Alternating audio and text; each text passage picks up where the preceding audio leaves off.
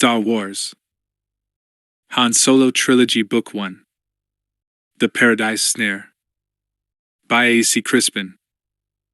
The ancient troopship, a relic of the Clone Wars, hung in orbit over the planet Corellia, silent and seemingly derelict. Looks were deceiving, however. The old Liberator-class vessel, once called Guardian of the Republic, now had a new life as trader's luck. The interior had been gutted and refitted with a motley assortment of living environments, and now contained nearly 100 sentient beings, many of them humanoid. At the moment, however, only a few of them were awake, since it was the middle of the sleep cycle. There was a watch on the bridge, of course. Trader's luck spent much of its time in orbit, but it was still capable of hyperspace travel, even though it was slow by modern standards. Garrus Shrike, the leader of the loosely allied trading clan that lived aboard the Luck, was a strict taskmaster who followed formal ship's protocols. So there was always a watch on the bridge. Shrike's orders aboard the Luck were always obeyed. He was not a man to cross without a good reason and a fully charged blaster. He ruled the clan of traders as a less than benevolent despot. A slender man of medium height, Garrus was handsome in a hard-edged way. Streaks of silver white above his temples accentuated his black hair and ice-blue eyes. His mouth was thin-lipped, he seldom smiled, and never with good humor. Garrus Shrike was an expert shot and had spent his early years as a professional bounty hunter. He'd given it up, though, due to bad luck, meaning that his lack of patience had caused him to lose the richest bounties reserved for live delivery. Dead bodies were frequently worth far less. Shrike did possess a warped sense of humor, especially if the pain of others was involved. When he was gambling and winning, he was subject to bouts of manic gaiety, especially if he was also drunk, as he was at the moment. Sitting around the table in the former wardroom of the enlisted officers, Shrike was playing sabacc and drinking tankards of potent Alderaanian ale, his favorite beverage. Shrike peered at his card chips, mentally calculating. Should he hold pat and hope to complete a pure sabacc? At any moment the dealer could push a button and the values of all the card chips would shift. If that happened, he'd be busted, unless he took an additional 2 and tossed most of his hand into the interference field in the center of the table. One of his fellow players, a hulking element, suddenly turned his tusked head to glance behind him. A light on one of the auxiliary status panels was blinking. The huge, shaggy-furred element grunted, then said in guttural basic, "Something funny about the lockout sensor on the weapons cache, Captain." Shrike insisted on proper protocol and chain of command, especially as it applied to himself. Unless engaged in some planet-side caper, he always wore a military uniform while aboard the Luck, one he designed himself, patterned on the dress uniform of a high-ranking moth. It was hung about with medals and decorations Shrike had picked up in pawnshops across the galaxy. Now, hearing the element's warning, he glanced up a little blearily, rubbed his eyes, then straightened up and dropped his card chips onto the tabletop. "What is it, Brafford?" The giant being wrinkled his tusked snout. "Not sure, Captain." It's reading normal now, but something flickered, as though the lock shorted out for a second. Probably just a momentary power flux. Moving with such unusual grace and coordination that even the foppish uniform couldn't detract from his presence, the captain rose and walked around the table to study the readouts himself. All signs of intoxication had vanished. Not a power flux, he decided after a moment. Something else. Turning his head, he addressed the tall, heavy-set human on his left. "Larad, look at this. Somebody shorted out the lock and is running a sim to fool us into thinking it's just a power flux. We've got a thief aboard. Is everyone armed?"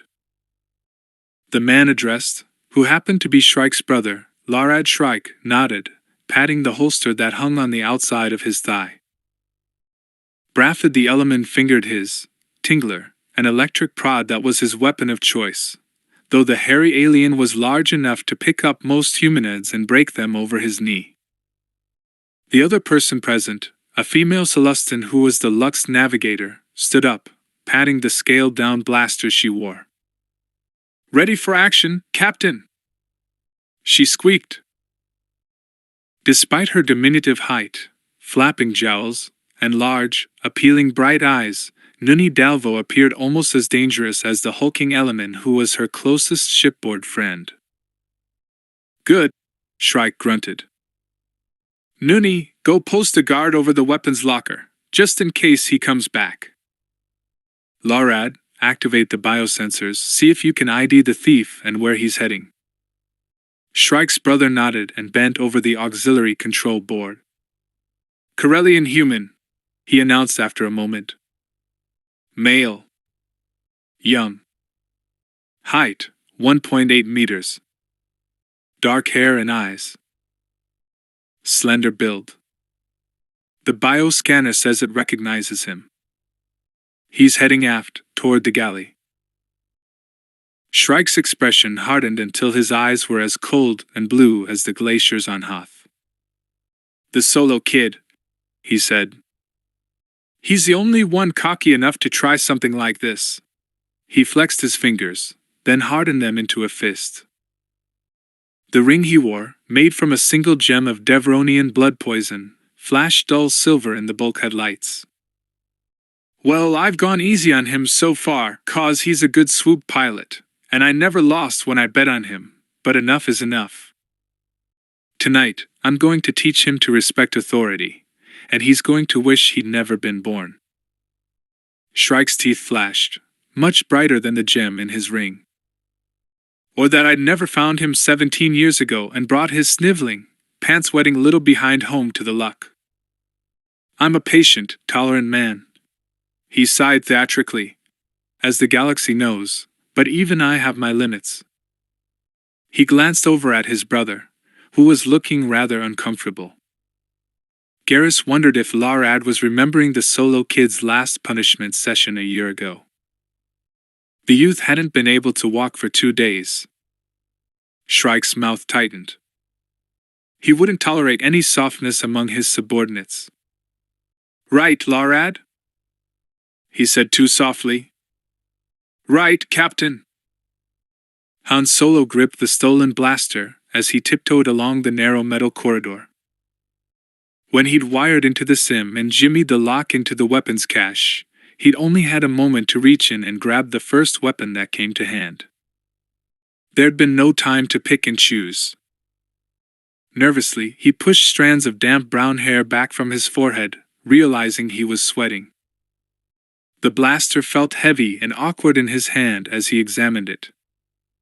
Han had seldom held one before, and he only knew how to check the charge from the reading he'd done. He'd never actually fired a weapon. Garrus Shrike didn't permit anyone but his officers to walk around armed. Squinting in the dim light, the young swoop pilot flipped open a small panel in the thickest part of the barrel and peered down at the readouts. "Good. Fully charged. Shrike may be a bully and a fool, but he runs a taut ship." Not even to himself would the youth admit how much he actually feared and hated the captain of Trader's Luck. He'd learned long ago that showing fear of any sort was a swift guarantee of a beating, or worse. The only thing bullies and fools respected was courage, or at least bravado. So Han Solo had learned never to allow fear to surface in his mind or heart. There were times when he was dimly aware that it was there, deep down, buried under layers of street toughness, but any time he recognized it for what it was, Han resolutely buried it even deeper. Experimentally, he swung the blaster up to eye level and awkwardly closed one brown eye as he sighted along the barrel. The muzzle of the weapon wavered slightly, and Han cursed softly under his breath as he realized his hand was trembling. "Come on," he told himself, "show some backbone, Solo." Getting off this ship and away from Shrike is worth a little risk. Reflexively, he glanced over his shoulder, then turned back just in time to duck under a low-hanging power coupling. He'd chosen this route because it avoided all the living quarters and recreation areas, but it was so narrow and low-ceilinged that he was beginning to feel claustrophobic as he tiptoed forward, resisting the urge to turn and look back over his shoulder. Ahead of him, the near tunnel widened out, and Han realized he was almost at his destination. Only a few more minutes, he told himself, continuing to move with a stealthy grace that made his progress as soundless as that of a walnut's furred topaz. He was skirting the hyperdrive modules now, and then a larger corridor intersected. Han turned right, relieved that he could now walk without stooping. He crept up to the door of the big galley and hesitated outside, his ears and nose busy. Sounds, yes, only the ones he'd been expecting to hear. The soft clatter of metal pans, the splitch of dough being punched, and then the faint sounds of it being kneaded. He could smell the dough now. Wastrel bread, his favorite. Han's mouth tightened. With any luck, he wouldn't be here to eat any of this particular batch.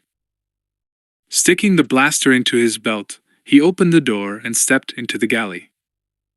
"Hey, Delana," he said softly. "It's me. I've come to say goodbye."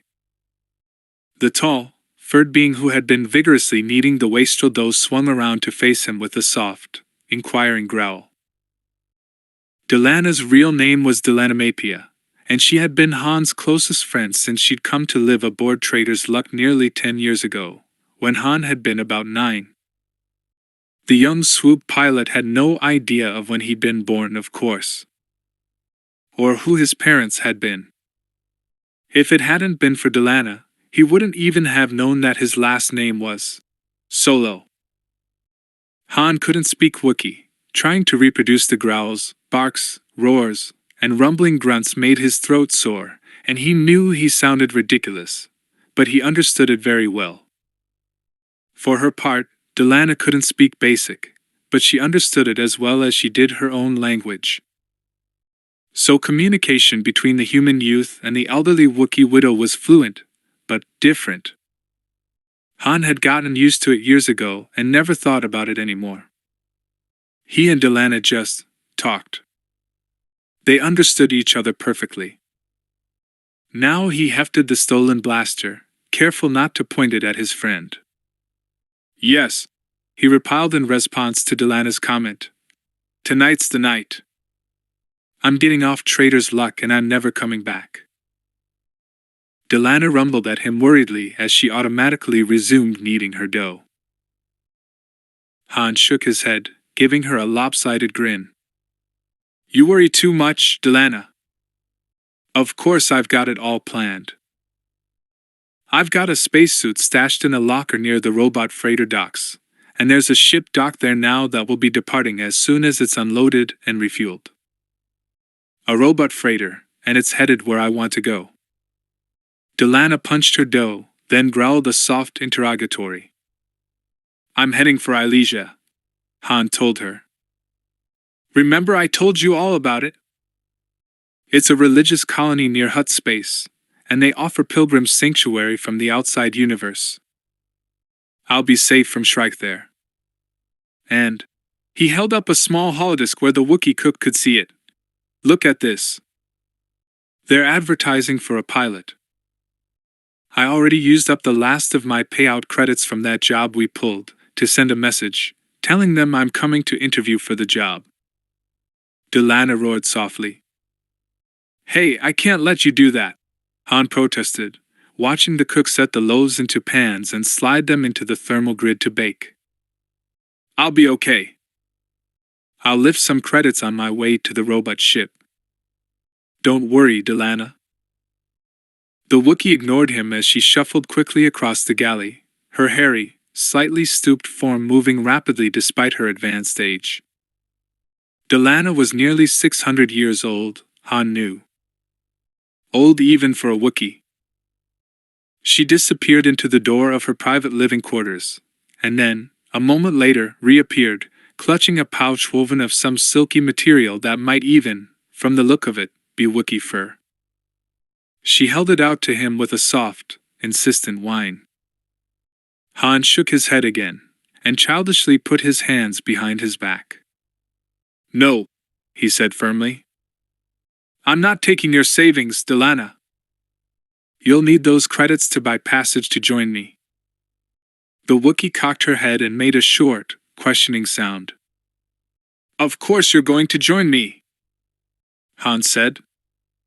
"You don't think I'm going to leave you here to rot on this hulk, do you? Shrike gets crazier every year. Nobody's safe aboard the Luck. When I get to Ilesia and get settled in, I'm going to send for you to join me. Ilesia's a religious retreat, and they offer their pilgrims sanctuary. Shrike won't be able to touch us there." Delana reached inside the pouch, her hairy fingers surprisingly dexterous as she sifted through the credit vouchers inside. She handed several to her young friend. With a sigh, Han relented and took them. "Well, okay. But this is just a loan, okay? I'm going to pay you back. The salary the Ilesian priests are offering is a good one." She growled her assent, then, without warning, reached out to ruffle his hair with her massive paw, leaving it sticking out in wild disarray. "Hey!" Han yelped. Wookiee head rubs were not to be taken lightly. "I just combed my hair." Delana growled, amused, and Han drew himself up indignantly. "I do not look better, Scruffy. I keep telling you, the term scruffy ain't complimentary among humans." He stared at her, his indignation vanishing as he realized that this was the last time he'd see her beloved furry face, her gentle blue eyes, for a long time. Delana had been his closest, and frequently only, friend for so long now. Leaving her was hard, very hard. Impulsively, the Corellian youth threw himself against her warm, solid bulk, hugging her fiercely.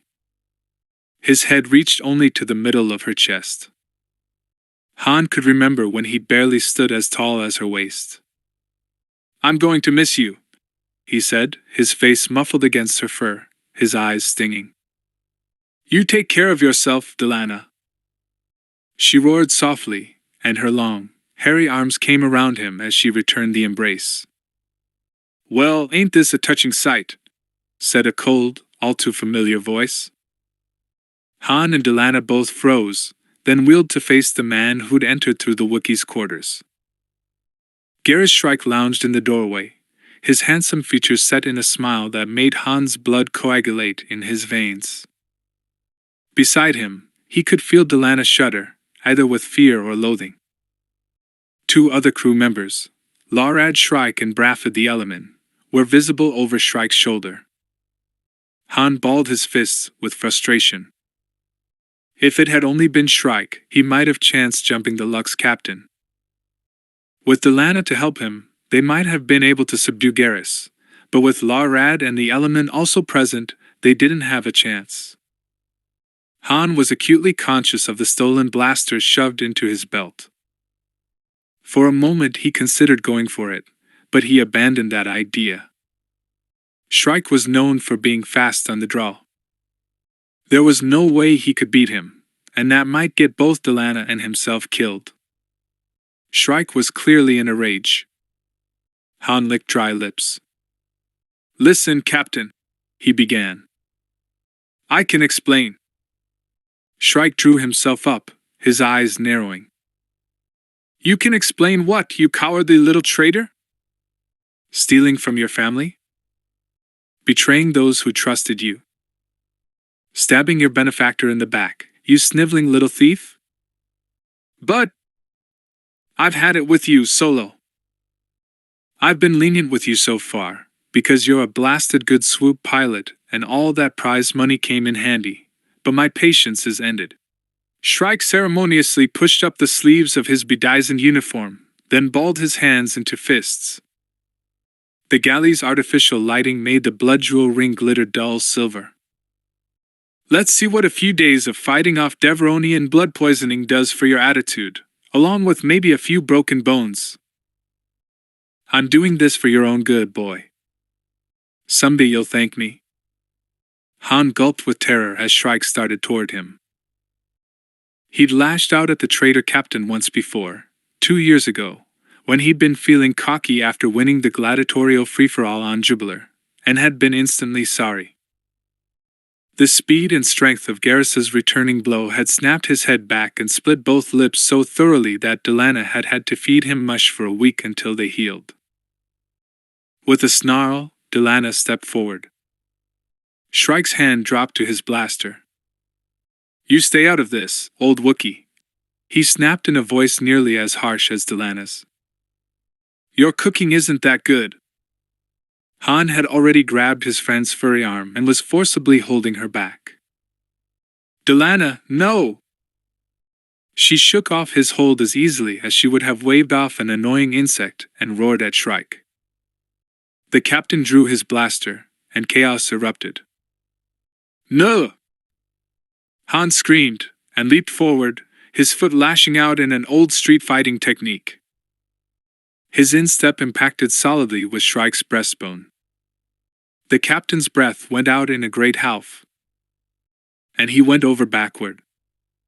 Han hit the deck and rolled. A tingler bolt sizzled past his ear. Lawrad! Wheezed the captain as Delana started toward him. Shrike's brother drew his blaster and pointed it at the Wookiee. Stop, Delana! His words had no more effect than Han's. Delana's blood was up. She was in full Wookiee battle rage. With a roar that deafened the combatants, she grabbed Larad's wrist and yanked, spinning him around and snapping him in a terrible parody of a child's. Snap the whip, game. Han heard a crunch, mixed with several pops as tendons and ligaments gave way. Larad Shrike shrieked, a high, shrill noise that carried such pain that the Corellian youth's arm ached in sympathy. Grabbing the blaster from his belt, Han snapped off a shot at the element who was leaping forward, Tingler ready and aimed at Delana's midsection. Brafford howled, dropping his weapon. Han was amazed that he'd managed to hit him, but he didn't have long to wonder about the accuracy of his aim. Shrike was staggering to his feet, blaster in hand, aimed squarely at Han's head. Lawrad? He yelled at the writhing heap of agony that was his brother. Lawrad did not reply. Shrike cocked the blaster and stepped even closer to Han. Stop it, Delana! The captain snarled at the Wookiee. Or your buddy Solo dies. Han dropped his blaster and put his hands up in a gesture of surrender. Delana stopped in her tracks, growling softly. Shrike leveled the blaster, and his finger tightened on the trigger. Pure malevolent hatred was etched upon his features, and then he smiled, pale blue eyes glittering with ruthless joy. For insubordination and striking your captain, he announced, I sentence you to death, Solo. May you rot in all the hells there ever were. As Han froze, expecting the bolt to fry him any moment, Delana roared, shoved Han aside, and leaped for Shrike. The blaster's energy beam caught her full in the chest, and she went down in a heap of charred fur and burned flesh. Delana! Han yelled in anguish. With a quickness he hadn't known he possessed, he dived at Shrike, hitting the captain in a driving tackle around his knees. Shrike went over backward again, and this time his head impacted solidly with the deck. He sagged out cold.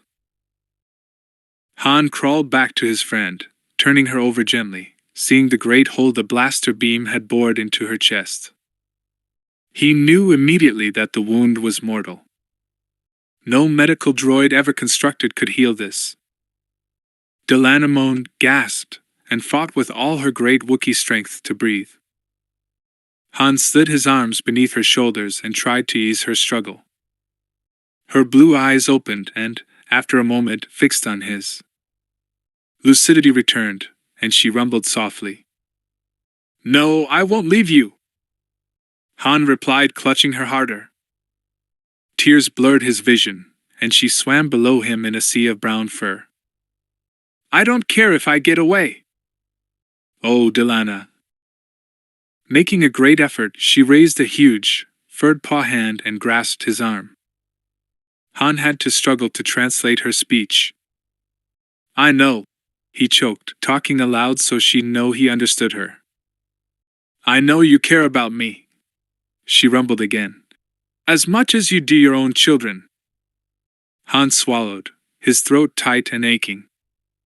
I feel the same way, Delana.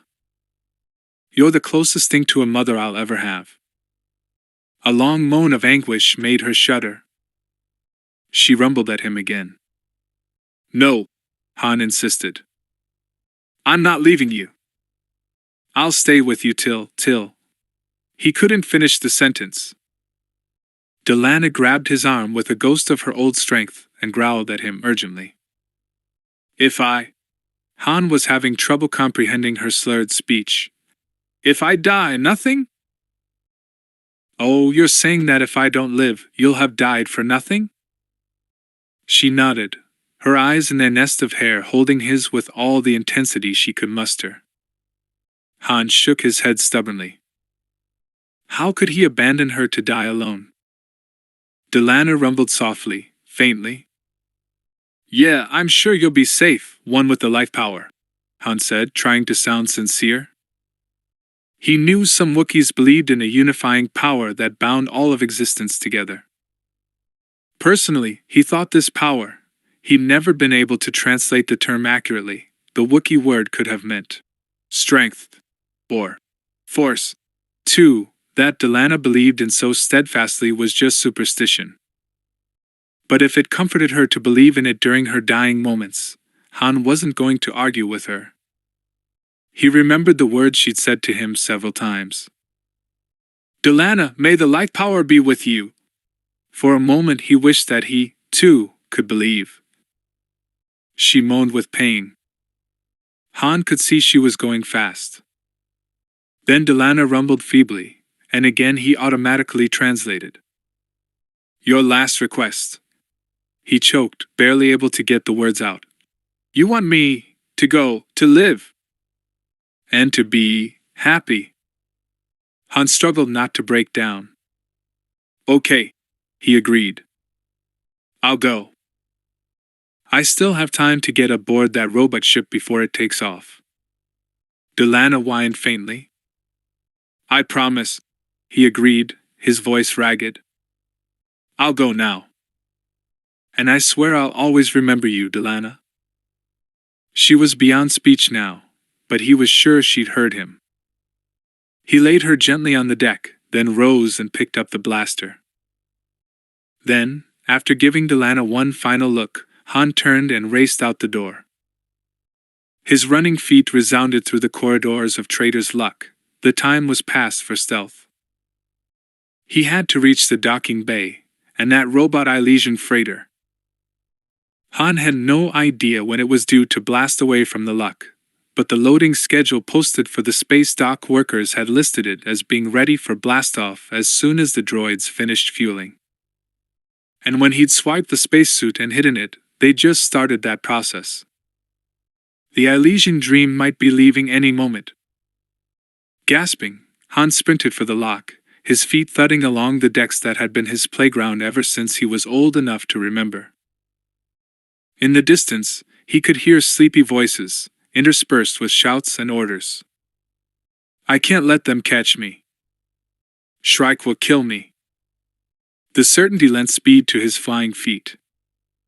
He skidded around the final turn and grabbed the spacesuit he'd hidden behind some fueling equipment. The helmet flopped over his arm, banging him in the midsection as he hastily keyed in the code he'd stolen into the airlock door. Seconds passed. The sounds of pursuit were growing louder. But surely they'd think he was headed for the shuttle deck or even the life pods. Nobody would guess he'd be crazy enough to try stowing away on a robot freighter. At least that's what he was counting on. The lock hissed open. Han leaped inside, closed the hatch, and began yanking on the spacesuit. He checked the air storage. Full. Good. He'd originally planned to bring along some extra air packs, but he didn't dare venture back out. The pack on the suit was good for 2 days. That should be enough, unless the Dream was a really slow vessel. Since it was a robot drone, he had no way of discovering what course it would be following, or how fast it was scheduled to go. Han grimaced. Only a desperate man would use this method of escape. He was desperate, all right. He just hoped he wouldn't arrive on Ilesia dead because he'd run out of air. Let's see, food pellets, full. Water tank, full. Good. That was Captain Shrike again, insisting that all ship's equipment be maintained in perfect working order. Han dragged the suit up over the arms of his ship's gray jumpsuit and closed the seam running up the front. He picked up the helmet, clumsy because of the gloves, and settled it over his head. It was mostly glassine, and he could see every direction except directly behind him. A bank of holos ran around the bottom rim of the helmet, giving him his vitals, amount of air remaining, and all the other information he needed to survive. Han could talk to his suit in a limited fashion by bumping his chin against the communications lever and giving the suit instructions concerning his temperature, air mix, and so forth. Okay, this is it, the young man thought as he clumped over to the connecting hatch and keyed in the final sequence to equalize pressures between the lock and the Ilesian Dream. He could faintly hear a hiss as the air was pumped out of the lock. The Dream, being a robot, didn't need air to operate. The ship would be filled only with vacuum. Finally, the hatch opened, and Han stepped inside. It was crowded with equipment and cargo, and the corridors were very narrow. The Dream wasn't constructed to accommodate a living crew, only for routine maintenance, and Han had to turn sideways to squeeze in. The youth was fleetingly grateful that all standard engineering was designed to function in gravity. Otherwise, he might have had to contend with 0G, and that would have been a real pain. He'd been outside the trader's luck with the welding crew in spacesuits several times since he'd been considered old enough for hazardous ship's duty, hanging in space, tethered to the ship only by a seemingly fragile umbilical. It had been kind of exciting the first couple of times, but Han didn't particularly care for weightlessness, and he'd soon learn never to look down. Seeing nothing but space beneath his feet for light years and light years was enough to make his head swim. Han clumped toward the bridge, figuring that was where the maximum amount of room would be. He reached it in only moments. The Dream was a small ship. If her cargo list was correct, she'd brought in a shipment of top-grade glitterstem spice, and would be leaving with a cargo of high-quality Corellian electronic components that could be used in factory maintenance. Han wondered for a moment whom Garrus Shrike had paid off to be able to receive a shipment of spice. The substance was rigidly controlled by most planetary governments, and also by the Imperial Trade Commission. He turned sideways to enter the bridge, and froze. What in the name of all the sons of Barab is an astromech droid doing on the bridge? Everyone knew a droid couldn't pilot a ship by itself, so it couldn't be piloting. Han grimaced behind the glassine helmet. This droid must be there as a sort of burglar alarm, a sophisticated communications device to help deter portside thieves or space pirates. Han knew that one of the reasons the Ilesian priests were eager to hire a pilot, preferably a Corellian, their ad had read, was that they'd been losing robot ships to piracy. As he froze, hoping the droid wasn't aware of his presence, the young man felt the Dream shudder. We're undocking. I've got to get braced for breakaway thrust. Quickly he edged away from the bridge and headed back toward the cargo area. Finally, he found what he was looking for, and just in time. A small space that he could sit down in, just the right size to allow him to brace himself with his arms and legs. The Dream shuddered again, and then again. Mentally, Han pictured the docking clamps falling away, one by one. One more to go, then. The ship shuddered one more time, then lurched violently. Since the Dream wasn't supposed to be manned, it could utilize acceleration patterns that were much rougher than those used in a vessel with a living crew. Wham! Han's body jerked, then he braced himself against the thrust of violent acceleration. The Dream was undocked and away. Mentally, Han pictured them thrusting away from Trader's Luck, out of the embrace of Corellia's gravity field. Closing his eyes, he pictured his homeworld turning lazily against the backdrop of stars. Corellia was a pretty planet, with narrow blue seas, green-brown forests, tan deserts, and large cities. On the night side it glittered like a battle remote studded with lights. The hardest thrust of acceleration hit then, and Han was pinned uncomfortably against the cargo container. We've made the jump to light speed, he realized. Moments later, as the ship's speed evened out, he was able to move again. He flexed his arms and legs, wincing as bruises made themselves felt. From the fight in the galley, he realized. The thought made him remember Delana with a sudden, visceral sadness. Tears stung his eyes, and he fought them back fiercely. Crying in a spacesuit helmet was a lousy idea, since you couldn't wipe your face. Han sniffed, trying to blink back the tears. Delana, he thought. His friend had given her life to give him this chance. Get hold of yourself, Solo, he ordered himself sternly. His throat ached, but Han gulped, swallowed hard, then bit his lip until the urge to cry receded. He couldn't remember the last time he'd cried, and what was the point? It wouldn't bring Delana back. Han knew Delana believed in an afterlife of the spirit.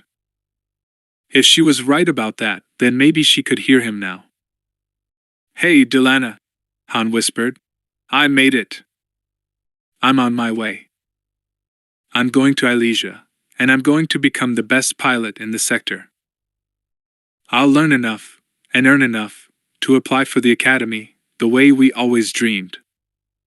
I'm free, Delana. His voice broke. We're safe, Delana. Shrike can't touch either of us now. Wedged into his little crevice, the young pilot smiled with grim determination. I'm free, and I owe it all to you. I'll never forget it either. If I ever get a chance to pay you back by helping one of your people, I swear to anything that's out there, any god, or life power or force, I won't hesitate.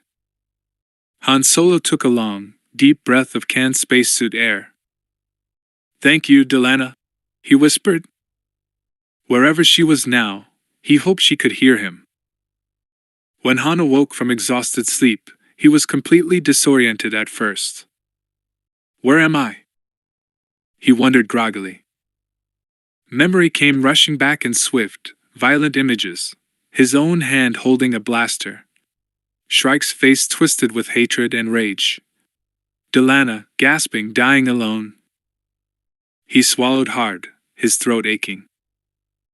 Delana had been part of his life since he was just a little kid, 8, perhaps, or 9. He remembered the day she'd come aboard with her mate, Ishadek. Ishadek had been outlawed from the Wookiee homeworld for some crime that Delana had never referred to. She'd followed her mate into exile, leaving behind all that she'd ever known, her home and their grown cubs. A year or so later, Ishadek had been killed during a smuggling run to Nar Heka, one of the worlds in the Hutt sector. Shrike had announced to Delana that she could remain aboard Trader's Luck as cook, since he'd grown to like the food she prepared.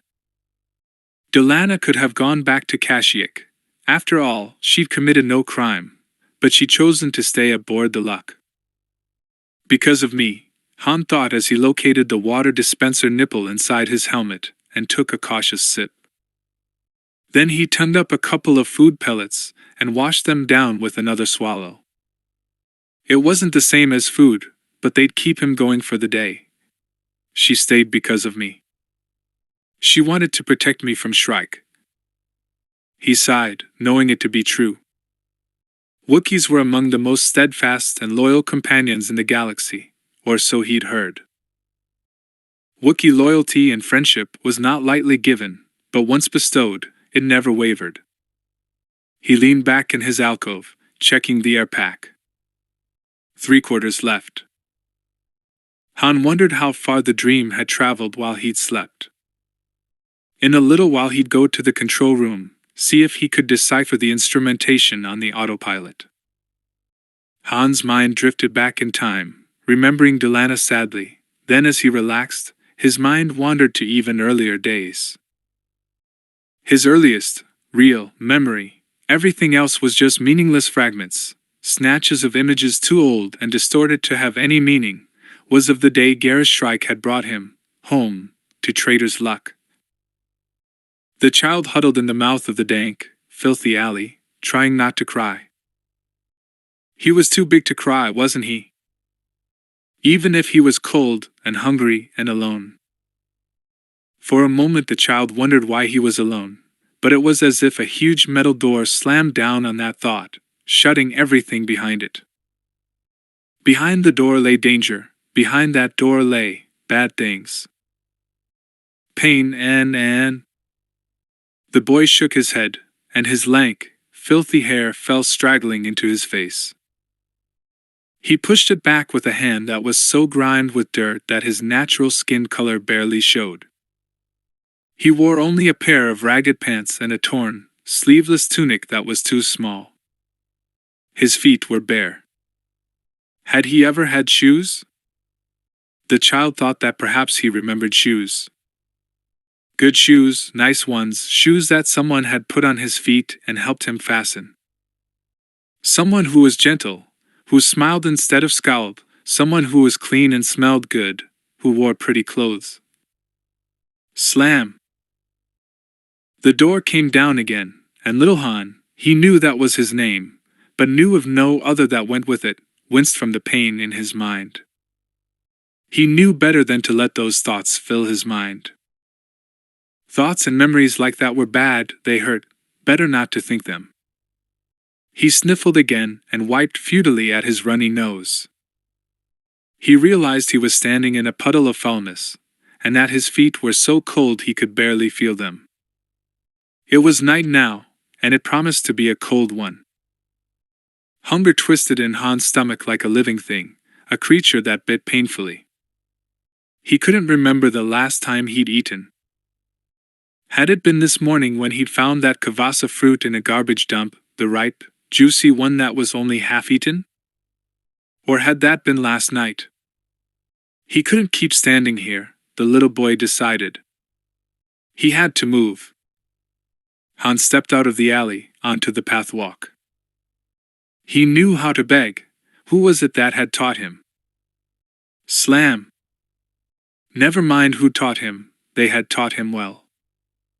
Adjusting his features to their most pitiful, Han shuffled toward the nearest passerby. "Please, lady," he whimpered. "Hungry, I'm so hungry." He held out his hand, palm up. The woman he addressed slowed fractionally, then suddenly looked down at his dirty palm and recoiled, holding her skirts back so they wouldn't brush against him. "Lady," Han breathed, turning with more than professional interest to watch her walk away. She had on a nice dress, soft and shiny, sort of, glowing, in the harsh street lights of the Corellian harbor town. She reminded him of someone, with her big, dark eyes, her smooth skin, her hair. Slam! He began to sob, hopelessly, his small body shaking from cold, hunger, grief, and loneliness. "Hey there! Han!" The sharp but not unfriendly voice broke through his wall of misery. Sniffling and gulping, Han looked up to see a tall form bending over him. Black hair, pale blue eyes. He smelled of Alderanian ale, and the smoke from half a dozen proscribed drugs, but he was steady on his feet, unlike many of the other passers-by. Seeing that Han was looking up at him, the man squatted down onto his heels, which brought him to only a little above Han's eye level. "You're too big to cry in the street, you know that, don't you?" Han nodded, still sniffling, but trying to control himself. "Why, yes. At first he lisped a little, the way he had when he'd first learned to talk. That was a long time ago, Han thought. He'd been talking since the cold season, and it was soon going to be cold season again. He'd been talking since. Slam! The child shuddered again as his mind resolutely shut away all his memories of that before time. Something else surfaced, something he'd overlooked at first in his misery. Han's eyes widened. This man had called him by name. How does he know my name? "You, who are you?" Han whispered. "How do you know my name?" The man grinned, showing many teeth. It was meant to be a friendly expression, Han could tell, but there was something about it that made him shudder. It reminded him of the packs of conoids that hunted prey in the alleys. "I know lots of things, kid," the man replied. "Call me Captain Shrike." "Can you say that?" "Why, yes. Captain Shrike," Han parroted uncertainly. He hiccuped as his sobbing died away. But how did you know my name?" "Please?" The man put out a hand as if to ruffle his hair, then seemed to take in the dirt and scritchies inhabiting his young scalp and think better of it. "You'd be surprised, Han. I know almost everything that goes on here on Corellia. I know who's lost and who's found, who's for sale and who's sold, and where all the bodies are buried. Matter of fact, I've had my eye on you. You seem like a smart lad." "Are you smart?" Han drew himself up, eyed the man levelly. "Yes, Captain," he said, forcing his voice to be steady. "I'm smart." He knew he was, too.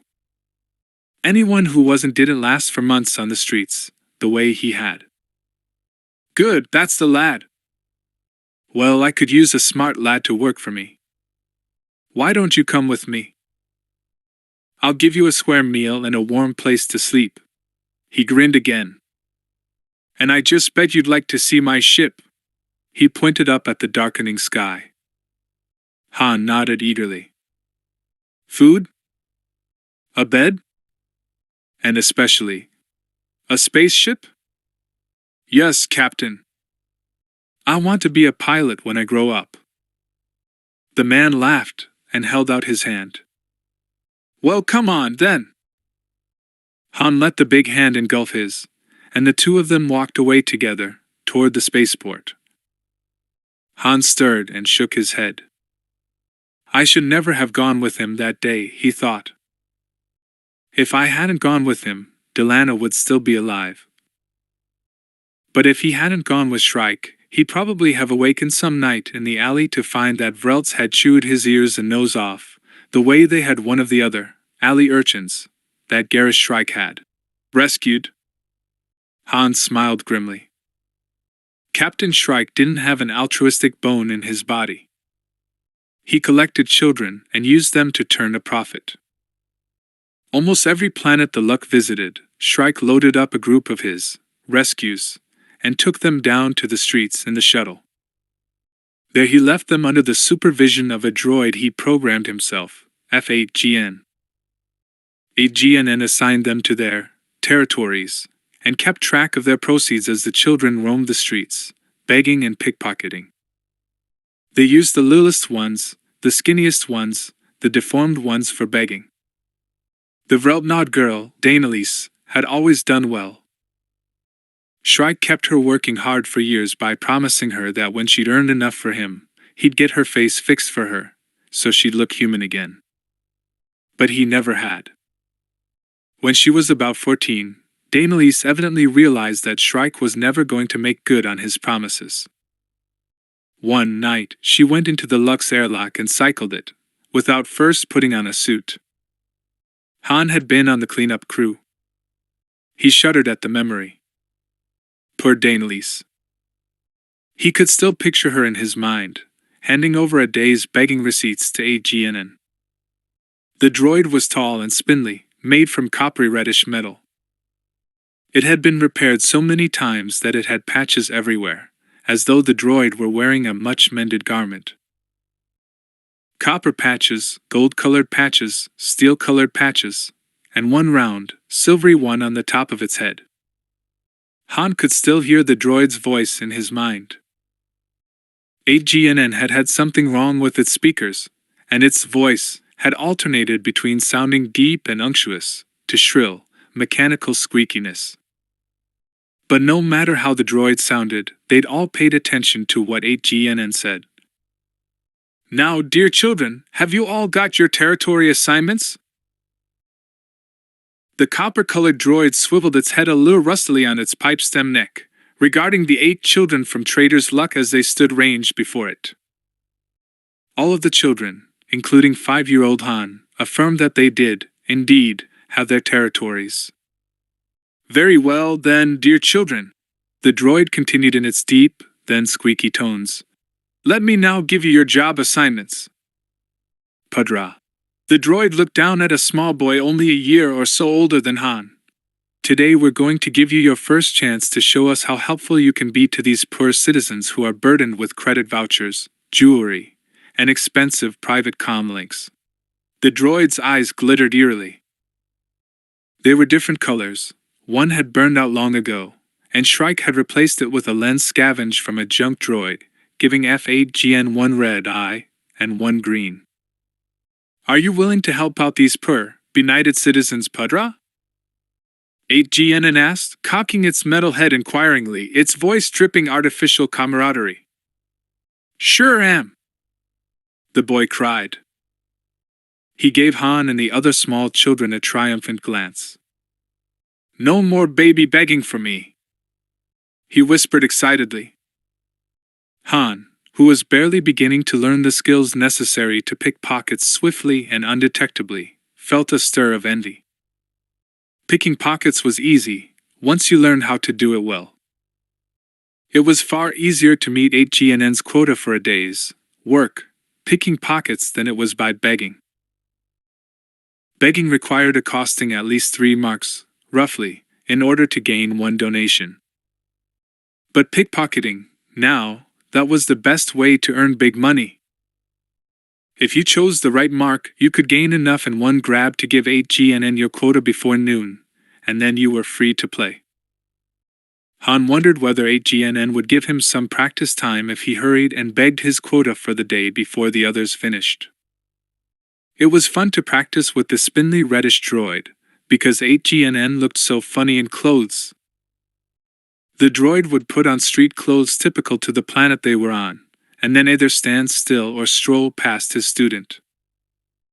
Han had learned to relieve the droid of the concealed chrono, credit vouchers, and even some kinds of jewelry without 8GNN detecting his fingers in the process. But he couldn't do it 100% of the time. Han scowled a little as he trudged away. 8GNN demanded perfection from its little band, especially from the pickpockets. The droid wouldn't let him start picking pockets until it was sure that Han could do so perfectly, every time. Absently, he picked up a handful of dirt and rubbed it into his hands, then smeared his already sweating face. What planet was this anyway? He couldn't recall hearing its name.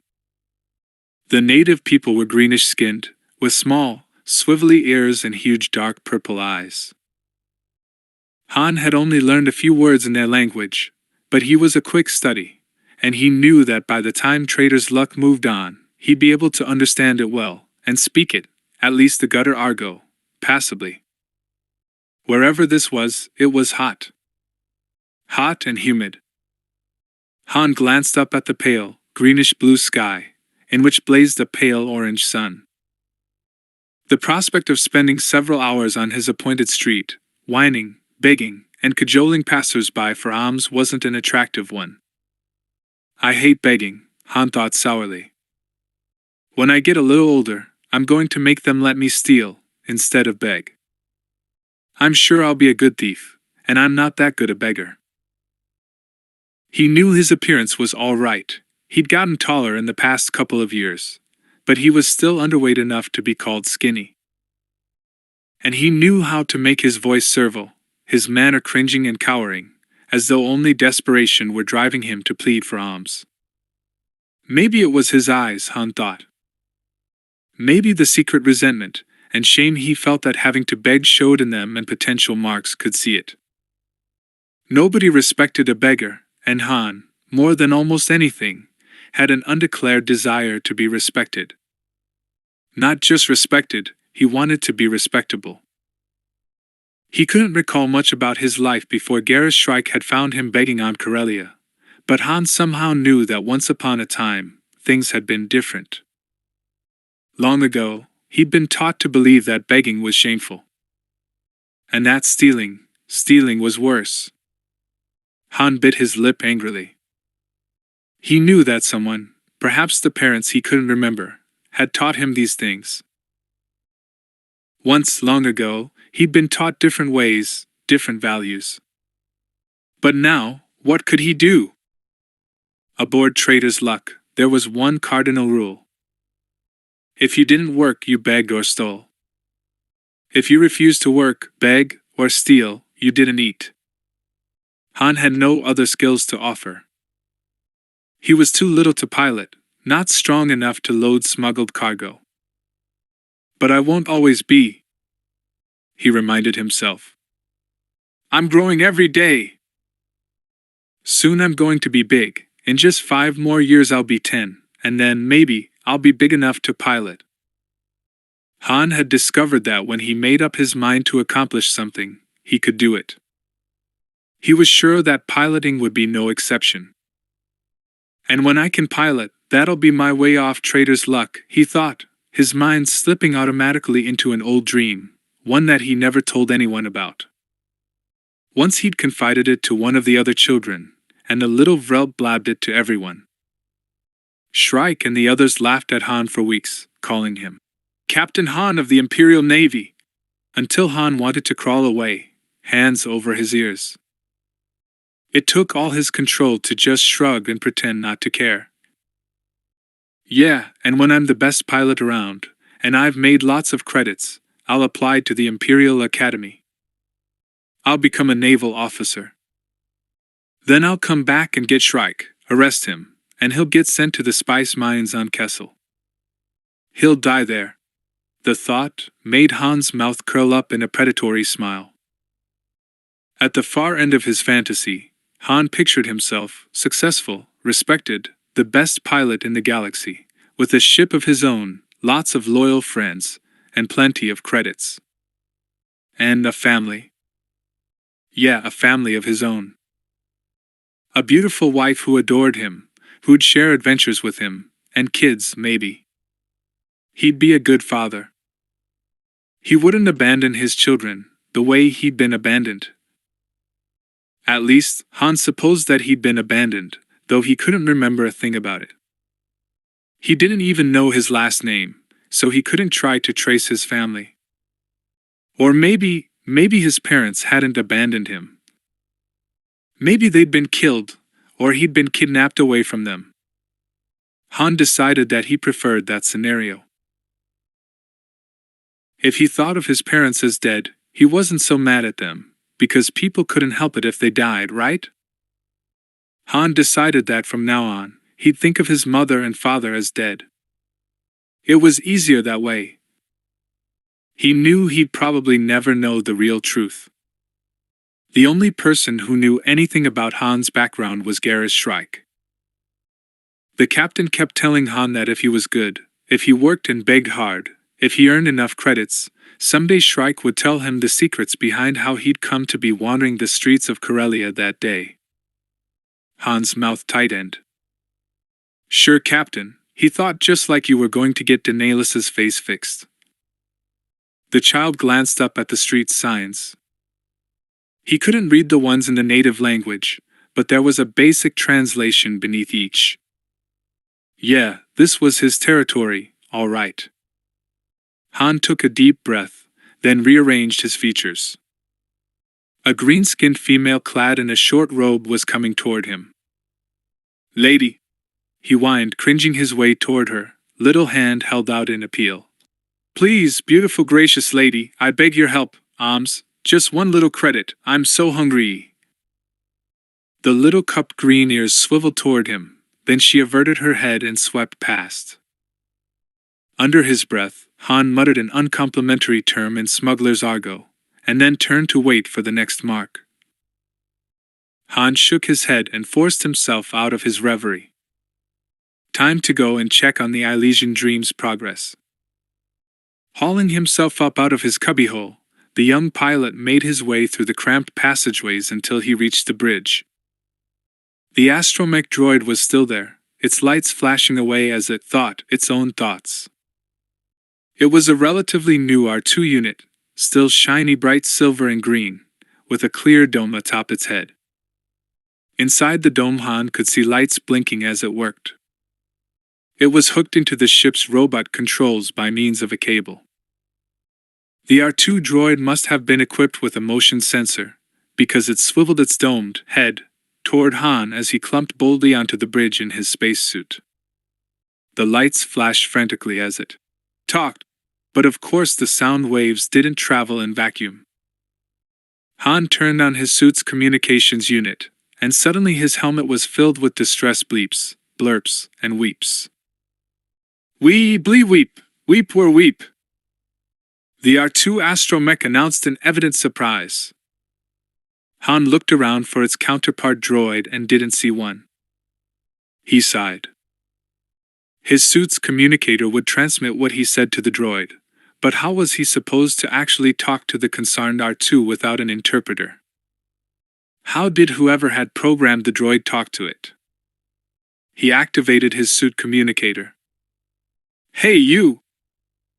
Blurp, weep, bleep were. The unit replied helpfully. Han scowled and cursed at the unit in Radian, Trader Argo, and finally Basic. What am I going to do now? He snarled. If only you had a basic speech module. But I do, sir, announced the droid in a matter-of-fact voice. Its words were flat, mechanical, but perfectly understandable. Han gaped at the machine for a moment, then grinned.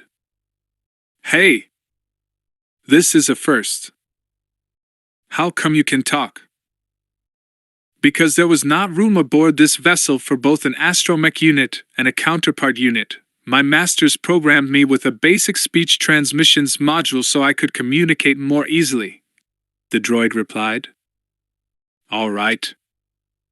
Han cried, feeling a surge of relief. He didn't like droids much, but at least he'd have someone to talk to, and it might actually prove necessary for the two of them to communicate. Space travel was usually routine and safe, but there were exceptions. I regret, sir, the R2 added, that you are guilty of unauthorized entry, sir. You are not supposed to be here. I know that, Han said.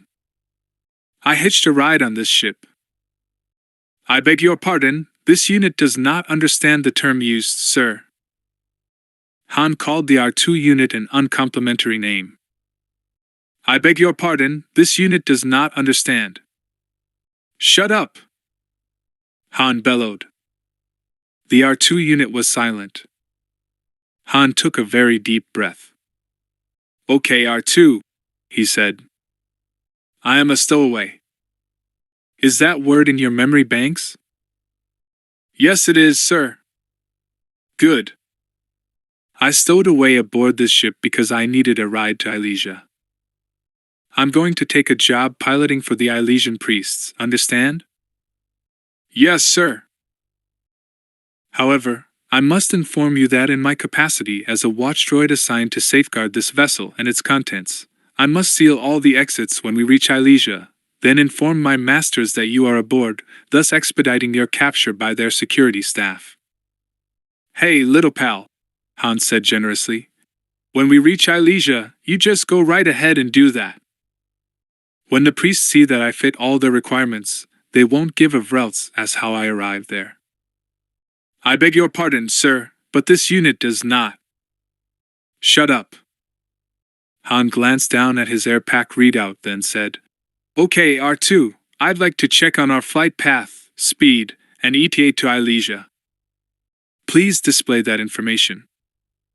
"I regret, sir, that I am not authorized to give you that information." Han was coming to a slow boil. He barely restrained himself from kicking the recalcitrant droid with his heavy space boot. "I need to check our flight path, speed, and ETA because I've got to compute how my air is holding out, R2, he explained with exaggerated patience. "I beg your pardon, sir, but this unit—" "Shut up!" Han was starting to sweat now, and the suit's refrigeration unit revved up a little faster. He struggled to keep his tones calm. "Listen carefully, R2, he said. "Don't you have some kind of operating systems program that orders you to attempt to preserve the lives of intelligent beings whenever you can?" "Yes, sir, that programming is included with all astromech droids. For a droid to deliberately harm or fail to prevent harm to a sentient being, its operating system module must be altered." "Good," Han said. That fit in with what he knew about astromech programming. "Listen to me, R2. If you don't show me our flight path, speed, and ETA, you may be responsible for my death from lack of air. Do you understand me now?" "Please elaborate, sir." Han explained, with exaggerated patience, his situation. When he finished, the droid was silent for a moment, evidently cogitating. Finally it whirred once, then said, "I will comply with your request, sir, and will display the information requested on the diagnostic interface screen." Han breathed a long sigh of relief. Since the ship was basically a giant robot drone, it had no controls visible on its control boards, just assorted blinking lights. But in order to service the ship, there was a screen built into the control board. Han stepped carefully around the R2 unit and stared down at the screen. Information scrolled across it, so rapidly no human could have read it. Han turned to the R2 unit.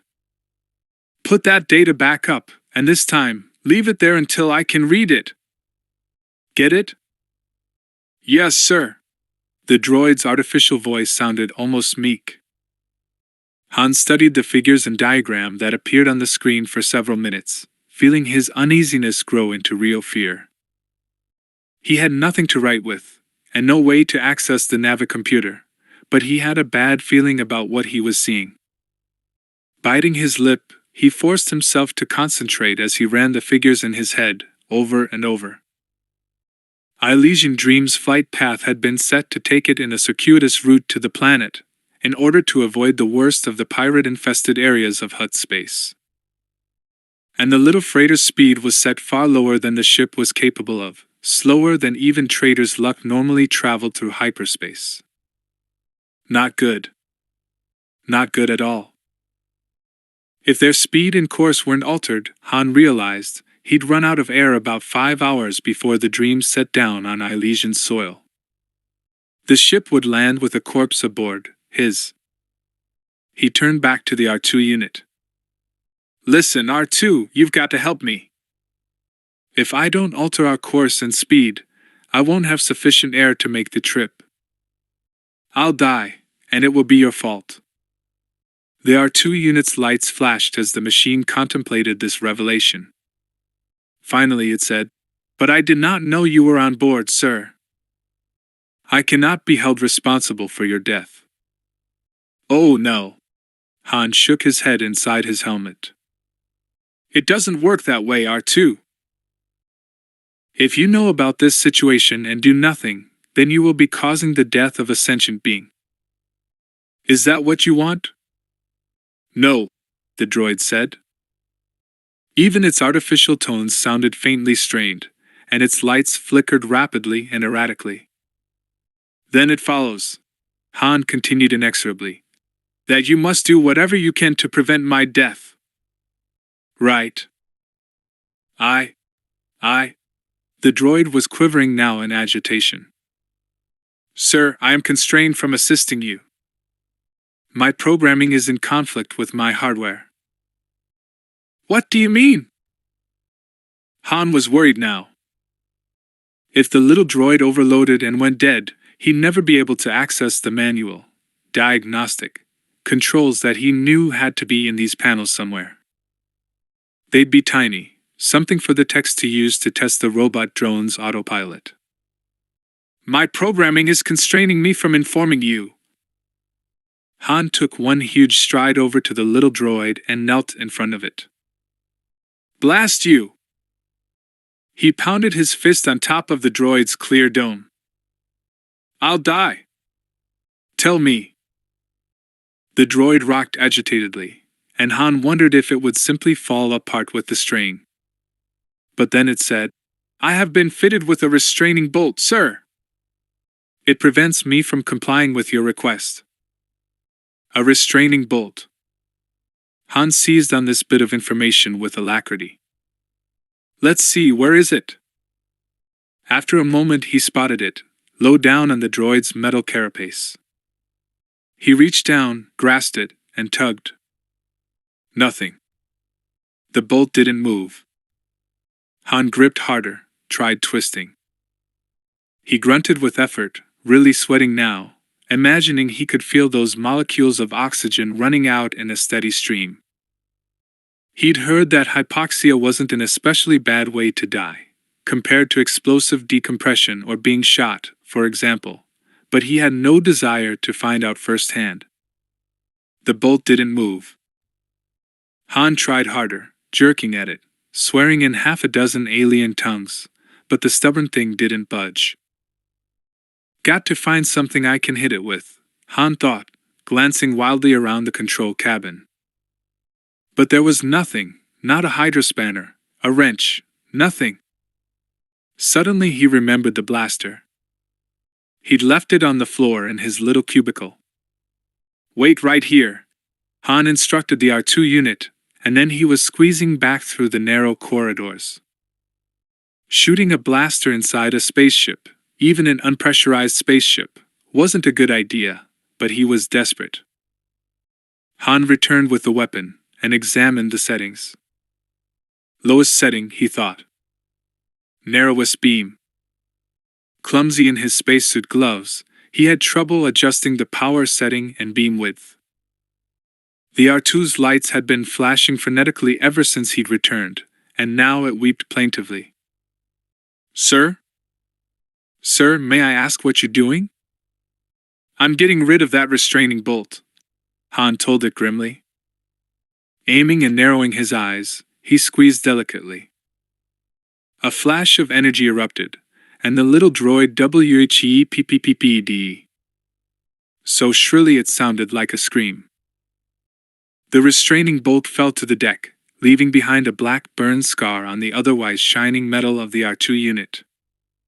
Gotcha, Han said with satisfaction. Now R2, be good enough to point me toward the manual interfaces and controls in your ship here. The droid obediently extruded a mobile wheeled leg and rolled over to the control banks, its interface cable trailing behind it. Han went over and crouched before the instrument panel, awkward in his suit. Following the droid's instructions, he wrenched off the top of one featureless control panel and studied the tiny bank of controls. Cursing at the awkwardness of trying to manipulate the controls while wearing spacesuit gloves, Han began using the manual interface mode to disengage the hyperdrive. Altering course and speed could only be done in real space. Once they were back in real space, Han painstakingly computed a new course, using the R2 unit to perform the more esoteric calculations for the jump that would send them back into hyperspace. It took the young Corellian a while to lay in their new course and speed, but finally Han triggered the hyperdrive engage switch again. A second later he felt the lurch as the drive kicked in. Han clung grimly to the instrument panel as the ship hurtled into hyperspace on its new course, at a greatly increased rate of speed. As the ship steadied around him, Han drew a long breath and let it out very slowly. He slumped to the deck and sat there, his legs stuck out before him. Phew. You realize, sir, said the R2 unit, that you will now have to land this craft manually. Altering our course and speed has invalidated the existing landing protocols programmed into the ship. Yeah, I know, Han said, leaning wearily back against the console. He took another sip of water and then ate 2 tablets. But there's no other way. I just hope I can work the controls fast enough to land us. He glanced around him at the nearly featureless control room. I wish this bucket of bolts came with a view screen. An autopilot cannot see, sir, so visual data is useless to it. The R2 unit pointed out helpfully. No, Han said, his voice dripping with sarcasm. I thought droids could see just like we can. No, sir, we cannot, R2 told him. We recognize our surroundings by visual relays that translate into electronic data within our... Shut up, Han said, too tired even to enjoy baiting the droid. Leaning back against the console, he closed his eyes. He'd done all that he could to save his life, by bringing the ship to Elysia on a much more direct route, at a faster speed. Han drifted into sleep and dreamed of Delana, as she had been long ago, when they'd first known each other.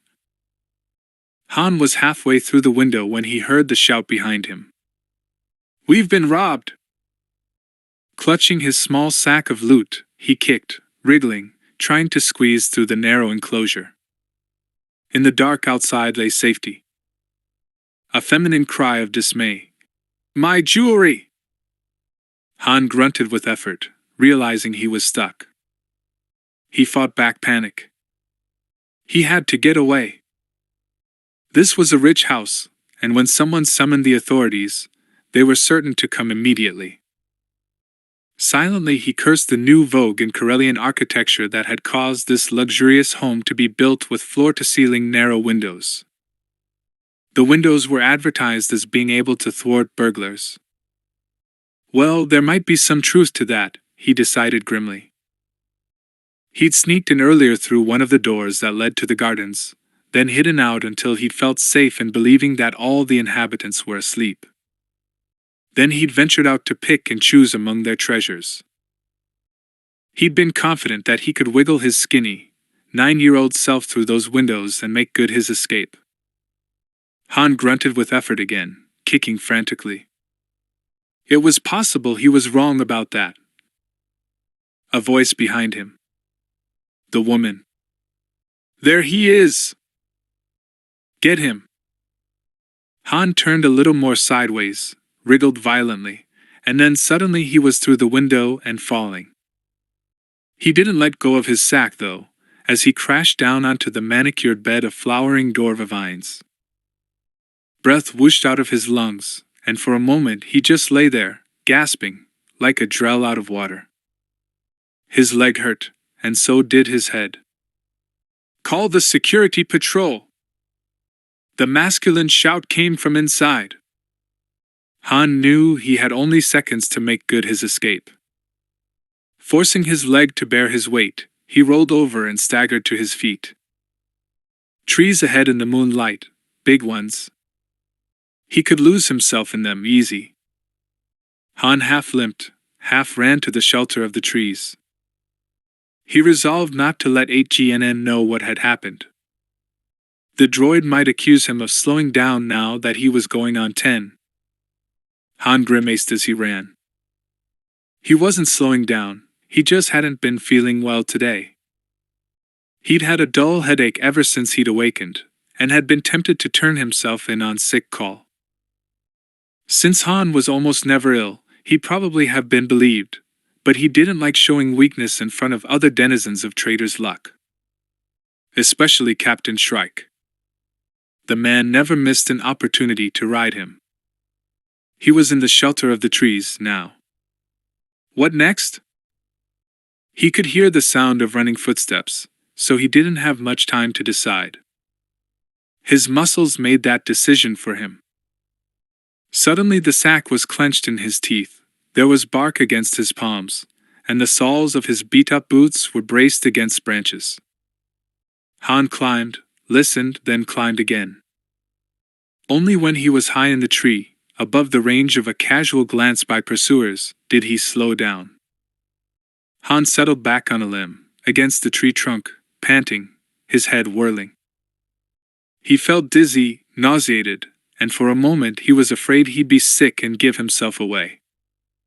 But he bit his lip and forced himself to stay still, and presently he felt a little better. Judging from the star patterns, it was only a few hours until dawn. Han realized that he was going to have trouble making the rendezvous with the Lux shuttle. Would Shrike just abandon him, or would he wait? Far below him, people were searching the wooded area. Lights strobed the night, and he huddled close to the tree trunk, eyes closed, clinging desperately despite his dizziness. If only his head didn't throb so. Han wondered whether they'd bring in bioscanners, and shivered. His skin felt hot and tight, even though the night was cool and breezy. Dark waned down toward dawn. Han wondered what Delana was doing, whether she'd miss him if the Luck left orbit without him.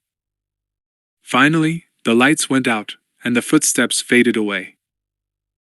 Han waited another 20 minutes to make sure his pursuers were truly gone, then, holding the sack gripped in his teeth, he carefully climbed down, moving with exaggerated care because his head hurt so much.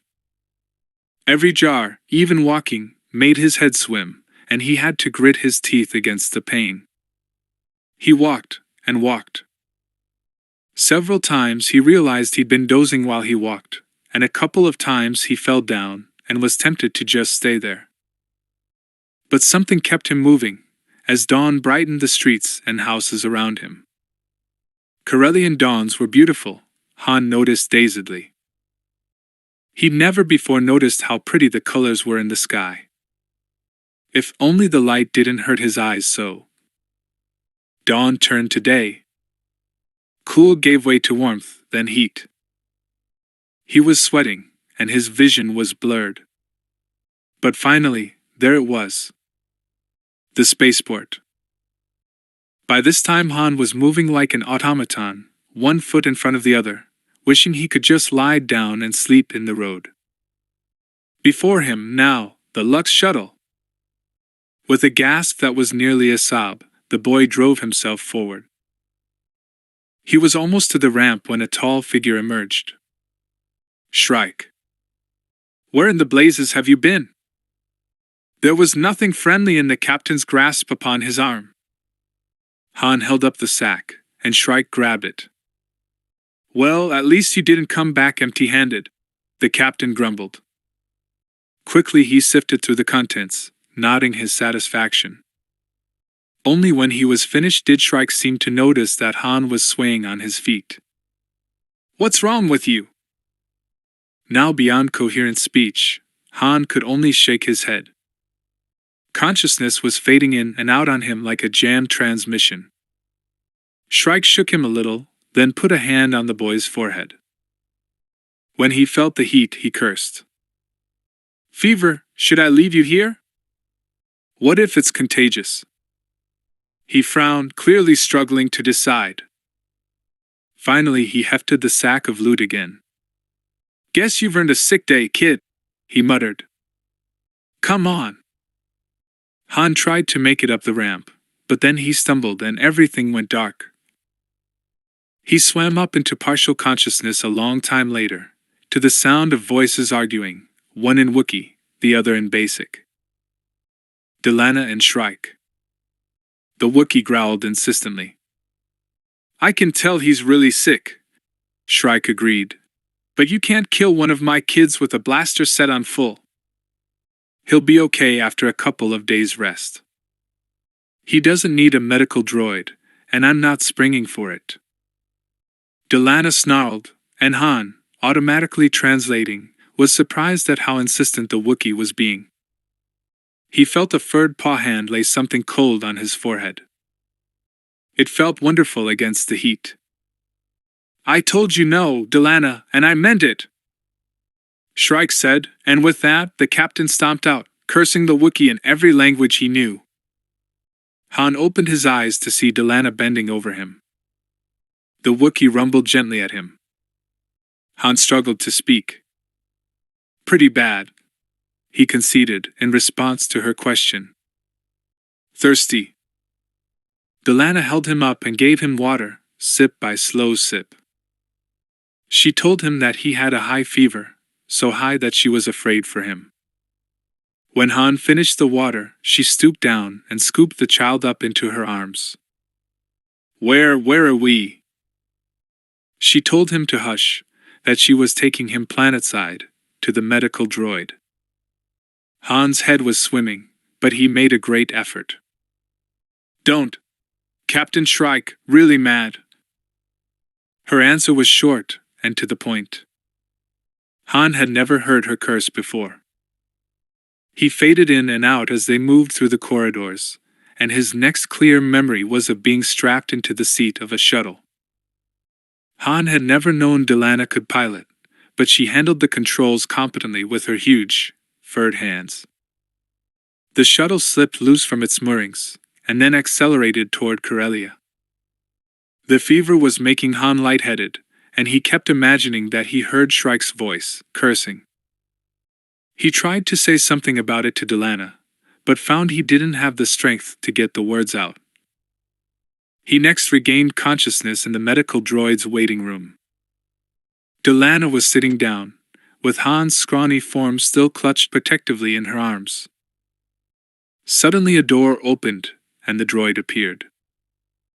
It was a large, elongated droid, equipped with anti-grav units so that it floated around its patient as Delana placed Han on the examining table.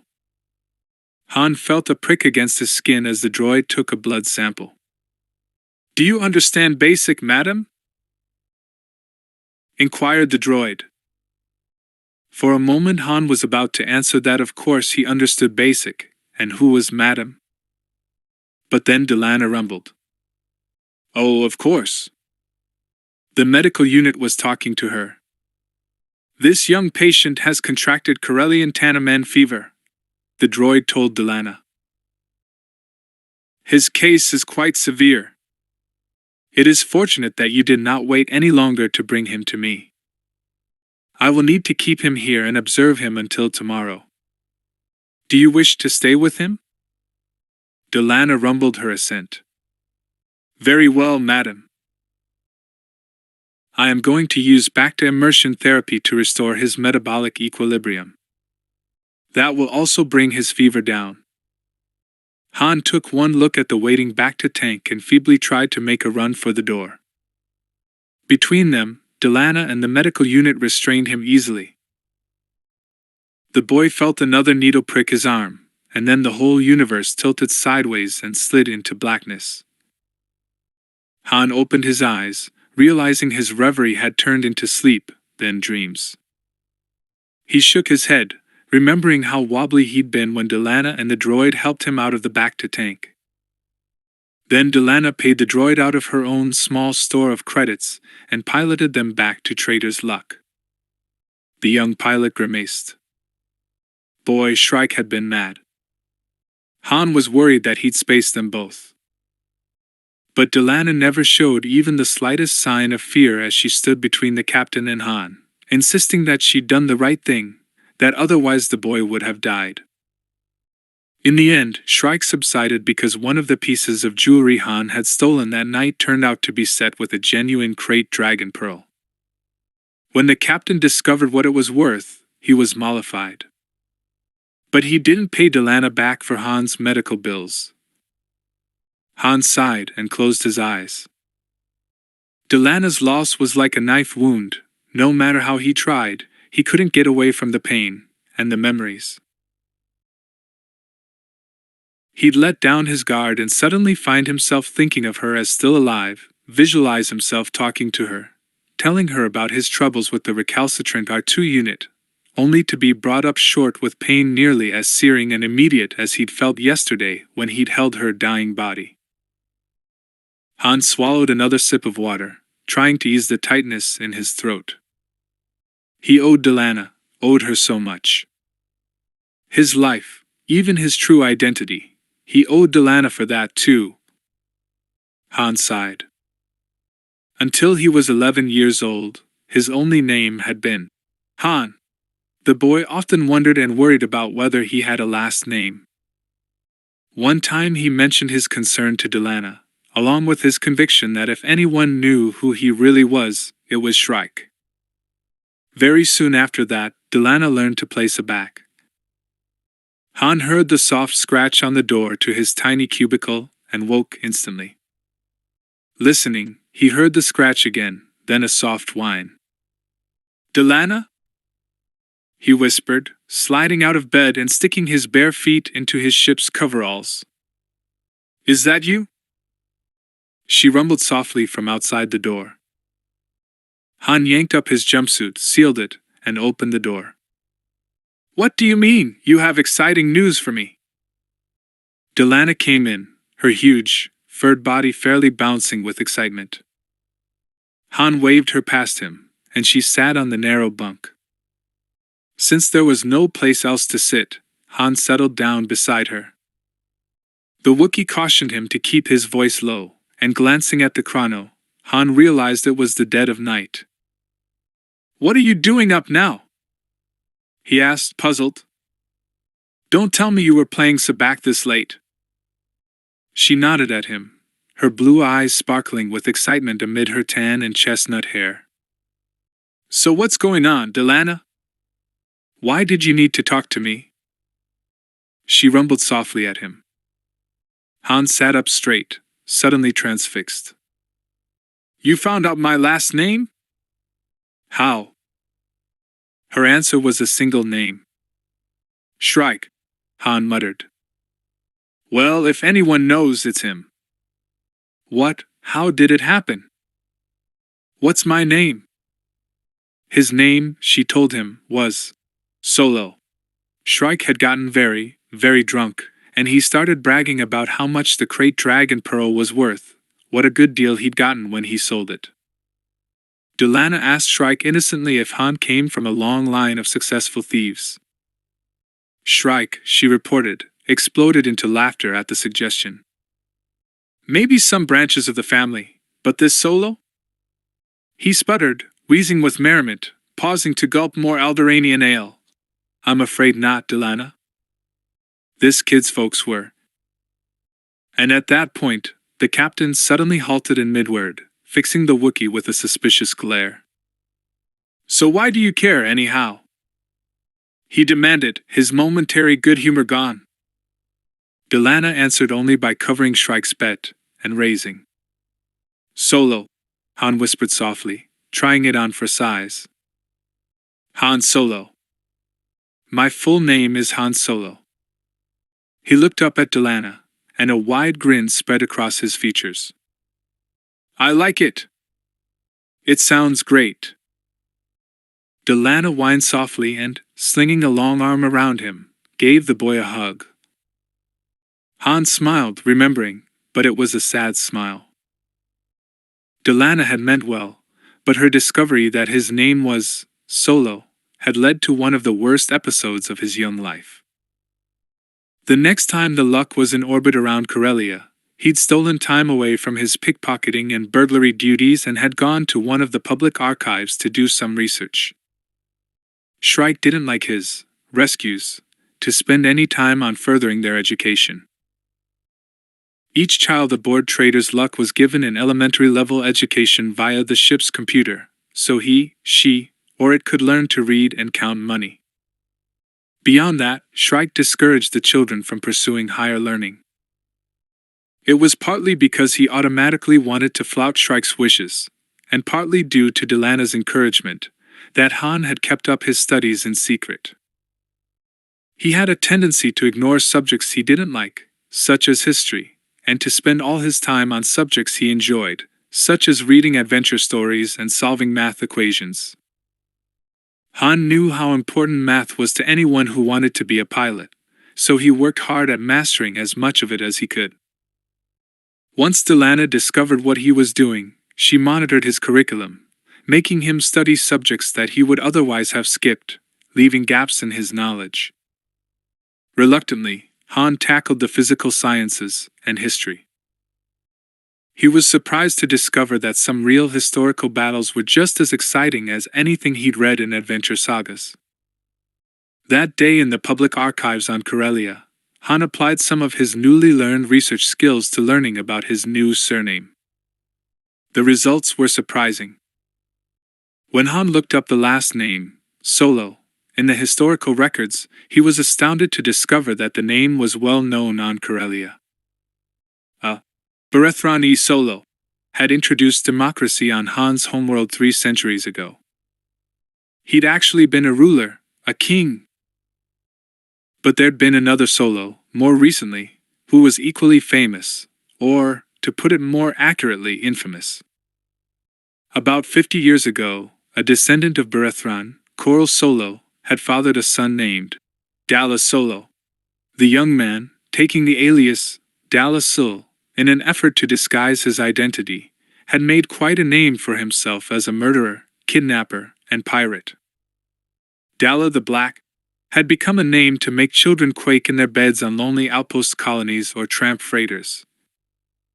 The child Han wondered whether he was related to these men. Did royal blood run in his veins? Or the blood of a pirate and murderer? He'd probably never know unless, somehow, he could persuade Shrike to divulge what he knew. He read about Dalla Sul's exploits as a thief, and smiled grimly, wondering if he was actually following some kind of family tradition. Then he began checking the more recent Karelian news files and society pages in the computer. A search for the surname, Solo, brought up a name. Tyan Sal Solo. She was a wealthy but reclusive widow with one child, a son. Thraken Sal Solo was 6 or 7 years older than Han, in his late teens. What if I'm related to this Tyan Solo, or she knew my parents? Han wondered. This could be my best chance yet to get away. When he went back to Trader's Luck, Han talked it over with Delana. The Wookiee agreed with him that while it was risky, Han had to take the chance of contracting the Solo family. Of course, Han said, resting his chin on his fist and looking dejectedly at the table. Once I did that, I couldn't see you again, Delana. The Wookiee growled softly, telling Han that of course he'd see her. Just not aboard Trader's Luck. The last time I ran away, Shrike beat me so hard I couldn't sit down for days, Han said softly. If Lorad hadn't reminded him that he had something else to do, I really think he might have killed me. Delana rumbled. You're right, Han agreed. If this Solo family takes me in, they're powerful enough and rich enough to protect me from Shrike. Han even knew something about the rules and manners required of people living in Karelian high society. Every so often, Shrike would run a major scam on rich folks on Karelia. Han had been part of the background during several such con operations. Shrike would rent a wealthy estate on Karelia, and then set up a family unit to provide a respectable backdrop to the scam. Han and the other children detailed to such a family would be sent to live on the estate. He'd go to a rich kid's school, and one of his jobs during the scam was to make friends with the children of the wealthy and bring them home to play. Several times, this had resulted in valuable contacts whose parents had been duped into investing in Garrus Shrike's current scam. Just a few weeks past, Han had been attending such a school so well known that it had merited a visit from the famous Senator Garm Bel Iblis. Han had raised his hand and asked the senator 2 questions that had been insightful and intelligent enough to make the senator really notice him. After class was over, Bel Iblis had stopped Han, shaken his hand, and asked him his name. Han had glanced around quickly, seeing that nobody else was within earshot, and proudly told the senator his real name. It had felt great to be able to do that. Shrike recruited Han frequently for his scam operations, partly because of the boy's easygoing charm and winning smile, and partly because Han's clandestine studies made him fit into his grade level better than most of the other children. Han had also gained a small reputation as an up-and-coming swoop and speeder pilot, a rich man's sport if there ever was one. He'd met lots of kids from wealthy families while swoop racing, and several times Shrike had managed to lure their parents into whatever scam he was currently running. In a year, Han would be eligible to race in Karelia's junior championship division. That would mean big prize money, if he won. Han both liked and disliked these assignments. He liked them because he got to live in the lap of luxury for weeks, sometimes months. Swoop and speeder racing was life and breath to him, and he got to practice every day.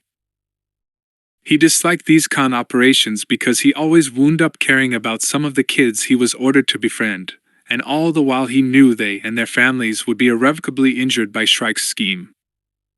Mostly, Han managed to stifle any guilt feelings he felt. He was becoming good at putting himself first. Other people, with the sole exception of Delana, had to come second or not at all. It was self-preservation, and Han was very, very good at that. I still am, Han thought as he got up from the deck of the Elysian Dream and went to check on their course and speed. The young Corellian smiled and nodded as he read the instrument readings. Right in the groove, he thought. We're going to make it. He checked his air pack, seeing it was more than half gone. For a moment Han was tempted to explore the dream further, but he resisted the impulse. Moving around would just cause him to use up his oxygen faster, and he was skirting the edge of safety as it was. So he settled back down, and the memories came back. And Tyan. Poor woman and dear cousin Thraken, as Achari remembered, Han's lips pulled back from his teeth in a feral grin that was more like a conoid snarl. Han swung down off the high stone wall and landed lightly on the balls of his feet. Through the trees he could see a large structure built of the same native stone as the wall, so he headed toward it, staying in the tree shadow whenever possible. When he reached the house, he halted, staring at it in amazement. He'd seen a lot of rich mansions, even lived in more than a few, but he'd never seen anything like the Sal Solo estate. Towers festooned with creeping vines, 4 of them, stood at each corner of a large, squarish stone building. An ancient gardener droid moved about arthritically, pruning the bushes that grew down to the edge of a large trench filled with water. Han walked around to the side and saw, to his surprise, that the stretch of water completely surrounded the house. There was no way to enter the place, except to cross a narrow wooden bridge that spanned the water and led up to the front door. Han had been interested in military tactics ever since he was small, and he'd read up on them. He studied the Sal Solo mansion, realizing it was built to almost military fortress standards of impregnability. Well, that sort of fit in with what he'd read about the Solo family. They didn't socialize, didn't attend charity events or go to plays or concerts. In all the times he'd posed as a rich kid, he'd never heard anyone mention the Solo family, and the way those rich people talked about each other, he'd have heard something if they ever mingled with their peers. Han walked cautiously toward the house. He'd exchanged his ship's gray jumpsuit for a borrowed pair of black pants and a pale gray tunic. He didn't want anyone finding out where he'd come from. When he was nearly to the beginning of the causeway, he stood behind one of the large, ornamental bushes and warily peered across the water to the house. What should he do now?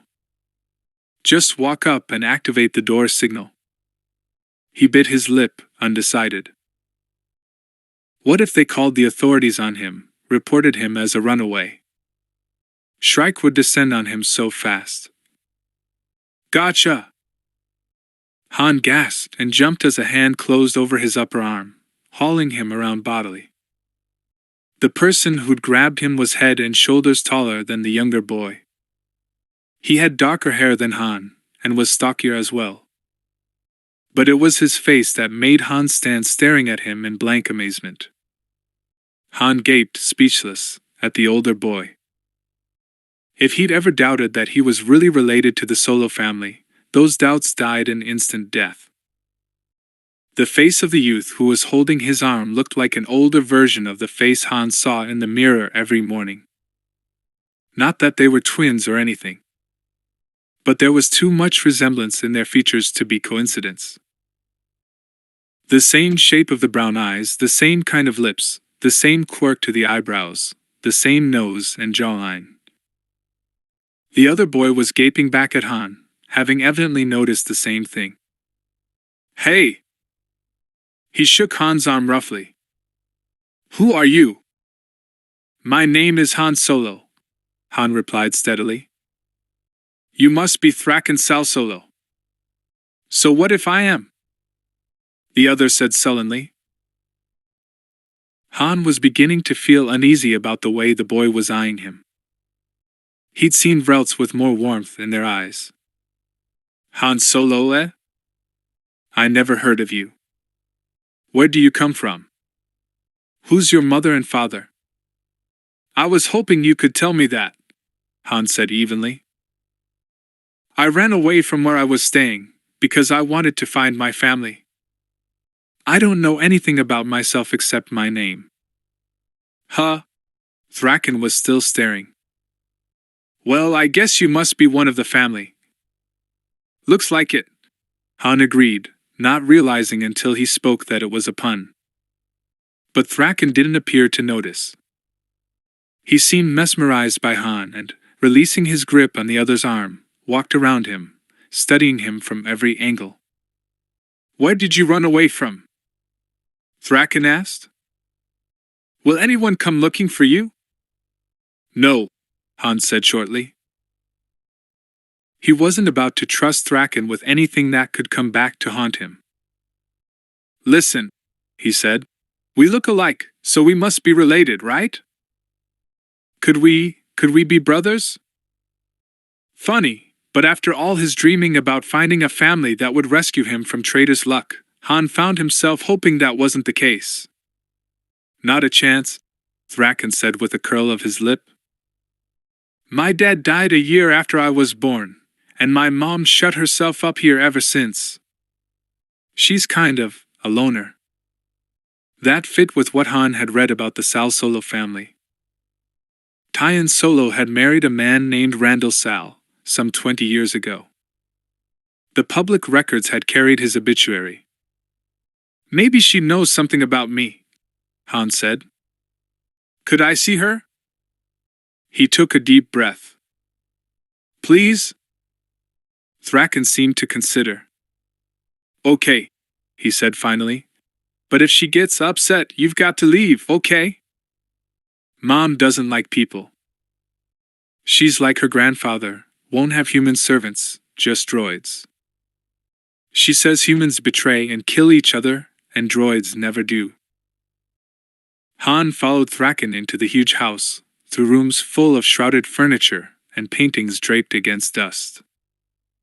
The family, Thraken explained, used only a few rooms, to save the cleaning droids time and effort. Finally, they came to Thraken's mother's sitting room.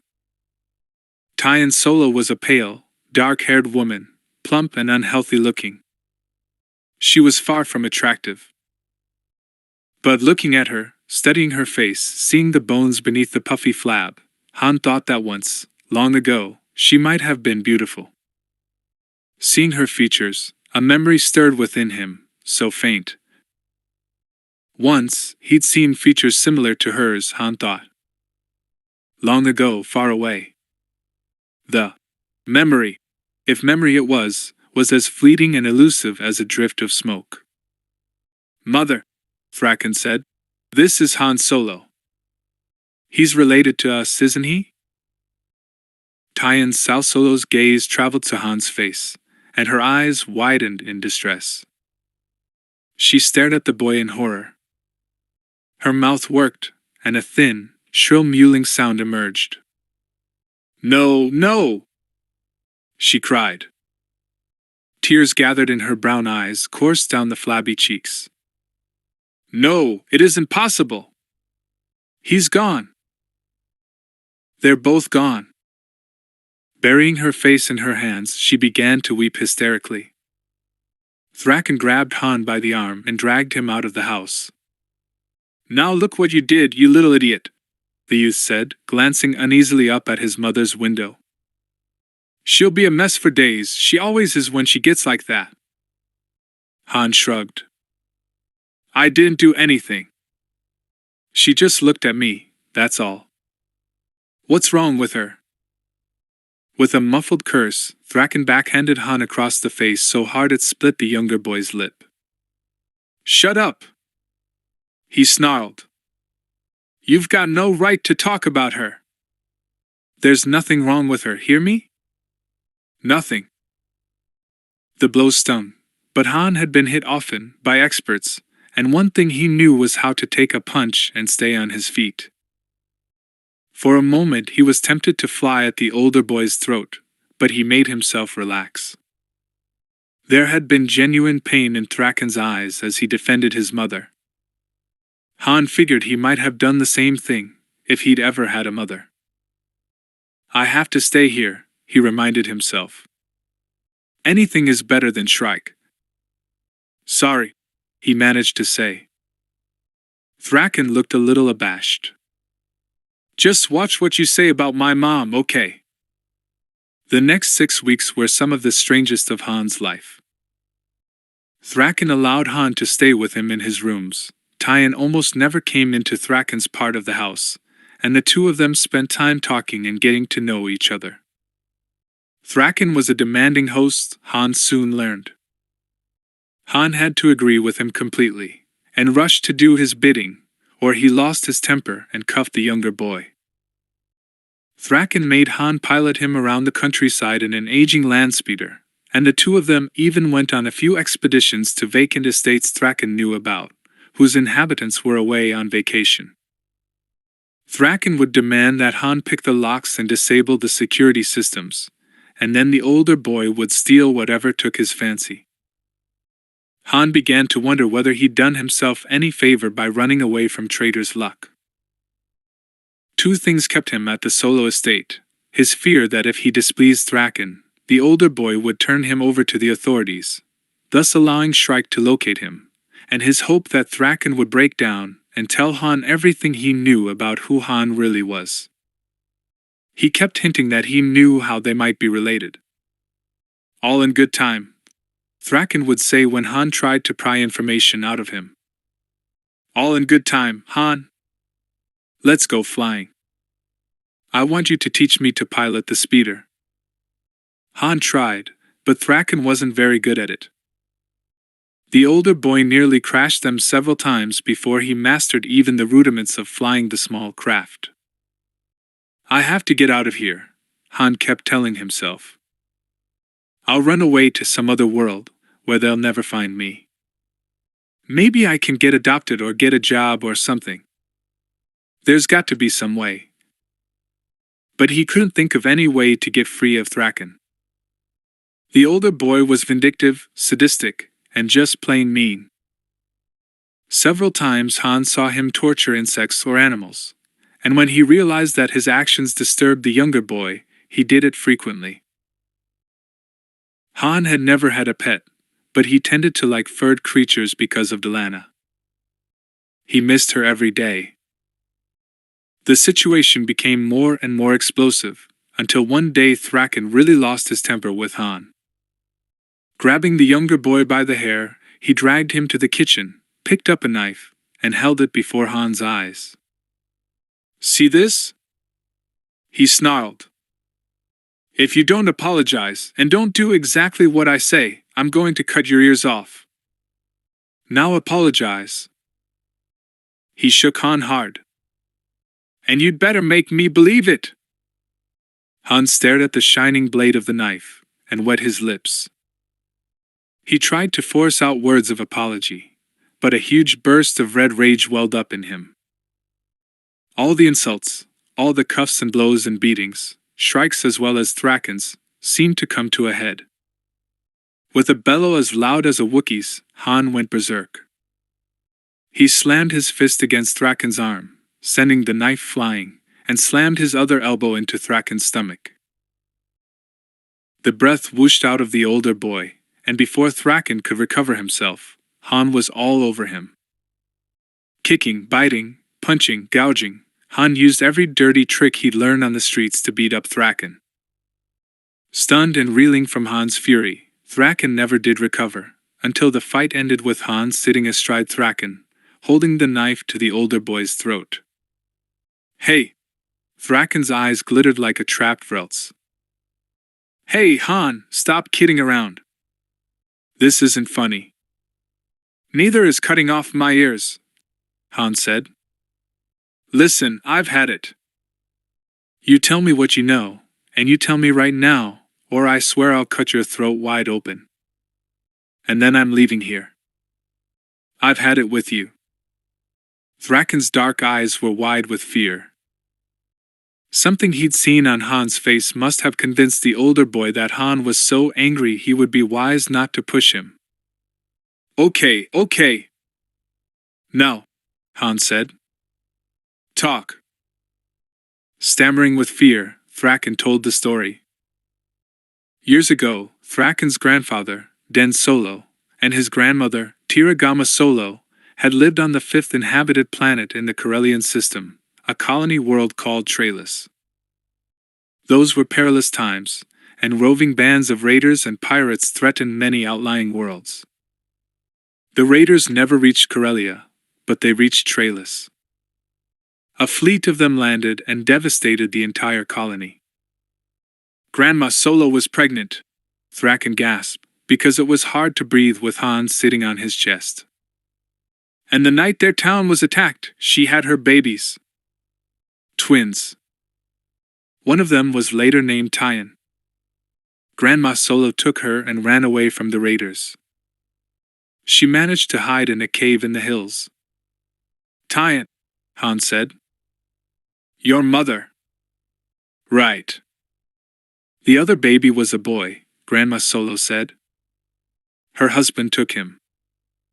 There hadn't even been time to name them. Grandma said it was terrible. Fires everywhere, and people running and screaming. She and Grandpa then got separated in the rush to escape. And?" Han flexed his hand slightly, and the blade moved against Thraken's throat. "Like I said, Grandma Solo and Tyan escaped. But Grandpa Solo and the baby boy vanished. They were never heard from again." "So who does that make me?" Han said, completely baffled. "I don't know," Thraken said. "But if I had to guess, I'd guess that you're my cousin. That somehow Grandpa Solo and his son got away, and that you're the son of his son. Doesn't anybody know anything but that?" Han demanded, feeling desperate. This was a total dead end. The disappointment was crushing. "Servants?" Grandpa Solo didn't like human servants. He always had droids. And when Grandma Solo made it back to her family on Corellia, Great-Grandpa Gamma had all the droids' memories erased.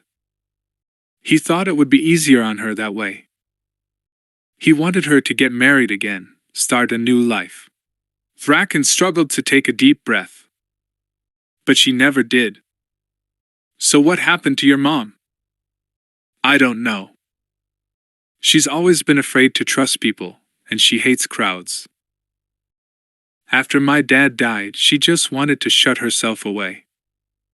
So she did." Han's knife hand drooped, and he shook his head. "Okay," he said. "I'm go." With a sudden heave, Thraken threw him off, and then, before Han could counter the move, their positions were reversed. Han gazed up at his cousin, knowing that he'd be lucky to live through this. Thraken's dark eyes blazed with hate, rage, and sadistic pleasure. "You're going to be very, very sorry, Han," he said quietly. And Han was. Thraken locked him in a bare storeroom for 3 days, giving him only bread and water. On the afternoon of the third day, as Han was sitting listlessly in a corner, Thraken unlocked the door. "I'm afraid this is goodbye, cuz," he said cheerfully. "Someone's here to take you home." Han looked around desperately as Garrus and Larad Shrike followed Thraken into the room, but as he already knew, there was nowhere to run. Han shook his head and refused to let himself think about the days that had followed. Shrike had been held back in his punishment only by the fact that he hadn't wanted to damage Han permanently because of his growing reputation as an expert speeder and swoop pilot. But there had been lots of things he could do that wouldn't cause permanent damage, and he had done most of them. The only time Han had been beaten more severely was after the debacle on Jubilar, when he was 17. Han had already been bruised and sore from the gladiatorial free-for-all he'd been forced to fight in, after being caught cheating at cards. That time, Shrike hadn't bothered with a strap, he just used his fists, battering the boy's face and body until Larad and several others had pulled him off Han's unconscious form. And now he's killed Delana, Han thought bitterly. If anyone ever needed killing, it's Garrus Shrike. For a moment he wondered why it had never occurred to him to kill the unconscious Shrike before he made his getaway aboard the Elysian Dream. He'd have been doing the inhabitants of Trader's Luck a favor. Why hadn't he? He'd had the blaster in his hand. Han shook his head. He never shot anyone before yesterday, and killing an unconscious man just wasn't his style. But Han knew, without being told, that if Garrus Shrike ever caught up with him in the future, he was a dead man. The captain never forgot and he never forgave. He specialized in carrying grudges against anyone who had ever wronged him. Han got up again to check their course, and his air pack. Only a few hours' worth of air left, now. He did some mental calculations, while staring at the display. Close. It's going to be close. I'd better be ready to pop the cargo door on this crate as soon as we land. It's going to be very, very close. Although he'd flown hundreds of hours in swoops and speeders, Han's experience with piloting larger vessels was confined to the times Garrus Shrike had permitted him to pilot the Lux shuttle on easy runs. He'd taken off and landed, but he'd never before tried to land anything as large as the robot freighter. Han hoped he'd be able to handle it. He had confidence in his ability as a pilot. After all, hadn't he been the junior speeder champion of all Corellia 3 years running? And last year, hadn't he won the swoop racing championship of the entire Corellian system? Still, compared to the Lux shuttle, this freighter was huge. Han dozed again, then when he awoke, roved restlessly around the cabin, knowing he should be conserving his energy and his air, but unable to stop himself. Sir? The R2 unit that had been so quiet for so many hours suddenly came back to life. I must advise you that we have reached the orbit of Elysia. You must stand ready to make your descent and landing. Thanks for telling me, Han said. Going over to the control banks, he scanned the instruments, mentally calculating their descent. This wasn't going to be easy. He had no way to interface with the navicomputer, except via the R2 unit.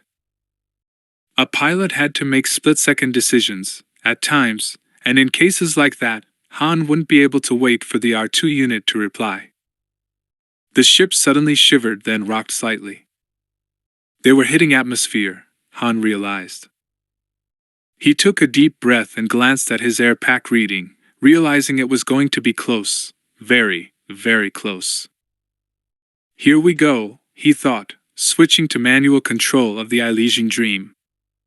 Hey R2, he said tightly, adjusting his course slightly. Yes, sir? Wish me luck. I beg your pardon, sir, this unit is not. Han swore, and the Elysian Dream headed down, for the surface of a planet he couldn't even see. He could see the sensor readouts and the infrared scanners, though, and he realized that Elysia was a world of tempestuous air currents, even in the upper layers of the atmosphere. Mapping sensors created a global portrait of the planet, shallow seas studded with islands, and 3 small continents. One lay nearly at the North Pole, but the other 2, the eastern and western continents, lay nearer the equator, in what must be temperate zones. Great, he muttered to himself, locating the ship's home and beacon. He could use it as a guide to plan his landing. The landing field was on the eastern continent. That must be where the Ilesian colony of priests and religious pilgrims was located. The dream rocked wildly, swooping through the swirling air currents like a child on a rope swing. Han's suit gloves were clumsy on the undersized diagnostic controls as he used his stabilizers to steady their descent. Trying to get the feel of the controls, Han yawed them to port, then overcompensated, sending them skittering to starboard. On the infrared image, a huge blob of red suddenly loomed up. That's a huge storm, Han thought, using his laterals to even out their descent. He allowed the dream to drift a few degrees north, figuring that he missed the storm, then swing back south later, when he was beneath the maelstrom. The ionized particles left in the wake of all that lightning were playing havoc with his instruments, Han realized. He gulped air, felt his chest tighten, and had to fight back panic. Good pilots couldn't afford to let their emotions get in the way, or they'd wind up dead and that would end their trip real quick, wouldn't it? R2, Han said tightly. See if you can chart me those storm areas so I can avoid the ion trails that lightning is leaving. Concentrate on the direct flight path between our present location and the landing field on that eastern continent. Yes, sir, the R2 unit said. Moments later, the electrical storm sights appeared before him. Give me a scaled-down version of that chart in the corner of this screen, R2, Han ordered. Usually it would be the navicomputer's job to merge the intended flight path with the geographical features and the storm cells, and to suggest an intended course, which the pilot could then implement and modify as needed. Han had never missed having a navicomputer at his disposal more than he did at this moment. He slowed their headlong rush fractionally, then was forced to kick in their thrusters to get them out of the way of yet another wind shear from a storm cell. Sweat was dripping down his face now as he fought the tiny controls, forcing Ilesian Dream into maneuvers only a swoop or a military fighter could reasonably be expected to tackle. Han realized he was still gasping, and wondered for a split second whether it was from stress and adrenaline or whether his air was running out. He couldn't spare the second it would take to check the air pack. They were now only a kilometer above the surface of the planet, coming in with a rush. Too fast. Han slowed them, using the braking thrusters roughly. G-forces seized him, and he felt as though something were squeezing his chest in a giant vice. He was gasping steadily now, and he dared to look down at his air pack. Empty. The status indicator was solidly in the red zone. Hold together, Han, he counseled himself. Just keep breathing. There's got to be enough air in your suit to support you for a couple of minutes, at least. He shook his head, feeling lightheaded and dizzy. His breath began to burn in his chest. But they were almost slow enough now to land. He braked again, lightly, and the ship bucked suddenly. I've lost my forward stabilizer. Han fought to compensate. Still too fast, but there was nothing more he could do about that. He flicked on the repulsor lifts and began to set her down, feeling the ship's vibration through his knees and legs as he knelt on the deck. Hold together, baby. He thought at the dream. Hold together. With a huge hump. The forward port side repulsor shorted out. The dream yawed wildly to port, hit the ground, then bounced upward. The starboard repulsor blew, and then its entire starboard side impacted with the ground, nearly flipping the vessel over. Wham! With a hideous crunch that Han could feel through his entire body, the Ilesian Dream crashed into the surface of the planet, shuddered once, and was still. Han was thrown violently across the cabin. His helmet impacted with the bulkhead, and he lay there, arms and legs flung wide, dazed. He fought to stay conscious. If he passed out, he'd never wake up again. Trying to pull himself up into a sitting position, Han grunted with effort. Waves of blackness threatened. He triggered his suit communications channel. R2! R2, come in! Yes, sir, I am here, sir. The droid's mechanical tones sounded a bit shaken. If you don't mind my saying so, sir, that appears to have been a most unconventional landing. I am concerned that. Shut up and open the cargo airlock. Han wheezed. He managed to push himself up into a sitting position, but he was afraid he wouldn't be able to stay up. He was swaying like a drunk in a high wind. But sir, I warned you that in the interests of security, all entrances would be sealed pending. Han found the blaster he'd stuck into the outside pocket on his suit, and drawing it, leveled the weapon at R2. R2, you open that airlock now, or I'll blast your metal hide into atoms.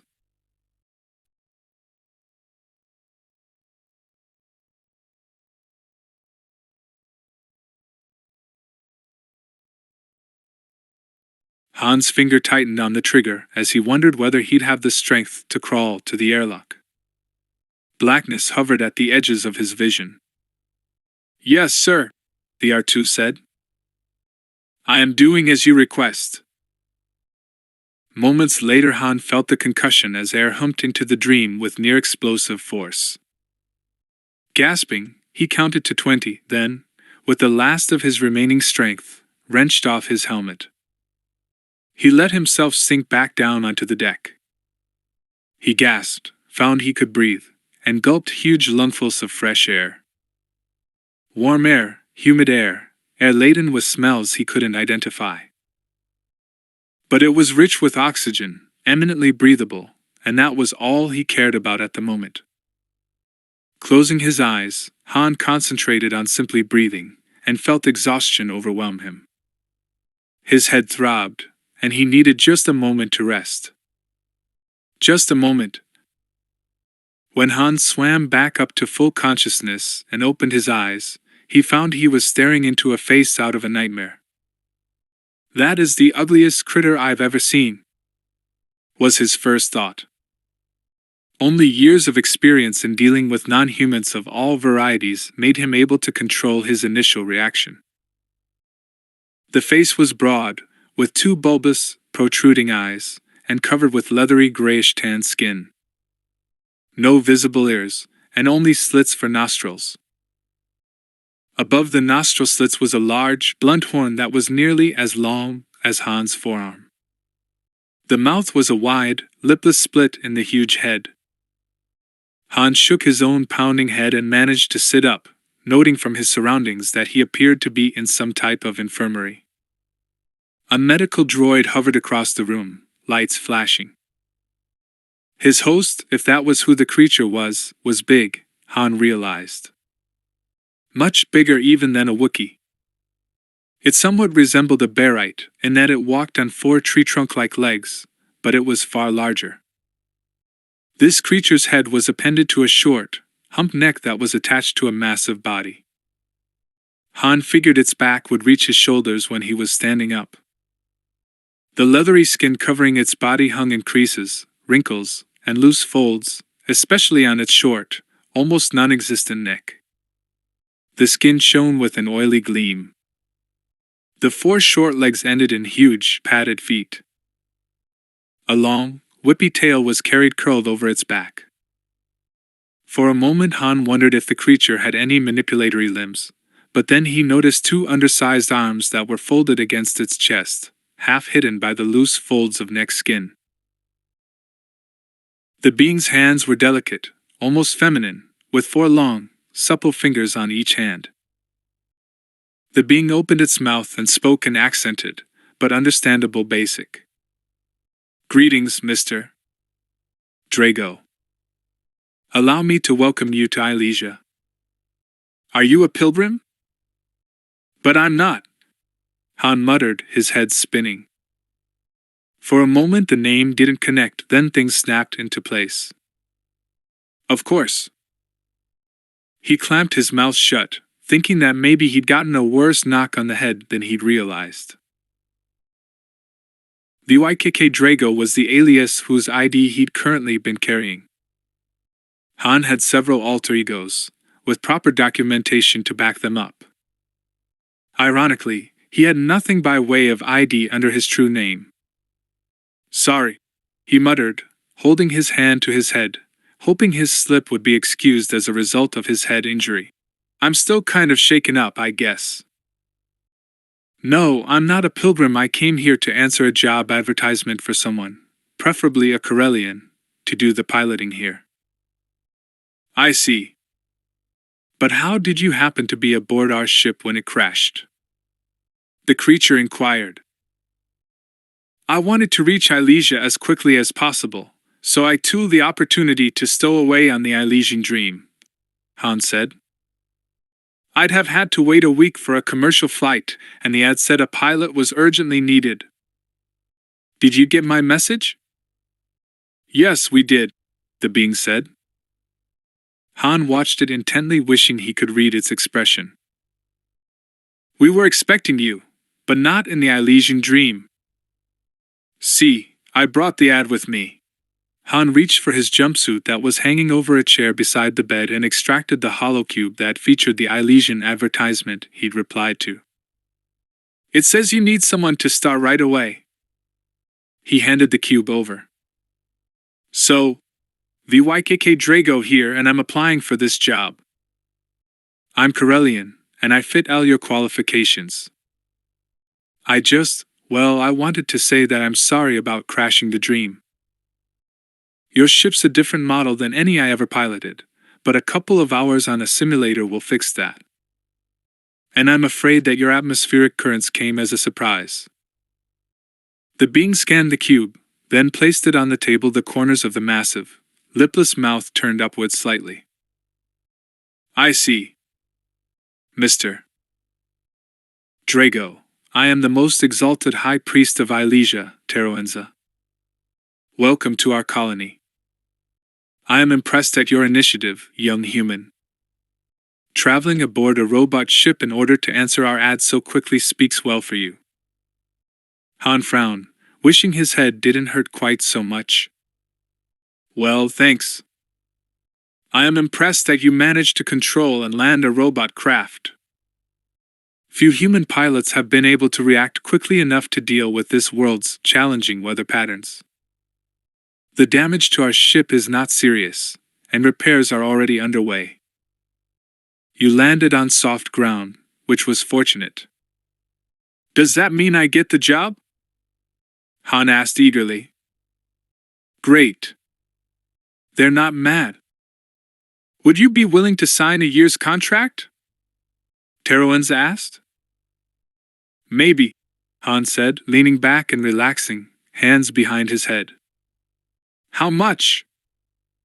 The High Priest named a sum that made Han smile inwardly. Even though it was more money than he'd hoped for, he was too much of a traitor not to automatically bargain. "Well, I dunno," he said, rubbing his chin thoughtfully. "I made more than that in my previous position." A lie, but not one they'd be able to disprove. VYKK Drago had indeed made more than that. Han had paid well to make sure his alter ego's job record showed that he could command the highest wages. It had taken all of Han's savings, plus the proceeds from 2 dangerous heists that Garrus Shrike hadn't known anything about, to finance those alterations in his alter ego's job record, but Han had wanted VYKK Drago to be able to command a high salary. Teroenza pondered that information, then said, "Very well, I can offer you 30,000 for the year, with a bonus of 10 at the end of the first 6 months, providing you make every assigned flight on schedule." "Bonus of 15, Han said automatically. "And you provide the training sims." 12, countered Teroenza. "And you pay for the sims." 13, Han said. "You supply the sims." 12.5, and we provide the sims, the High Priest said. "Final offer." "Okay," Han said. "You got yourself a pilot." Excellent! Teroenza actually chuckled, a deep, booming, oddly melodious sound. Quickly the contracts were produced, and Hans signed them, then allowed a retinal scan as proof of his identity. Hope they're like everyone else, he thought, and just do a general, system-wide check of my retinal patterns. If the priest ordered a comprehensive, and very expensive, all-system search to determine whether the YKK Drago's retinal scan was unique, they'd eventually discover that it wasn't. The YKK Drago, Genos Idanian, Talus Brine, Janel Andrus, and Kiel Ditana all shared the exact same retinal patterns, which wasn't surprising, as all of those individuals were, in fact, Han Solo. Before Han left Trader's Luck, he'd taken the precaution of stashing a small hoard of credits and complete ID sets in 2 lockboxes on Corellia, in case he ever needed a quick change of identity. Garrus Shrike had provided the boy with different sets of ID for each scam Han participated in, and Han had kept each set and updated them as necessary. The Corellian knew, however, that none of his forged IDs would stand up to Imperial scanners. Before he'd be able to take the Academy entrance exams, Han was well aware that he'd have to pay out a small fortune in bribes on Coruscant to gain ID documentation so genuine that it would pass an Imperial security clearance check. With all of the business details taken care of, Teroenza then summoned an underpriest, or Sacerdot, as they were called, and instructed him to take Han on a tour of the complex. Han was left in private to resume his jumpsuit, after being assured that clothing bearing the Elysian symbol, a huge, wide-open eye and mouth, would be furnished to him. As he donned the clothes and his boots, he realized that he was sweating heavily. Hot and humid, he thought. Wonderful climate. But for the money the priests were paying, he was willing to put up with a year's discomfort. By taking this job, he'd get lots of practice flying big ships and access to training sims. That ought to ensure that he could pass the entrance exams to enter the academy. The money would mean that he had the proper amount for bribes to make sure his application was processed quickly and actually reached the admissions officers. He knew from his research that without bribes it frequently took a month or more for a cadet candidate to apply, pass all relevant exams, be interviewed, and finally accepted for entrance into the Imperial Academy. The Sacerdot arrived and introduced himself as Veritil. Han followed him down a corridor, past a large amphitheater, and what appeared to be a registration area. Our welcome center, the priest explained. Veritil led him outside. Han stepped through the door, and even before he could draw a deep breath, he was immediately bathed in sweat. Steaming heat and humidity smote him in the face, almost like a physical blow. The air was rich with smells, heavy perfume from flowers, rotting vegetation, and another odor, one he'd smelled before but couldn't quite identify. Han stood at the top of the short ramp that led down from the building and looked up at the sky, seeing that it was a translucent blue-gray. The sun overhead was an orangey red, and looked larger than he was used to. This star must be closer to its planet than Corel was to Corellia. Han glanced at the shadows, seeing it was far past noon, and then glanced at his wrist chrono. How long is the day here? He asked Veritil. 10 standard hours, sir, the Sacerdot replied. No wonder the weather is so stormy, Han thought. We've got a hot, wet world with a really rapid rotation. Han looked out across the cleared area. The permacrete ended abruptly, giving way to the natural ground and vegetation. Pools of water attested to recent torrential rain. Reddish mud made an arresting contrast to lush, blue-green vegetation. The flowers hanging from the vines and trees in the encroaching jungle were huge and multicolored, scarlet, deep purple, and vivid yellow. This is Colony 1, Veritil explained. We have also established 2 new colonies for our pilgrims. 2 years ago we founded Colony 2, and last winter we built Colony 3, which is still very small. Colony 2 lies about 150 kilometers north, and Colony 3 about 70 kilometers south of here. How long has Colony 1 been here? Han asked. Nearly 5 standard years. Han looked out across Colony 1. Directly across from the welcome center lay the landing pad. A little freighter lay there, listing on her repulsors. That must be the dream, Han thought, realizing he'd never seen the ship from the outside. The Elysian Dream was a small vessel, shaped like a fat, somewhat irregular teardrop. On her underside was a bulge where there was a gunwale, proving that the ship hadn't always been a robot freighter. Another, larger bulge denoted the location of the primary cargo hold. She was a graceful ship, small enough to be agile. Corellian built, almost certainly. Han could see massive ship-dock droids working on the Dream, beginning to repair her repulsors. The ship, droids, and everything nearby was splashed with reddish mud from the crash landing. Off to the northeast, high above even the jungle giant trees, Han could make out a glimpse of snow-capped heights. He pointed. What mountains are those? The mountains of the Exalted, Veritil told him. The altar of promises where the faithful gather each night to be exalted lies before them. You shall see it tonight, when you attend devotions. Oh, great, Han thought. Do I have to attend services too? Then he remembered how much the Elysians were paying him. Han nodded. I'll bet it's something to see. To the pilot's left, he could make out a large expanse of the reddish mud. Several beings of Teroenzas and Veritil's race lolled in mudholes, tended by droids and servants of assorted species.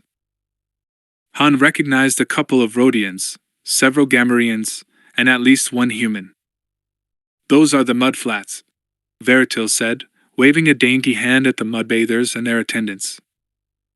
My people relish our mud baths. What are your people? Han asked. Are you native to Elysia? No, we are native, or as native as our distant cousins, the Hutts, to Enel Hutta, Veritil replied. We are the Tilandatil. Han resolved to learn the Tilandatil's language as soon as he could. Knowing a language that people didn't know you knew could often prove an asset. The Sacredot led Han around to the rear of the welcome center. Han's eyes widened as he took in the huge cleared area before him. Clearing that much jungle must have been quite a chore. The cleared area was roughly rectangular, and at least a kilometer on each side. The mountains were now behind and to his left, and he could see, on his extreme right, the blue-gray glitter of water. Lake? He asked, indicating it. No, that is Zomagawanga, the Western Ocean, Veritil informed him. Han counted the huge buildings that lay before the mudflats. There were 9 of them. 5 were 3 stories high, the other 4 were only 1 story. Each was easily the size of a Corellian city block. Homes for the pilgrims? He asked, waving at the buildings. No, the dormitory for our pilgrims is over there, Veritil said. The priest waved at a massive 2-story building on the far left. The multi-story buildings are where we process Ryle, Andris, and Carsunum. The single-story buildings you see extend far underground, a necessity for processing glitterstim, which must be handled in complete darkness. Andris, Ryle, Carsunum, and glitterstim. Han's nostrils flared. Of course, that explains the odor. These are factories for processing spice. He remembered that the Elysian Dream had originally carried a cargo of high-grade glitterstim, the most expensive and exotic variety of spice. The other types were usually cheaper, though they were still one of the most profitable cargoes a smuggler could take on. We received shipments of raw materials from worlds such as Kessel, Ryloth, and Nal Huta several times a month, Veritil went on. In the beginning, the robot freighters which supplied us landed here at Colony 1, but that practice soon had to be discontinued. Why? Han asked, wondering if he really wanted to know. 2 ships, most unfortunately, could not negotiate our tricky atmosphere and crashed. So we built a space station and decided to use living pilots to ferry the raw spice material down to the factories. We used to have 3 pilots, but now we are down to 1, and the unfortunate Celestin who is currently serving as our pilot has been ill. That is why we need you, Pilot Drago. It's so nice to be needed, Han thought sarcastically. Veritil, what happened to those other guys? One crashed, the other simply disappeared. We have also lost a number of robot vessels, which has cut down on our profit margin most grievously, Veritil said sadly. Spice is a high-credit export, but spaceships are very expensive. Yeah, Han agreed sourly. All those crashes would tend to put a crimp in your business. No wonder they didn't have pilots beating down their doors, he thought.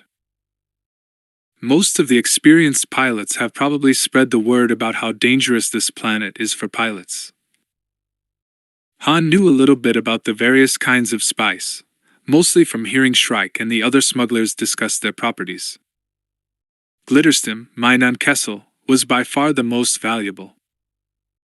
When exposed to light, then quickly ingested, it gave the user a temporary telepathic ability to sense surface thoughts and emotions. Spies used it, lovers used it, and the Empire used it when interrogating prisoners. Matter of fact, the Empire claimed all the glitterstim mined on Kessel as its rightful property, which was why it was so rare and so lucrative to smuggle. Ryle came from the TRILOGY world, Ryloth, where it was perfectly legal to mine, and was used for analgesic purposes. There were illegal applications, however, and it could be used to produce several intoxicants and hallucinogens. Carcinum was a black spice that came from Savarkos, and it was quite rare and very valuable. Users experienced euphoria, and an increase in their abilities, while under the influence they became stronger, faster, and more intelligent. There was a downside, of course. After the effects wore off, users frequently became listless, depressed, and some even died when the substance had a toxic effect on their metabolisms. Savarkos also supplied the galaxy with Andris, a white powder that was added to foods to enhance flavor and preserve them. Some users claimed that the drug caused a mild euphoria and increase in sensation. They're not mining it here, Han thought. These factories process the raw material to turn it into the finished product. Factories? Han echoed. They're huge. Yes, and Alesia has admirable production rates, enabling us to favorably compete with the cost of the spice shipped directly from Kessel, Ryloth, or Savarkos, Veritil explained. And we are the only facility that offers such variety of spice. Buyers frequently wish to purchase several different kinds of spice for their customers, and we provide that. Han saw figures entering and leaving the factory buildings. Many humans, some non-humans. He recognized Twi'leks, Rhodians, Gamorreans, Deveronians, Celestins, and there were others that were unknown to him. All the humans and bipedal aliens wore tan-colored robes that came down below their knees and tan-colored caps that covered their hair. He gestured at the people. Factory workers? The Sacredot hesitated, then said, They are the pilgrims that have chosen to serve the oneness, the all, in our factories. Oh, Han murmured. I see. He saw a lot of things, now, more and more clearly each instant. And he had a bad feeling about what he was seeing. These pilgrims come here to attain religious sanctuary, and wind up working in spice factories. I smell of Relt, a dead one. The Elysian sun was far down in the sky by now, almost to the horizon. Han noticed that throngs of tan-clad workers were streaming northeast, toward the mountains. Veritil beckoned Han with one undersized hand. "It is time for the blessed pilgrims to attend devotions and to be exalted in the One, render their prayers to the All. Let us take the path of oneness to reach the altar of promises. Come, Pilot Drago." Han obediently followed the priest up a well-worn paved path. Even though they were surrounded by pilgrims, Han noticed that no one ventured very close to them. All of the pilgrims gave Veritil deep bows, hands folded over their hearts. "They offer thanks for the exaltation they are about to receive," Veritil explained to Han as they walked along. As they moved away from the buildings, the jungle around them closed in, until the path they were walking on was shadowed and overhung with giant branches. Han almost felt as though he were walking in a tunnel.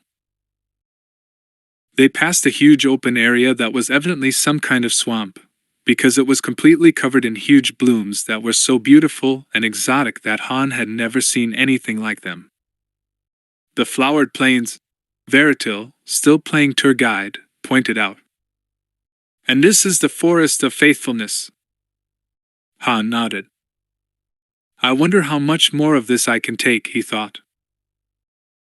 "I hope they don't expect me to become a convert, because they've got the wrong guy." After a 20-minute walk, the group reached a large, paved area that was fronted with a partially roofed area supported by 3 monstrous pillars.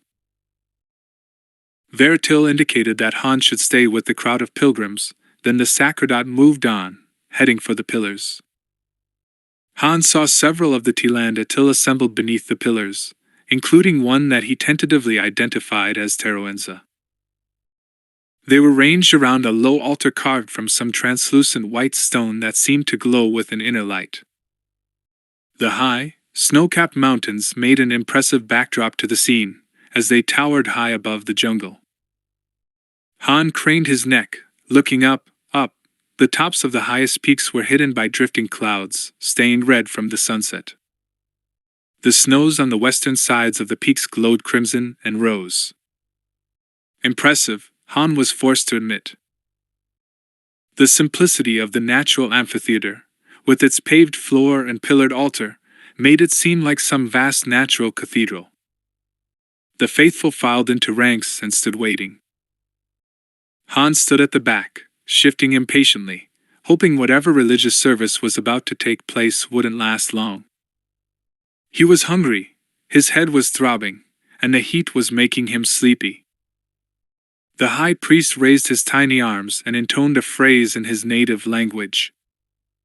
The Sacerdots, including Veritil, echoed him.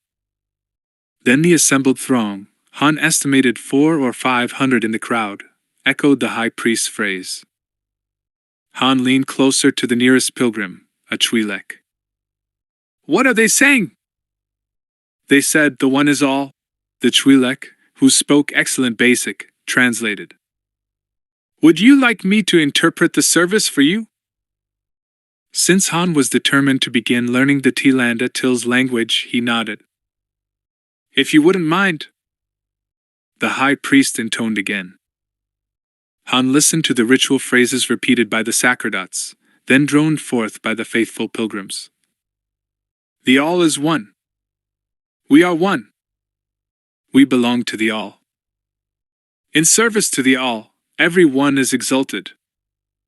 We sacrifice to achieve the All. We serve the One. In work and sacrifice we are all fulfilled. If every one has worked hard, we are all exalted." Han stifled a yawn. This was awfully repetitious. Finally, after nearly 15 minutes of chanting, Teroenza and all the priests stepped forward. "You have worked well," the high priest pronounced. "Prepare for the blessing of exaltation." The crowd gave forth a sound of such greedy anticipation that Han was taken aback. Moving in a great wave, as though they were truly one, they dropped to the pavement and lay there, arms and legs huddled beneath their bodies, in an attitude of breathless hope and yearning. All of the priests raised their arms. Han watched as the loose, wrinkled skin that hung below their throats inflated with air and began to pulse. A low, throbbing hum, or was it a vibration, gradually filled the air. Han's eyes widened as he felt something invade his mind and body. Part vibration, part sound? He wasn't sure. Was it empathy, or telepathy, or did that vibration trigger something in his brain? He couldn't tell. He only knew that it was strong. It rolled across him in a great wave. Emotional warmth, physical pleasure, it was all of that and more. Han staggered back, off the permacrete, until he was brought up short by the trunk of one of the forest giants. He braced himself against the tree, his head swimming. He dug his fingernails into the bark, hanging on to the tree. His hands against the bark seemed to be the only thing keeping him from being swept away by that wave of warm feeling and ecstatic pleasure. Han hung on to the tree physically, and himself mentally, refusing to let himself be sucked under with that wave. He wasn't sure where he found the strength, but he fought as hard as he ever had. All his life, he'd been his own person, master of his own mind and body, and nothing was going to change that. He was Han Solo, and he didn't need aliens invading his mind or his body to make him feel good. No, he thought. I'm a free man, not some pilgrim, not your puppet. Free, do you hear? Gritting his teeth, Han fought that invasion as he would have fought a physical opponent, and then, as quickly as it had started, the sensation was gone. He was free. But it was obvious the pilgrims weren't. Their bodies writhed on the stone, and muffled moans of happiness and pleasure made a soft swell of sound. Sickened, Han looked over at the priests. They obviously weren't affected as the pilgrims were. So this is why these poor dupes stay. Once they find out they're expected to work in the spice factories, Han thought, feeling a surge of bitter resentment on behalf of the pilgrims. They slave all day, then they hike up here and get a jolt of feel-good vibrations that makes even the best spice pale by comparison. Han wondered whether he'd be expected to attend these evening devotionals every night, and hoped that he wouldn't. It had been hard enough to push away that rush of warmth and pleasure tonight. He was afraid that if he had to be exposed to it every night, he wouldn't have the strength, the resolution, to reject the Elysian priests. Happy pill. By this time, the pilgrims were beginning to get up, some of them weaving unsteadily. All of their eyes were glazed, and many looked like addicts Han had seen in spice and Abala dens on Corellia and other worlds. Do they do this every night? He muttered to the TRILOGY. The alien's reddish eyes were shining with joy. Oh yes! Wasn't it wonderful? Great, Han said, but the TRILOGY was so enraptured he missed the sarcasm. Do they ever not hold these devotions? Han asked, curious. They are only cancelled if there has been trouble in the factories. One time a worker went mad and took a foreman hostage, then he demanded passage off-planet. Evening devotions and the exaltation were cancelled. It was horrible. So what happened to the mad worker? Han asked, reflecting that the madman sounded completely sane to him. Before morning, we managed to overpower him and turn him over to the guards, thank the one, the TRILOGY said. Yeah, I'll bet, Han thought. They couldn't stand being without their little nightly charge. The service was evidently over. Veritil joined Han for the walk back to the central compound. Han was disinclined to talk, and truthfully pleaded fatigue. The Sacerdot, saying that he understood perfectly, showed the Corellian pilot back to the infirmary.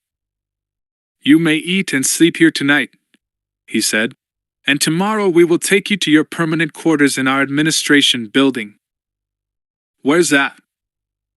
Han asked, pausing halfway through a bite of indifferent, but filling, redox stew. The sacerdote waved his arm roughly northeast. Not visible from here, but there is a path through the trees. I will meet you back here in, say, 6 standard hours? Will that provide you with sufficient sleep?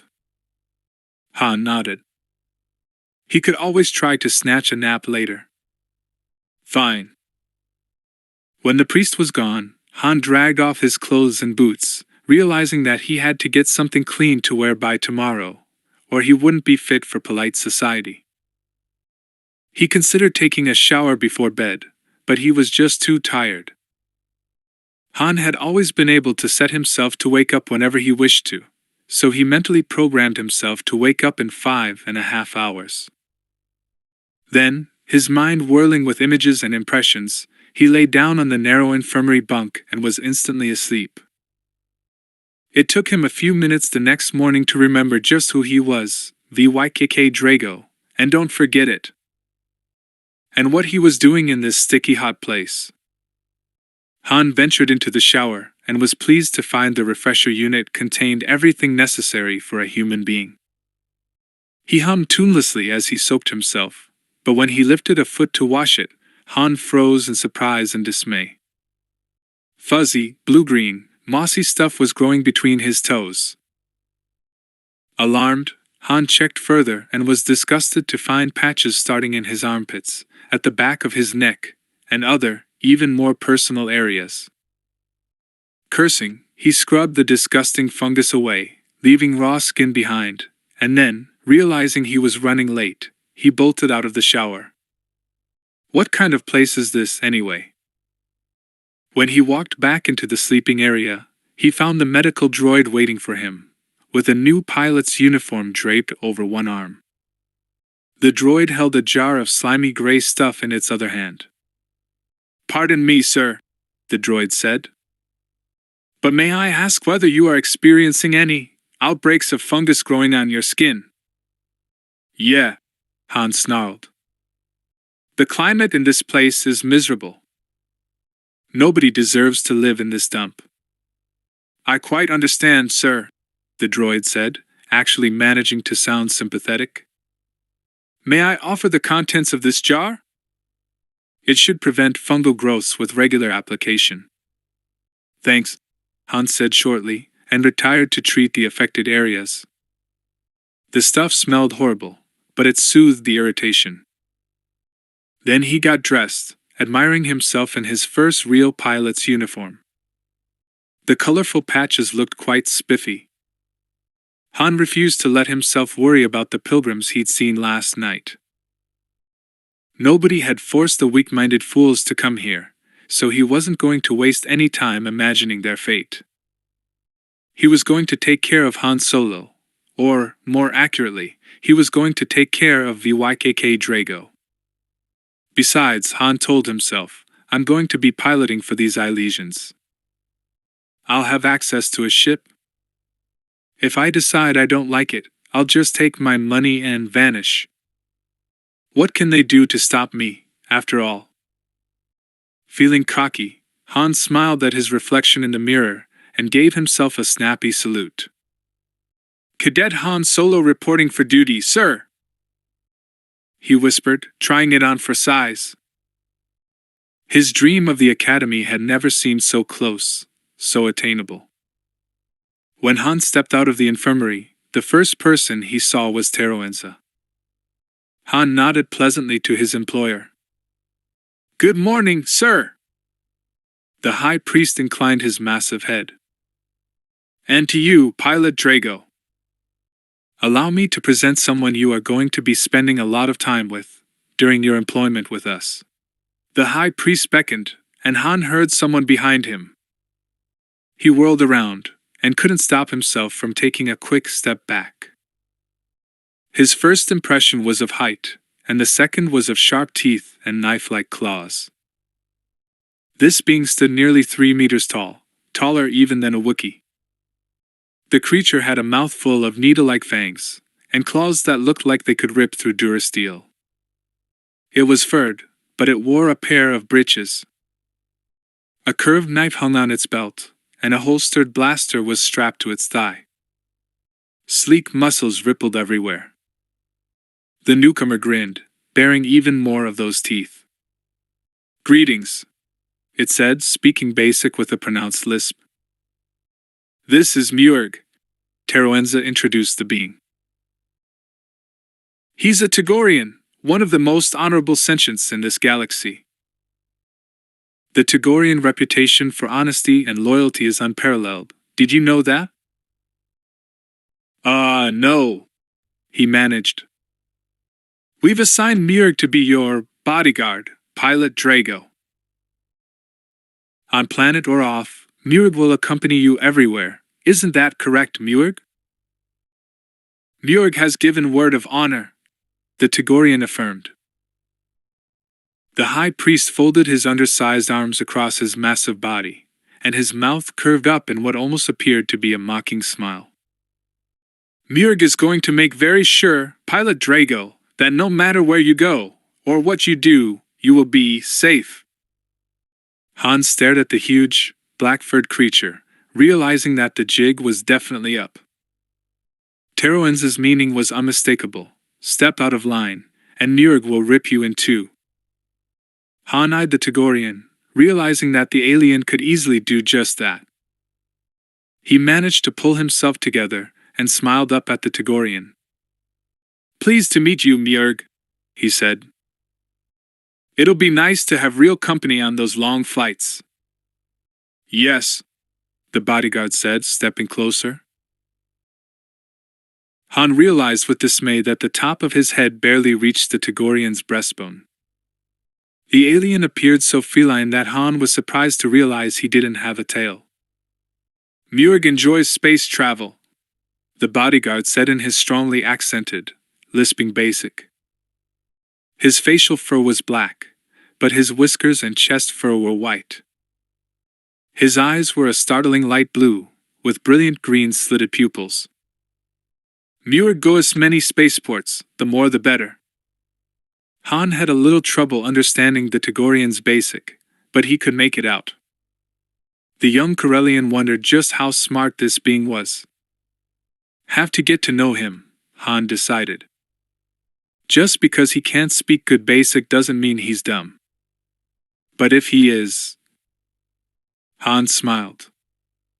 "We thought we'd give you a day to settle in, Pilot Drago," Teroenza said. "Move into the quarters we've assigned you, in the administration building. Murg will show you where it is.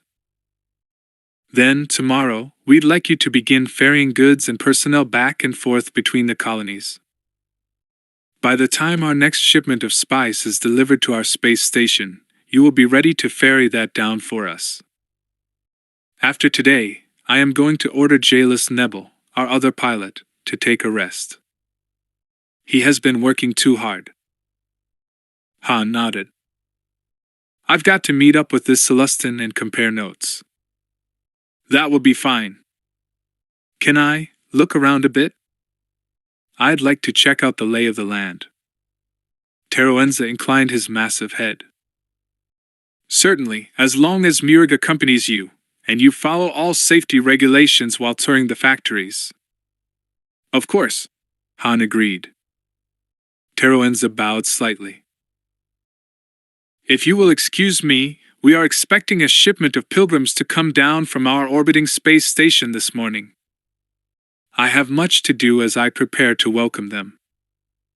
Han nodded, thinking about what lay ahead for those pilgrims.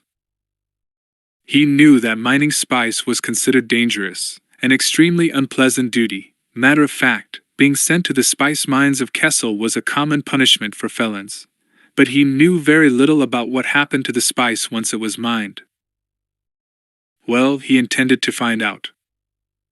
Maybe there was some way he could turn this situation even more to his advantage. You never knew, and it never paid to leave stones unturned. In Han Solo's book, knowledge frequently led to power, or at least to a faster escape. Murg led Han up a paved path through the jungle, until they reached a large, very modern building. "Administration Center," the Tagorian said, indicating the building. The bodyguard, led Han around to a side entrance, and then down a corridor until he reached a door. "You, Murg, sleep here," he said, opening the door. Inside was a small suite consisting of a bedroom, refresher unit, and a small sitting room. Han was pleased to see that Teruenza had been mindful of the terms of the contract. In one corner of the bedroom was a fully equipped sim unit. Murg walked to the door of the bedroom and waved a clawed hand at it. "Yours. Pilots sleep here." "But where will you sleep?" Han asked. As expected, Murg indicated the sitting room. "Murg here." "Great," Han said. "These priests don't trust me any more than I trust them. With Murg sleeping between me and the door to the outside, I'd be taking a big chance trying to sneak out at night." "Just great."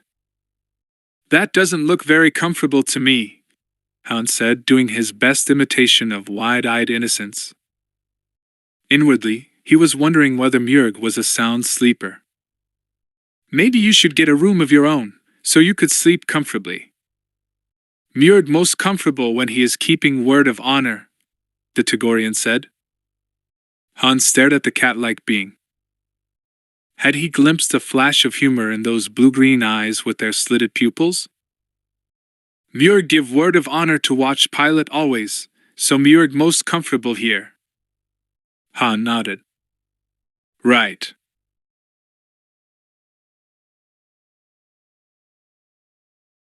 He stared for a moment at the blaster in the Togorian's holster. "I had a blaster when I came here, but I don't know where it is now," he commented. "I guess I'll need to ask about getting it back." "Pilot not need blaster." Murg flexed his fingers and the retractable claws popped out. "High priest say pilot not need blaster." "But what if I get attacked by some kind of predator?" Han waved at the omnipresent jungle outside the building. There were probably dozens of predators who might enjoy hunting an off-worlder, either for food or fun. The giant alien shook his whiskered head. "Never happen. Pilot have Murg, who has blaster." That's true," Han said. Mentally, he made a note to ask Teruenza for some kind of weapon. He felt naked without one, even after only having had one for a couple of days. "So, Murg, shall we go exploring?" Han asked. "I don't have any baggage to unpack, as you can see." "Explore where?" the Togorian asked. "I'd like to tour the factories," Han said. "And this administration center." "Fine," the Togorian said. "Come, pilot." "Right behind you," Han said, suiting his action to his words. They walked the corridors of the administration center, glanced in at the mess hall, toured the guard's wing, and peeked at the priest's quarters. When Han caught a glimpse of the armory, he realized that the Ilesian priests must be afraid of a pilgrim uprising, because the percentage of guards to workers was high. The armory boasted a lot of heavy-duty riot control armament, force pikes and stun gas. The guards they met came from many different worlds. Besides humans, Han saw Rhodians, Celestins, Twi'leks, and porcine Gamorreans. "So let me get this straight," he said to Murg as they skirted an area in the administration center that signs in many languages identified as restricted access. "The guards all sleep here most of the time? But why don't they sleep near the pilgrims' dormitory if the priests want to make sure the workers stay under control?" "Sleep time not the problem," the Togorian said in his halting basic. "After pilgrims are exalted, can barely walk back, go sleep right away. Only time pilgrims get mad, angry at bosses, is before exaltation."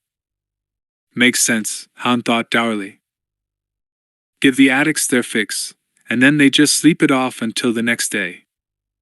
Then the guard Patra. The pilot stopped in mid-word when he glimpsed something large and grayish gliding far down the corridor in the off-limits area. Han squinted into the dimness. Hey, what was that? He muttered. That looked just like a... Han broke off as the object turned the corner.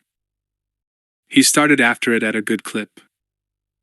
Muir made a futile grab for his charge, but Han was quicker than the big alien and dodged. He jogged down the forbidden hallway, listening hard for the sound of footsteps, but none came.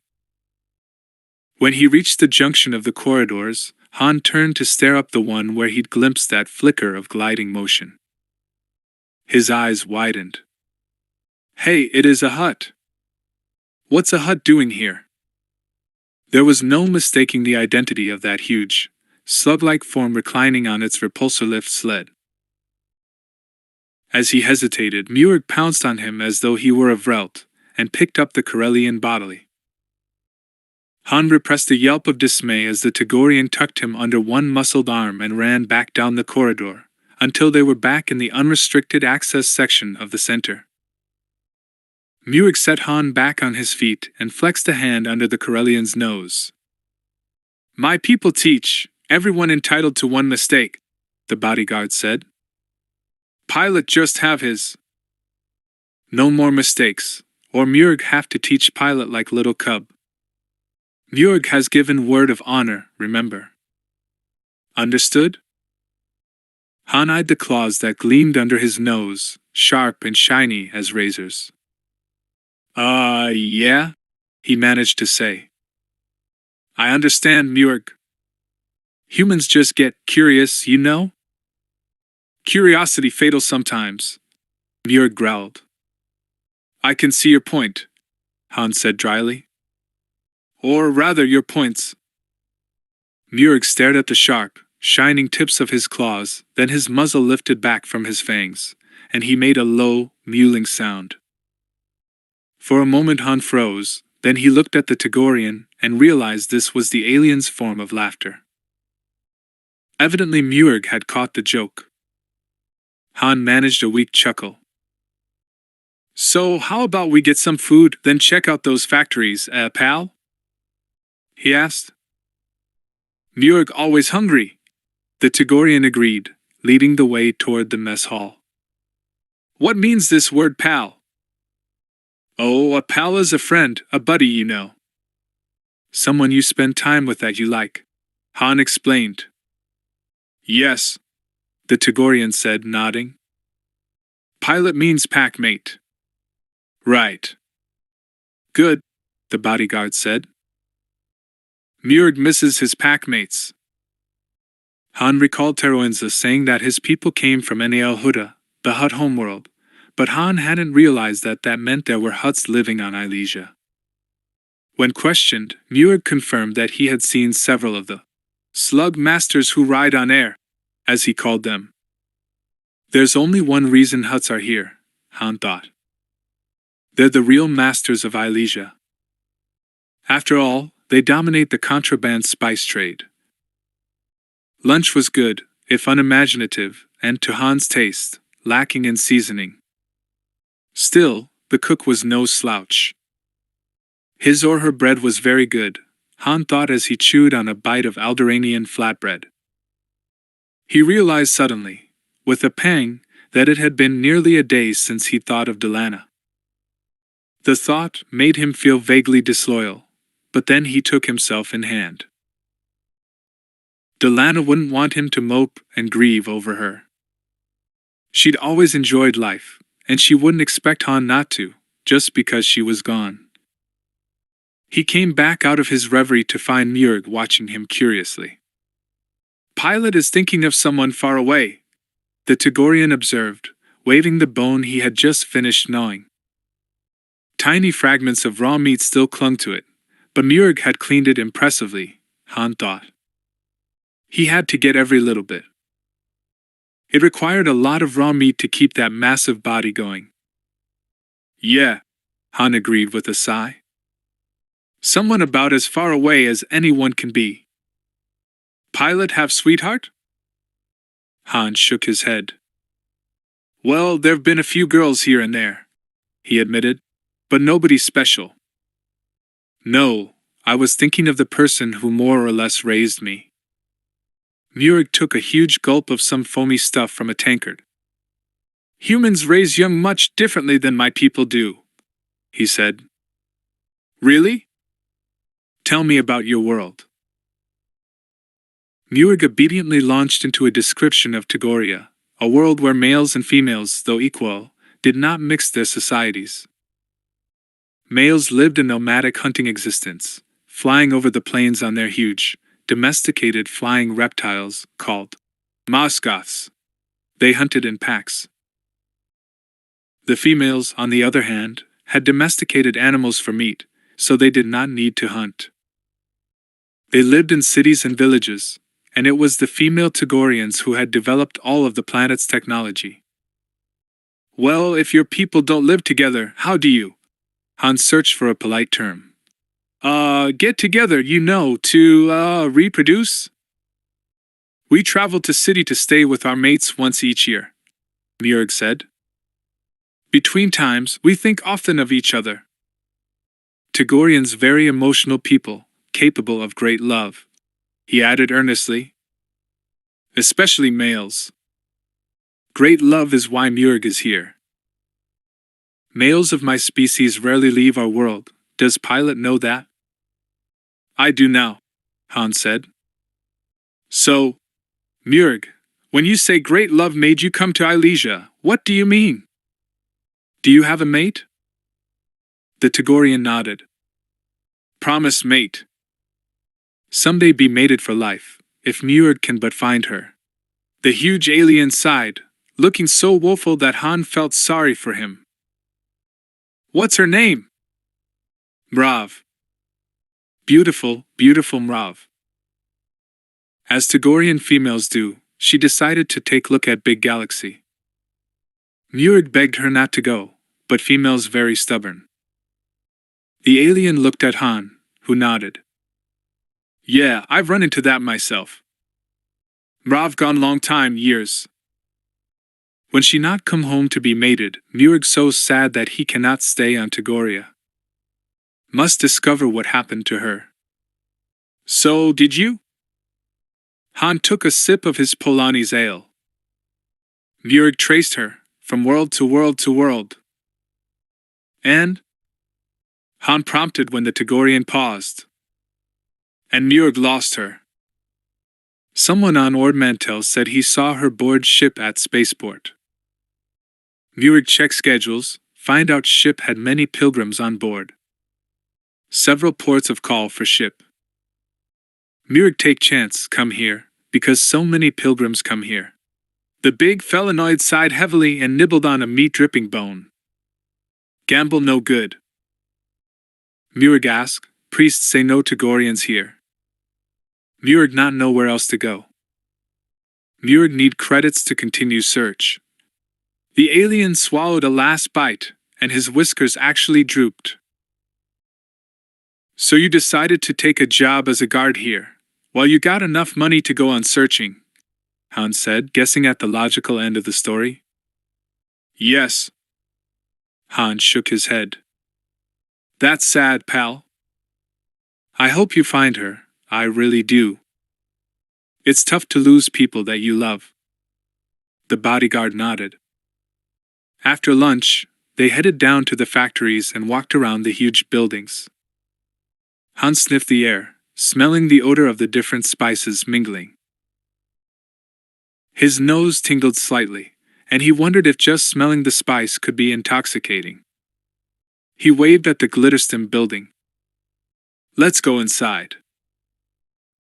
I've heard about how they process this spice, and I'd like to see it for myself.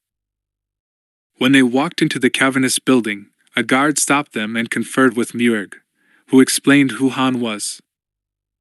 The Radian guard on duty gave them badges and infrared goggles, then waved them on in. Goggles? Han said in Radian. He understood the language perfectly, but his pronunciation was a bit laborious. We have to wear them. The guard's purple eyes sparkled at hearing a human speak his language.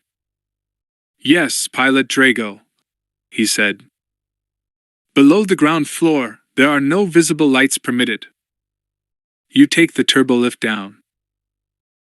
Each level down represents a 1-grade increase in the quality of the spice. The longest and best fibers are processed far below ground, to eliminate any possibility of their being ruined by light. Okay, Hans said, beckoning to Mjörg. The two walked between aisles of supplies, to reach the platform turbo lift in the center of the facility. Let's go all the way down and see the really good stuff, he said to the Tagorian. Privately, Han was wondering whether he might be able to light finger some of those tiny black vials. Selling a little glitter stem on the side in a port city would increase his credit account by leaps and bounds. Han pushed the button for the bottom floor, and the platform, swaying slightly, started down. Cool air wafted up from the depths as the turbo lift went down in pitch darkness. The draft felt wonderful after the humid heat of the Elysian jungle. Within one floor, all light was gone. Han fumbled for his goggles, pulled them up over his eyes. Immediately he could see, though everything was in shades of black and white. The illumination came from small light inserts in the walls. The turbolift plunged downward, and Han could see the workers as they crouched over their workstations. Piles of raw, fibrous threads studded with minuscule crystals lay piled before them. Finally, 6 floors down, the turbolift ground to a halt. Han and Mjörg got off. Have you ever been here before? He asked the bodyguard softly. Mjörg's neck fur was standing on end, and his white whiskers bristled beneath his goggled eyes. No, the Tagorian whispered back. My people are plains dwellers. Not like caves. Not like dark. Mjörg will be happy when Pilot wishes to leave this place. Only Mjörg's word of honor keeps him here in wretched darkness. Steady, Han said. We won't be here that long.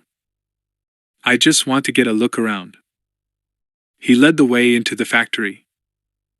The cavernous area was filled with soft swishings, but was otherwise silent. Long tables lined the walls and were ranged in the aisleways.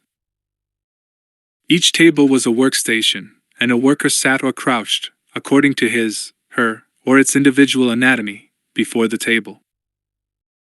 There were many humans, Han realized, sitting on tall stools, hunched over their work.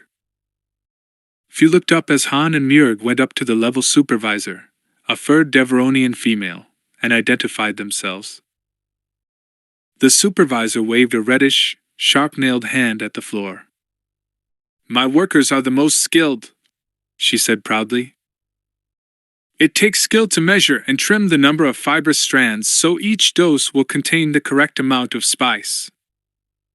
It is essential, but very difficult, to line up the fibers so precisely that they will all activate at the same moment when exposed to visible light.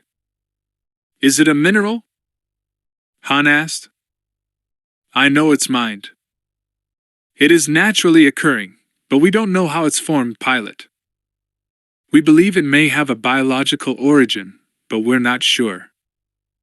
It's found deep in the tunnels on Kessel, and it must be mined in total darkness, just as you see here. And the strands have got to be put into these casings just right.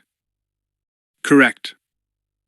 Improper alignment can cause the tiny crystals to fracture against each other. If that happens, they grind each other into a far less potent and valuable powder. It can take a skilled worker an hour to properly align just 1 or 2 cylinders of glitterstim. I see, Han said, fascinated. Do you mind if we just wander around? I promise we won't touch anything. You may. However, please avoid distracting any of the workers while they are aligning the spice. One inadvertent twist, as I said, could ruin an entire thread. I understand, Han said. The raw glitterstim threads were all black, but Han knew from hearing about it that they would shine blue when they ignited in visible light. Han stopped behind one of the human workers and watched in fascination as the worker separated out threads of ebony-colored spice, aligning them with the utmost care. The threads curled around the worker's fingers, some of them as fine-spun as silk, but the tiny crystals made them incredibly sharp. The worker positioned one group of incredibly tangled threads in the jaws of a tiny vise, then proceeded to painstakingly separate out the threads, until the crystalline structures were aligned. The worker's fingers moved almost too fast to watch, and Han realized that he was watching a highly skilled craftsman, no woman. He was amazed that these pilgrims could actually accomplish something requiring this much dexterity. After seeing them last night following the exaltation, he'd more or less assumed that they were dull-witted cretins. They'd certainly looked like it. The glitterstem worker took out a minuscule set of pliers to untangle a particularly bad snarl.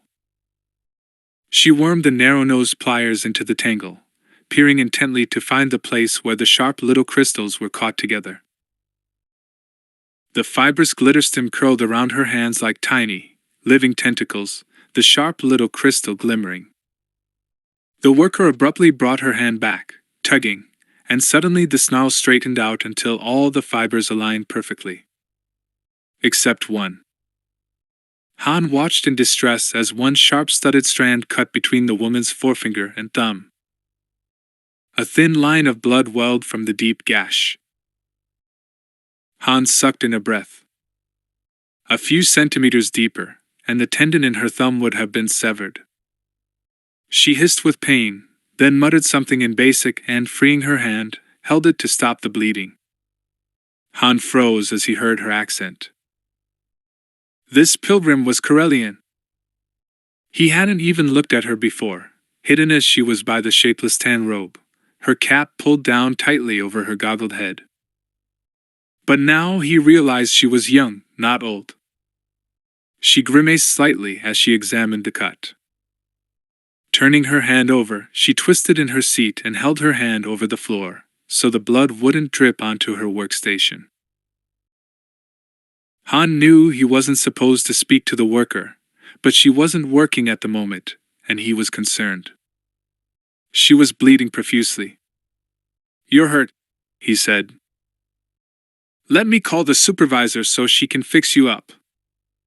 The girl, she was his age, possibly younger, started slightly, then looked up at him.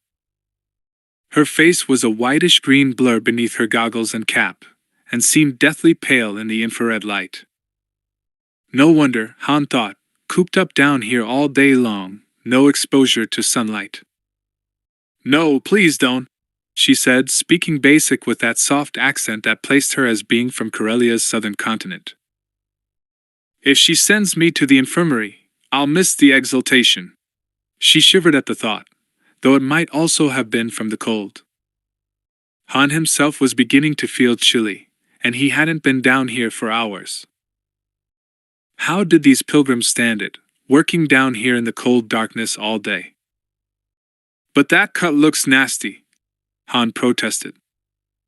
She shrugged. "The bleeding is stopping." Han could see that was true. "But what about?" She shook her head, halting him in mid-sentence. "I appreciate your concern, but it's nothing. Happens all the time." With a wry smile, she held out her hands. Han sucked in a breath. Her fingers, wrists, and forearms were crisscrossed with tiny slashes. Some were old and white and healed, but many were dark wheals, still fresh and painful. Han saw small, phosphorescent spots between her fingers and realized they must be the fungus he'd discovered on himself that morning. As he watched, a phosphorescent tendril of the stuff suddenly spread, growing toward the cut between her finger and thumb. She uttered a soft exclamation and pulled it free. "The fungus loves fresh blood," she said, evidently noticing his distaste. "It can infect a cut and make you sick very easily." "Disgusting stuff," Han said. "Are you sure you don't need to get that treated?" She shook her head. As you can see, it happens all the time. Excuse me, but you're Corellian, aren't you? So are you, Han said. I'm VYKK Drago, the new pilot. And you are? Her mouth tightened slightly. I'm not really supposed to be talking. I'd better get back to work. Murg, who had been watching in silence, suddenly spoke up. Worker is correct. Pilot must let worker return to work now. Okay, pal. I understand. Han said to the Tagorian, but then he added to the Corellian woman. But maybe we could talk some other time. Over supper, maybe. She shook her head silently and turned back to her work. Murg motioned for Han to move on. The Corellian moved one step away, but continued talking. Okay, but you never know. We're bound to run into each other. This place ain't all that big. So, what's your name? She shook her head again, not speaking. Murg growled, low in his throat, but Han just stood there, stubbornly. The woman seemed disturbed by Murga's implied threat. As she fastened a bandage over her cut, she said, We give up our names when we leave all worldly things for the spiritual sanctuary of Ilesia. Han was feeling increasingly frustrated. Here was someone who knew this place intimately, and she was the first person from his homeworld he'd discovered here. Please, he said as Murg pushed him slightly. There must be some kind of way they refer to you, he said, smiling his most reassuring, charming smile. Murg growled again, more loudly. He showed his fangs. The woman's eyes opened wide at the display of teeth. I am Pilgrim 921, she said hastily. Han got the impression that she had spoken up to save him from Murga's ire. Murg grabbed Han's arm and began walking away, effortlessly dragging the Corellian. Thank you, Pilgrim 921, Han called back to her, waving jauntily, as though being half carried away by the Tagorian was a normal occurrence. Good luck with those fibers. I'll be seeing you. She didn't respond. When Murg finally let him go, at the end of the aisle, Han followed the Tagorian obediently, half expecting a lecture from the giant being. But Murg seemed satisfied that Han would now obey him, and had relapsed into his former wary silence. Han glanced back once and saw that the Corellian woman was again intent on her work, as though she'd already forgotten him. Pilgrim 921, he thought. I wonder if I'd even be able to recognize her. Between the goggles, the cap, and his impaired vision, he had no real idea of what she looked like, except for the fact that she was young. Han walked all the way around the facility, watching several other workers as they aligned threads and crystals so they were entirely symmetrical. He didn't attempt to speak to any of them. Finally, he came back to the Devronian supervisor. So, when they finish their work, who encases the threads and crystals in the vials? He asked. That is done on the 5th floor, the supervisor told him. Maybe I'll just head up there, Han said. This is fascinating, you know. Certainly, she said. Okay, so they finish up the processing of the really high-grade stuff up here, Han thought as he and Murg ascended into the darkness. The Tagorian let out a low yowl of protest when Han only took them up 1 floor. Take it easy, Murg, Han said. I just want to take a quick look around here. He wandered the aisles, trying unobtrusively to spot the place where the high-grade glitterstim was enclosed in the tiny black vials that all glitterstim users would recognize. When he reached that area, however, his heart sank. 4 armed guards stood by the conveyor belt, watching the little vials as the workers brought their full baskets over and dumped them. Han felt an air current waft past him, realizing that there was a small heating unit down there, warming the chill, evidently for the comfort of the guards. 4 guards? Han peered harder into the dimness. No, hold on a second. He saw a blur of movement, but couldn't discern anything for a long second. Then, as he focused his eyes, he slowly made out oily, pebbled blackness barely visible against the black stone wall. But there were eyes in the midst of that blackness, beady reddish-orange eyes. 4 of them. Han squinted, holding still, straining his vision. Then he saw 2 blasters, each strapped to a warty black thigh. ARA, he realized. Skin changers. The ARA were an alien species from a planet on the other side of the galaxy. Denizens of AR could gradually change color to match the color of the background behind them. This ability made them very difficult to see, especially in darkness. Han had heard of the ARA before, but he'd never run into any until now. They were reptilian creatures, which explained why this section of the below-ground factory was heated. Many reptiles became sluggish and dull-witted when it was cold. Han peered into the dimness, and slowly, gradually, made out the outlines of the 2 ARA guards. They had pebbly-textured skin, clawed hands and feet, and a small frill of skin running down their backs. Their heads were large, with overhanging brow ridges, beneath which their eyes seemed doubly small. Their faces had short muzzles, and when one of the creatures opened its mouth, Han glimpsed a narrow, sticky red tongue and sharp white teeth. An upstanding frill of skin ran from between their eyes, back over the tops of their heads, to connect with the frill running down their backs. Despite their clumsy appearance, they seemed fast on their feet.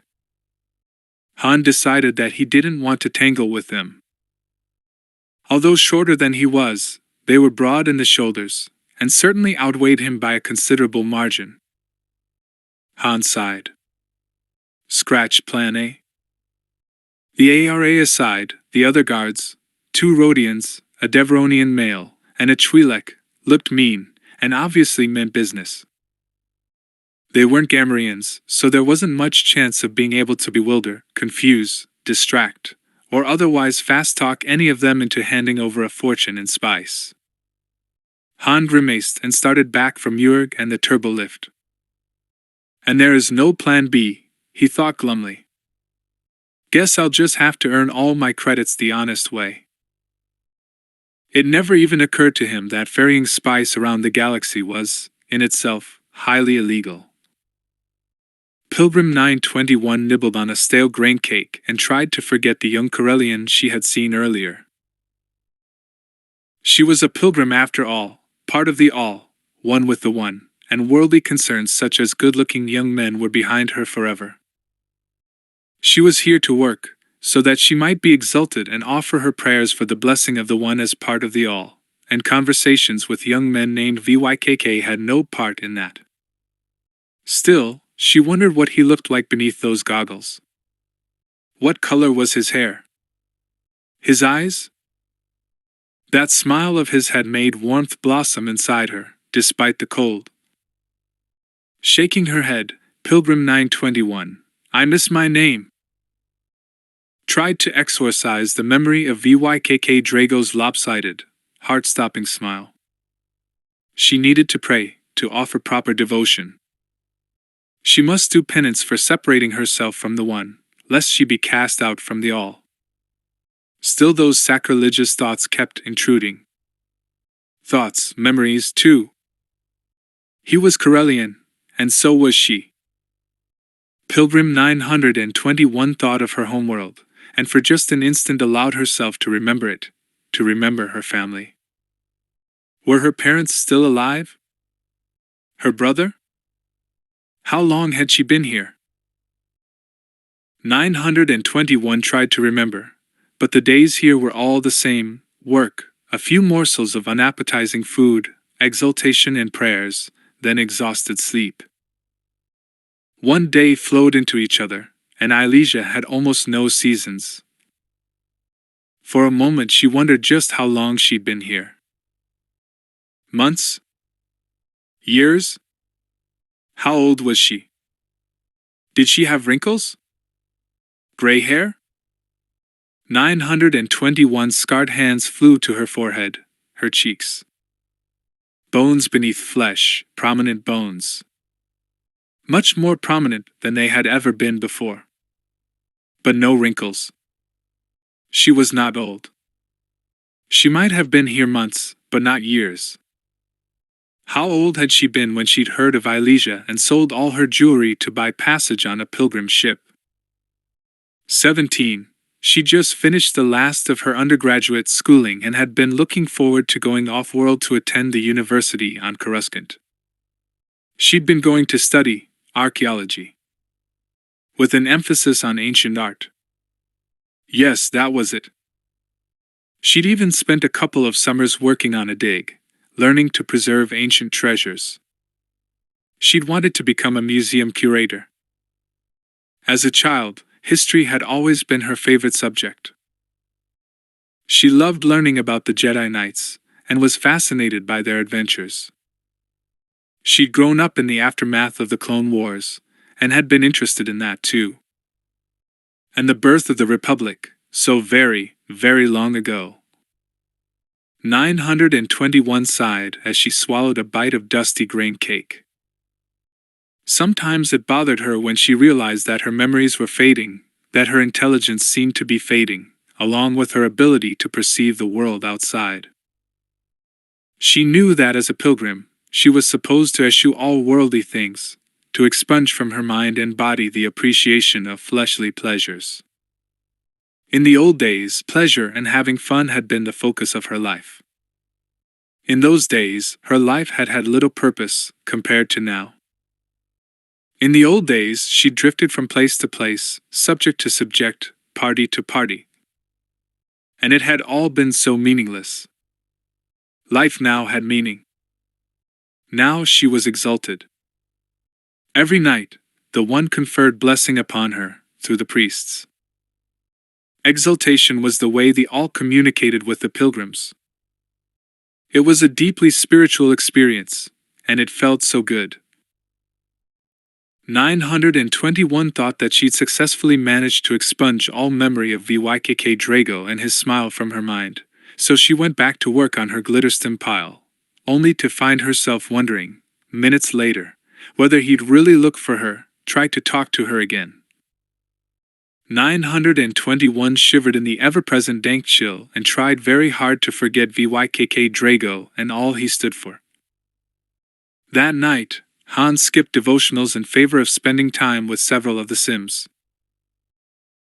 This was his first opportunity to earn an honest living, and he didn't want to mess up. Han knew that citizens complained about how hard they had to work, and he figured that was essential for success. It was true that begging, pickpocketing, burglary, and scamming citizens frequently required considerable time and effort, but Han knew that somehow it just wasn't comparable. Heading for the Sim station in his bedroom, Han began skimming through the system, accessing what was available to him. Teruenza had been as good as his promise, and the simulations were there. He scanned what was available, chose the Sims he wanted to work on, and ordered the system to prepare several sequences. He was careful to specify atmospheric turbulence to be included in each training exercise. He looked up at Murg, who was standing there, watching him. "I've got to work for a while," he said. "Why don't you take some time for yourself?" Murg shook his head slowly. "Murg not leave pilot alone. Against orders." "Okay." Han shrugged. "Your choice." Murg watched nervously as Han put on the visihood, cutting himself off from contact with his real surroundings and plunging himself into a training flight that felt exactly like the real thing. The Togorian was uncomfortable with technology. Han let himself sink into the Sim, and within minutes the Sim had accomplished one of its primary purposes. Han quite forgot that it was a Sim. He was convinced that he was really piloting, really negotiating asteroid fields at high speeds, really piloting through the Ilesian atmosphere, really landing the craft under all sorts of adverse conditions. The Corellian emerged from the sim 2 hours later, having successfully landed, flown, taken off, and performed the full range of maneuvers possible with the shuttle. He'd be flying to Colony 2 and Colony 3 on the morrow. He'd also reviewed the controls on the transport vessels he'd be flying. The Elysian Dream was being converted to manual piloting, as well as those on Teroenza's private yacht. By this time, the short Elysian day was far spent. Murg was dozing on the chair, but awoke instantly when Han stretched. Han eyed the Tagorian, regretting that the alien was so alert. It was going to be very difficult to do the nighttime prowling that he had in mind. Murg walked along behind Pilot, pleased that his charge had suggested heading over to the mess hall for a late supper. The Tagorian was always hungry. His people were used to hunting and killing, then sharing their kill, so fresh meat was a constant part of their diets. Here, he had to make do with raw meat that had been frozen. Before Pilot had come into his life, he'd been free at times to enter the jungle and hunt, so he could keep his claws and his skills sharpened. He missed his Mosgoth, missed flying through the air on her back, feeling her powerful wing muscles propelling them through the skies of Tagoria. Murg sighed. The skies on Tagoria were a vivid blue-green, much different from the washed-out blue-gray color of Ilesia's skies. He missed them. Would he ever see them again? Would he ever fly his Mosgoth toward a crimson sunset in those vivid skies? The priests had made him sign a 6-month contract for his services as a guard. He'd given his word of honor to fulfill that contract. It would be many 10 days before he could return to his search for Mrav. Murg pictured her in his mind, her cream-colored fur, her orange stripes, her vivid yellow eyes. Lovely Mrav. She'd been part of his life for so long now that not knowing her whereabouts was like an aching wound inside him. Could she have gone back to Tagoria? Was she back on their world, waiting for him? Murg wished he could send a message to his homeworld, ask whether Mrav had returned, but messages sent over interstellar distances were very expensive, and sending one would add nearly 2 months to his time here on Ilesia. Still, Murg considered then thought that perhaps on one of their trips to fly spice to Nal Huda, Pilot would not mind if Murg sent a message. The Tagorian didn't really trust the Ilesian priests enough to send a message from this world. Pilot seemed like a decent fellow, for a human, Murg mused. Sly, quick, always looking for a way to get around things, but humans were frequently like that. At least Pilot had accepted Murg's dominance as pack leader. That was smart of him. He'd live much longer that way. Murg really hoped that Pilot would continue to be smart. He liked him, and didn't want to have to hurt him. But if Pilot tried to break the rules, Murg would not hesitate to hurt, even kill, the Corellian. Teroenza had given Murg specific orders, and the Tagorian would carry them out to the best of his ability. He'd given his word of honor, and that was the most important thing in the universe to his people. The Tagorian absently groomed his whiskers and facial fur, reflecting that as long as Pilot didn't step out of line, everything was going to be just fine. The next day Han took the Ilesian shuttle to Colony 2 and Colony 3. He discovered that he really enjoyed piloting bigger ships, and his piloting was perfect. He managed to find a few extra minutes on his return run to Colony 1 to practice low-altitude flying, swooping the shuttle so low that the belly nearly brushed the tops of the jungle trees. Beside him in the co-pilot's seat, Murg alternated between exhilaration and terror as the Tagorian experienced swoops, barrel rolls, and even upside-down high-speed flying. Han was in his element, putting the shuttle through maneuvers he'd only done previously during sims. The Corellian found himself whooping joyously at the sheer thrill of it all. For his last, best bit of precision flying, Han sent the shuttle hurtling down a river-cut canyon, skimming between the rock walls with so little room to spare that Murg yowled, shut his eyes, and refused to open them. Once they were soaring through open skies again, Han had to shake the Togorian's arm and repeatedly reassure the big alien that he was finished practicing for the day. "Murg's certain that pilot is crazy," the Togorian said, cautiously opening his eyes and straightening up in his seat. "Murg flies on his Mosgoth at home, but not like that. Mosgoths have more sense than to fly like that. Murg have more sense too." "Pilot." The Togorian gave Han a plaintive glance.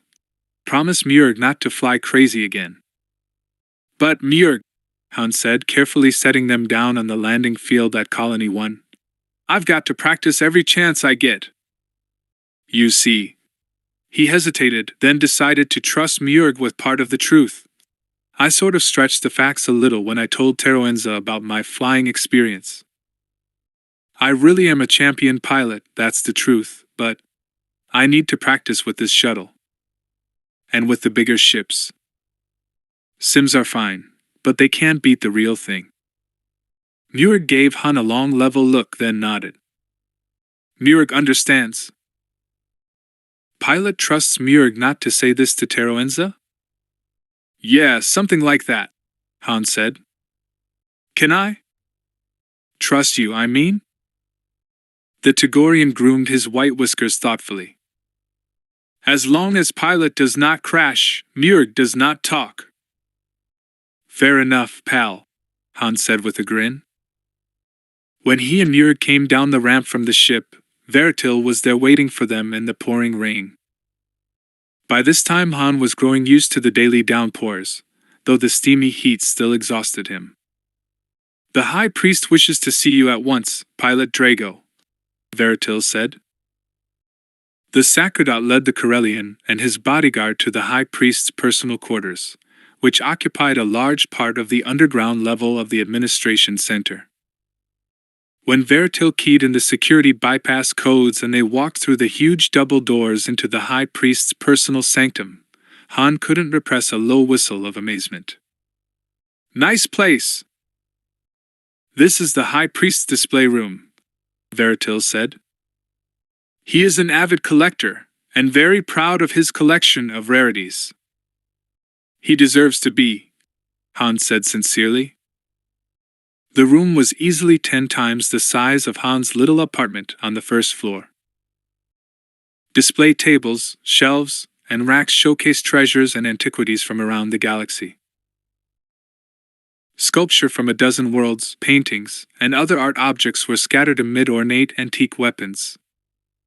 Tapestries hung from the walls. Rugs of exquisite beauty were covered by protective force fields that felt squishy underfoot as Han walked on them. Semi-precious gems adorned the collection of pipes and other musical instruments. Bottles of the rarest liquors in the entire galaxy were suspended in a gold-embossed rack. Han's fingers literally itched for the whole time it took him to traverse the display room.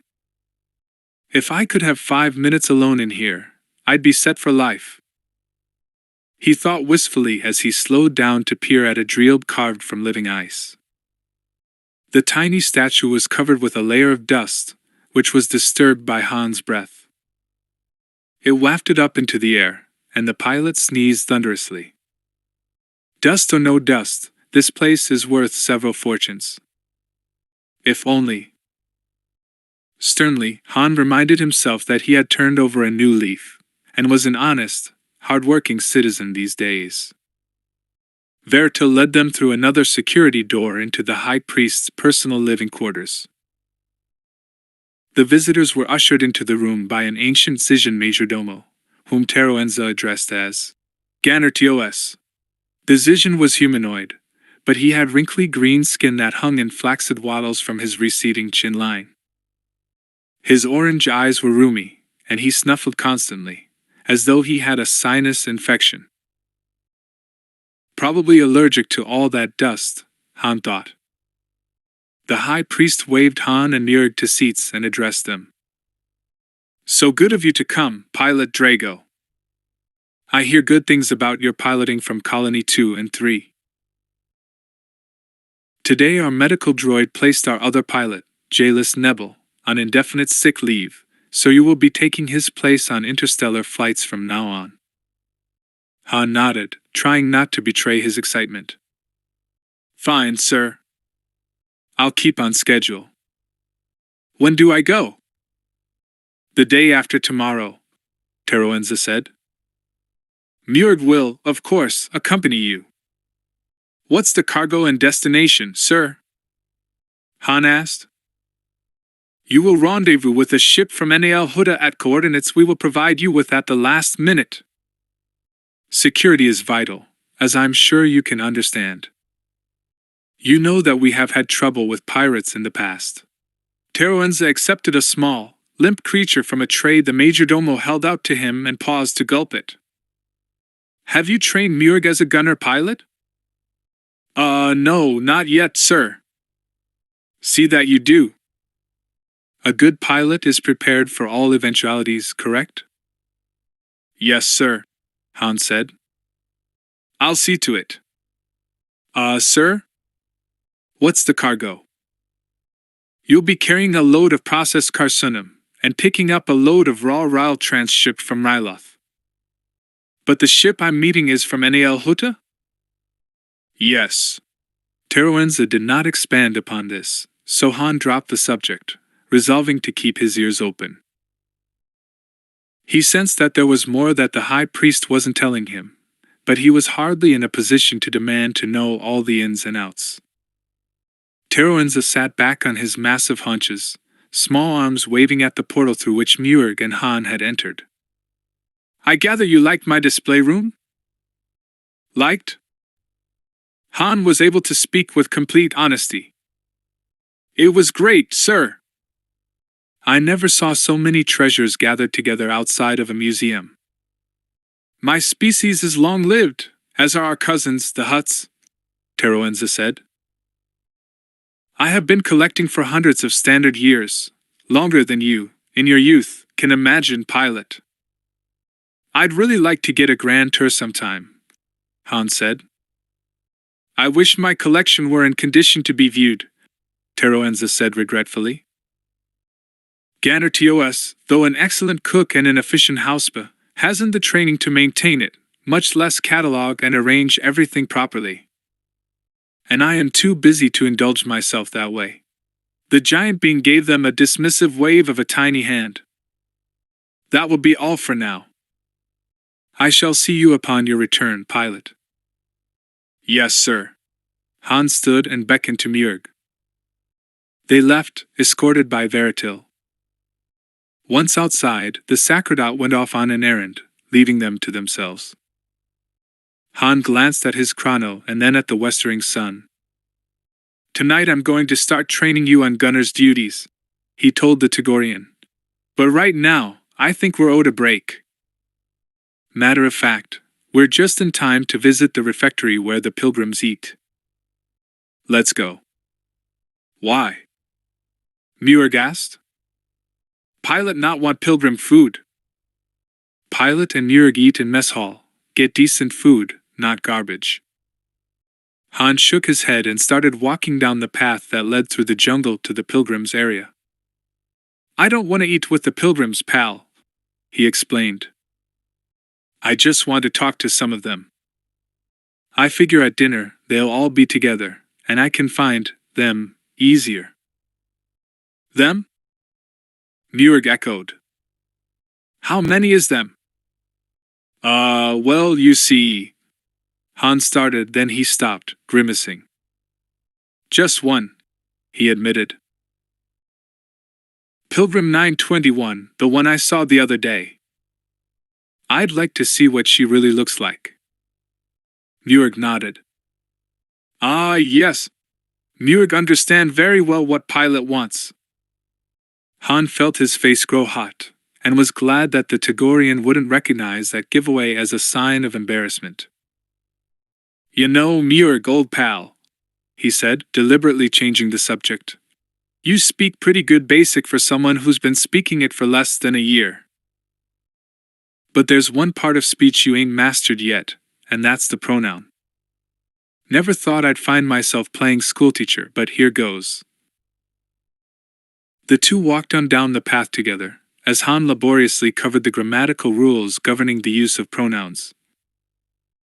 Once in the refectory, Han and Njörg roamed the huge dining area. Han glanced from face to face, wondering if he'd managed to recognize her without the goggles, in normal light. Her hair had been covered by the cap, so he didn't even know if it was dark or light. He walked faster, realizing the meal was nearly over, and he still hadn't found 921. Maybe she wasn't here. Maybe she ate during another shift, the way he heard some of the pilgrims did. But he thought most of the humanoids ate during this shift.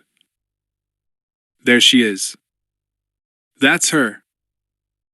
Han wasn't even sure how he knew, but he was as positive as if she'd had a sign around her neck that read Pilgrim 921. Seen in normal light, he could tell that she was tall and slender, too slender, really. Her cheekbones stood out prominently, and her eyes seemed even larger than they were in her thin, excessively pale face. But too thin or not, she was, quite simply, lovely. Not classically beautiful. Her jaw was a little too wide and squarish, her nose a bit too long, for classic beauty. But lovely, oh yes. 921 had big blue-green eyes, long, dark lashes, and poreless white skin. Several locks of short, curly hair had escaped from beneath her pilgrim's cap, and Hans saw that it was reddish gold, the color of a Karelian sunset on a clear day. The refectory hall was usually pretty quiet. The pilgrims didn't talk much, tired as they were from a long day's work in the factories, and the approaching exaltation. But they usually ate in groups. 921 was all alone. Han saw that she was poking at her dinner, and after one look at the unappetizing mess of gruel-like porridge, limp greens, and flatbread on her plate, he didn't blame her. The food smelled bad, almost spoiled. Han's nose wrinkled as he pulled out the seat opposite her and sat down. He was dimly aware of Njörg, leaning against the wall, watching him. 921, I've got to get her to tell me her real name. Looked up, and her turquoise eyes widened as she recognized him. Han was inordinately pleased about that and grinned at her. Hello? Found you again, see? She stared at him, eyes wide, then she looked down at her plate. Han leaned toward her. So, what's for dinner? Doesn't look great, I gotta admit. But you've got to do more than just push it around your plate, you know. She shook her head. Please, go away. Her voice was barely above a whisper. I'm not supposed to be talking to you. You're not of the one. Sure I am, Han said. I'm just a little bit more of an individual one, I guess you'd say. 921's mouth quirked, very slightly. Han found himself wishing he could make her really smile. You don't know what you're talking about, Pilot Drago, she said softly. I'm afraid that's obvious. Well, proselytize to me, then, Han said. I've got an open mind. Maybe you can convert me. He smiled, happy that he'd found her, and that she was, at least, talking to him. 921 shook her head. I'm afraid you're too much of an unbeliever, Pilot, she said. Han reached out across the table and took her hand, the one she'd injured.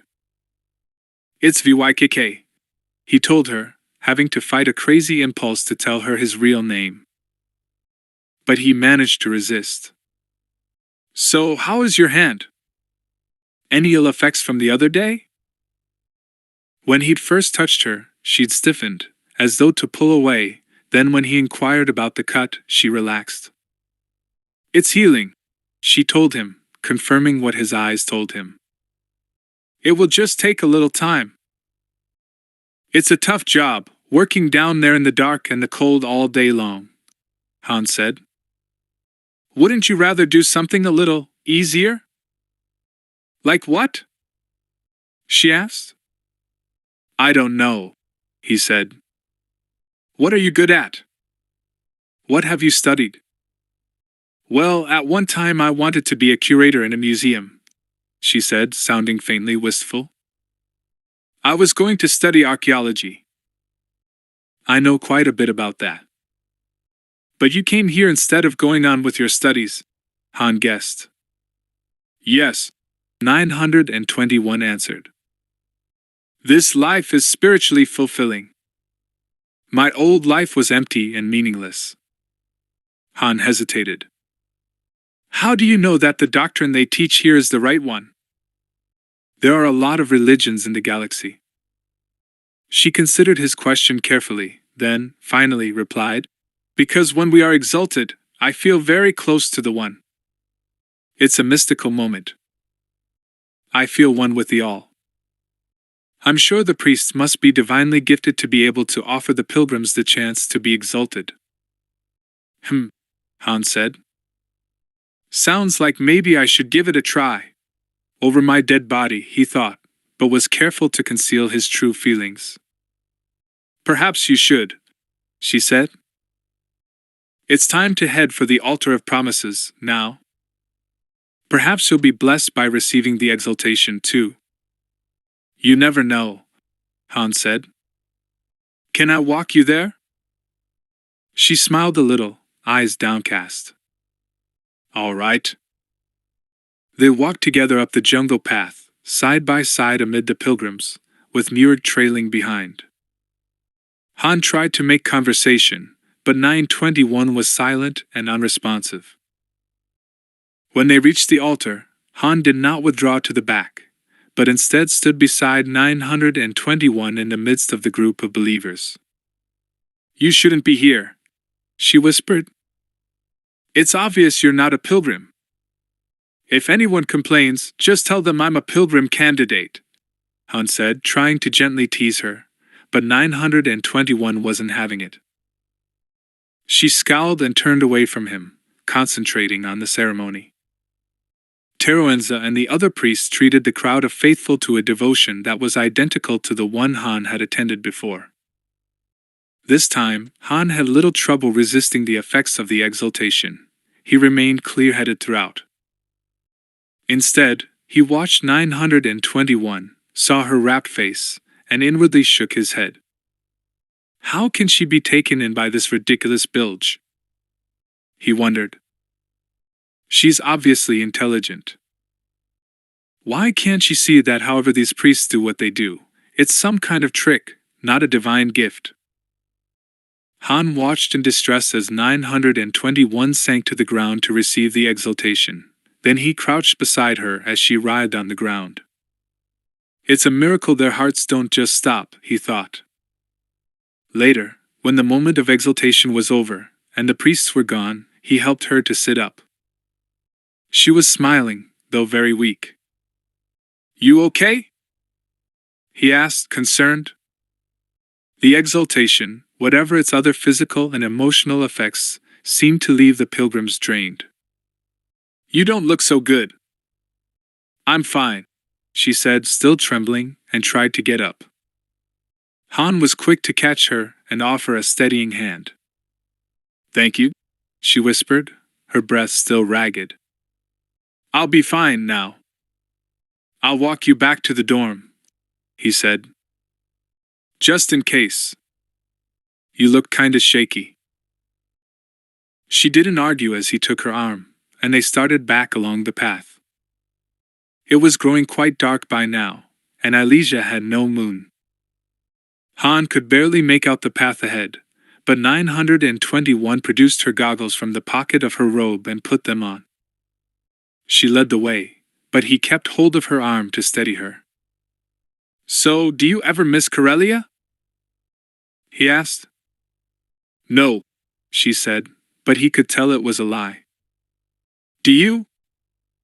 I don't miss the people, but I miss the planet, Han said honestly. Corellia's a nice place. I always wanted to go to the ocean, but I never got the chance. Ever been to the ocean? Yes, she said slowly, as if his question brought back memories she'd rather not think about. You got a family there? Yes. She hesitated, then added, At least I think so. I haven't talked with them in almost a year. Is that how long you've been here? Han asked. Yes. They picked their way through the hot, wet darkness and silence. Han was very conscious of holding her arm beneath the wide sleeve of her robe. Her bones were too close to the skin, but her flesh itself was warm and soft and very female. So, you planning to stay here for good? Han asked as a small clot of shambling pilgrims passed them in the darkness. Or is this just kind of temporary? Temporary? He could barely see the light blur of her face, with the dark line of the goggles running across it, as she turned toward him. How could it be temporary? I want to serve the One, be part of the All, forever. Oh, Han said. Well, what about stuff like falling in love, traveling, maybe settling down someday and having kids? We give up those kinds of attachments when we become part of the All, she said, but there was a hint of regret in her voice. Too bad, he said. Without warning, it began to rain steadily. Han could feel 921 shiver slightly, despite the warmth. He pulled a rain poncho out of his pocket and spread it over both their heads. They walked along, huddled beneath it, bodies touching. Han was conscious of Murg following at a discreet distance. Poor guy. He hates to get wet. The pilot raised his voice to be heard above the spatter of the rain. You know, I can't just go on calling you 921. If we're gonna be friends, you've gotta tell me your name. Who says we're going to be friends? She asked. I just know it, Han told her. He grinned, knowing she could see him in the darkness. I'm irresistible when I put my mind to it. You're conceited, that's what you are, she said, sounding half vexed, half amused. Conceited, cocky, arrogant, insufferable. She broke off, chuckling. Han realized it was the first time he'd heard her laugh. Oh, go on, please. The pilot mock protested, laughing himself. I love it when women compliment me. Music to my ears. He was delighted to hear her sounding so alive. I'm tired, she said, her momentary good humor vanishing like morning mist. And here we are at the dorm. Thanks for walking me back, Pilot Drago. There was a faint circle of light emanating from the windows in the dormitory, and Han stopped them right on the edge of it, so he could see her, but they wouldn't be fully illuminated to any onlooker. Not Pilot, he reminded her. It's VYKK. She tried to step back, away from him, but Han tightened his grip on her arm, careful to be gentle, but not letting her pull away. VYKK, okay? VYKK, right? She said. Now please let me go. And don't come back. Please. Why not? Han was hurt. Because you're not good for me. For my spiritual essence. He smiled in the hot darkness. Admit it. You like me. No, I don't. Yes, you do. Admit it. He stepped closer to her, looking down into her face. She was tall, only half a head shorter than he was. Gently Han reached up to push the concealing goggles up, off her eyes. His fingers lingered on her cheek as he did it. There, he said softly. That's better. It's wrong, totally wrong, to cover this face, these eyes. You're being blasphemous, she said, sounding breathless, but she didn't jerk away. No, I'm not, he said. Tell me your name. She shook her head miserably, and her eyes were haunted. VYKK. I can't. All right. I can wait, Han thought. But I will see you again, right? She hesitated for so long that he found himself holding his breath. Then she ducked her head, mumbled, "Yes," and pulled away. This time, Han let her go. 921 ran away, into the dormitory, without looking back. Han leaned forward in the pilot's seat, glancing at the figures rolling by on the screen of the navicomputer. "Ready to enter real space, at rendezvous coordinates," he said aloud. 3, 2, 1. He pulled back the lever, and the stars around the Elysian Dream suddenly elongated into thin streaks of light, all reaching toward a central point, a point toward which the ship plunged. The engines roared, then throttled down, and then, with a suddenness that took some getting used to, they were back in real space. "Right on course, Murg," Han said triumphantly. "I'm getting this interstellar flying stuff down pat lately, ain't I?" "Aren't," the Tagorian corrected. "I have been reading book pilot gave Mir." He stopped himself. Me, and ain't is not correct way to talk basic. Remind me to teach you about articles sometime," Han muttered. "Don't I even get a gold star for bringing us to the rendezvous right on the money?" "Much better than first time," Murg commented, referring to their first interstellar trip, 3 weeks ago. Han had made a tiny error in programming the navicomputer on exactly where to bring them out of hyperspace, and the Dream had wound up 3 parsecs from where they were supposed to emerge. Han had had to make an extra hyperspace jump to bring them into correct position. "Hey," Han protested. "That was just my first time. And it wasn't my fault that screen is so old that an 8 looked like a 6. Pilot has done better since then," Murg acknowledged. "Second and third trips went okay." "You bet they did," Han muttered. "I'm good, Murg. I really am. I'll bet that I could almost pass the exams to get into the Imperial Academy now. A few more months' practice, and I'll really be set." "Murg will miss." The Tagorian paused. "Correction. I will miss Pilot when he goes." "I'll miss you too, pal," Han said, meaning it. "But don't worry, we can." The Elysian Dream shuddered violently as a loud whang reverberated through her hull. "What the?" Han pushed buttons, turning on the rear view screen. "Murg, something hit us." "Asteroid?" the Tagorian suggested. "Wank." "No!" Han yelled, staring incredulously at the view screen. "2 ships! They've gotta be pirates. Get to the gunner's well." As he stared at the screen, the rightmost vessel launched another shot. "Brace yourself!" Murg, who had unstrapped himself and gotten up to head for the gunner's mount, yelled as another shot wanged against the hull, sending him back into his seat with bruising force. Cursing, Han yanked the Dream hard to port. Who were these guys? Pirates usually fired warning shots and demanded that the attacked vessel surrender. Their goal was to steal the cargo, commandeer the ship, and keep the crew alive so they could be sold as slaves. Destroying or crippling the ship and killing the crew wasn't cost-effective. "Murg! Get below! They're gonna blast us into atoms. We've lost the shield." As the Tagorian propelled himself out of the co-pilot's seat and lurched out of the control room, 2 more shots grazed the Elysian Dream.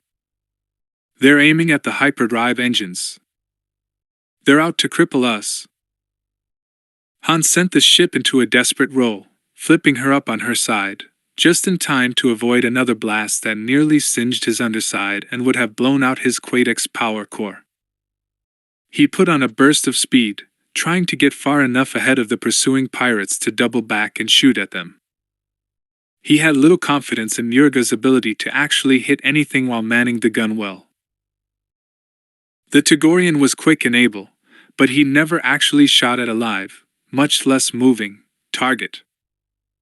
As he sent the ship hurtling recklessly along, straining her speed to the utmost, Han flipped open his communications channel. He had to let someone know what was happening, in case the dream was crippled and they got a chance to get to a life pod. Ilesia Colony 1, this is Ilesian Dream. Colony 1, this is the dream. We are under attack, repeat, under attack. 2 vessels jumped us just after we emerged from hyperspace. Han's voice cracked from the strain. Honest, it wasn't my fault. They're chasing us, and I'm taking evasive maneuvers. Pilot Drago out. Han glanced at the viewscreen with the sensor readouts below, saw that they'd gained on their pursuers. He still hadn't gotten a good look at the pirate ships, and then sent the dream spiraling down, beneath the oncoming ships. As they whooshed by overhead, he flipped his vessel up into a tight turn. Murg! Now! He yelled into the intercom. A Togorian roar and a splat of energy rewarded his command, but Murg missed his quarry completely. One of the pirates had turned, and was firing again. Wham! The Ilesian Dream shook violently as the ship sustained a major hit. Han's stomach lurched as he heard a yowl of sheer agony float up from the gunwale. Murg? Murg? Are you hit? He yelled, but there was no answer.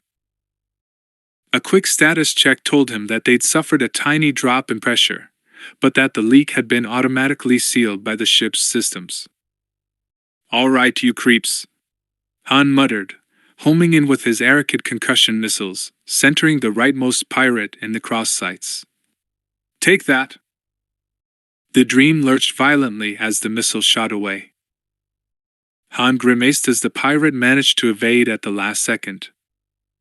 He tried again, if he could just get him moving more to his port side. Yes! Han muttered savagely as he launched another missile right into the path of the pirate, anticipating his evasive maneuver. Gotcha!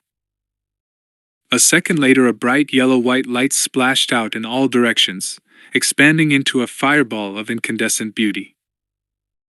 Han had to look away, and when he looked back, the other pirate was hightailing it in the opposite direction at full throttle. No you don't, Han growled. I'll get you too. With a fierce stab of his finger, he tracked and launched again.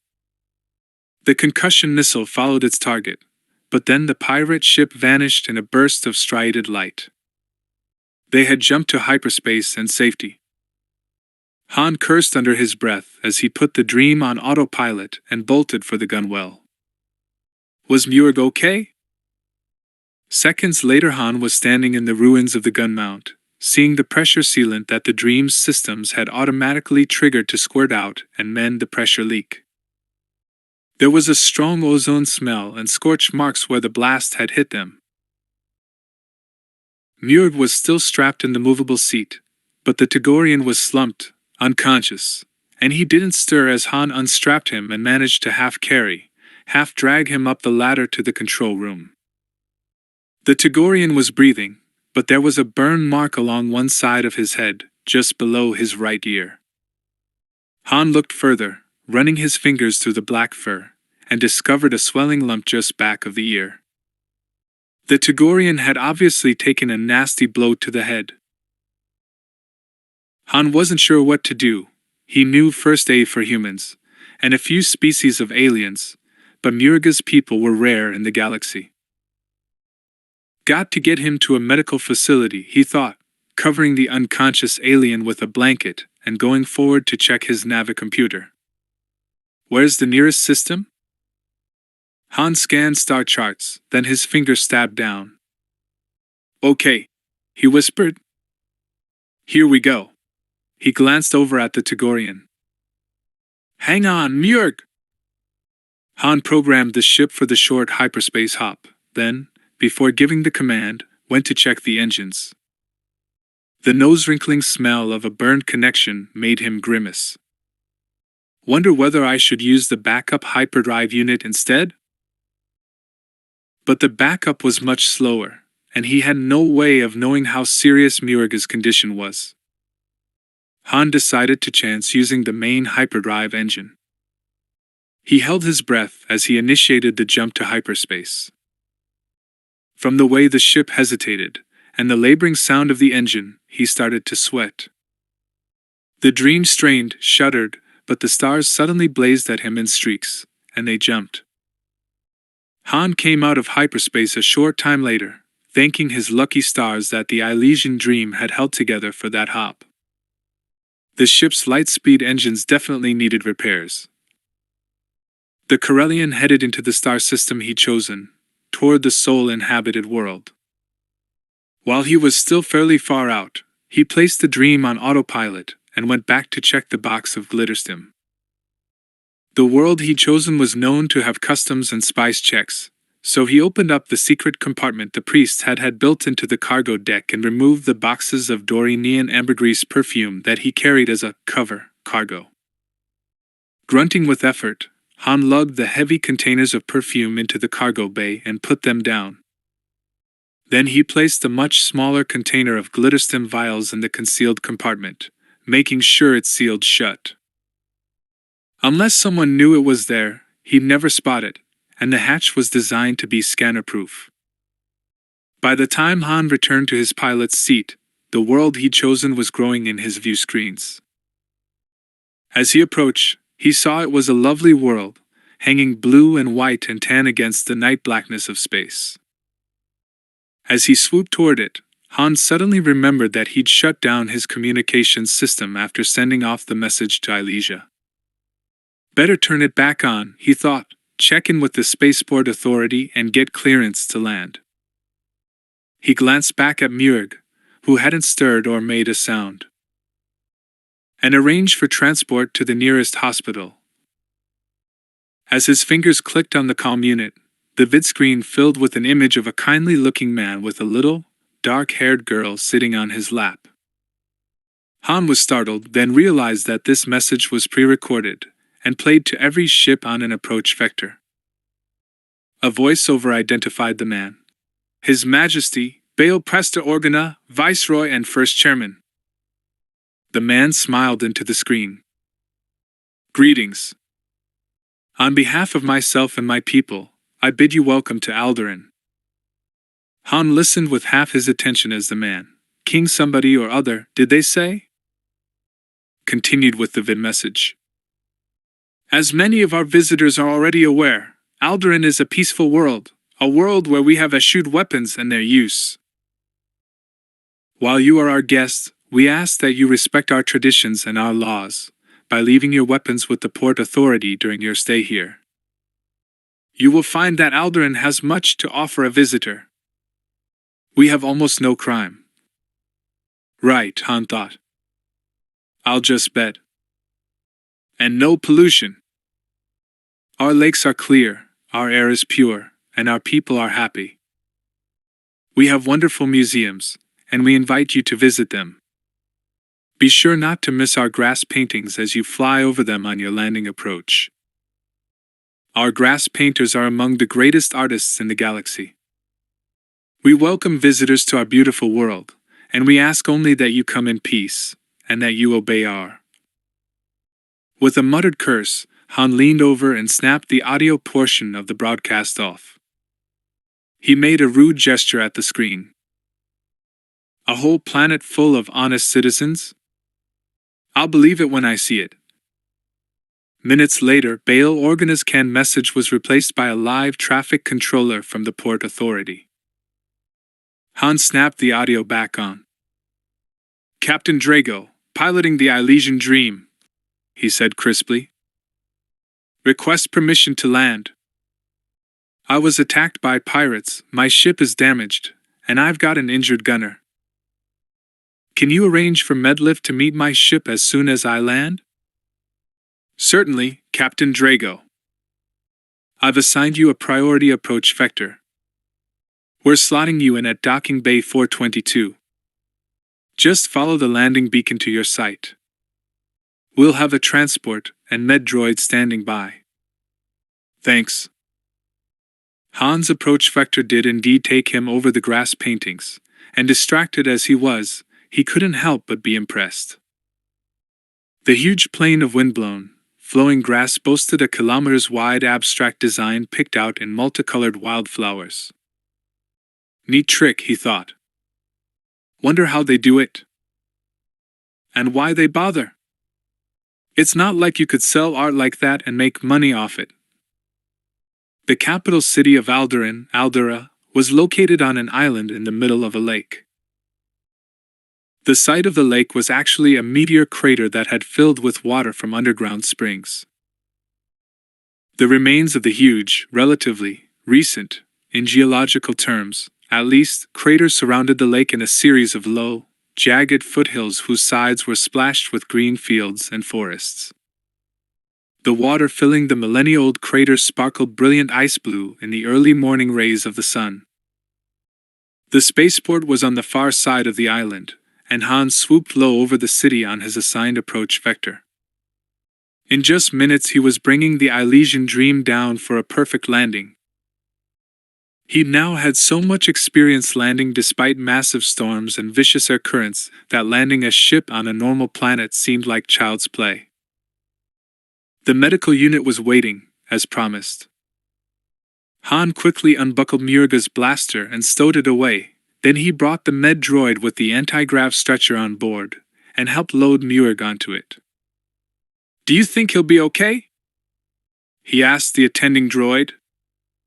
"My preliminary scan indicates that there is no life-threatening trauma as a result of the head injury," the droid replied. "However, we will need to run further tests. I would anticipate that your crew member will require an overnight stay in our facility." "Okay," Han said. "I've got to figure out some way to pay for Murga's treatment," he thought as he watched the stretcher bearing the Togorian vanish inside the transport, which promptly lifted off and headed south. Seeing a technician going by, Han waved the woman over. "Listen, I've sustained some damage," he said. "Can I get a repair crew in here right away?" "Let me see how bad it is," she said. Han guided her into the gunner's mount, then into the engine room to check out the hyperdrive. "Both jobs will require at least 6 hours' work to fix," she told him. "But we can start on it today." "Good," Han said. He had done minor swoop and speeder repairs while he was a racer, but he'd never tackled anything as big as this, and he wanted to make sure the job was done right. As the repair crew came aboard the Dream, Han wondered what he should do next. Call Elysia, he decided. The priests were going to have to arrange for payment for the repairs and Murga's treatment. Han headed for the control cabin, intending to place the call immediately. His hand was actually on the switch when he suddenly froze. "Wait a minute," he thought. "What am I doing? I'm sitting here with a load of glitterstim, the most valuable spice of all, and I'm just going to take it back to Elysia so they can sell it again." Han checked back in his automatic log recordings, listened to what he'd said during his transmission. He grinned to himself. "This is a piece of cake. All I have to do is tell the priests that I was boarded and the pirates took the glitterstim. Murg was out cold, he doesn't know what happened. I can sell this spice here on Alderaan, stash the money in an account here, then send for it later. They'll never know." But if he wanted to keep his job as a pilot for the Elysian priests, he'd have to make the deal fast. He'd reported himself at the rendezvous coordinates, and the priests weren't stupid. They could check on how long it would take a ship to get from where he'd been attacked to Alderaan. He could account for a few extra hours by pointing to the damage the Dream had sustained and pleading the slowness of the journey, the need to nurse the ship along. "Okay," Han thought. "I've got about 5 hours I can fudge here, no more." By that time I've got to call in and let them know I'm alive, that their ship is damaged, and that they have to arrange for payment. Any more time than that, and they'll get suspicious. Pulling his battered brown lizard-hide jacket out of his locker, Hans straightened his worn pilot's coverall as best he could. Then he combed his hair. Don't want to look scruffy, he thought wryly, thinking of Delana and how the Wookiee had always told him he looked good with his hair standing straight up, like one of her own people. Pulling on the jacket over the gray uniform, he stared regretfully at Murga's blaster, wishing he could strap it on. Stupid planet. Whoever heard of a world with no weapons allowed? With a sigh and a shake of his head, Han left the Elysian Dream to the repair crews. He walked quickly to the entrance to the spaceport, then caught one of the free shuttles that led into the capital city of Aldera. The metropolis glittered white in the sunshine, as clean and luxurious as a city in a dream. Han stared out the windows of the shuttle, taking in the ultramodern towers, domes, and layered buildings, their white shapes interspersed with green terraces. The island was hilly, and the city architects had followed the natural lines of the place rather than leveling it. The result was pleasant and varied to the eyes, beautiful and modern, without seeming harsh or artificial. The automated shuttle's CAN program indicated points of interest as they passed. Han saw museums, gigantic enclosed gallerias, office and government buildings, and finally, as they approached the heart of the city, he saw the tall, sharp spires and shallow domes of the royal palace gleaming white and gold in the sun. Han smiled wryly, wondering if the child princess he'd seen was somewhere on those grounds, living her rich, perfect life. With any luck, I'll soon be rich too. Han stayed aboard the transport as it glided along its route, and he continued scoping out the city. They were out of the big buildings, now, and heading through the residential suburbs. Han had to admit that it looked like a nice place to live, as he gazed at the many fountain plazas and courtyards, the affluent homes, clean streets, and the well-dressed people they passed. But this isn't the area I want. I'd better do some exploring on my own. They don't want tourists to see the places I want to go. After the shuttle let him off, Han walked around the central part of the city, checking out the lay of the land. Instinctively, he headed for an area where the houses were smaller and not as well maintained. Finally, in a neighborhood that was definitely lower income, and boasted more than one tavern and hawk shop, he realized he'd come to the right place. Han scanned the streets as he walked, looking for a particular type of individual. Finally, he spotted what he was looking for. A boy dressed in clothes that were borderline too small, ragged, and not very clean was sauntering along the street, glancing oh so casually at each passerby. Han recognized the child, though he'd never seen him before. A pickpocket. 10 years ago, he'd been that child. Han increased the length of his strides until he caught up with the boy. As expected, the lad shifted his weight and altered stride to brush against Han as the Corellian walked past him. Also expected were the lightning-fast fingers that delved deep into the pilot's jacket pocket. The fingers came away empty. Han's ID and the few credits he was carrying were sealed into the inside pocket of his coverall. Han lengthened his strides until he was ahead of the boy, then, without warning, he spun on his heel and confronted the child. "Hey there," he said, smiling pleasantly and holding up the boy's ID disc and money. "Lose something?" The boy's mouth dropped open in amazement, then he recovered himself and glared at Han, his black eyes smoldering. Han leaned casually against the storefront. "Careless of you to lose these things." The boy swelled up like a poisoned alpha lizard, then launched into a furious and detailed description of Han's ancestry, personal habits, and probable destination. Han listened patiently until the urchin began to sputter and repeat himself, then he waved for silence. "I'll give him back," he said genially, "in exchange for some information." The boy glared sullenly, tossing his overlong hair back out of his eyes. What kind of information, you son of a diseased pervert? Han tossed one of the credit coins into the air, caught it effortlessly, without looking. Watch your mouth, Junior. I just want to know where in this town people go to make deals. What kind of deals? You know what kind of deals. Deals they don't want the law to know about. Deals for substances you can't buy legally. Spice? The boy frowned. What kind? Glitterstim. The boy's brow creased even farther. What's that? Just my luck, Han thought. I run into the only dumb pickpocket in Aldera. Great. Glitterstim, Han said. It's really valuable. Even more so than Carsunum or Andris. The boy shook his head again. Never heard of them either. I don't believe this. What about Andris? You got Andris here? Used to flavor food, preserve it? The kid nodded. Yeah. Andris. We got that. Expensive stuff. Right, Han said. When you buy Andris, who do you buy it from? I don't buy it, creep, the boy said. Now give me back my money and ID.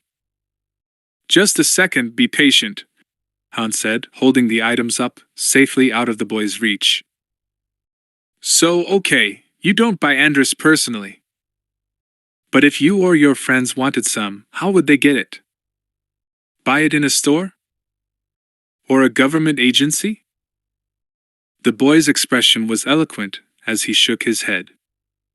No, man. We buy it from Derak El-Wilo. At last. A name. That's what I wanted. Derak El-Wilo. What's he look like? Taller than you. Long hair, beard. Fat around his middle. Old or young? Old. Gray hair. Where's he hang out? Han asked. Do I look like his keeper? The pickpocket demanded scornfully. Han took a deep breath. Just tell me the names of any places where he might go on a typical day. Don't lie, or I'll swear out a complaint that you tried to rob me. The boy named 6 taverns, telling Han that they were all within a 5-minute walk. Han straightened up and flipped the boy his ID and money. Next time keep it inside your clothes, Junior, he said. Next to your skin. He patted his own money and gave the lad a smug smile. The lad snarled at Han and walked away, cursing. Alderanian taverns were much too clean and well lit, Han decided, an hour later. He'd been to 3 of the 6 so far, and none of them appeared seamy enough for his purposes. No sign of Derak El-Wilo either. At one place he'd glimpsed a man in the back slide something to another under cover of his arm, and then receive a credit disc slipped to him just as clandestinely. Han had waited until the first man had gotten up to use the refresher unit, then he'd followed him. When the man came out, Han was waiting for him in the dim hallway. Like a word with you, pal, he said. The dealer, a small, sharp-faced man who reminded Han of a rannet, eyed the Corellian suspiciously, then evidently decided Han offered no threat. Yeah? What about? You deal in spice? The man hesitated for a long moment. How much you want? No, pal, I'm selling, not buying. You interested? What you got? Glitterstim. 100 vials. Glitterstim. The man's voice scaled up, then he hastily lowered it and stepped closer. Where'd you get that, son? I'm not your son, and it's none of your business where I got it. You interested? On any other world than this one, better believe I'd be interested, but The man shook his head. No. No channels to unload it. I'd have to try and smuggle it off-world, and that's too risky. They'd send me to the mines on Kessel to dig out the infernal stuff. Glitterstim can be dangerous, you know. Make you blind if you take too much. Drives Biss mad, you know. I know all that, Hans said impatiently. Thanks for nothing, pal. Scowling, he stalked out of the tavern. He finally ran down Derek a while in the 5th tavern he visited. Han recognized the man from the pickpocket's description. Al-Wailo was playing sabak, and when he saw Han standing there, watching the game, he cordially waved the young Corellian over. Care to sit in for a hand? Han had played sabak before, but that wasn't what he'd come here for. He stared directly at Derek Al-Wailo and raised his eyebrows. All depends on what you'll accept for a stake, Al-Wailo. The man's expression didn't change a whit as he glanced casually up. You got something good, pilot? Might. Well, the ante is 20 credits. Han shook his head. Changed my mind. Going out to get some fresh air. He stood outside, leaning against the alley wall, for about 5 minutes. When he heard someone approaching, Han said, without looking, Took you long enough. Must have been winning. Idiot's array, Al-Wailo said, using the sabak player's term for a top-notch winning hand. So, what V you got? Han turned to look at the man. Glitterstim. 100 vials. Who? Derek Al-Wailo whistled in amazement. Where'd you come by that? None of your business, Han said. Want it? Give you a good price. Wish I could, young fellow, wish I could, Al-Wailo said, sounding regretful. But I'd be a fool to take it. Just no market here on Alderaan. Han cursed under his breath and turned away. What am I going to do? He wondered. His time was definitely running out. Maybe he should hop an intercontinental shuttle to some other city. Maybe it was only Alderaan that was so preternaturally clean on this world. Han sighed. I don't have time. I either sell that stuff in an hour or I. A hand fell on his shoulder. It took every bit of self-control Han possessed not to yell and bolt, he was so keyed up. Instead, he just turned and glared at the middle-aged, dark-skinned man who'd fallen into step with him. I think you've mistaken me for someone else, he said evenly. I don't think so, VYKK, the man said. Pilot VYKK Drago, out of Ilesia, right? So what? Han said. I don't know you. Marsden Latham, the man said, flashing a hollow ID badge under Han's nose. Alderaanian Internal Security Force. Oh no. We've been keeping an eye on you, Pilot Drago, ever since you limped in here this morning. We're happy we can help you out with repairs and fix up your partner. You saw that message when you first came within frequency range of Alderaan? I saw it. Well, it's meant to be taken seriously. We don't like trouble here. The man smiled suddenly, showing very white teeth. You wouldn't be out to cause us any trouble, would you, pilot? Han strove to keep his face impassive. They know that I've been trying to cut a deal. Must have been watching me all morning. Silently, he cursed the official. Aloud, he said, Course not, sir. I'm a peace-loving kinda guy. I told my chief that, and I'm glad to have my impression confirmed. Nice talking to you, Pilot Drago. Enjoy your stay on Alderaan. The man's strides came faster and longer then, and he walked away from Han, up the street. The Corellian forced himself to keep walking slowly, forced himself not to glance behind him. They were there, no doubt, shadowing him. The game was over, and he was busted. Scowling, Han shook his head, half in disgust, half in admiration. Those security operatives must be good. He'd had no idea they'd been tailing him. Obviously, the man's talk had been a not-so-veiled warning to stop trying to sell his cargo. He'd have to take it back to Ilesia. There weren't any other planets close enough to reach so he could make the sale. He checked the time, discovered he just had time to get out to check on Njurg before he'd have to call back to Ilesia. Han's strides came faster as he headed for the nearest public transport station. The university medical facility where the Tagorian had been taken was attached to the University of Alderaan campus.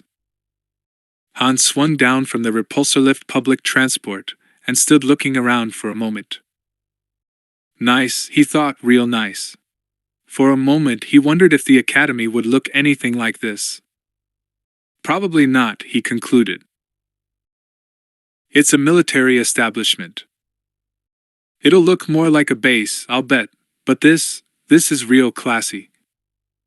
Green and blue lawns stretched across the central quadrangle. Flower beds made bright splashes of color and surrounded the huge central fountain. At the center of the fountain was a massive sculpture carved from living ice of a young Alderaanian man and woman standing with linked hands, reaching for the skies. Hey, that's got to be worth a barrel of credits, Han thought, eyeing the sculpture and realizing it must be a priceless work of art. Definitely a classy joint, Han decided as he walked past the huge fountain and continued up the impressive white stone stairs to the medical facility. The info droid at the front desk gave him the number of the Tagorian's room.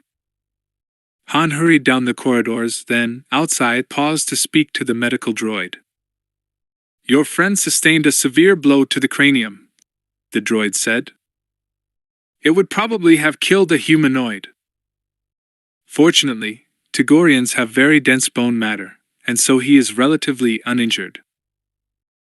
We have been quick healing him since he came here, and he should be ready to leave by tomorrow morning. Thanks, Han said, opening the door and going in. Njurg lay curled on a large, round pallet. The Tagorian was covered with tiny sensor units that reported on his condition. As Han entered, the blue eyes opened. Njurg raised himself partly up. Pilot! Hey, how are you doing, pal? Han was surprised to feel a huge wash of relief when he saw the Tagorian conscious and lucid again. He hadn't realized he'd gotten so fond of the big felinoid. They treating you all right? Pilot. Njurg seemed utterly amazed to find Han here. You look surprised to see me, Han said. That was a huge understatement. Njurg didn't look surprised, he looked flabbergasted. Njurg is... The big alien shook his furry head a little dizzily. I mean, I am. I never thought I would see you again. Han drew himself up. Why not? Did you think I'd just dump you here and swipe the cargo? Yes, replied Njurg simply. Well, I'm here, ain't I? If it wasn't for me hauling us into Alderaanian space by the skin of our noses, you'd be dead meat by now. I suggest you remember that, pal. You owe me. Njurg nodded dazedly. Yes, pilot. I owe you? Han scowled at him and sat down on the edge of the pallet. And skip that pilot formality. I'm BYKK from now on, okay? Njurg put out a paw, laid it gently over Han's arm, the huge clawed fingers with their now retracted claws dwarfing the human's limb. Okay, VYKK. After Han left Njurg to the tender ministrations of the medical droids, he went back to the dream and called Ilesia. Teroenza was not available, so he asked to speak to Veritil. When the Ilesian's horned, bloated visage appeared on the screen, Han gave him an abbreviated account of their adventures, promising to start back to Ilesia the following day. Veritil, in his turn, promised to arrange payment for the ship repairs and Nurga's treatment. When he'd finished with his call, Han found that he was hungry, so after checking his small hoard of credits, he headed over to a combination tavern and eatery on the campus of the University of Alderaan. It was set into a secluded courtyard, and a rainbow-colored fountain sent showers of crystal drops into the air before the entrance. Han pulled the door open and went in. The tavern was filled with fashionably dressed young people, talking, laughing, drinking, and eating. Han hesitated, feeling suddenly self-conscious, but his natural bravado came to his rescue. "I'm just as good as they are," he thought defiantly, following the serving droid to a small table. Despite his brave front, the young Corellian was uncomfortably conscious of the way his sweat-stained coverall and battered jacket contrasted with the elegant, trendy garb of the students who chattered and laughed at the tables. Once seated, Han ordered an Alderaanian ale. Studying the menu, he noticed that the place featured Nerf cubes and tubers in wine sauce for a special. It was a little pricey, but he ordered it anyway, knowing that Nerf was said to be a delicacy. The stew came with a plate of flatbread, which made him think of Pilgrim 921. Wish you were here, he thought. It'd be nice to have someone to talk to. Dipping a square of flatbread into the dish, he tasted, chewed, then smiled. This is really good. It had been a long time since he'd had really good food. Denizens of Trader's Luck frequently existed on space rations during their voyages. The only times Han had really eaten well was when he'd been playing his part in one of Garrus Shrike's scams. He remembered one barbecue he'd gone to on Corellia. Trilodon ribs with special sauce. But even barbecued Trilodon ribs couldn't equal Nerf, he decided. Hungrily, Han dug into his meal. When he was about halfway through, a pretty girl with long, curly chestnut hair and bright blue eyes walked up onto the tiny stage, carrying a mandolin. Seating herself on a stool, she began to strum it. Then, a moment later, her voice rang out, clear and true, in what was evidently a traditional Alderaanian ballad. It was the usual stuff, about a girl who lost her lover to the lure of the space lanes, and how she waited but he never came home. But the singer's voice was so pure, so unaffected, that she lent the cliched words true emotion and dignity. When she'd finished, Han, along with the other patrons, clapped enthusiastically. The girl sang another song, then stepped down off the stage and walked straight toward Han. For a moment he thought, hoped, that she was coming over to sit with him, but no such luck. She slid into a seat at the next table. Since the tavern was evidently a popular hangout, the tables were crowded close together. The girl wound up sitting within arm's length of Han. The other person at the table was a round-faced young man a year or two older than the pilot.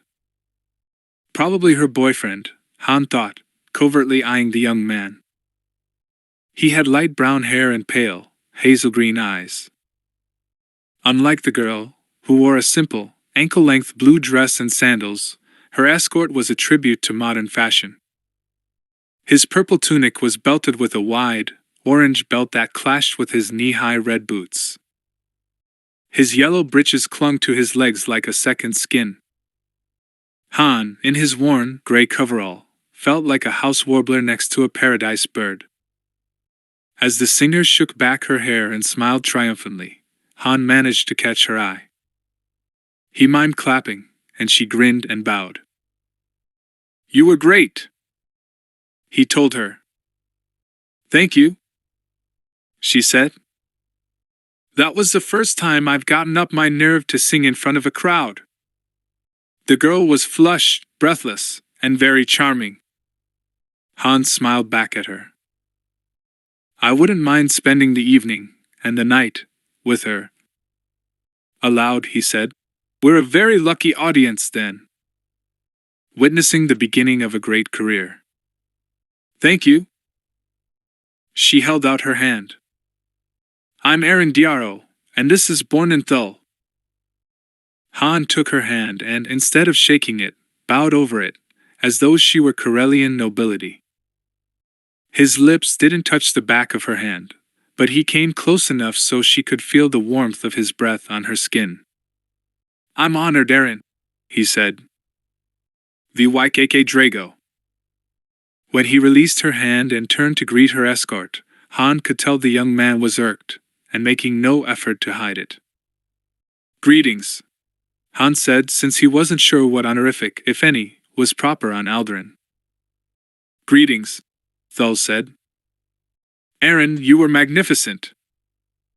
Would you care to go somewhere else to celebrate your triumph? Can't stand competition, Han thought, smothering a mischievous grin. He, too, had seen Erin's blue eyes light up when he'd introduced himself. Listen, I won't intrude, he said, flashing his most charming smile at the singer. I just had to tell you how much I enjoyed your singing. But I won't take up any more of your time. Thul looked as though he'd have liked to say, good, but didn't quite dare. Erin shook her head and put a reassuring hand on Han's arm. Oh no! Of course you're not intruding. VYKK. She eyed his coverall. I was going to ask you if you went to school here, but you don't, do you? Han shook his head. No, I'm only here for tonight. Flew in this morning for repairs. Got in a fight with some pirates and damaged my ship. The wide blue eyes grew even wider. Flew? Pirates? Are you a star pilot?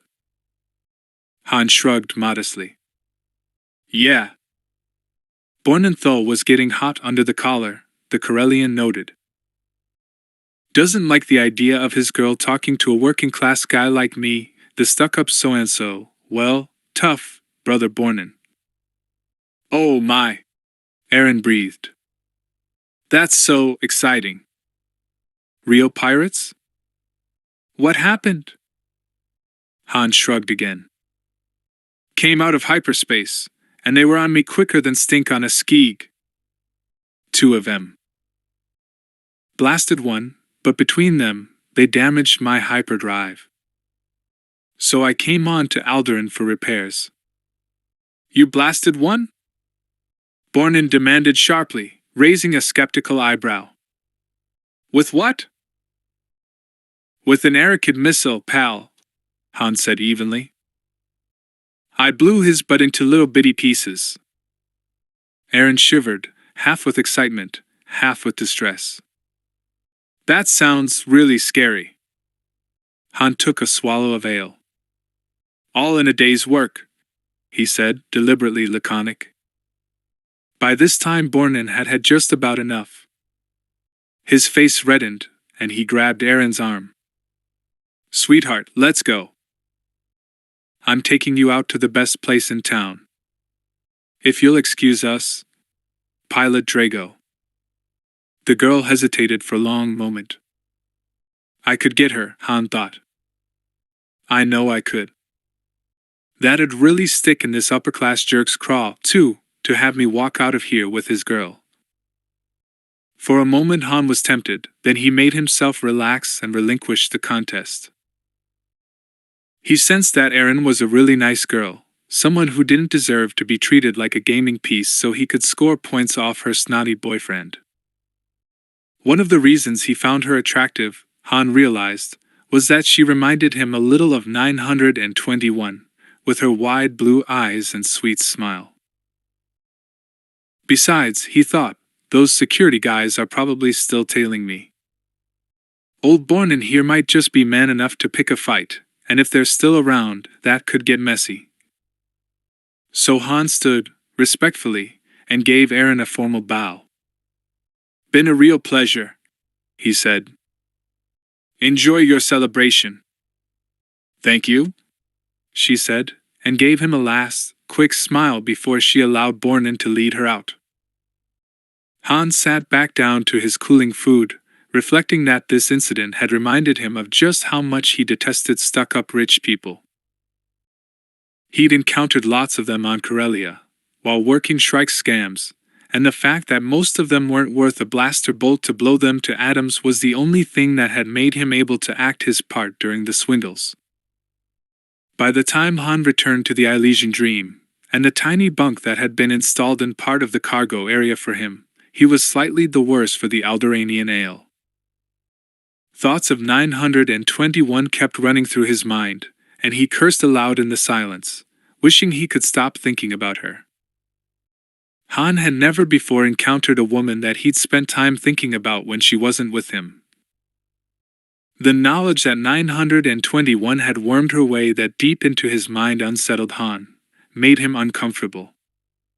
She's just a girl, Solo. You don't even know her blasted name. Quit mooning around like this. You going soft in the head or something? Han flung himself down on his bunk and groaned aloud, remembering the events of the day. What a world, he thought muzzily. So goody-goody that a guy can't even sell a perfectly good cargo of spice. The trip back to Elysia was uneventful. Han piloted the Dream down through the clouds without a single mishap, and hardly even shook the ship as he did it. Even Njurg, who was still nursing a headache, couldn't complain. It was becoming second nature to Han to see, analyze, and avoid the paths of the planet's massive storm systems. The moment the ship was down on the landing pad, Han's communicator came to life, summoning him to meet with Teroenza immediately. Han had been expecting this. He sent Njurg off to the infirmary to get some treatment for his headache, and walked up to the administration building alone. This time he was met by Ganner TOS and escorted into the High Priest's inner sanctum, where he'd been before. Teroenza was resting in a most unusual piece of furniture, a sort of sling or hammock that allowed the High Priest to lean back on his massive haunches and take his weight off his back legs. His thick forelegs were supported by a movable padded leg rest that could swing in and out to allow him to get into the contraption. The minute the High Priest saw Han, his expression, which Han was beginning to be able to read, turned positively benevolent.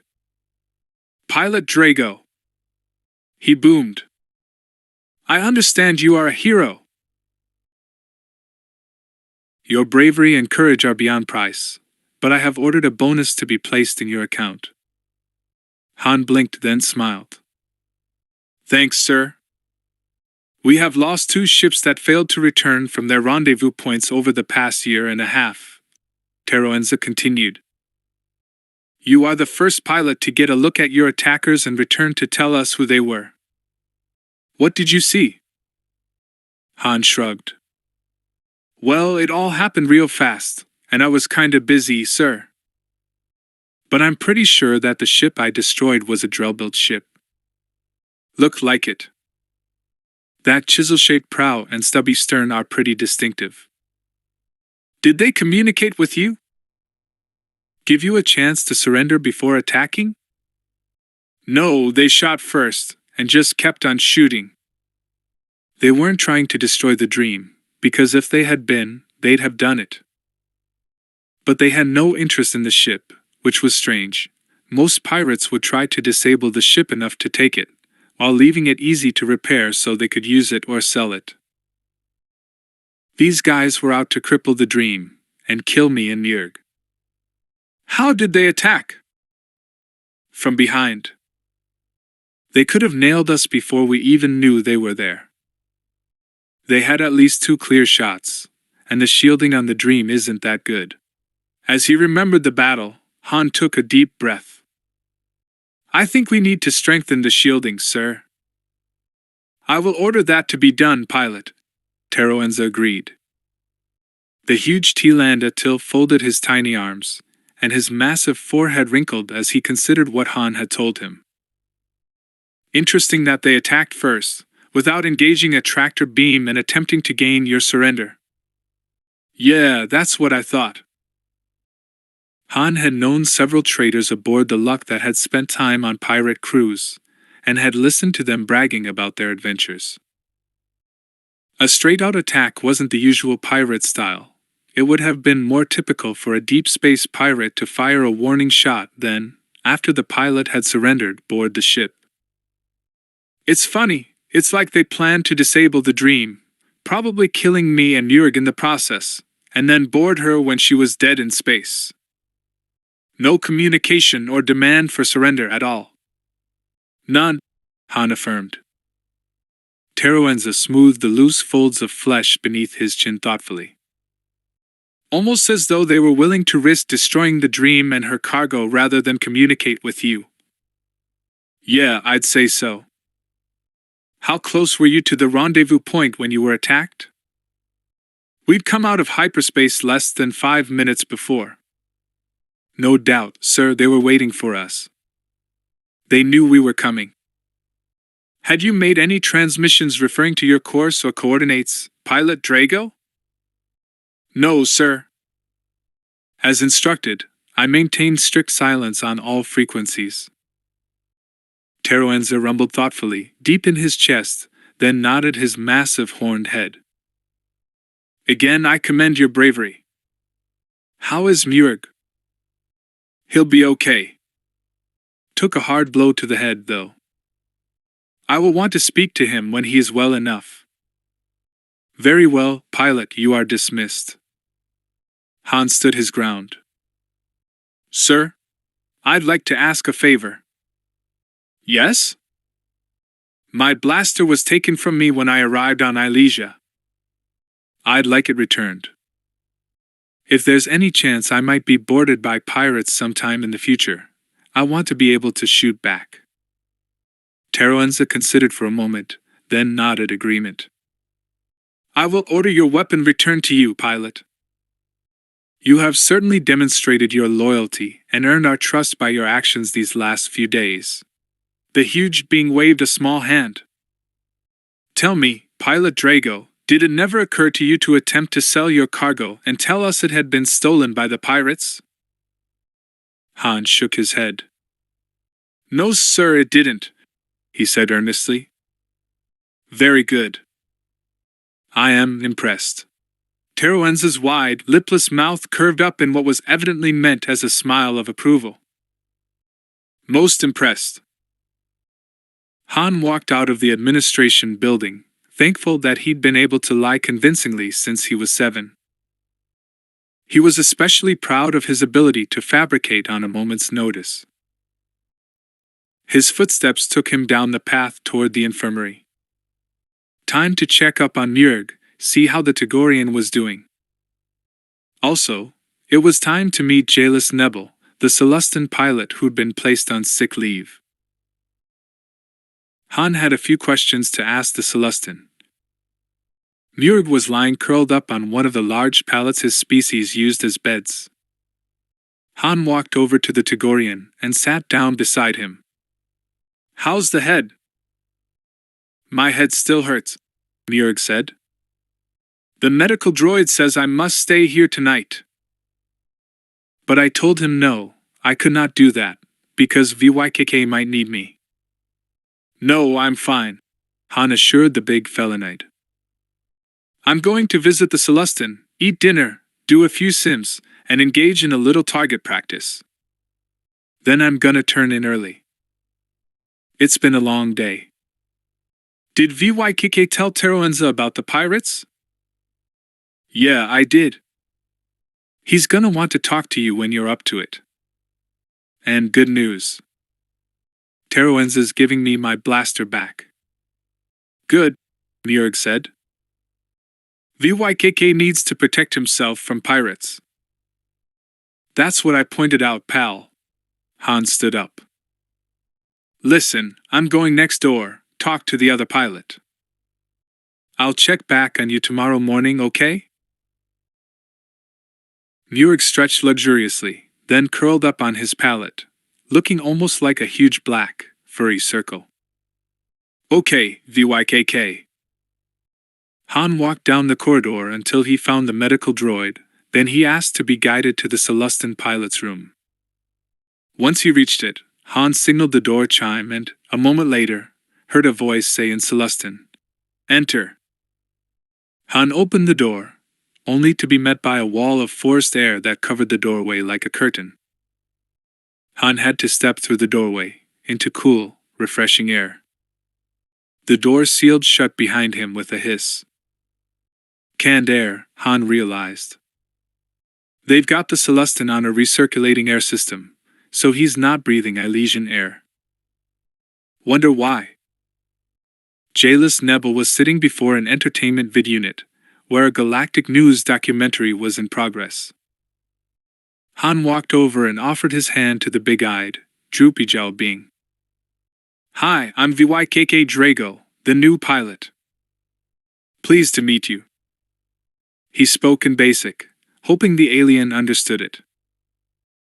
The jolly alien nodded at Han and said, in his own rapid-fire shrill language, "Do you understand the tongue of my people, or shall we require a translator to converse?" "I understand it," Han said in extremely halting Celestin, "but speak it only bad." "Understand basic, you okay?" "Yes," the Celestin said. "I understand basic quite well." "Good," Han said, reverting back to his own tongue. "Mind if I sit down?" "Please do so," the pilot answered. "I have been wishing to speak with you for some time, but I have been quite ill and, as you can see, confined to these few rooms where the air is specially filtered for me." Han sat down on a low bench and looked closely at the alien. He couldn't see any outward damage. "That's too bad, pal." "What happened?" "Overwork?" The Celestin's small, wet mouth pursed unhappily. "Too many missions, yes. Too many storms I flew through. Too many almost crashes, my friend. One day I awoke, and my hands..." The Celestin held out his small, delicate hands with their narrow oval claw nails. "My hands would not stop trembling. I could no longer handle the controls of my ship." The alien's already mournful expression grew even sadder. Han almost expected to see tears well up in those big, already wet eyes. Han looked at the alien's hands and saw that they were, indeed, shaking uncontrollably. He felt a mixture of dismay and pity. Poor guy. That'd be awful. "That's a bum deal, pal," he said. "Was it just, your nerve being shot, or what?" "Pressure, yes," the Celestin agreed. "Too many missions, little rest, over and over. Too many storms. But also, too much hauling of glitterstim. Medical droid says I have bad reaction to it. Makes Jailus Nebel very sick indeed." Han shifted uncomfortably on the bench. "You mean you're allergic to glitterstim?" "Yes. Discovered this as soon as I began hauling it, and tried to stay away from it, but it is in the very air of this world. Even locked in those vials, tiny traces escape to the air. When Jailus Nebel breathes it in, over days, weeks, more than a planet year, causes bad effects. Muscle tremors. Slowed reflexes. Stomach is upset, breathing grows hard. So that's why they've got you confined to the infirmary, with these filters running," Han said. "Trying to get it out of your system." "Correct. I want to fly again, friend and fellow pilot Drago. You are one of few who can understand this, correct?" Han thought of how he'd feel if he couldn't fly anymore, if he'd been so overworked and poisoned by spice exposure that his hands shook all the time, and he nodded. "Hey, pal," he said sincerely. "I'm really sorry. I hope you'll be better soon." He lowered his voice, and switched to trader's argot. "Understand you trader talk, friend?" The Celestin nodded. "Not speak," he replied, equally softly, "but understand fine." Han glanced up at the ceiling. Were the Ilesians or their security monitoring this room? No way to be sure. But he hadn't met too many droids who could translate Trader's argot, because it was a bastardized mix of a dozen or more tongues and several dialects, with no fixed syntax. He waved up the volume on the newscast higher, then mouthed, barely making any sound. Friend pilot, when hands grow steady, then if me you not say farewell, just fly off bad spice world quick. Understand? The Celestin nodded. Han lowered the volume slightly, then went on, as if nothing had happened. I got attacked by pirates the other day. The Celestin leaned forward. What happened? They shot up my ship, damaged the hyperdrive engines, but I managed to get one of them with a missile, Han said, gesturing boom with his hands. Had to put into Alderaan for repairs. Ever been there? Nice world, the Celestin commented dryly. Too nice for some things. Tell me about it, Han said with feeling. Anyway, when I came back here, Teroenza had 100 questions about what kinds of ships the pirates were in, why they didn't fire warning shots or tried to commandeer the Dream, stuff like that. I got the distinct impression that there was more to this attack than just a random pirate raid. For one thing, they were waiting for me at the rendezvous point. How'd they find out those coordinates? Ah, said Jaelus Nebel. There may indeed be much behind this attack, pilot. Please call me VYKK. Us pilots gotta stick together. You call me Nebel then. My nest name. Thanks. So what do you think is going on? I believe that the Tlandil are worried that these pirate vessels may instead be from Nal Hutta. Hutt dispatched ships, masquerading as pirates. Han whistled softly. By all the minions of Zender, that takes the cake. The Hutts are fighting against each other? Is not hard to believe if you have ever spent time among Hutts, Nebel said dryly.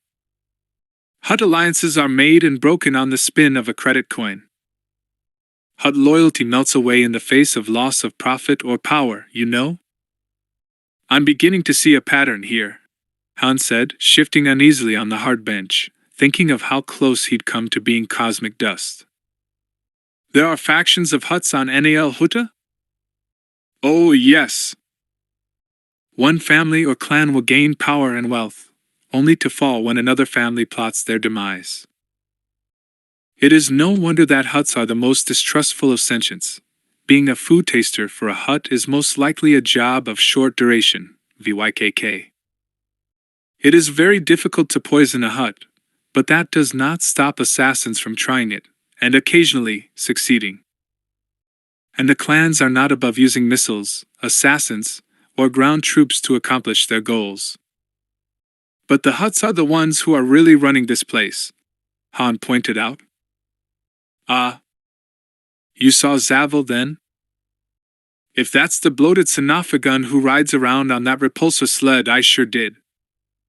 Haven't had the honor yet of meeting him face to face. Pray you never do, VYKK. Zavel, like most Hutts, is not easy to please. The priests can be hard masters to satisfy, but compared to the Hutts, their masters, they are nothing. So, what's going on with this world? You've got Hutts running this world, who are clashing with other clans of Hutts on Nal Hutta. Why? Han thought for a moment, then answered his own question. Oh. Of course. For the spice. Naturally. The Hutts and the Tlandil, their caretakers, profit in two ways from Ilesia. First, there is the processed spice. But the Ilesian Hutts must buy their spice from other Hutt families who provide the raw materials. Have you ever heard of Giliac or of Jabba? Jabba? Han frowned. Jabba the Hutt? I think I've heard of him. Isn't he supposed to be the guy who pretty much controls Nar Shaddaa, the smuggler's moon that orbits Nal Huta? That's right. He divides his time between his home on Nal Huta and a spice transshipping operation he runs through a back of beyond planet called Tatooine. Tatooine? Never heard of it. Nebel shuddered. Trust me, you don't want to go there. It's a dump. I'll keep that in mind. So this Jabba and Jiliak get the raw spice and ship it here for processing, right? Yes. But lately, I believe, they may be trying to increase their profit by sending out ships to masquerade as pirates, and having them hijack the Elysian spice ships. That way, Jabba and Jiliak get the processed spice for nothing, something that would please them greatly. Han pursed his lips in a silent whistle. Talk about biting the hand that feeds you. Indeed. Yet I have no difficulty believing them capable of doing it. Han ran a hand through his hair and sighed. It had been a very long day. Yeah, from what I've heard, a Hutt would sell his own grandmother, assuming they have such things, for a credit's profit. So you must be very, very cautious, young VYKK. Tell Teroenza you need increased shielding. I have. Good. Greater firepower would not be amiss, either. Yeah, you're right. Han fixed the Celestin with a steady gaze. Nebel, since we're talking frankly here, tell me something. There ain't nothing to this religion thing the priests are pushing at these pilgrims, is there? I do not believe so, VYKK. But I do not understand exactly what the exaltation is. I am not a believer, so I have never felt it, but judging by the way the pilgrims react, it has a more intoxicating effect than any dose of spice. Yeah, it packs a wallop all right, Han agreed. What I'm figuring is that this whole setup on Ilesia is just one big scam to get their lousy spice processed cheap. That is not their only motive, VYKK. Do you remember that I said there were two ways that the priests and the Hutts profit from these colonies? Yeah, Han said. So go on, what's the second way?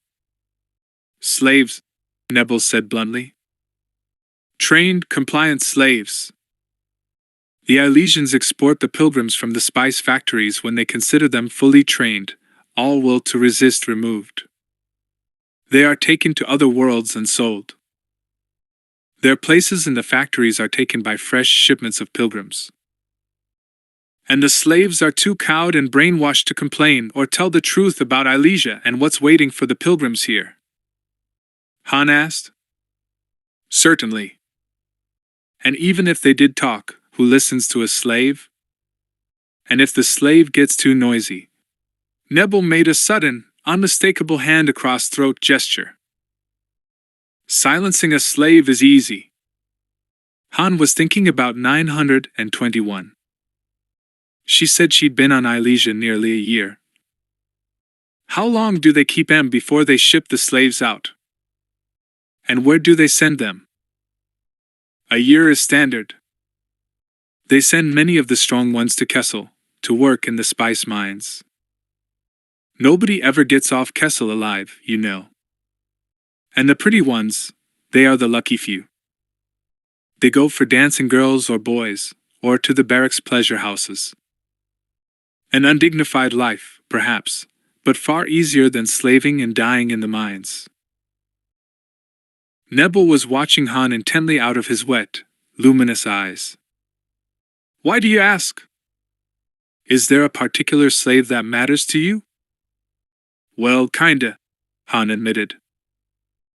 She works in the Glitterstim factory, down on the deepest level. She's been here close to a year. If you care for her, you should get her out of there, VYKK, the Celestin said. The death rates for the Glitterstim workers are very high. The spice cuts them, and then the fungi get into their bloodstreams and... He made a tossing away gesture with his fingers. Get her out of there. Being shipped off-world as a slave is her only hope. Off-world? Han fought back a stab of fear at the thought that he might never see Pilgrim 921 again. What? I'm supposed to hope that she gets shipped out to some barracks pleasure house, to be a plaything for bored Imperial troops? Better that than a miserable death from slow blood poisoning. Han was thinking fast, and he didn't like what he was thinking. Listen, Nebel, I'm glad we got to talk. I'll come back and visit again sometime. Right now, there's something I've got to do. The alien nodded kindly. I quite understand, VYKK. Once outside, Han realized that the short Elysian day was definitely waning. The pilgrims would be at evening devotions. If he hurried, he might be able to catch up with 921 and have a few words with her. He had to figure out some way to get her out of that factory, and yet keep her here on Ilesia. Despite the wet heat and the fine drizzle that was falling, Han began to jog through the jungle, up the familiar path. His breath burned in his chest after the first 5 minutes or so, but he refused to slow down. He just had to see 921's face, reassure himself she was still here, on Ilesia. What if she'd been shipped off-world? He'd never find her, never. Han felt panic nibble at the edge of his mind and cursed himself in every language he knew. What has gotten into you, Solo? You've got to get hold of yourself. Things are going good for you here on Ilesia. At the end of the year, you'll have a stack of credits waiting in an account on Coruscant. Now is no time to lose your head over some crazy religious fanatic. Get over it. But his body and heart would not listen to his mind. Han's strides came longer and faster until he was running full tilt. He rounded a turn near the Plain of Flowers, and nearly ran headlong into the first of the pilgrims on their way back from evening devotions. They were staggering or shambling along, that drugged, ecstatic look in their glazed eyes. Han began elbowing his way through the throng, feeling like a fish swimming upstream. He squinted at faces in the gathering darkness, peered beneath caps, searching. Where was she? Increasingly worried, Han began grabbing Pilgrim's arms and demanding to know if anyone had seen Pilgrim 921. Most ignored him or stared stupidly, slack-jawed, but finally an old Corellian woman jerked her thumb behind her. Han turned to find 921 some distance behind the others. Relief flooded through him. He hurried up to her, still panting, sweaty, and disheveled from his run. Hi, he wheezed, hoping the greeting didn't sound as lame to her as it did to him. She looked up at him in the twilight. Hi, she said uncertainly. You've been gone for a while. Off-world, Han said, taking her arm and falling into step with her. Had some cargo to transport. Oh. So, how's it been going? He asked. Fine, she said. The exaltation was wonderful tonight. Yeah, he agreed grimly. I'm sure it was. How was your voyage, VYKK? She asked after a minute or so of silence. Han was pleased by her question. It was the first time she'd betrayed any curiosity about him and his life. It turned out okay, he said, picking his way down the muddy path, trying not to get his boots any worse than they already were.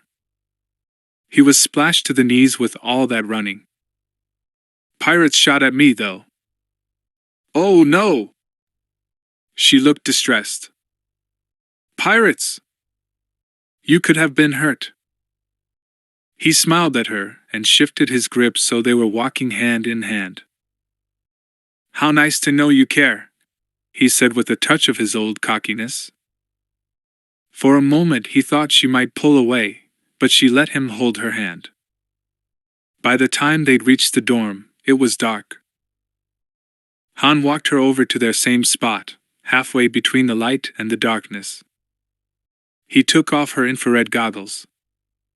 "What are you doing?" she asked nervously. "I want to see you," Han said. "You know those goggles hide your eyes." He took her hand and raised it to his lips, then kissed the back of it. "I missed you while I was away," he murmured. "You did?" He couldn't tell whether the thought pleased or distressed her. Maybe both. "Yeah. I thought about you," he continued softly. It occurred to him that this was the first time he'd ever been this honest about his feelings with a girl. For once in his life he wasn't putting on an act. "I didn't want to," he added honestly. "But I did."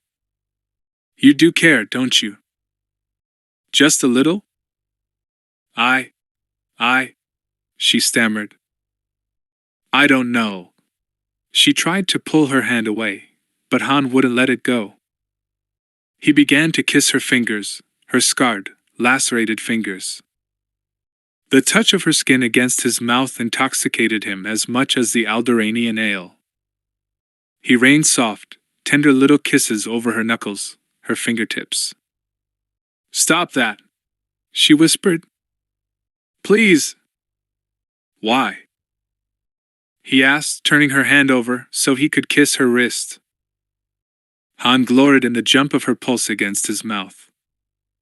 He pressed his lips against her palm, feeling the ridges of scars old and new. "Don't you like it?" "Yes, no. I don't know." She burst out, sounding on the verge of tears. She yanked her hand back, and this time Han let it go, but stepped forward to catch her sleeve. "Please," he said, holding her with his eyes as much as with his hand. "Please don't go. Can't you tell that I care about you? I worry about you, I think about you. I care about you." He swallowed, and it hurt. A lot. She caught her breath, and it sounded like a sob. "I don't want you to care," she said, her voice ragged. "Because I'm not supposed to care." "You won't even tell me your name," Han finished, and he couldn't hide the touch of bitterness in his voice. She stood poised for flight, like a bird, her eyes wide and tormented. "I care about you too," she whispered finally. Her voice trembled. "But I shouldn't. I'm only supposed to care about the one, and the all. You want me to break my vows, VYKK. How can I give up everything I believe in?" Hearing her admit that she had feelings for him made Han's heart turn over. "Tell me your name," he pleaded. "Please." She stared at him, eyes bright with tears, then she whispered, "It's Bria." "Briathern." Then, without another word, she picked up the skirts of her robe and ran away, through the door, into the dorm. Han stood in the darkness and felt a slow, wide grin spread across his face. All his exhaustion fell away, and his feet felt as though he were wearing repulsor lift boots. He walked away from the dorm, still smiling, and barely noticed when the skies opened up and it began to pour. She does care, he thought, slogging through the ubiquitous mud. Bria, that's nice. Sounds like music or something. Bria. The next day, after long hours of thinking and planning during a mostly sleepless night, Han went in search of Teroenza. He found the high priest and Verito relaxing in the mudflats that lay about a kilometer inland from the shallow Ilesian Ocean. Both priests lounged at their ease, immersed in warm red mud up to their massive flanks. Occasionally one or the other would roll over and thrash a bit, to cover an area that had dried out. The two Gamorreans on guard duty looked positively envious of their masters.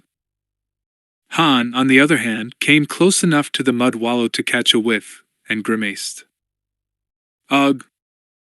Smells like something died last week." The Corellian stood balancing precariously on the bank and waved to get Teroenza's attention. Sir?" I'd like a word with you, if possible. The high priest was in a good mood, relaxed from the mud. He waved an undersized arm. Our heroic pilot! Please join us. Climb into that muck? On purpose? Han thought, repressing a grimace. But he understood that the Tlandatil were offering him a great honor. He sighed. When Teroenza beckoned to him again, Han grinned and waved back genially. He unfastened his gunbelt, letting his newly reclaimed blaster and its holster slip to the ground. After yanking off his boots, he unsealed his pilot's coverall and stepped out of it, leaving him clad only in his shorts. Carefully, he placed his belt pouch atop the pile, with the open end facing the mudhole. Then, with a grimace that he tried to turn into a smile, the Corellian stepped off the bank. Red mud oozed up his legs, and for a second Han nearly panicked, picturing himself sinking completely out of sight. But there was solid ground beneath the mud. Waving and smiling at the two Tlandatil, Han grimly waded out until he was slithering in mud up to his thighs. Isn't this wonderful? Veritil asked, generously catching up a huge blob of mud and slathering Han's back. Nothing in this galaxy beats a good mud bath. Han nodded vigorously. Yeah. Great. I suggest you go for a roll, Teroenza boomed. That always refreshes me after the stresses of everyday life. Try it. Sure. Han agreed, smiling through clenched teeth. A good roll sounds like just the thing. Gingerly, he lowered himself into the mud, and with a great slosh and splat, he rolled completely over in the slimy, oozing stuff. It didn't help his mood to notice that there were long white worms inhabiting the mud. Han assumed they weren't carnivorous, or the priests wouldn't be having such a wonderful time. Bria, honey, I hope you appreciate this, he thought as he completed his roll and sat back up, coated now from the neck down. Wonderful, he said loudly. So, squishy. So, Pilot Drago, why did you wish to speak with me? Teroenza asked as the high priest languidly settled deeper into the wallow. Well, I think I may have solved your problem, sir. The problem of how to take care of your collection, that is. Teroenza's massive head swiveled on his almost non-existent neck. Really? How? I've made friends with one of the pilgrims, a young woman from my homeworld.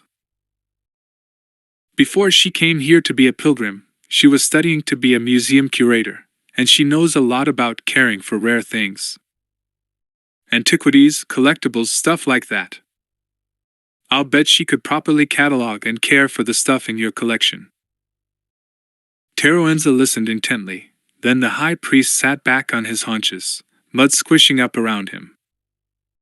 I had no idea any of our pilgrims had such training. Perhaps I will interview this one. What is her designation? She's Pilgrim 921, sir. And where does she work? In the Glitterstem factory, sir. How long has she been here on Ilesia? Almost a year, sir. Teroenza turned to Veritil, and the two priests began talking in their own language. I gotta learn their lingo for myself, Han thought. He'd found a language program to teach elementary Huttese, and been studying that for the past month. But he'd been unable to locate any translation guides or programs for learning the Tlandatil language. He strained his ears, hoping to be able to decipher what the priests were saying, but Tlandatil was apparently sufficiently different from Huttese to make it impossible for him to understand anything. Turning back to Han, Veritil said, This Pilgrim 921, would you say she's attractive, as your species measures attractiveness? For example, do you find her appealing as a potential sexual partner? Deep in the mud, Han crossed his fingers. 921? Oh no, sir, she's, Well, to be frank, sir, she's so ugly that if I had a pet with a face that homely, I'd make it walk backward. When they heard Han's words, both priests guffawed and slapped their arms across their chests, which was apparently their species' way of paying tribute to a witty turn of phrase. Very good, Pilot Drago, Teroenza boomed. You are indeed a sharp fellow, and I shall investigate this young woman. He sloshed around a bit, letting the mud slop up around his huge flanks. Ah, he sighed with pleasure. So, Veritil. Han squirmed around in the mud until he was facing the sacerdote. I've got something I'm curious about. Mind if I ask you a question? Not at all, the younger priest said. How do you guys do that thing you do with the pilgrims each night at the devotion? What they call the exaltation. It sure packs a wallop, whatever it is. The exaltation? Veritil chuckled, a low, booming sound. That moment of rapture the pilgrims regard as a divine gift? Right, Han said. I've never been able to experience it, he admitted. Because I've fought it as hard as I can, he added silently. Because the last thing I want is some critter as ugly as you giving me jolts in my pleasure neurons. That is because you are a strong-minded individual, Pilot Drago, Veritil said. Our pilgrims come to us because they are not strong-minded, they are weak and looking for guidance. And their diets are designed to make them even more malleable. Teroenza spoke up. The exaltation is a refinement of ability we males of the T-Landa use to attract the females of our species during mating season. We create a frequency resonance within the recipient's brain that stimulates the pleasure centers. The humming vibration is produced by air flowing over the cilia in our neck pouches when we inflate them. Our females find it irresistible. We males also have a low-grade empathic projection ability, Veritil said. By concentrating on feeling good, we can project those feelings at the crowd of pilgrims. Both effects, taken together, produce the exaltation. Neat trick, Han said admiringly. Is it difficult? Not at all, Teroenza said. What we find difficult is having to lead the pilgrims in those endless services and prayers.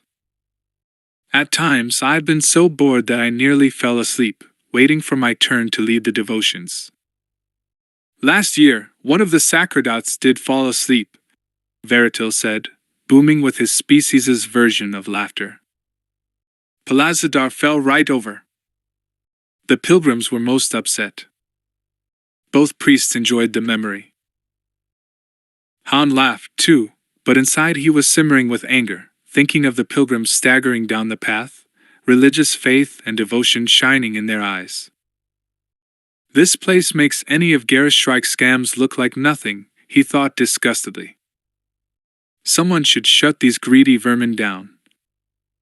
For a moment he wished he could be the one to do it. Then Han reminded himself that sticking one's neck out for others was a good way to get one's head and shoulders permanently separated. So why are you doing all this for Bria? His treacherous mind asked sarcastically. Because, his heart answered, Bria's safety has become as important to me as my own. I can't help it, it's just the way things are. Now that he'd accomplished what he'd come here to do, Han began to think about how to gracefully, metaphorically speaking, extract himself from the mud and the company of the priests. He was rescued by the arrival of a Hutt, who came gliding over the mudflat on his repulsor lift sled. A small squad of guards trotted vigorously alongside, panting in the humid heat as they struggled to keep up. Zavel! Teroenza hailed his Hutt overlord, standing respectfully. Feeling like a fool, Han did likewise. This was the Corellian's first close-up encounter with a Hutt, and he tried not to stare at the creature's huge, recumbent form, the enormous, poachy eyes amid the leathery tan skin, and the green slime that oozed from the corners of the being's mouth. Ugh, they're even uglier than Teroenza and his crew, Han thought. He reminded himself that huts had been civilized for probably longer than his own species, but he still couldn't quite eliminate the revulsion their appearance caused. Or maybe it was just the knowledge that it was the huts who dreamed up the idea of running a religion on Ilesia as a cheap way to enslave innocent sapients that repulsed him. The hut leaned toward Teroenza and said in Huttese, "I've received a message from home. Jabba and Jiliak deny everything, and we have no proof. The clan council has refused to. Han couldn't catch the word, so we have no other way to." And he finished with a phrase that Han couldn't translate. "Regrettable," replied Teroenza in Huttese. "What about my requisition for more troops, armament, and shielding for our ships, Your Excellency?" "Approved," Zavel said. "Should be arriving any day." "Good." Teroenza continued, in Basic. "Zavel, I would like you to meet our brave pilot, Vykk Drago, who saved our shipment of Glitterstim." The huge hut chuckled a heh heh heh sound that was so deep and resonant that Han could feel it as well as hear it. "Greetings, Pilot Drago. You have our lasting gratitude." "Thank you, sir." Teroenza waved an undersized arm. "The correct form of address is Your Excellency, Pilot Drago." "Okay then." "Thank you, Your Excellency. I'm honored to be able to serve you." The hut chuckled again, and said to Teroenza in Huttese, "A most polite and perceptive young man, for a human. Have you arranged for a bonus? We want to keep him happy." "Yes, I have, Your Excellency," Teroenza replied. Han, of course, did not let on that he'd understood any of the exchanges in Huttese. "Good, good," Zavel said.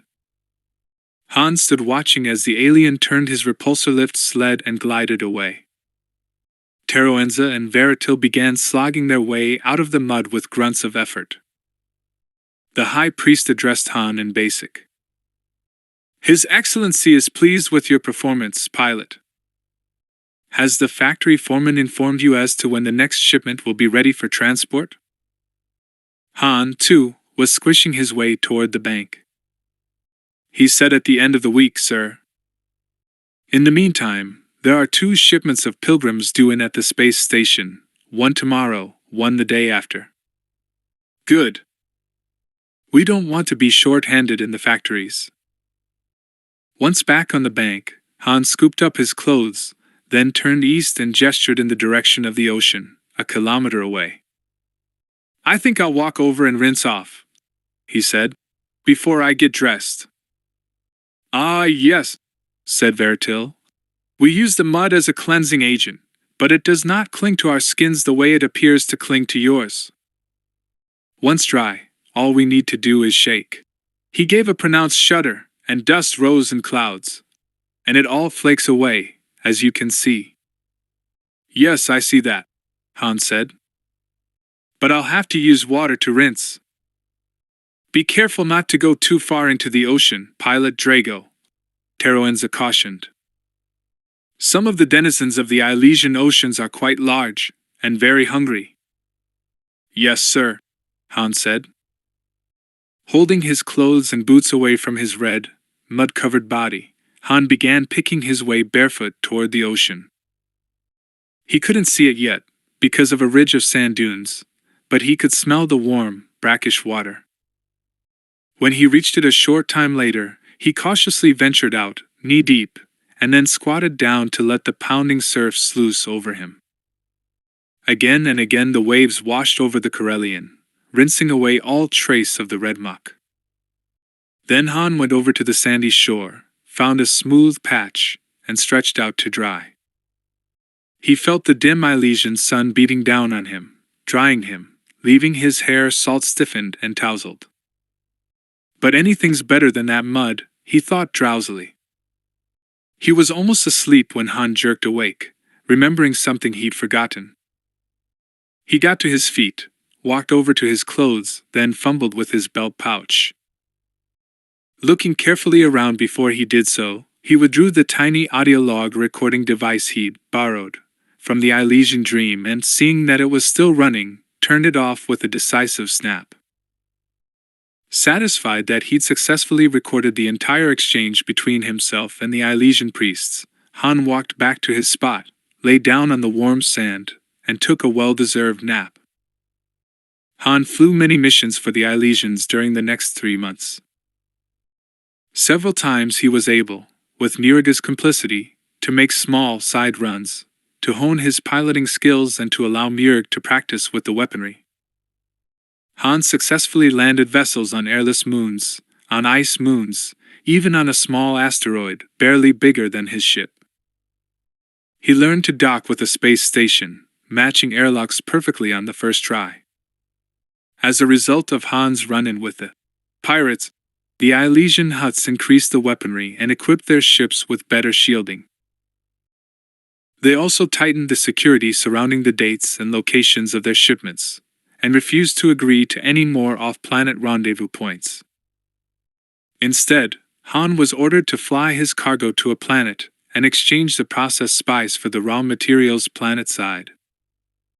In a populated area, there was less chance of a double cross that might lead to an ambush. Teroenza made it clear to Murig that VYKK Drago had passed muster as a trustworthy employee, so Murig no longer felt compelled to spend every waking moment with the Corellian. The big Togorian was still bound by his promise to guard the pilot, however, and Murig never forgot that. True to his promise, Teroenza interviewed Bria and gave the Corellian woman the job of maintaining and cataloging his collection. Han was able to see her every day he was on Elysia. Once she began getting better food in the mess hall, and healthy exposure to fresh air and sunlight, that pale, wan, too-thin look vanished, and her eyes grew bright, her step lighter, and her smile came more readily. She liked her new job, both because she enjoyed caring for the antiquities and because she felt that serving the high priest was a sacred honor. Bria continued to attend prayer times every morning and devotions every evening. When Han was on Elysia, he usually walked her to and from the service.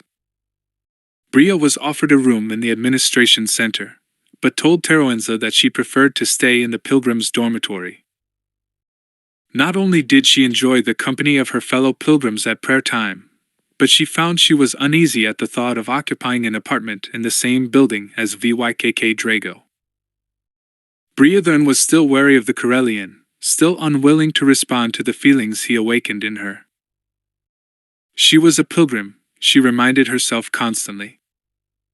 Her loyalty, her duty, her spiritual self was reserved for the One and the All. Still, there was no doubt that she enjoyed VYKK's company. He was so alive, so full of energy, so charming and attractive. Bria had never met anyone like him. During the hour before evening devotions, when her daily work with the High Priest collection was done, Bria developed the habit of searching out VYKK and Murig. They were almost always together, and then the three of them would go to the mess hall for a cup of stim tea together. Bria walked through the jungle, enjoying the small respite from the heat that the lowering sun brought. A breeze was blowing in off the ocean, which was where she was headed. She walked quickly, feeling the skirts of her tan pilgrim's robe brushing the plants that grew along the edges of the path. Brilliant flowers hung from drooping vines, scarlet, purple, and green-yellow. Their sharp, slightly astringent scent made her nostrils flare as she passed them. The Exalted One, Teroenza, had told Bria that she was free to put on regular clothing, in place of her bulky pilgrim garb, pointing out that it would make it easier to tend his collection, but so far the girl clung to her robes, as she clung to her vows. The young Corellian woman reached the mudflats and paused to make an obeisance before the mud wallow where two priests lounged. Both ignored her, but Bria was used to that. Priests paid little attention to pilgrims, unless they needed to direct them in their work. That was natural. Their minds were on higher things, soaring on spiritual planes that humanoids like Bria could not hope to reach. The first time Bria had seen the priests wallowing in the red stinking mud, she'd been shocked. It was unsettling to see them indulging in such a secular activity. But over the past 3 months, ever since she'd come to work for his exaltedness, Teroenza, Bria had gotten used to seeing them. She was glad that she no longer had to work in the darkness of the Glitterstem factory. Working in the administration building was much nicer. Climate controlled, with good lighting, and the food was much better.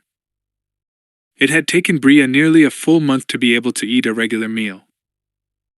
At first she'd been so listless, so drained of energy, she just picked at her food, as she'd been doing for months. The medical droid had had to treat her for malnutrition, as well as traces of fungi-induced blood sickness. But now she was fine. Things were much better for her, she had to admit, since VYKK had come into her life. If only. Bria frowned and sighed. If only VYKK were a pilgrim, too. Then they could worship together, attend prayer times together, and receive the sacrament of exaltation together.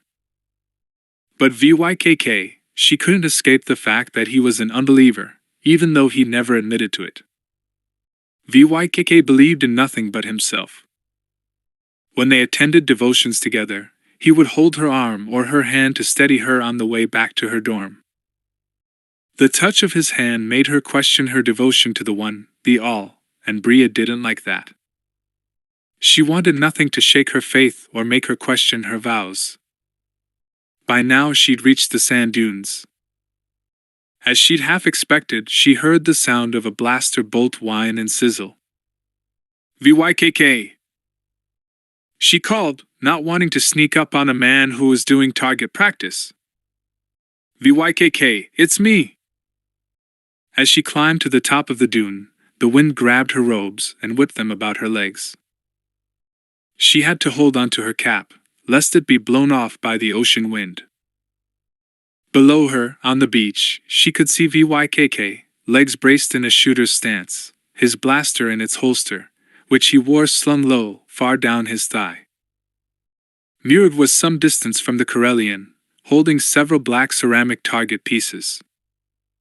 Without warning, the big Togorian flung 2 of the targets into the air, one high and to his left, the other low and to his right. VYKK's hand was a blur of motion so fast that Bria's eyes could barely follow it. A blaster bolt shattered first the rightmost, then the left target piece. Tiny droplets of slagged ceramic rained into the restless Ilesian surf. Murg yelled his approval. VYKK turned, ready to practice distance shooting at the stationary target they'd set up, then he spotted Bria at the top of the dune. With a wave and grin, he holstered his blaster and loped toward her. Bria was struck, as she always was, by how good-looking he was, with his regular features, brown hair and eyes, and lean build. Taken all together, he wasn't actually a classically handsome man, but any woman who'd ever been on the receiving end of his smile wouldn't notice that. "Hi!" he yelled, running up to her. Before Bria could fend him off, he dropped a kiss on her forehead. Breathless, she pushed him away. "No, VYKK. That's against my vows." "I know," he said unrepentantly. "But someday, honey, you're gonna kiss me back." "I wondered if you wanted to go for stim tea before devotions," she said. "Not today," he said, suddenly serious, looking down into her face. "There's something we need to talk about, Bria. I've waited until you were better, because I'm afraid it's gonna be a shock. But you gotta find out sometime." Bria looked up at him, wondering what was going on. "What are you talking about, VYKK?" "Let's go and sit down," he said. "Over here on the beach, okay?" He led her over to a smooth spot in the sand, and when Murg came up to see if they were going back, VYKK shook his head. "Give us a little privacy for a while, pal, okay?" The Togorian walked away, up the dune. Bria watched as his inky form vanished behind the hill of sand. Her heart began to race as VYKK took a small device out of his pocket. "This is the audio log recorder I pulled out of the Dream's control panel," he told her. "I'm going to play a recording I made a couple of months ago, before Teroenza asked you to look after his collection. Just be patient and listen, okay?" "I don't know. I can tell I'm not going to like this," she muttered. "I've got a bad feeling about that recording." "Please," he said. "For me. Just listen." Bria nodded, her hands twisting in her lap. Suddenly the ocean breeze, instead of seeming pleasant, made her shiver despite the sun dipping toward the west. VYKK turned on the recorder. Bria listened to the conference that ensued, heard VYKK greet the priests, and heard them invite him to take a mud bath. Bria recognized exalted Teroenza's and Sacerdote Verdal's voices talking to the pilot. Mud baths. They were saying how relaxing mud baths were. Bria stirred restlessly, and VYKK held up a warning finger and mouthed, "Wait." She forced herself to sit still, though she was becoming increasingly uncomfortable. Surely the priests had not known that VYKK was recording their conversation. His actions were worse than eavesdropping, more like outright spying. Then, Bria caught her breath in dismay. She heard Veritil and Teroenza laughing and talking about the exaltation. They were saying it was not a divine gift.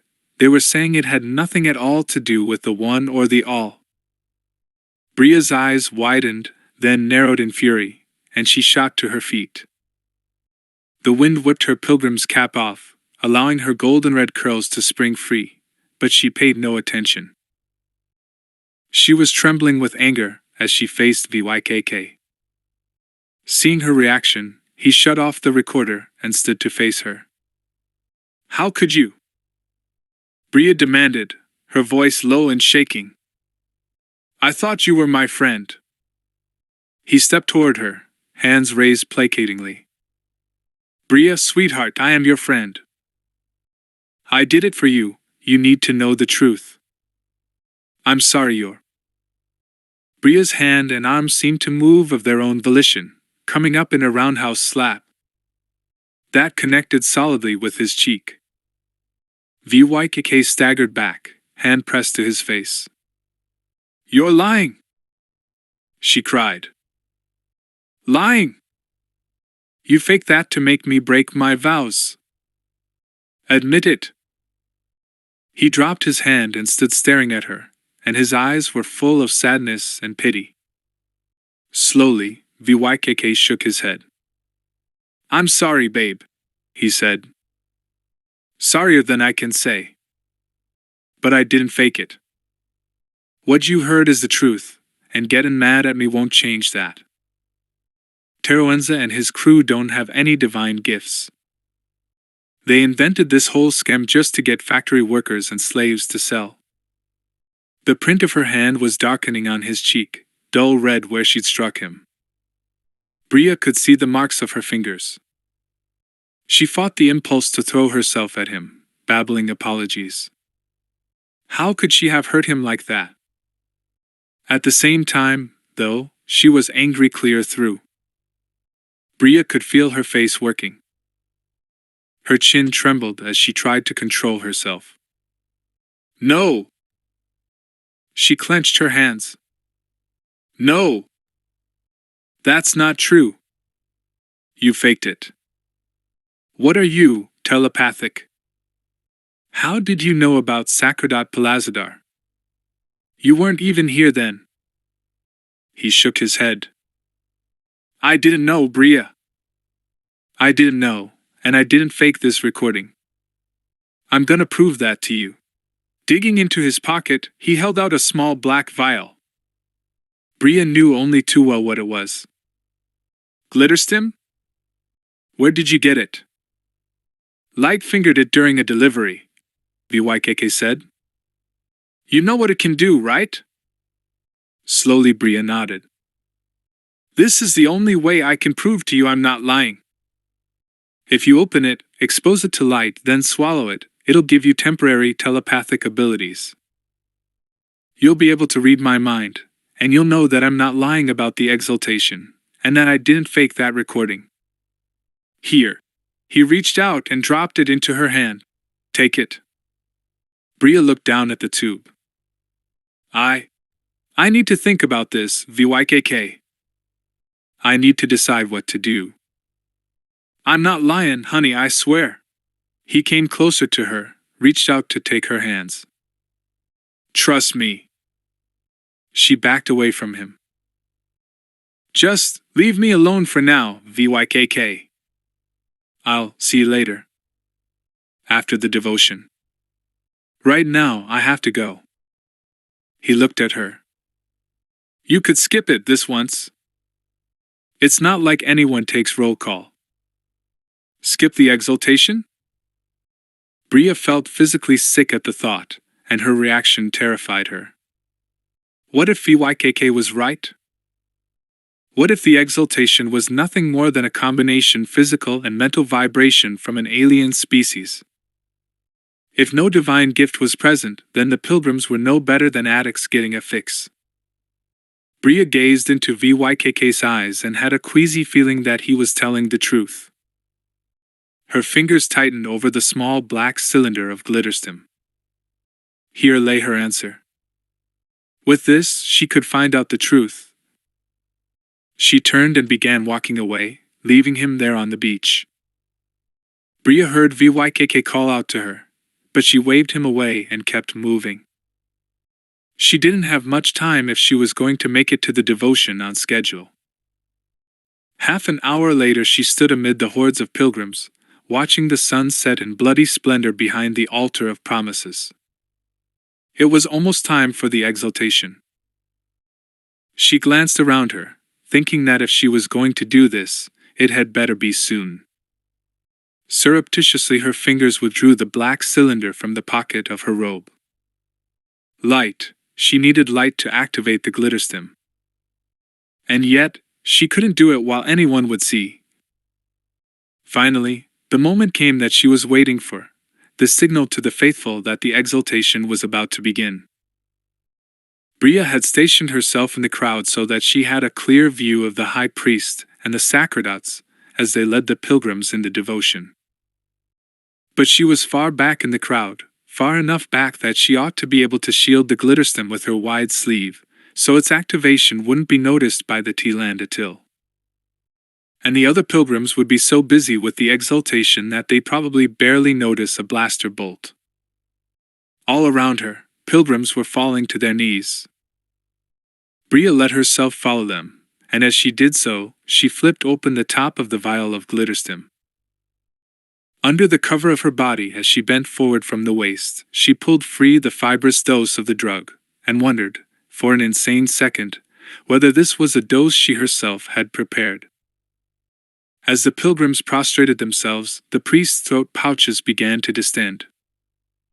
As the beginnings of the vibrating hum resounded through the air, Bria held the glitterstim before her, full in the last rays of the setting sun. Within seconds it activated, sparking blue, but none of the pilgrims noticed, and the effect was hidden from the high priest. Even though she'd never taken glitterstim before, Bria knew exactly how many seconds to wait. A moment later she shoved it into her mouth and allowed her saliva to quench the sparking substance. As she mouthed the drug, then swallowed it, the exaltation began. Bria shuddered as though she'd been blaster shot. The effects of the glitterstim were immediate. Blood rushed through her body like a ship going into hyperspace. Her head pounded. But the physical effects were as nothing to the mental ones. Her mind opened in a way she'd never afterward be able to describe. As the waves of the exaltation took her, she experienced the pleasure of all the other pilgrims in the crowd. The sensation was so overwhelming that she almost passed out.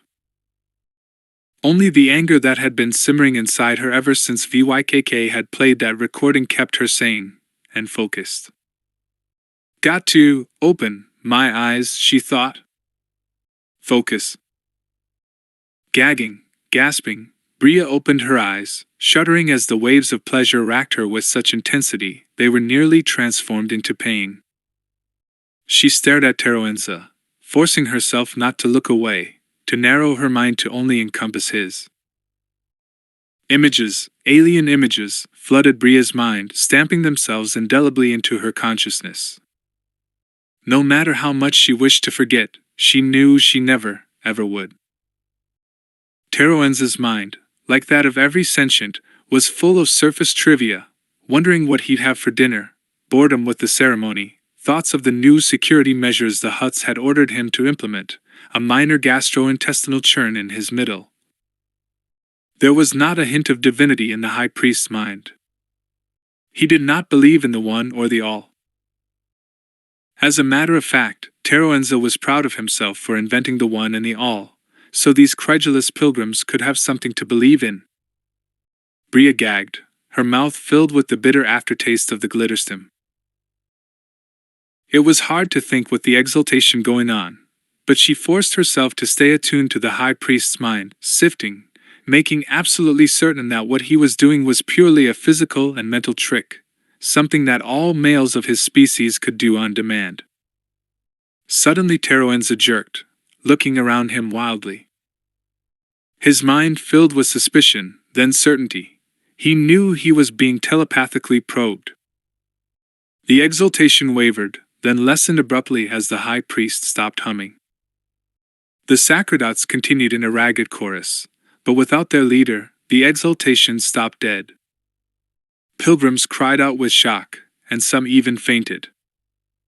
Bria pulled her mind free from Teroenza's and joined the crowd of pilgrims who were moaning in distress, crying, and stumbling back and forth, disoriented. Some stood shivering and whining as they gazed beseechingly at the priests. Teroenza lumbered off the dais by the altar and began thrusting his way into the crowd. The Tilandatil peered down into faces, distractedly muttering blessings, as he tried to cover up the fact that he was desperately searching for the pilgrim who had just scanned his mind. Luckily, Bria was far back in the crowd, quite near the end of the amphitheater. She let herself be shoved backward off the permacrete until her feet encountered gooey jungle loam. With a single quick, decisive movement, Bria dug her toe into a lump of trampled leaves and mud and lifted it. Her fingers released the glitterstim cylinder, and it fell, landing in the center of the hole. Bria turned, and as she did so, her foot pressed the lump of mud back down into the jungle floor. The entire sequence of events had taken only a second. She began edging her way along the back of the crowd, toward the path, allowing herself to be carried along with the tide of incoherent, querulous, confused, and dissatisfied pilgrims.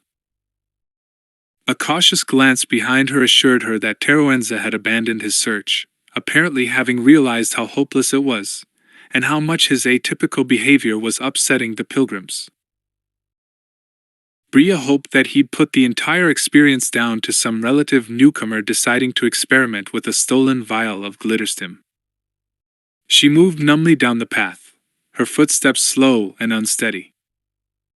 The effects of the glitterstim had faded so much that she was barely aware of the thoughts and emotions of those immediately around her. She wasn't surprised when VYKK fell into step beside her. As usual, he took her arm to help support her. Bria leaned against him, grateful for his support, and felt his arm go around her waist, until he was half holding her up. The swift equatorial dark was all around them, now. Bria could barely see VYKK. He led her down the path, avoiding the worst of the mud puddles. Then, when they reached the dorm, she stopped. "I'm not going in there just yet," she mumbled. I need to talk to you, VYKK." He nodded, his features barely visible in the light cast from the open doors. "Okay. I don't think anyone will mind if we go up to the mess hall for a cup of stim tea. You look like you could use it." Together, they turned away, into the darkness. Bria leaned on VYKK as they went up the path. She had never felt so weary. A droid would have moved with more animation. When they reached the mess hall, VYKK sat her down and fetched them cups of stinty, plus a sugared pastry, which he pushed at Bria. "Here," he said. "Eat this. You look like you need it." Obediently she sipped her tea and nibbled on the pastry. She hadn't had dinner, and the food seemed to steady her, bring the world back into focus. She leaned toward VYKK, ready to talk, but even as she opened her mouth, he shook his head warningly. "Guess I'd better get you back to your dorm," he said loudly. "That'll teach you to skip meals, 921. I thought you were going to pass out on me back there." Taking the hint, Bria got to her feet in silence and followed him out. When they reached the outside of the administration building, VYKK pulled out a pair of infrared goggles and pulled them on. "You got yours?" Nodding, Bria located them and pulled them into place. The night suddenly resolved itself into ghostly black and greenish-white images. She could see VYKK's face now, half hidden as it was by the goggles. His arm came around her again as they started down the jungle path together. "You took the glitterstim," he said quietly. "Yes," she said, feeling as numb as if she'd been beaten into unconsciousness. "You were right. Forgive me for doubting you." "Hey," he said, trying to sound cheerful and failing utterly. "I'd have wanted to check out my story too in your place." Was it rough?" She nodded, and suddenly feeling rushed back, in a black tide, leaving her shaking and gasping. "Oh, VYKK," she babbled. "I was in his mind, Teroan's mind, and it was terrible. No divine gift, just a bored, selfish sentient who wants to get richer so he can add to his collection." "Take it easy," he said, holding her shoulders to steady her. "You've had an awful shock. I feel so betrayed," Bria got out, between chattering teeth. "It was terrible." "Hey there, sweetheart." His arms went around her, and the expression of sympathy was her undoing. Bria began to sob, huge, gulping, racking sobs that hurt. VYKK helped her take her goggles off, then he just held her, stroking her hair, patting her back, murmuring soothing reassurances and endearments. She held on to the front of his coverall with both hands, twisting and wringing the fabric, and weeping so hard she scared herself. Bria had never cried like this before. The sense of desolation was terrible. "I don't have anything left," she choked out between spasms of crying.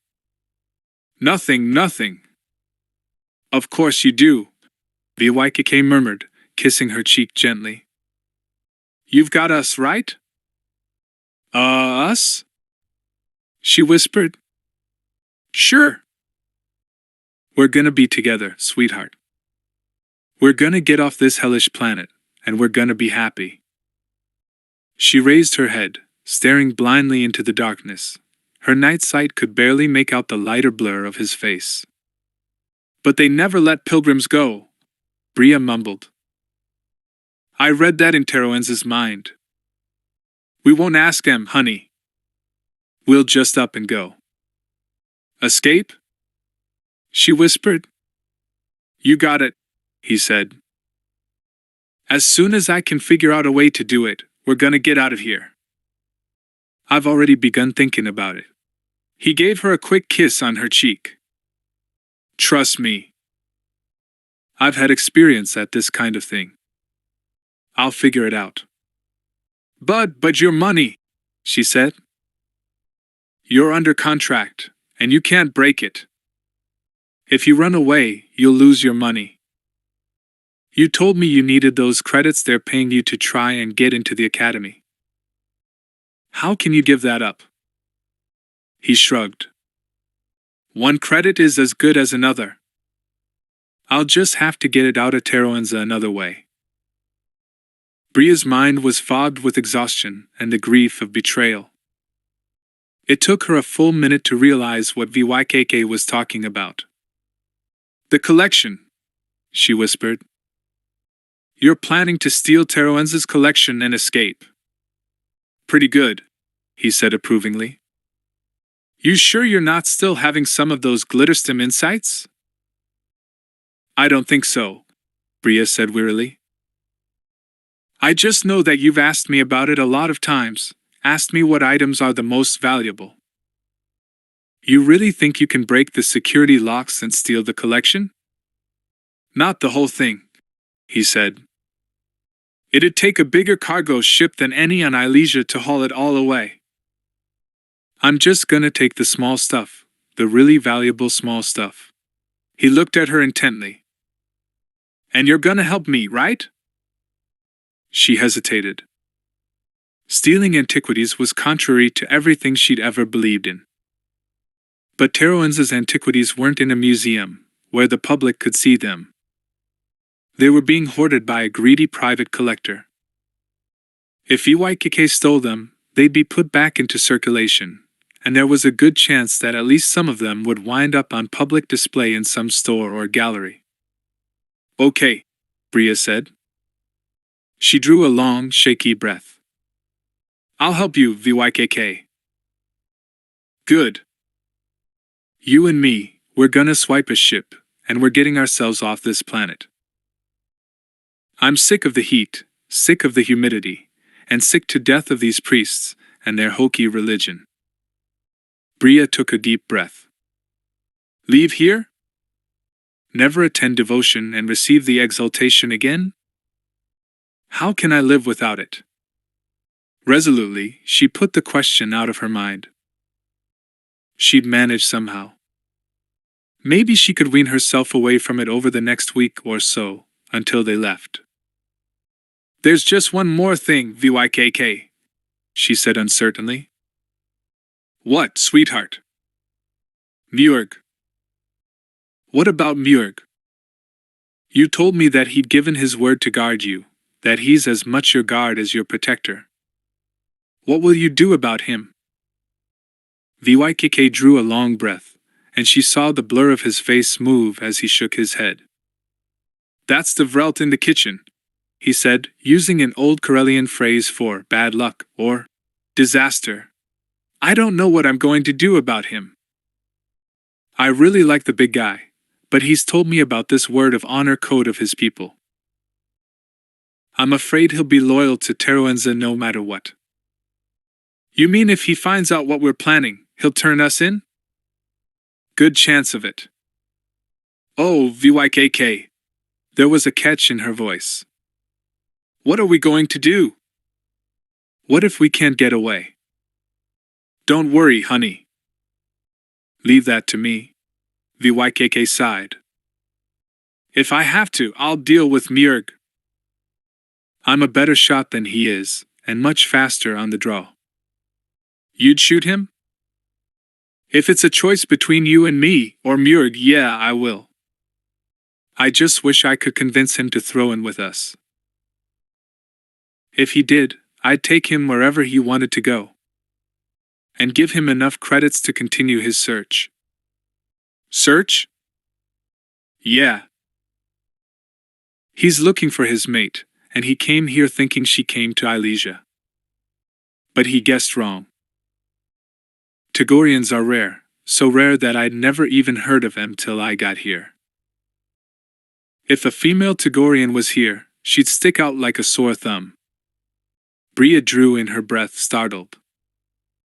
"But, VYKK, there was another Tagorian here. I remember seeing one, 6, maybe 8 months back. I just caught the one glimpse, but I'm sure of the species." "Really? Was it a male or female? What did it look like?" "I have no idea what sex," she said. "I don't think this Tagorian was as big as Mjorg. It was white, with orange stripes. I think. I saw it one evening, just after devotions, and it was getting dark. I'll have to tell Murg, Vykke said. Those priests lie for a living. It's entirely possible Mrav, I think that's her name, has been here on Ilesia the whole time. Maybe at Colony 2 or 3. He fell silent. Bria stood there, mulling over what he just said, and finally, she couldn't stand it any longer. Please, Vykke, she pleaded. Tell me you didn't mean that about shooting Murg if he tries to prevent us from stealing Teroenza's collection. There's got to be a way to avoid that. Bria liked Murg. Over the past couple of months she'd gotten to know him a little, and she admired the big felinoid. I'll take care of him, whatever it takes. If I have to, I'll shoot him. Vykk's voice was grim. But maybe I can just stun him, or give him a knock on that thick skull of his, leave him tied up, so the priests won't blame him when we make our getaway. Oh, Vykke. Bria's eyes filled with tears again. Please try to figure out something, so Murg doesn't get hurt. You're good at that. I will, sweetheart, he said. I will. He leaned forward to drop a quick kiss on her forehead, and this time she did not remind him of her vows. I have no vows, Bria thought dully as they began walking back toward her dorm. No vows, no religion, nothing at all. She glanced sideways in the darkness. Nothing except Vykke. Murg glided soundlessly out of the jungle and stepped onto the path. The Tagorian's night vision was far better than a human's. He could easily make out the distant pair walking down the path. They were almost to the dorm. The felinoid had been creeping through the jungle with exaggerated care for the past couple of minutes, determined to get close enough to overhear their whispered conversation. The Tagorian had only managed to get close enough to catch the tail end of what they'd been discussing, but he'd heard enough. Pilot and Bria were planning to escape. They were planning to steal from his masters. Pilot was planning to take care of Murg. The Tagorian shook his massive head unhappily.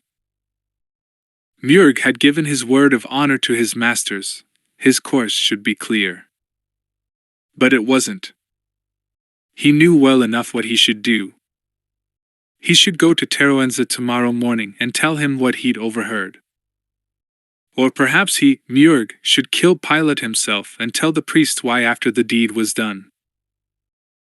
But he stood there, hesitating. It was obvious that Pilot was desperate enough to shoot him to get away.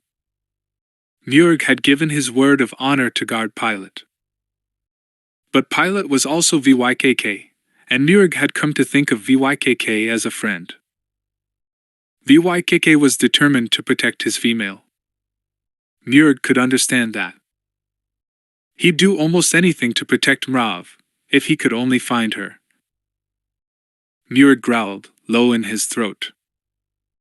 Perhaps he should pretend to be friendly, so that Pilot would allow him to get close enough to use his teeth and claws. Murg was an expert hunter.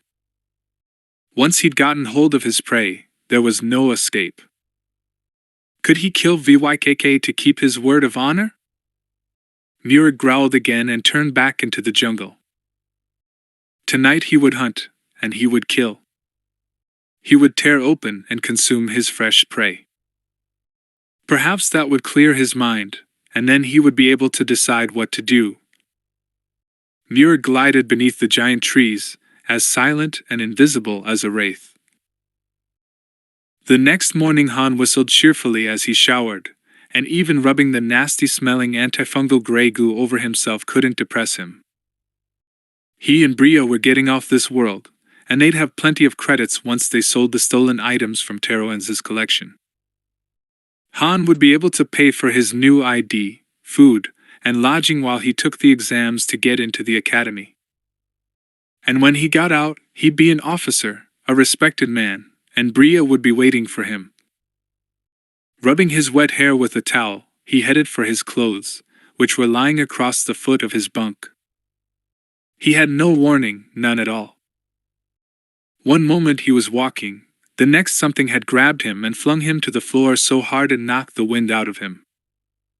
Han gasped like a beached Walloden, and spots danced before his eyes. But there was something else there, too, holding him down, something that had one gigantic hand pressing his chest. Instinctively, Han lay still, gasping and finding breath, realizing that hand could crush him like a dilganut.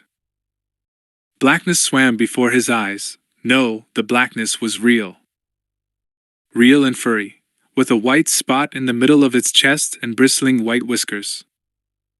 Han managed to focus his eyes. "Murg!" he gasped feebly. "What's going on?" Murg snarled into Han's face, his huge fangs so close that Han could see them gleam with saliva. "Pilot planning to escape, take Bria," he growled. "VYKK planning to steal from my Elysian masters. VYKK planning to take care of Murg." But the hand pressed down, slightly, and Han subsided, eyes bulging. Murg raised a massive paw hand and flexed it slightly. Scimitar-like claws extruded. "Now treacherous pilot will die," the Togorian snarled. "No!" Han put up his hands in a gesture of appeal. "Please! Just listen." Murg listened last night. Murg heard plenty. The Togorian said grimly. "Hey, pal!" Han babbled, imagining what those claws would do to his exposed throat. "I thought we were friends." Murg liked Pilot. Murg is sorry to have to kill Pilot. But word of honor was given. No choice for Murg. The hand started down. Han squeezed his eyes shut and waited for the end. He felt the breeze of the Togorian's swing graze his cheek, his throat, but nothing touched him. After several eternities, Han opened his eyes again. Murg was staring down at him, plainly torn. Finally, he grabbed Han by the shoulder and hair, jerked him to his feet, and pushed him in the direction of the Corellian's clothes. "Get dressed!" Murg not want Pilot's blood on his claws. "We go to tell Teroenza what Pilot and girl are planning. Priest will tell other guards to kill traitors." Han hastened over to the bunk, and began dragging on his clothes. At least he wouldn't die naked and wet. "Listen, Murg," he said. "You've got to listen to me. Please. What can it hurt? Pilot lies. Murg knows he lies. Murg, I will not listen." That's a good sign that he's regaining his cool, Han thought. The grammar I taught him is coming back. Sealing the front of his coverall, Han sat down on the edge of the bunk to pull on his boots. "Your people have a code of honor, right?" he said, thinking as fast as he'd ever thought in his life. "Yes. If you give your word of honor to someone who's employing you, you've got to keep it, right?" "Yes. Pilot can move faster than that. Put on those boots." Han slowly inserted his right foot, toes pointed down, and began to pull the boot on. "Well, pal, suppose you gave your word of honor to someone and found that everything he told you was a lie on his part of the contract. What does that do to your agreement? Do you have to keep your word to someone who's lied to you and made a fool out of you?" Murg eyed Han suspiciously, but said nothing. "Come on, pal, what's your code of honor say about making agreements with liars, eh?" Murg shook his massive head, then his ears flattened in anger. "If a Togorian makes a word of honor with a liar, contract is void. There is no honor to be had dealing with a liar." "All right," Han said with a surge of satisfaction. He picked up his left boot. "Listen to me, pal. I think Mrav is here on Ilesia. I think Teroenza lied to you. Muir stared at Han, then his blue eyes narrowed. You would lie to stay alive, VYKK. Yeah, I would, pal, Han said honestly. But I swear to you I ain't lying about this. Swear? What is this swear? It's like a word of honor, sort of, said. My people swear by the most important thing in the world to them. It's like sacred, I guess you'd say. So what does VYKK swear by? Han thought for a moment. I swear, he said, slowly and distinctly, by Bria's life. You know I care for her, a lot. Don't you? Muir considered for a moment, then nodded. Okay, then I swear to you, on Bria's life, that last night she told me she saw a Tagorian here, 6 months or more ago. That would tie in with the time you were searching from Rav, wouldn't it? Silently the Tagorian nodded again. She saw a Tagorian, Muirg. Ask her yourself. Teroenza and his goons lied to you when they said she never came here. She's probably still here, on Ilesia. Probably not here at Colony 1, 'cause that's too risky. But there's a good chance she's at Colony 2, or maybe even 3. But Colony 2 has been there longer, they've got a lot more pilgrims there than at Colony 3. So I'm betting she's at Colony 2. It's worth checking out, isn't it? What did she look like? Muirg asked slowly. For a moment Han was tempted to lie, say he didn't know, because what if he was wrong about the Tagorian being Rav, and Muirg got mad and killed him right here and now? He took a deep breath. Bria said she was white and some other color. Striped. She thought they might be orange stripes, but she said it was almost dark, so she's not sure. I sure hope Mrav wasn't solid-colored or spotted. Muirg's ears flattened, and he hissed like a leaky valve, teeth bared ferociously. Han desperately looked around for something to brain the Tagorian with, but there wasn't a thing in reach. Silently he resigned himself to being ripped in two. Then Muirg's furious hiss mutated into a pain-filled yowl of anguish. The big alien sank to the floor, clutching his head and yowling in an ululating keen. You have described her, he growled finally. By all the gods of my fathers, can she have been here all these days, while I believe those liars? I will go now to tear their throats out and eat their hearts. Phew, Han muttered softly. I'm glad that worked. Muirg leaped to his feet, obviously ready to make good on his threat. Wait. Han leaped up and grabbed one huge arm, hung on as he was dragged across the floor, through the living room, almost to the door. He dug his heels in and refused to let go. Muirg, if you want her back, stop.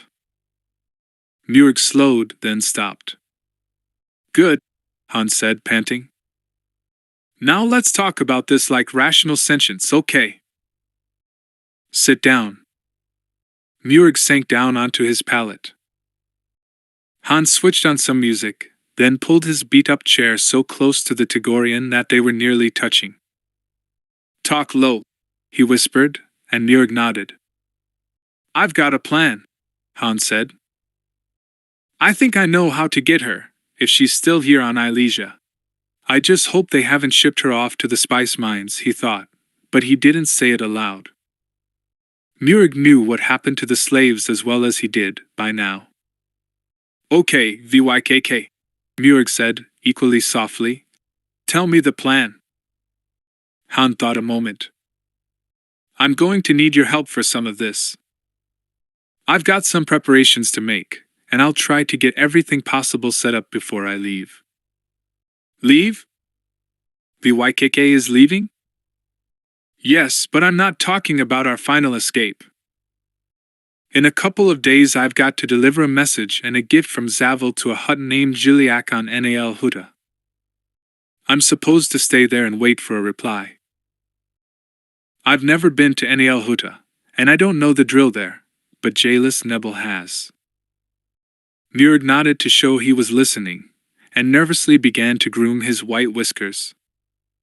So okay. The dream is really too small for 3. I'm gonna point that out to Teroenza and tell him Nebel wants to get back into flying again as my co-pilot. I'm pretty sure he'll agree to let me and Nebel fly this mission together. I'm gonna suggest that you stay here, cause there won't be room for you. Han got up and began pacing back and forth as he thought. The priests know you like to hunt, right? So when I get permission to take Nebel with me, you should request to spend a couple of days hunting. You can move fast over rough ground, right? Very fast, agreed the Togorian. Fast enough to track and kill prey. Do you think you could make it on foot to Colony 2? Yes. Njord sounded positive. Well, it's our best shot.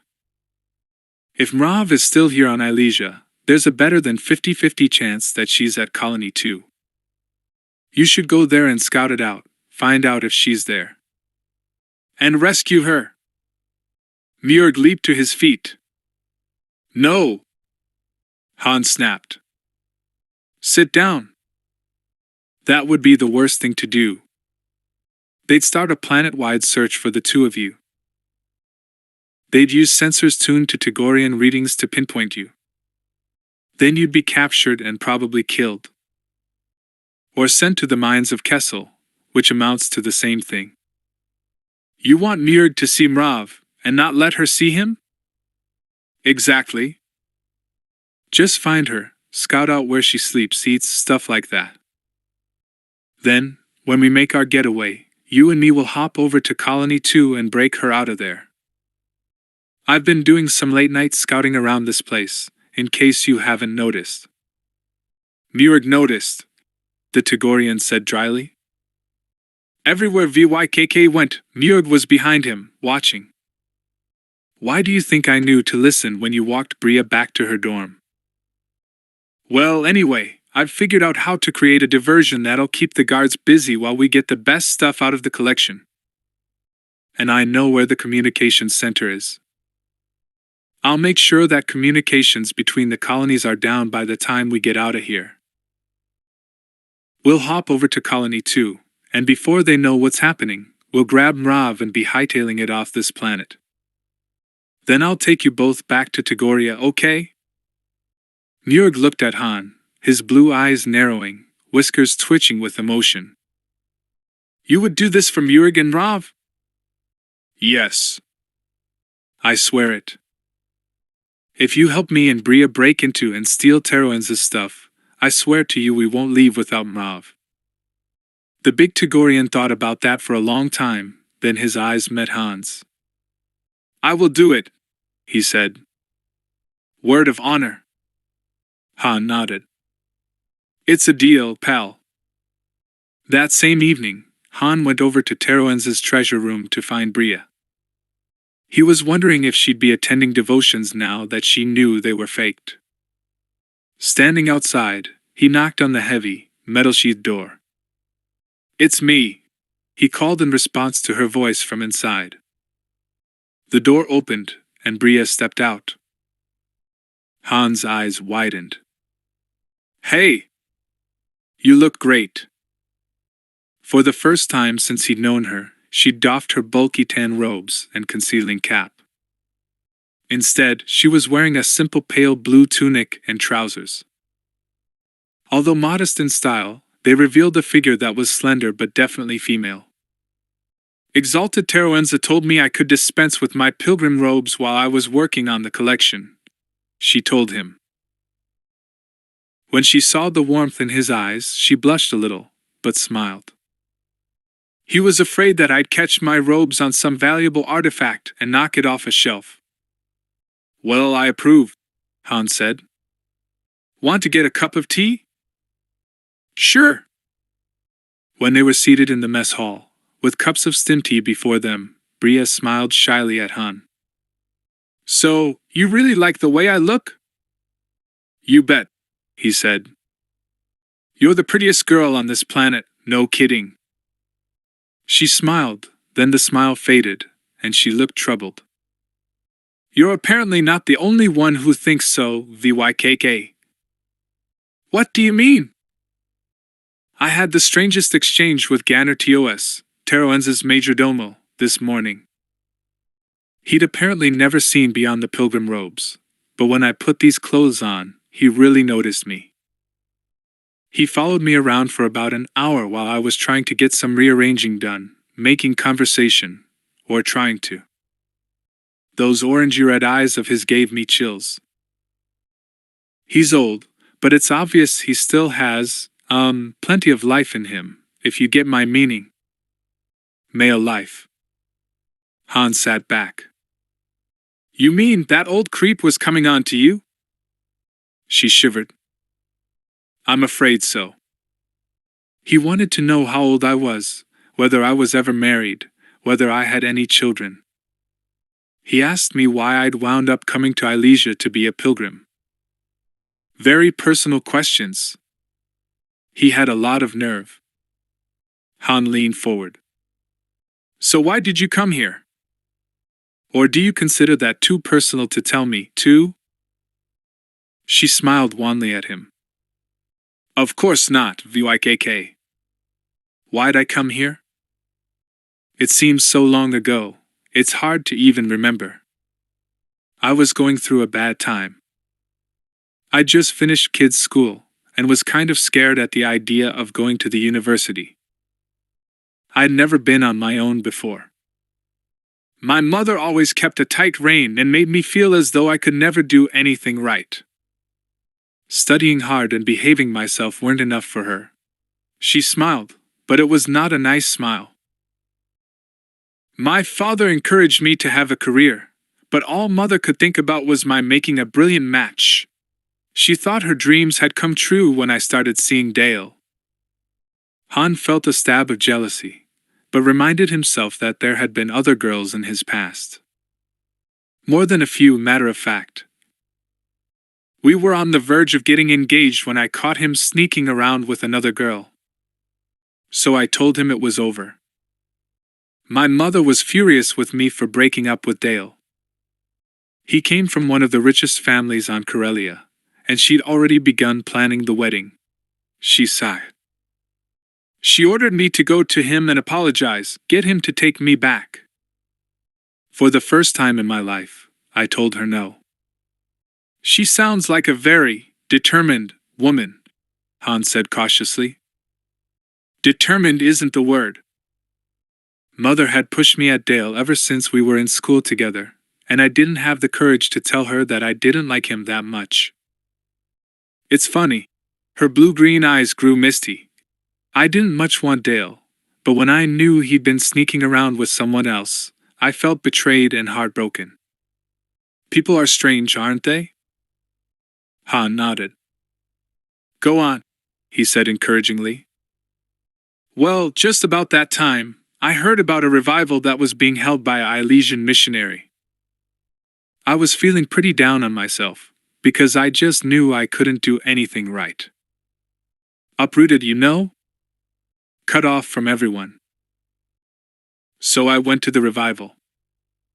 The Ilesian priest finished his service with just a few seconds of exultation, and it made me feel so good. Like I belonged with those people. So I sold my jewelry, ran away, and caught the next ship for Ilesia. She smiled wistfully. So that's my story. And to return to the subject at hand, what do you think I should do to keep poor old Ganner TOS at arm's length?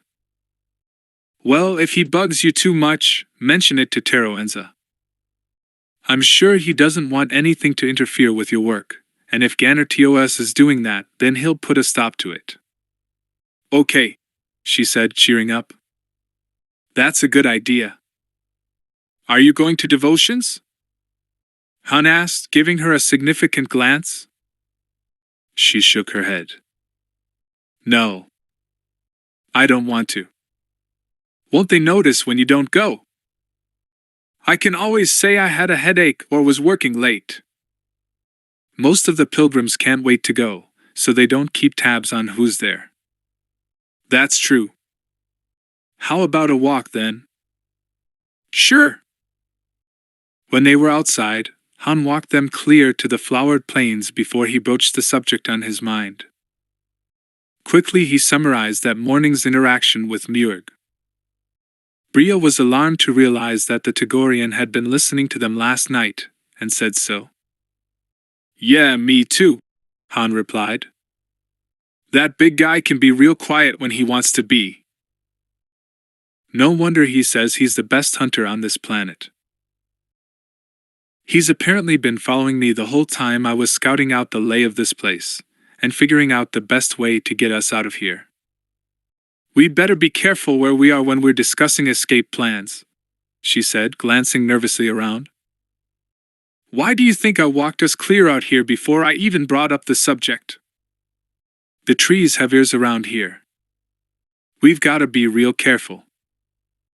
Last night it was only Murg, so we're okay, but it could have been one of the skin changers they've got as guards down in the Glitterstem factory. She shivered at the thought. So what did you have to tell me? Murg is going to ask to go on a hunting trip while Jalis Nebel and I make the run to Nal Huda. We've got it all set up. Teroenza approved me taking Nebel with me today. Nal Huda's 2 systems away, and it'll take us 4 days, maybe 5. I promised Murg he'd have that long to find out if Mrav is still here, and that, if she is, we'll take her with us. That would be good, Bria said. I hated the idea of leaving Murg behind. If Teroenza got angry enough, he'd probably kill him for letting us escape, whether Murg was responsible or not. Right. Han sighed. I just wish I could figure out a way to break into Teroenza's living quarters and search the place until I found where he keeps those ship access codes and the security lock codes for the collection. So far, I'm stumped. I've figured out a way to keep the guards busy, but if I can't get those codes, I may have to change my plans. I might have to set the welcome center on fire or something. Security codes? Bria frowned and closed her eyes. Security codes. She drew a deep breath, then began reciting a string of numbers, symbols, and letters. That sounds like it. Han grabbed her arm in excitement. How'd you get them? She gave him a tremulous smile. They were in Teroenza's mind. I'm afraid they're burned into mine, along with everything else. I wish I could forget them, and all that other stuff, but I can't. He grabbed her shoulders and gave them an ecstatic little shake. Well, don't wish that till we're off this mudhole. Bria, honey, this is great. You've saved me a lot of trouble. She smiled at him shakily. I paid an awful price for it, but if it helps us, I guess it was worth it. It will be, Han promised. Trust me. I swear it will be. She nodded. So all we have to do is avoid arousing suspicion until we're ready to make the break.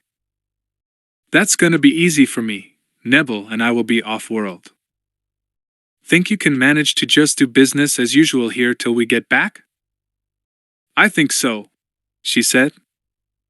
But hurry back. I will, sweetheart, he said. Bria gave Han a pleading look.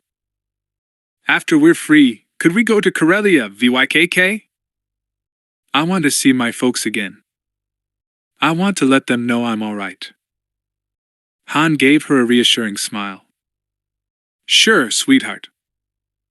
I've got some business to take care of on Corellia, so that'll be one of our first stops, okay? She gave him a radiant, answering smile. Okay. When VYKK left her at the door to her dorm, Bria told herself that she'd just go upstairs and take a nap until it was time to go to dinner. If anyone asked, she'd plead a headache as an excuse for missing devotions. But when she reached her room, she picked up her pilgrim's robe and cap and stood holding them. Tomorrow, she thought. I'll start tomorrow. After all, I've had a rough couple of days. Nobody could expect me to miss the exaltation just like that. I need a day to work myself up to it." And before she knew what she was doing, Bria found herself back in her robes and cap, hurrying down the path of immortality, toward the altar of promises. 2 days later, a jittery Han and a placid jailess Nebel stood waiting outside Gilliac the Hutt's audience room in his winter palace. A small hollow recording device rested at Han's feet. It was designed to project a visual and audio simulacrum of the sender. Nebel was steadying a large, elaborate box on an anti-grav lifter.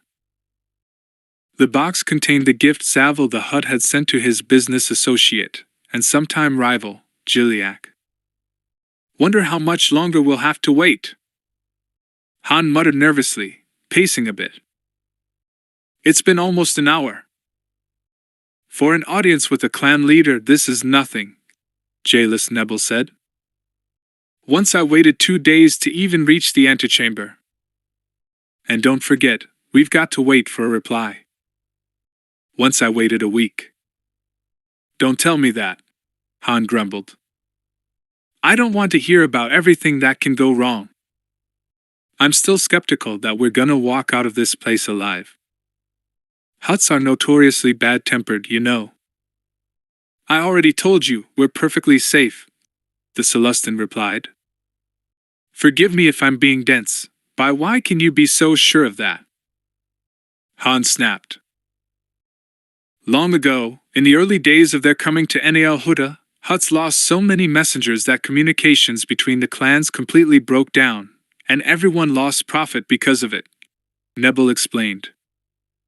"So all the clans made a sworn pact. A messenger from one Hutt to another is sacrosanct.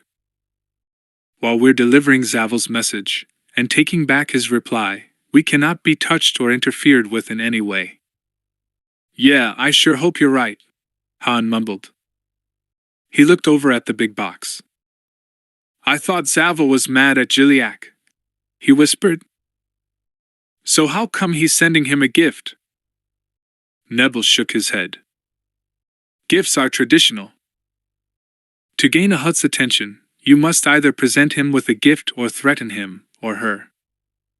Sometimes Hutts do both at the same time." Han grimaced. "Weird. You sure you don't have any idea what's in there?" "That box is big enough to hold most anything. Even a body if you folded it up. I'd feel better if I knew." "The box is sealed," Nebel pointed out. "If we open it, His Excellency Gilliac will know. We don't want any trouble." "Yeah, I know." Han grimaced, and to distract himself from his worries, looked around. The antechamber was high-ceilinged, with skylights. It was built of light-colored stone, and the pale walls were hung with tapestries woven, it was said, by Gilliac's enemies while they languished in his dungeons, waiting for the mercy of execution. One depicted the original Hutt homeworld, the desolate and barren planet Varl, and another the great cataclysm that destroyed it long, long ago. Still another showed the great Hutt diaspora to Nal Hutta in the Tub system. Nal Hutta, Han knew, meant glorious jewel in Huttese. The last tapestry was a full-size portrait of Gilliac himself, reclining in state upon his lavishly appointed but tasteful dais. Han hadn't seen much of Nal Hutta, since he and Nebel had been whisked into a droid-chauffeured landspeeder and taken south, to Gilliac's remote winter palace. The Hutt Lord's retreat was located on a small island near the equator.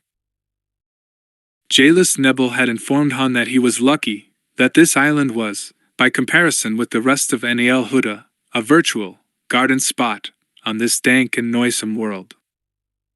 This island reminded him of Ilesia, hot, humid, and full of giant trees choked with huge vines. Han's attention jerked back to the here and now when he realized that Dorzo, Gilliac's Rodian majordomo, was beckoning to them. "His Supreme Excellency Gilliac, clan leader and protector of the righteous, will see you now." Hastily Han picked up his recorder, and then he and Nebel walked into the audience chamber. It was huge. Han paced up the central aisle toward the dais, feeling the luxurious pile of an expensive carpet beneath his boots. The chamber was filled with fawning sycophants of all races, tastefully garbed dancing girls and boys, and an orchestra off in one corner. A massive buffet table heaped with food from a dozen worlds made his nostrils twitch as Han suddenly recalled that he'd forgotten to eat lunch. Jiliak reclined at his ease on an audience dais, smoking something that Han couldn't identify, but which he wanted no part of. Even the faint whiff he got of the expelled smoke made his head swim. Jailus Nebel nudged Han, and he nervously stepped forward. "Almighty Jiliak," he said in Huttese, recalling the speech Zavel had rehearsed with him. "We come from our Ilesian master Zavel the Hutt to bring you a message and a gift." First, the gift. He beckoned to Nebel, and the Celestin, as agreed, stepped forward. Jiliak peered down at them, then ordered, in Huttese, "Open it. I wish to see what Zavel deems worthy of me." "Yes, Your Excellency," squeaked the Celestin, who set about slitting all the seals and releasing all the catches.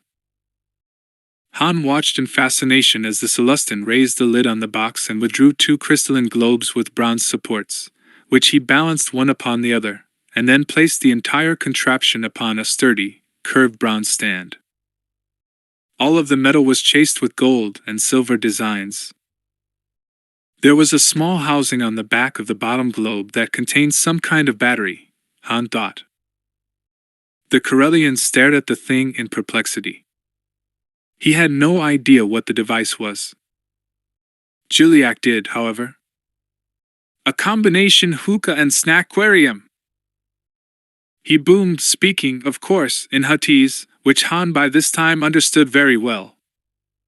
"And one almost worthy of our greatness." Just what I wanted. How did he know? He turned his attention back to the 2 messengers and continued more formally. "Messengers, Zavel's gift pleases me. Let us hope his message does, as well. Activate it, human." Han bowed low, set the recorder on a low table, and switched it on. Immediately a hollow simulacrum of Zavel appeared, filling the space before Jiliak's dais. "My dear Jiliak," Zavel said, stretching out a hand toward Jiliak, as though he could see the other and were really present. "Over the past year, some unfortunate occurrences have plagued our shipping operations out of Ilesia. Ships have disappeared, and one ship was attacked. As one of the heads of our Cajadir, it was my duty to trace down these despicable incursions." Jiliak's pleased expression had faded. Han cast a nervous glance at the Celestin. "I sure hope he's right about us being safe. We have traced these so-called pirates to Ene Arshada, and recently my operatives have captured and questioned one of the captains of these vessels.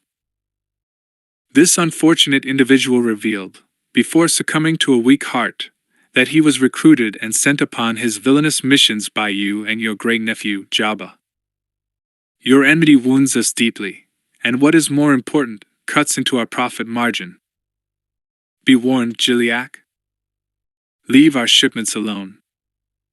Any more attacks will meet with swift reprisal upon you and your clan. We have assembled a great fleet, which will surely vanquish your paltry forces." "We have?" thought Han wildly. "There's just me and Nebel." Zavel's bluffing. Or did he recently hire more pilots? Zavel's message continued, inexorably. "Accept our gift as a peace offering, or meet with grim consequences, among which your own death will be the least. Jiliak, I appeal to you in the name of Hutt Brotherhood to cease hijacking and terrorizing our vessels. We can make a much better profit if we work together, instead of contending with each other." By this time, Han and the Celestin were backing away in terror, because Jiliak was swelling up like a poisoned wound. "Heed my warning, Jiliak. Cease your A-E-I-A-R-R-R-G-G-G-G-G-G-G-G-G.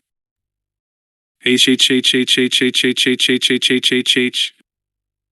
Jiliak's scream of fury made Han and Nebel leap behind the buffet table. The Hut Lord's tail lashed out in a giant sweep to strike the recording device, sending it flying. Zavel's image vanished. Jiliak slid forward. Han watched in horrified fascination.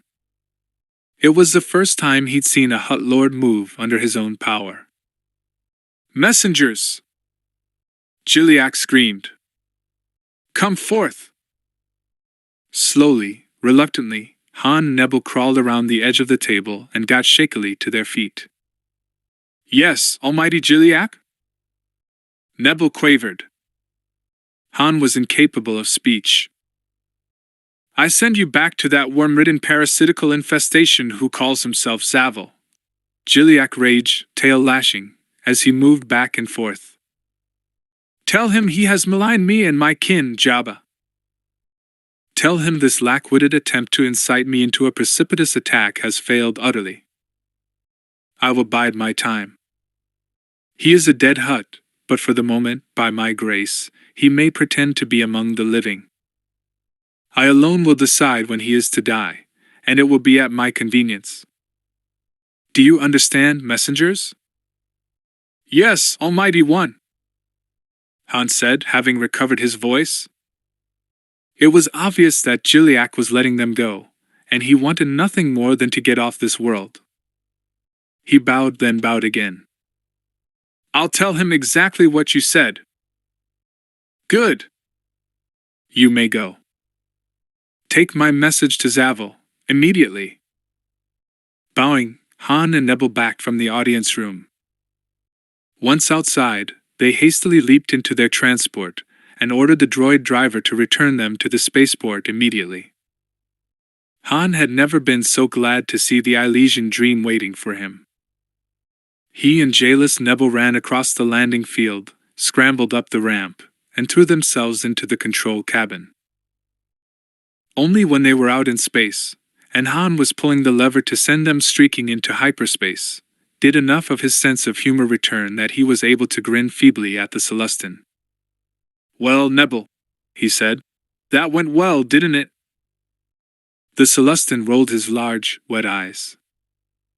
"You still don't understand, VYKK," he said. "When one is dealing with Hutts, there are wheels within wheels within wheels. It's entirely possible that Zavel sent that message because we are vulnerable, to keep Jiliak from attacking more openly. We're just underlings. We only see part of the picture. All you can do is pray to any gods you believe in that you never anger a Hutt. One would be better off dead, and that is no understatement." Han nodded. "I believe you. Still, if I were Zavel, I wouldn't rest too easily at night. He may not have long to live." Muir glided through the jungle in the dimness of the short Elysian twilight. It had taken him a day and a half to travel the 147 kilometers to Colony 2. Part of his slowness had come from the perilous crossing of the Gachugai River. He'd been so exhausted by struggling through the rapid current that he'd had to take 2 hours out of his trip to hunt and then another hour to sleep. He was still tired from his ordeal, but he was finally here. He listened for the sounds of chanting voices as he skirted the perimeter of the compound. Colony 2 followed, as far as he knew, the same schedule as Colony 1, so the pilgrims should be at the evening devotions. His nostrils flared as he tested the wind, constantly sniffing for any Tagorian spoor. Several times, Muir got down on his hands and knees and moved forward, sniffing, drinking in the scents left by the pilgrims who had recently passed this way. 5 minutes later he jerked as if he'd been hit with a stun prod. Mrav. Mrav came this way, no more than a day ago. Wandering cautiously around the outskirts of the buildings, he located first the dorm she slept in, then the factory where she worked. Lastly, he followed the freshest scent trail to a path that he was sure must lead to the altar of promises. Apparently Colony 2 was laid out on a nearly identical plan to Colony 1.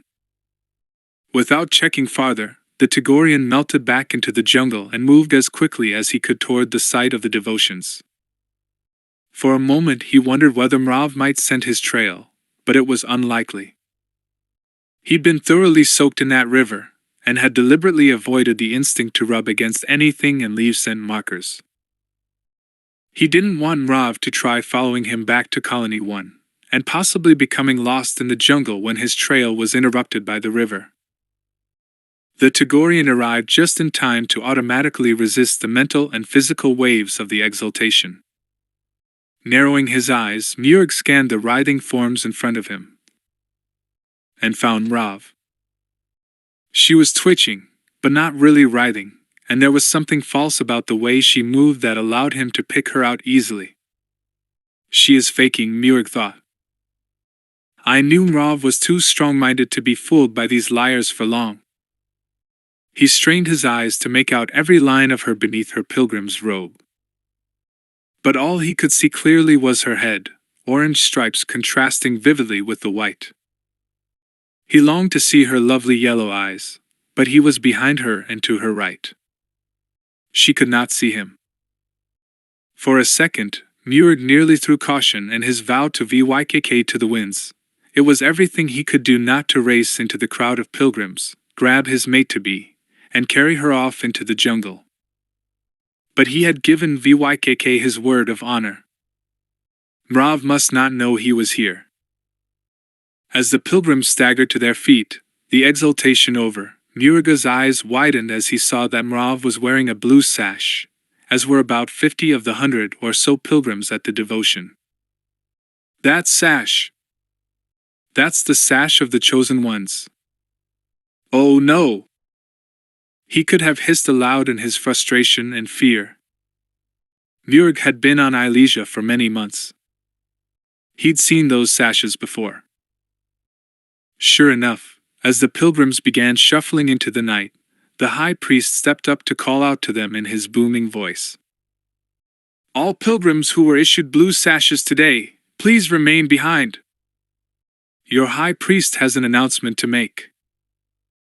Obediently, the pilgrims with blue sashes stopped walking toward the path and instead shuffled forward. Mrav looked as though she was thinking of yanking off her sash and making a run for it, but she didn't. Murg yowled inwardly. Does she know what those sashes mean? Those of you who have received these blue sashes are being honored as chosen ones.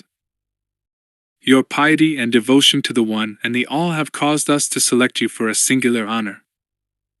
Tomorrow night will be your last devotion here at this altar. At dawn on the following morning, you will be taken by spaceship to meet with our missionaries, and each of you will be selected by one of our missionaries to accompany him out to spread the word of the One and the All. Murg heard excited, greedy murmurings from the crowd, and knew the true pilgrims were ecstatic over the implication that they would be able to receive exaltations without sharing it with hundreds of other pilgrims. Stupid, was the Tagorian's first thought. They are no better than Bist or Edelo, worthy only of being hunted and eaten. Those spaceships will take them only to the mines of Kessel, or the pleasure houses of the imperial soldiers. They will receive no more exaltations, they will live in degradation and misery, and most of them will die within a year. His second thought raised the fur along his neck and spine. Only a day and a half until they ship her out of here. Since the imperial soldiers want only humanoids in their pleasure houses, that must mean that Mrav is destined for the mines on Kessel.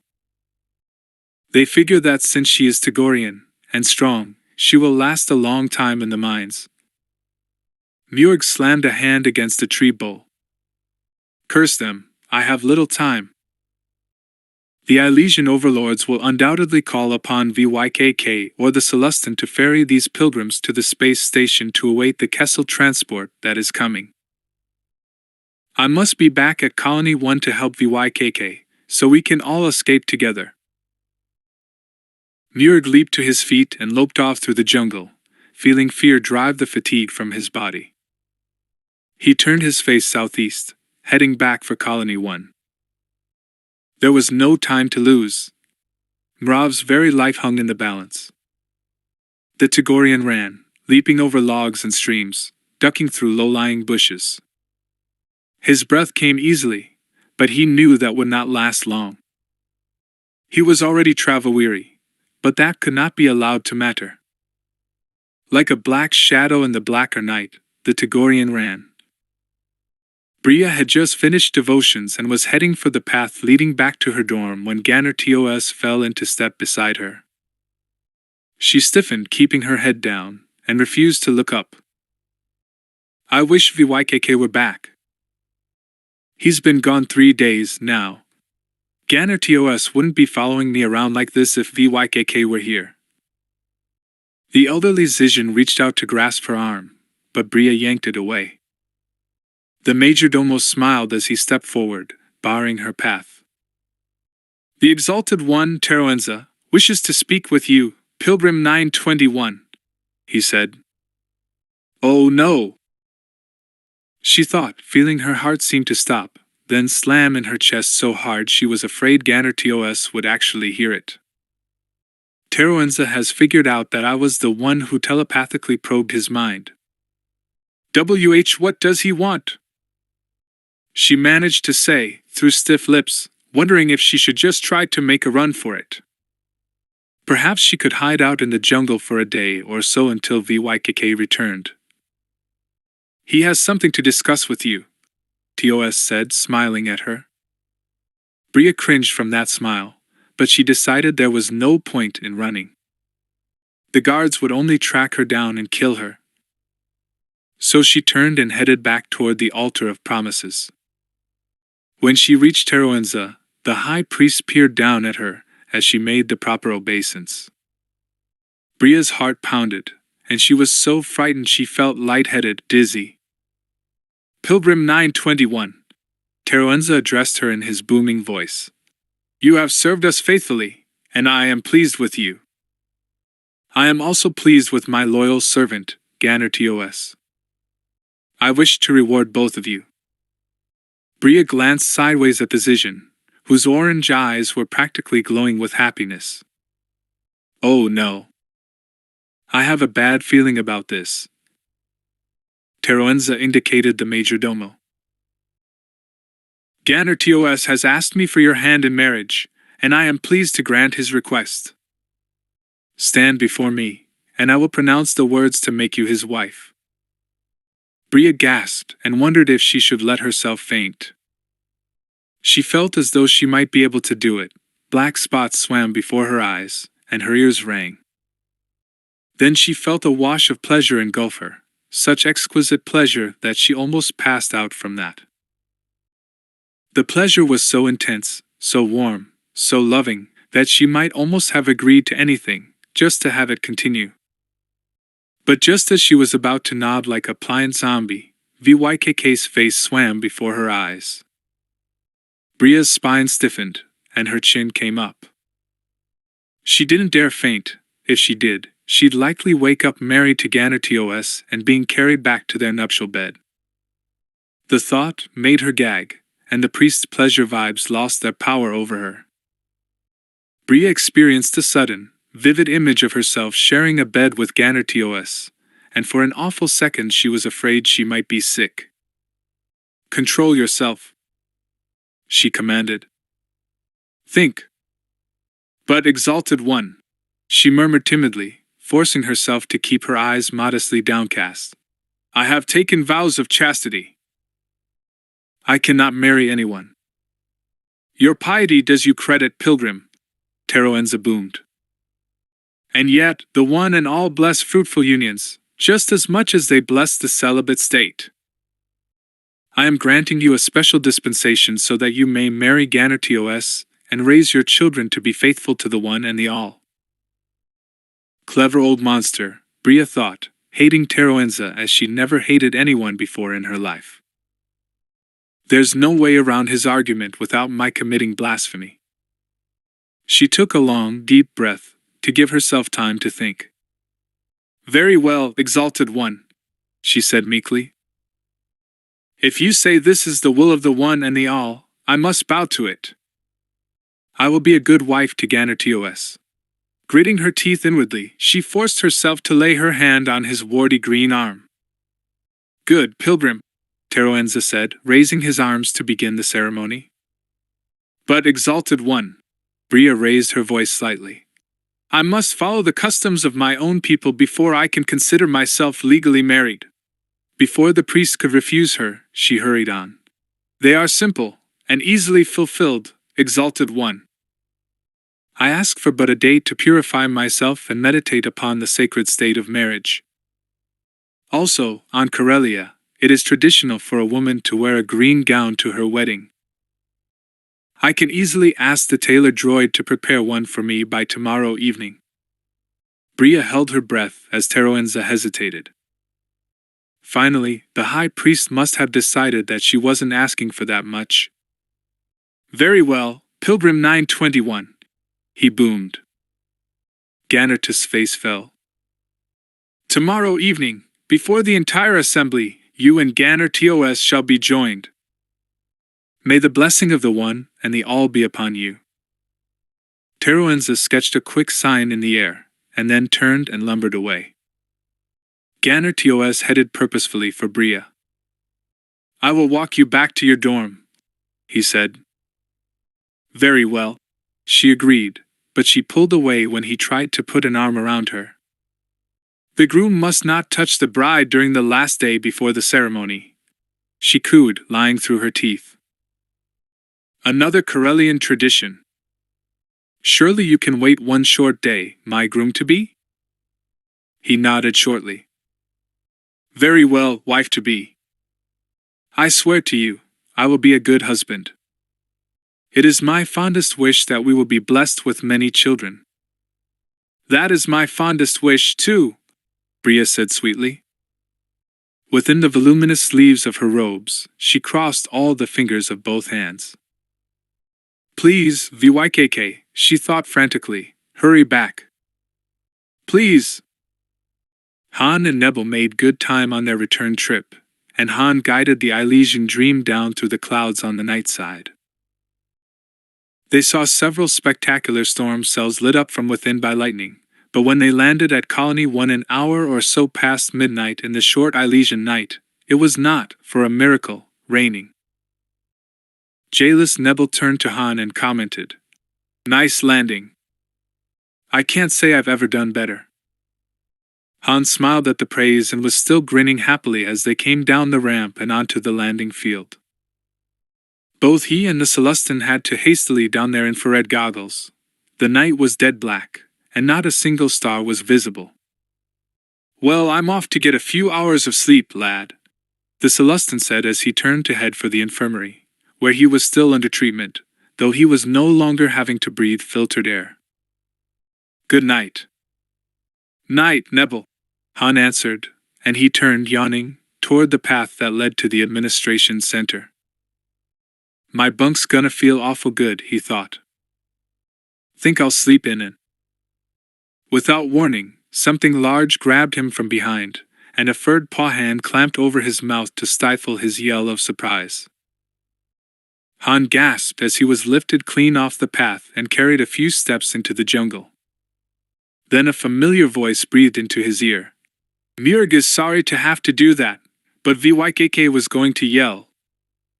We must be quiet. The Togorian set the Karelian on his feet again, and Han took a deep breath, preparatory to giving the giant alien a good scolding about not scaring people on dark nights. Murg shook his furry head, and something about his expression, as seen through the infrared goggles, stopped Han in mid-word. Instead he asked quietly, What's wrong? I found Rav, Murg said. Pilot will be roused at dawn to fly to Colony 2 and take her and other shipload of pilgrims to space station to meet an incoming ship. Ship coming from Kessel, must be, so no time to lose. Must escape. Now. Or Mrav will be gone. Han shook his head.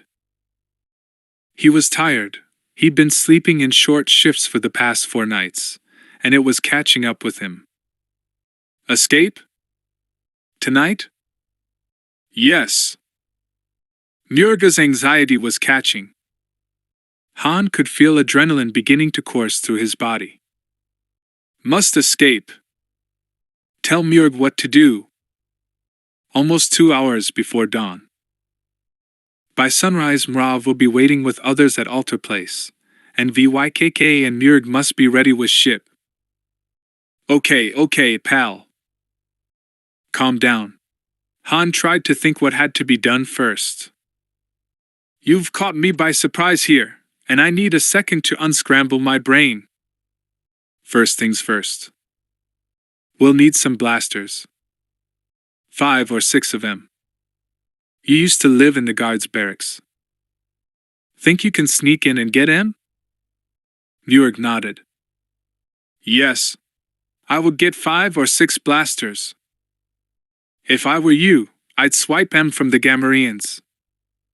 They're dumb as a box of rocks, and they sleep like logs. Murga's whiskers twitched with amusement. Yes. Okay then.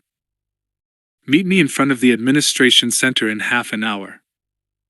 With a final nod, Murg melted into the underbrush.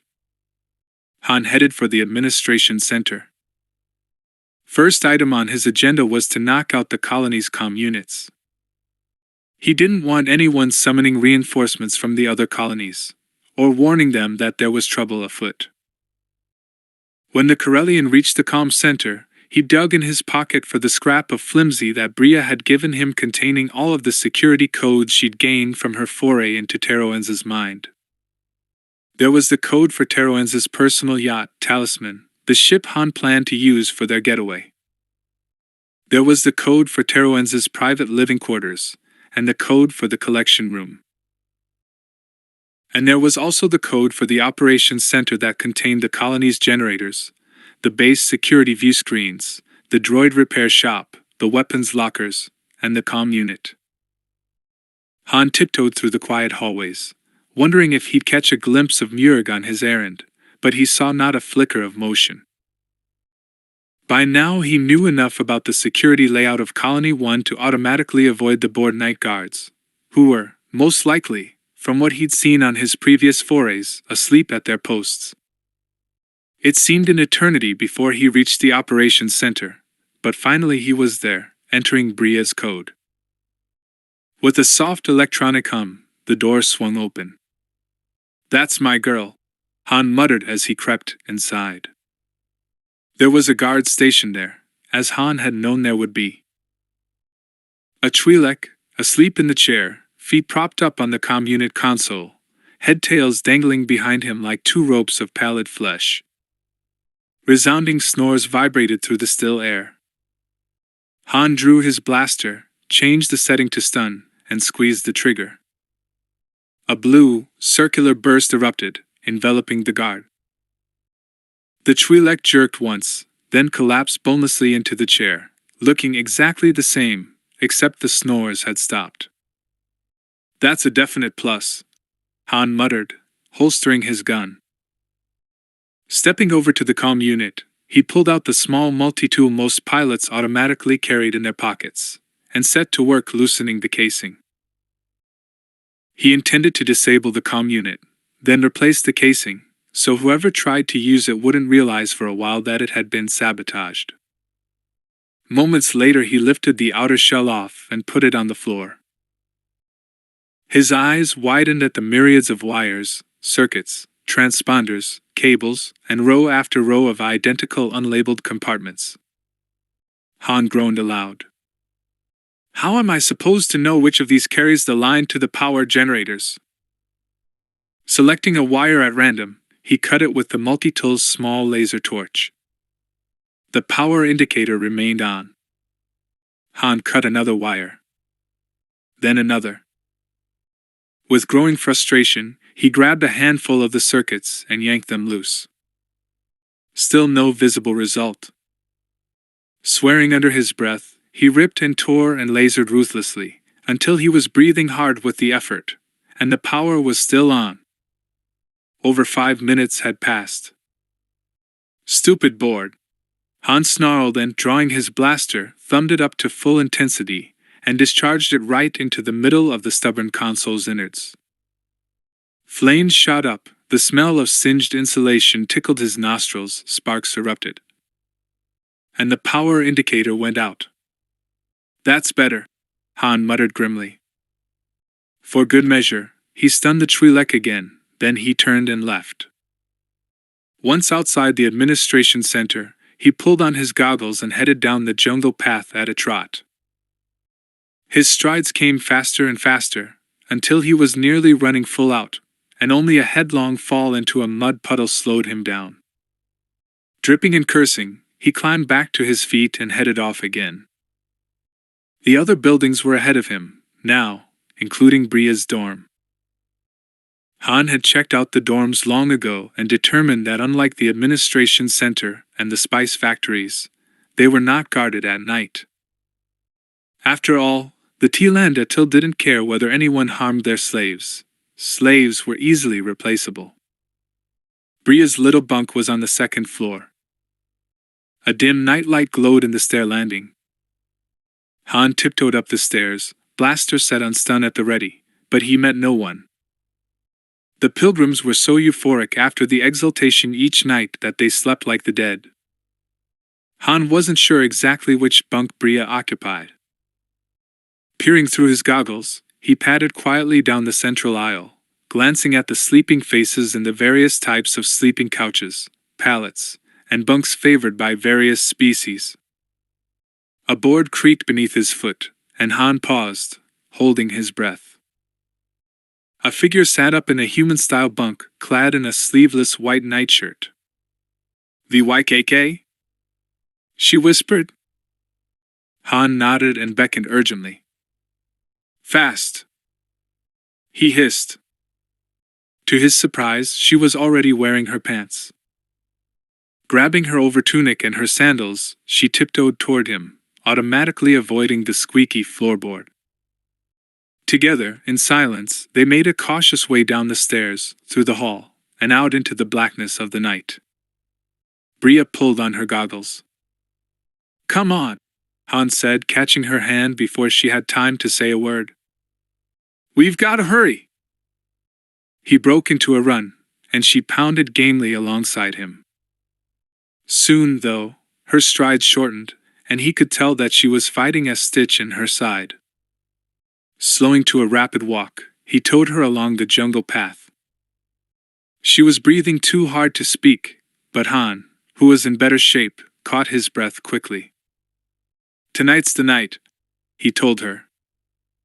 "I need you and Mirg to start in on Teroenz's collection, while I get the guards off our backs. Think you can do it?" She nodded breathlessly. "Ganner TOS," she gasped. "Forget him," Han said curtly. "You'll never see him again, with any luck." "But he, and Teroenz." She yielded to his urgent tug and began jogging again. "Going to make me marry him." Han's eyes widened. "Ganner TOS wanted to marry you?" "Minions of Zender." "Good thing we're getting out of here." Unable to speak again, she just nodded. By the time they reached the administration center, Bria had her second wind. She followed Han as he led the way down the darkened corridors to the door of Teroenz's collection room. Mirg was waiting for them. At his feet lay a pile of blasters. Bria's eyes widened. "What are those for?"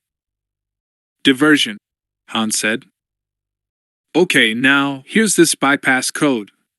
Quickly he entered the code, and as before, the door opened. The three of them tiptoed into the huge, dimly lit room. Han reached into Bria's desk and removed a powerful glow rod and flicked the bright light around the room. "Think we dare turn on the lights?" She nodded. "It's well sealed. I checked that last week. No way to see it from Teroenz's apartment." Han switched on the overhead lights, and the room was suddenly fully illuminated.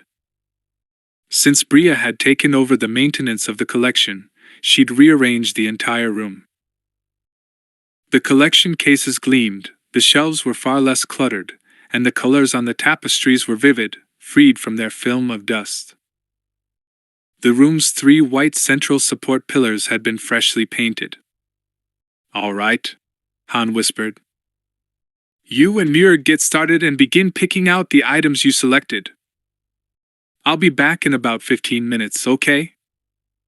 She nodded. "But what'll I carry them in?" "Last week I hid a knapsack behind the backsides of the 2 sprites on the white jade fountain," Han said, pointing to the huge artifact. "That'll get you started. I'll try to bring something else back with me if I see anything that'll work." "Okay," she whispered. Muir was some distance away, examining a collection of jeweled daggers. Bria hesitated, her expression anguished. Han put his hands on her shoulders. "What is it, honey?" "VYKK. I've never done anything like this before." She bit her lip and gestured at the blasters Muir had brought. "Guns, and stealing. People could get hurt, even killed. You could get killed, or me." She was shivering all over. Han put his arms around her, pulled her to him. "Bria, we have to go tonight," he said, though it was an effort to keep his voice gentle and hide his impatience. "Tomorrow they're shipping Rav to the mines of Kessel. The ship's probably going to arrive in orbit any time now to take her away. It's now or never, sweetheart." And she was clinging to the front of his coverall with both hands. "I'm afraid of what will happen to me when I leave here. Without the exultation, how can I live without it?" "You'll have me," he reminded her. "We'll be together. I'll be with you, every minute. You'll be okay." She gulped and nodded, but 2 tears ran down her cheeks. Han gave her an encouraging grin. "Hey," he said. "I'm better than Ganner TOS, right?" Bria managed a choked laugh, and then gave him a watery smile. Han grabbed the blasters and headed out the door, making sure it was closed behind him, then down the corridor. Carrying 6 guns in one's arms, he discovered, wasn't easy. He finally wound up shoving them into the front of his coverall and into his belt. They impeded his motion somewhat, but that was better than juggling them in his arms and fearing that one or more would fall to the floor with a crash. The night was as dark as ever, but Han knew that dawn couldn't be more than an hour away now. He managed an awkward lope down the muddy path, blasters whacking into his legs and bouncing against his chest. It took him nearly 7 minutes to reach the first Glitterstim factory, and another 2 to creep up close enough to the guard, a huge Gamorrean, to stun the alien at close range. Seeing the creature's huge, porcine bulk, Han gave him an extra shot to keep him quiet for as long as this was going to take him. Then he turned and walked into the factory, straight to the turbolift, the extra blasters nearly tripping him as he squeezed through the mesh door. Setting the turbolift for the bottom floor, he endured the ride down, into the night-black chill and the darkness beyond darkness. When Han reached the bottom level, the one where Bria had worked, he turned right to where he'd caught a glimpse of the containers of raw Glitterstim waiting to be apportioned to the workers. Yanking the 5 blasters out of his belt, he kept the 6th as a spare, since he hadn't known to make sure his own was fully charged for tonight's escapade. Han arranged them atop the Glitterstim in a tasteful, Raid Sun design. Then he quickly opened each one up and, peering through his goggles, set the powerful weapon to overload. A thin whining filled the air, growing louder, echoing in the cavernous space, as more and more whines joined the first in the dank depths of the factory. "That ought to do it," Han whispered to himself, and knowing he had only minutes to get free before the whole place went boom, he bolted for the turbolift. The rush of wind across his sweating face felt good. Han leaped out, ran down the first floor of the factory, leaped over the recumbent Gamorrean, who was just beginning to snort and stir, and ran off into the night. He was halfway back to the administration center when Han felt the ground shake and turned to see a gout of yellow flame reaching into the night. Moments later, the blue sparks of Glitterstim fizzed up like fireworks, sending sparkling streamers high into the air. Han could barely guess how many credits he was watching go up in smoke. It was a sobering sight. Ahead of him, he heard a commotion from the administration center, and moments later he had to jump off the path and continue through the jungle as a gaggle of yelling guards nearly ran him over. Slipping in the muck of the forest floor, Han managed to keep to a good pace as he ran the rest of the way. His boots left muddy footprints on the steps of the administration center as he pounded up them, then down the corridors toward Teroenza's treasure room. There were guards all over now, shouting and yelling questions, but none stopped or questioned Han. He made it to the door of the collection room, looked both ways, and then slipped inside. Bria and Njurg looked up, saw him, then relaxed visibly. "How's it going?" Han whispered. "Okay," Bria replied softly. "We've almost finished the A-list." "Great. What did VYKK do?" Njurg asked. "VYKK blew up the Glitterstim factory," Han said with satisfaction. "A whole bunch of pilgrims are now out of a job." "Oh, VYKK. If we get caught." Bria's face was chalky. "We won't," Han said. "I've got everything under control." He reached for a hand-sized sculpture of a Torsk from Alzok III, carved from lapis, and when it proved heavier than he'd realized, yanked hard to pull it toward him. The sculpture tilted up, to reveal a snarl of wires and transponders. Somewhere, next door, in Teroenza's personal apartments, an alarm began to buzz stridently. Han stared at the sculpture, then at his fellow thieves. "Oh!" Bria stared at Han, terrified and furious. "Oh, great! Now what are we going to do?" Han thought quickly. "We're getting out of here. The A-list is good enough. Bria, you take the knapsack, okay? And here, take this." Pulling the spare blaster out of his belt, he handed it to her, showed her how to aim it, and where the trigger was. "We may have to fight our way out of here." "Wonderful," she said bitterly. "Under control, right, VYKK? Nothing to worry about." Han could only shrug helplessly. This time, it definitely was his fault. "Which way?" Njurg, the practical one, wanted to know. "Through priest's door or main door?" Han considered for a second, but was saved from having to make a decision. Both doors simultaneously burst open. Teroenza stood framed in the door to his apartments, snorting with rage. Zavel and a squad of guards filled the big double doors. Han grabbed Bria and dived behind the huge white jade fountain, while Njurg took refuge behind the room's central support pillar. "Get them!" shrilled Zavel, moving forward on his repulsor lift sled. Teroenza charged like a mad beast, head down, horn ready. Han snapped off a shot, saw the blue stun bolt, and cursed as he thumbed the weapon's intensity up to full. The stun beam didn't even slow Teroenza down. Njurg aimed, fired, and brought down a Celestin guard. Han squeezed the trigger again, but the blaster bolt ricocheted off Zavel's sled and struck the support pillar nearest the door, burning it half through. The pillar sagged, but held. As Teroenza headed for Njurg, the big Togorian leaped out and grabbed the high priest, clutching him around the neck and by his horn. Digging his heels into the carpet, Njurg braced himself against the high priest's forward motion. The Tlandatil's momentum caused him to crack the whip, and his massive hindquarters swung around and slammed into the middle pillar with a huge thump. The floor quivered, and dust sifted downward from the ceiling.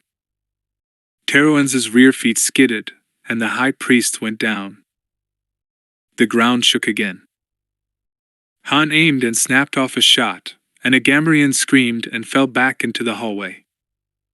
Bria edged around the fountain, blaster ready, but before she could fire, one of the guards did.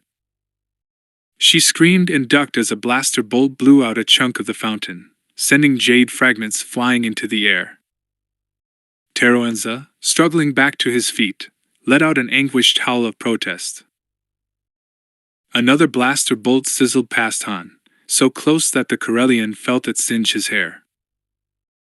He dropped to the floor, rolled, and snapped off 2 more shots at the underside of Zavel's sled.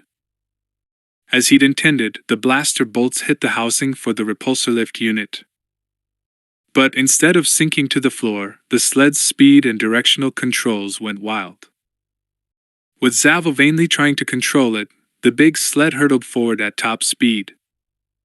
Seconds later it slammed into the far wall and bounced off.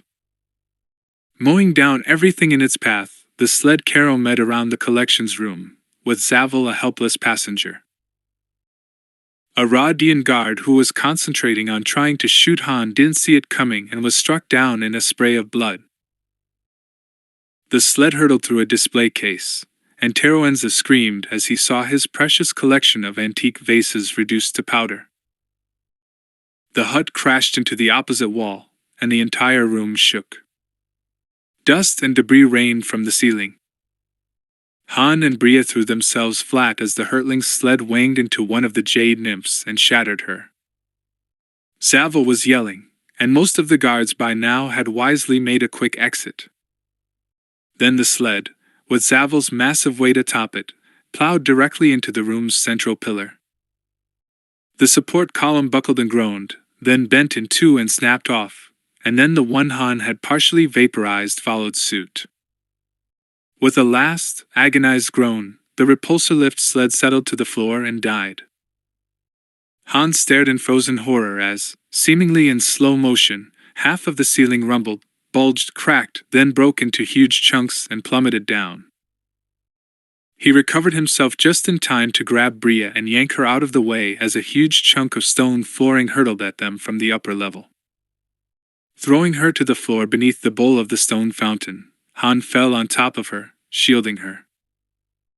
Zavel screamed shrilly as massive chunks rained down on him, pinning him to the shattered remains of his sled. Dust rose in a choking cloud. Coughing and gagging, Han crawled off Bria as soon as he was sure the ceiling fall had ceased.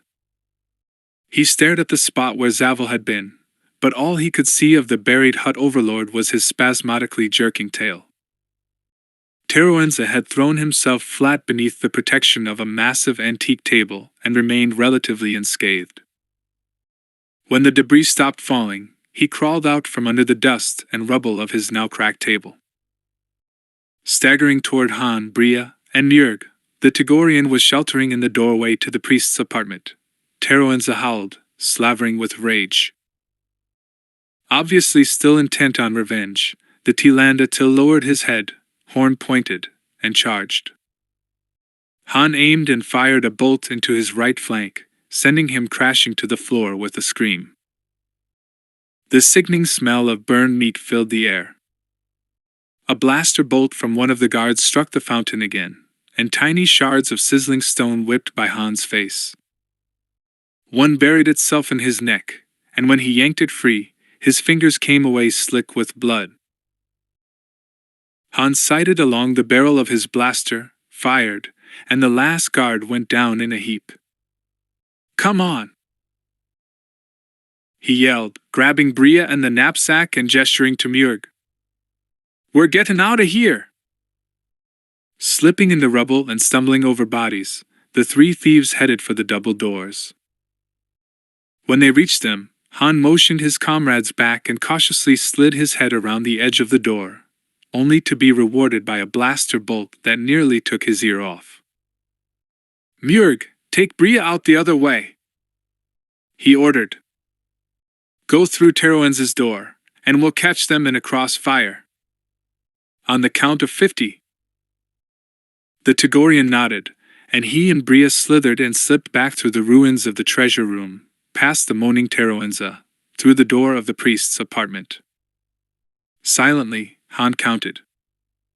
At 15, he stuck his hand around the edge of the door and snapped off 4 quick shots, and was rewarded with a howl of agony. 1 more down.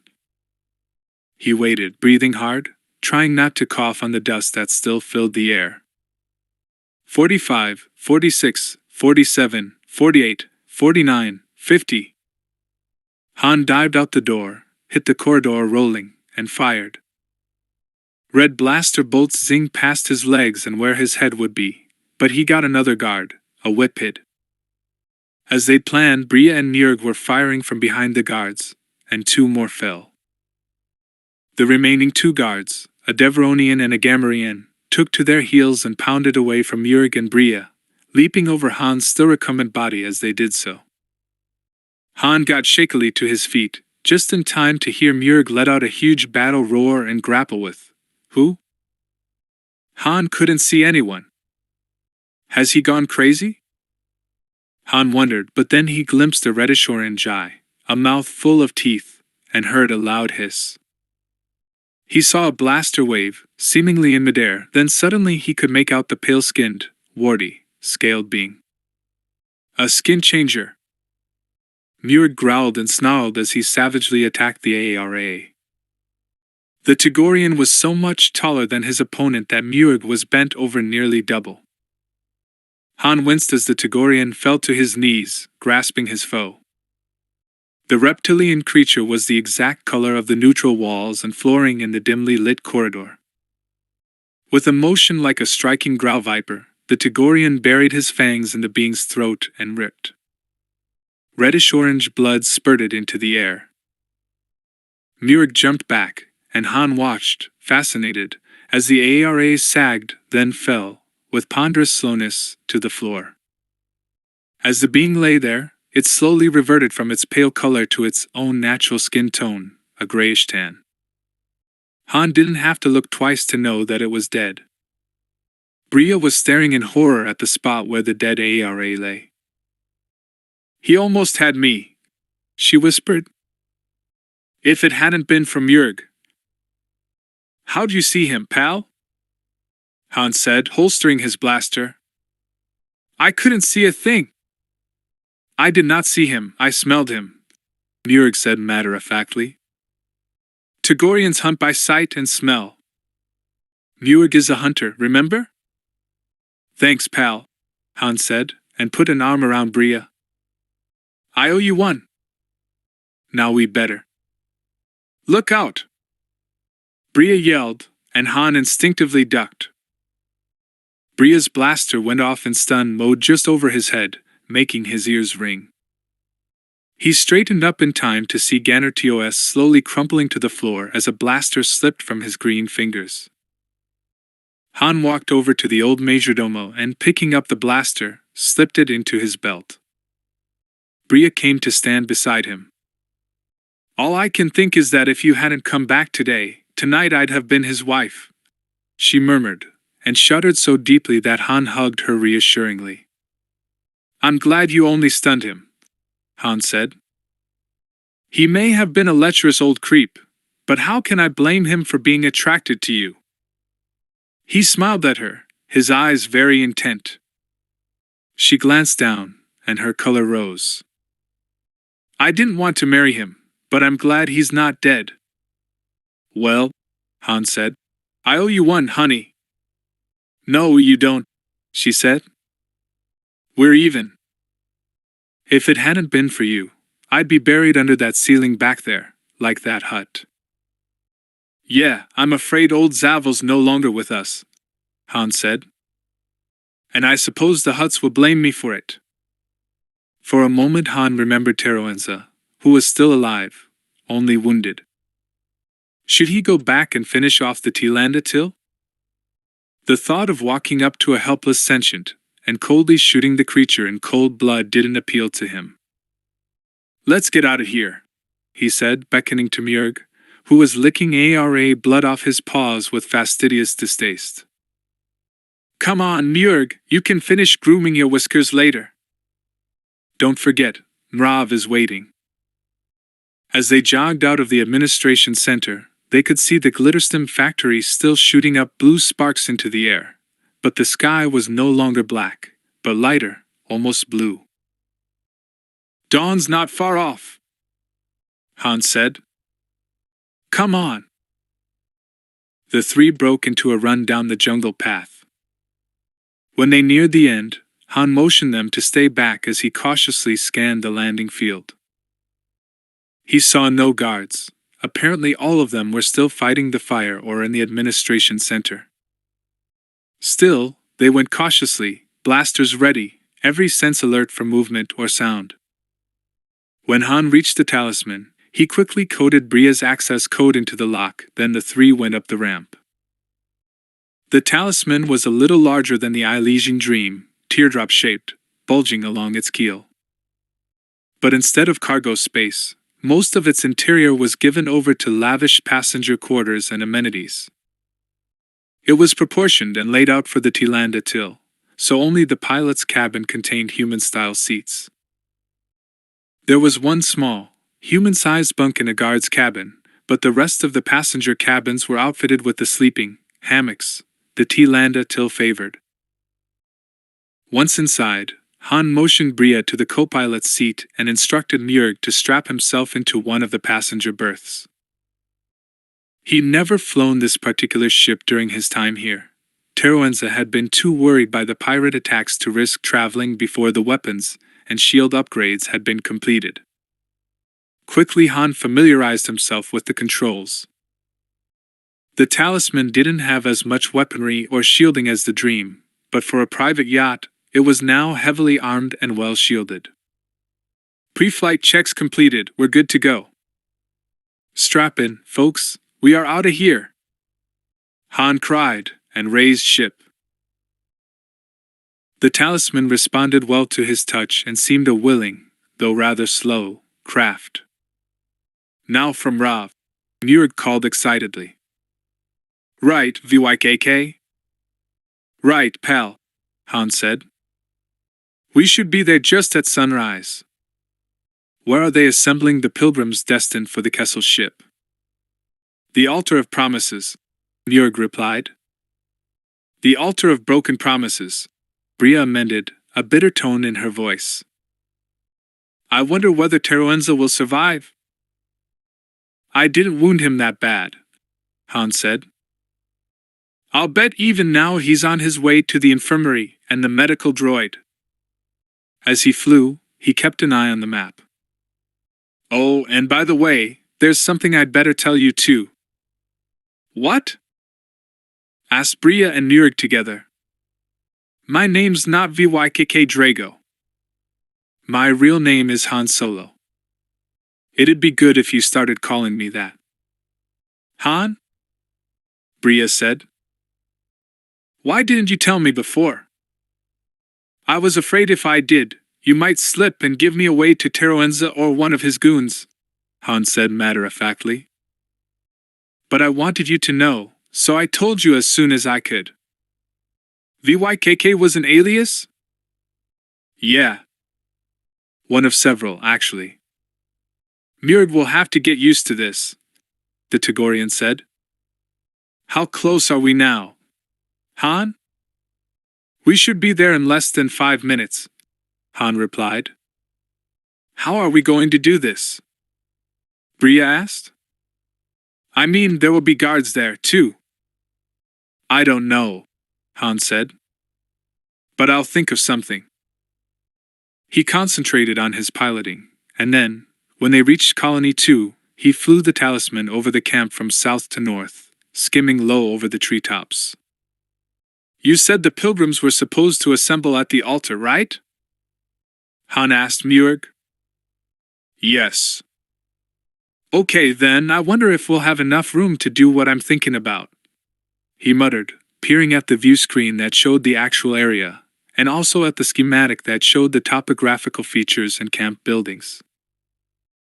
Colony 2 was over the mountains of faith from Colony 1, set on the northeastern edge of the Zomagawanga, the shallow ocean that enclosed the entire eastern continent. "I think we can do it," he muttered. "I just hope the repulsor lifts on this baby are in prime working condition. We'll need to hover and lower a wire. I don't think I'll have room to actually land. Murg, go back to the middle airlock and see if there's a wire we can let down. I think most of these ships are equipped with emergency gear, and a wire and hoist should be part of it." Murg disappeared, and Han concentrated on flying a slow circuit of the colony. Bria peered out the view screen. "I see them," she said excitedly. "There's a big crowd assembling at the altar." "Good," Han said abstractedly. Murg reappeared. "Yes, we have a wire. There is a harness that can be attached to it."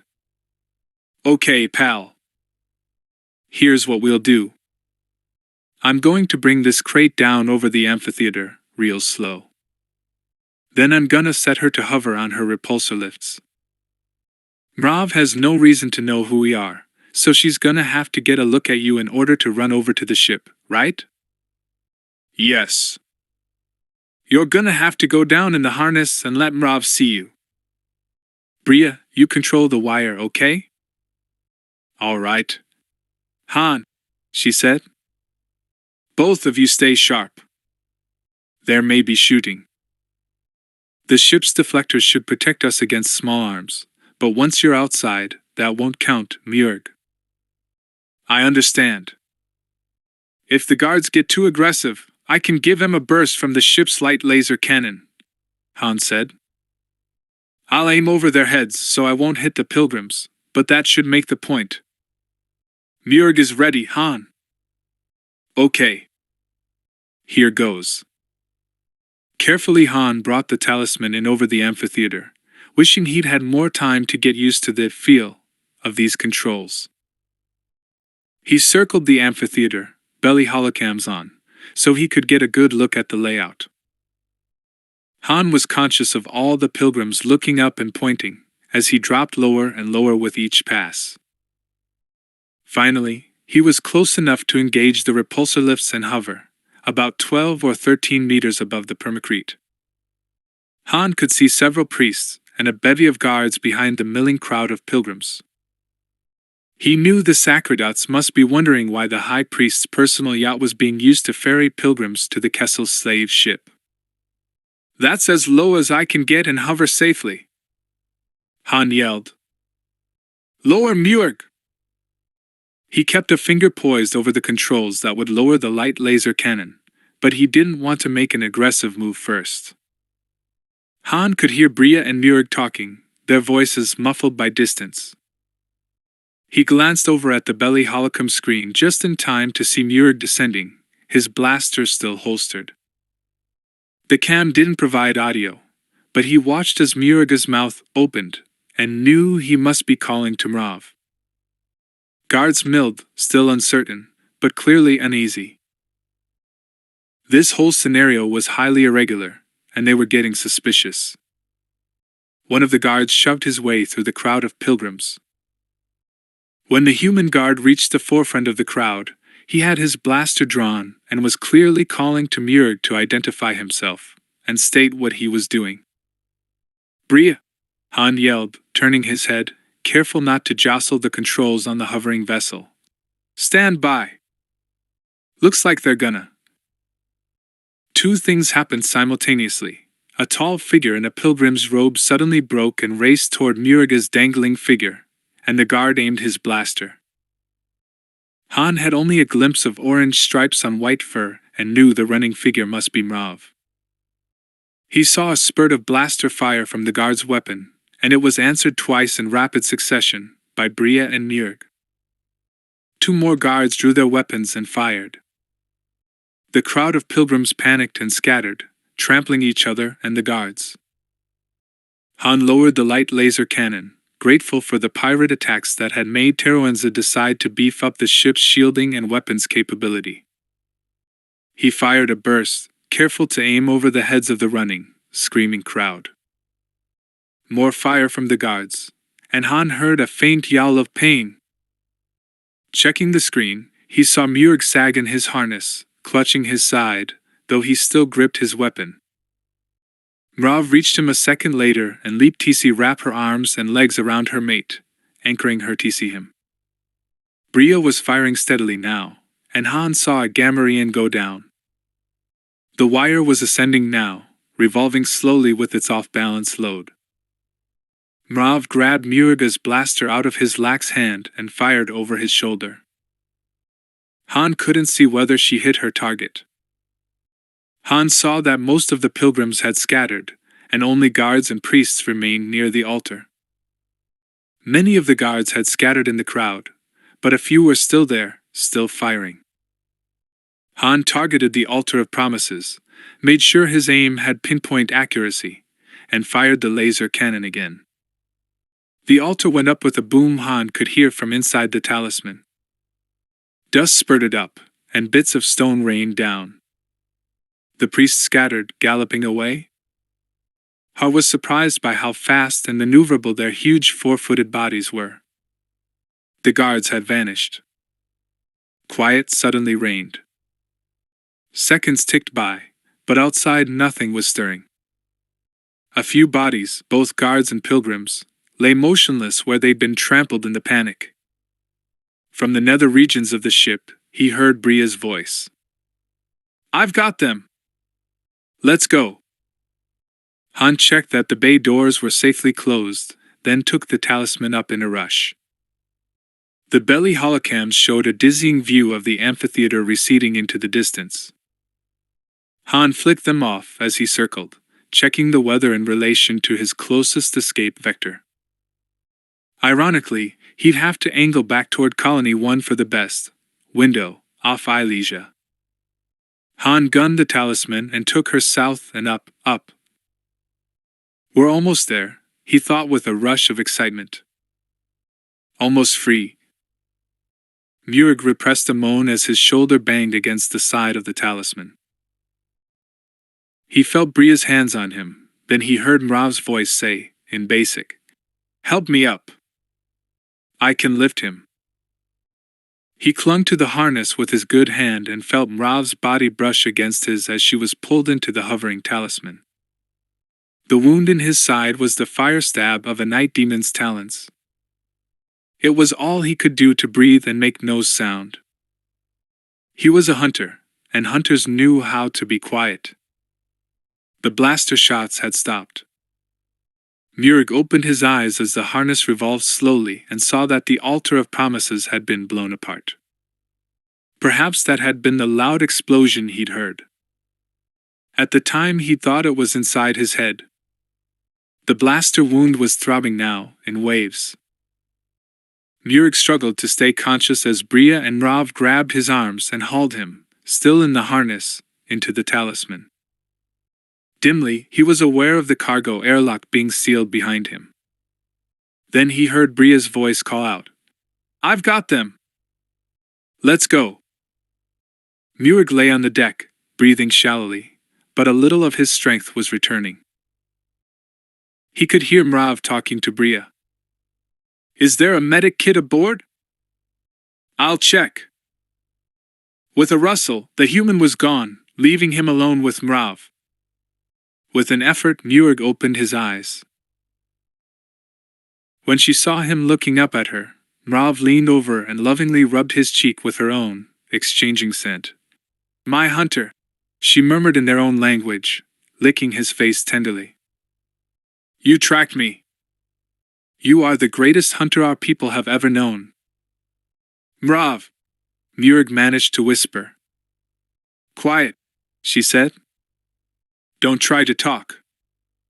Your wound is serious, though I believe it will heal, in time." "Oh, Murg! When I saw you come down from the belly of this ship, I could not believe that it was you. For all these days and weeks, I have wondered whether you would ever find me, and you did." "You knew I was here?" Murg was confused. "If you knew, then why?"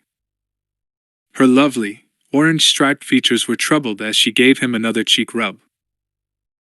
Her whiskers entangled with his own, and Njörg sighed with pleasure, despite his pain. I had only been here a short while, when I realized that this entire place was a sham. I was searching for truths, but there are only lies here. So I told the priests I wanted to leave. They showed me your picture, Njörg. They told me if I tried to leave, they would kill you. So you stayed? You should have torn their throats out. Njörg protested. At the cost of your life? She shook her head, her eyes large and vividly golden. No, my mate-to-be. I dared not take the chance. I only hoped that someday you would find me, and that you would have a ship. And that day has finally come. Njörg nodded weakly. Thanks to VYKK. Han. Bria came running back into the cargo compartment. I found it! Moments later Njörg's pain was ebbing, and Rav and Bria were bandaging the wound in his side. You're going to have an awful scar, Njörg, Bria said, sounding dismayed. Hunters show their scars proudly, on Tagoria, Rav said. Njörg will heal, and he will have a scar everyone will envy. Suddenly the ship shuddered. Bria shouted, Han! What was that? Someone's shooting at us. He yelled from the bridge. Someone get up here and man the weapons station. I need Njörg. Njörg struggled to get up. No, Rav said. I will do it. Among my people, females have the technical expertise. I am an engineer. I will do it. Njörg opened his eyes, saw Bria's doubtful expression, and said, Believe her. Njörg was not a very good shot, anyway. Ask Pilot. He closed his eyes, feeling blackness waiting behind the lids. He could resist it no longer, so, with a sigh, Njörg let himself slide under. Han glanced at the tall Tagorian form that slid into the co-pilot's seat beside him and started in surprise. You're not Njörg! I am Rav. The female Tagorian introduced herself. She doffed her pilgrim's robe, and her glorious white and orange striped coat blazed like fire.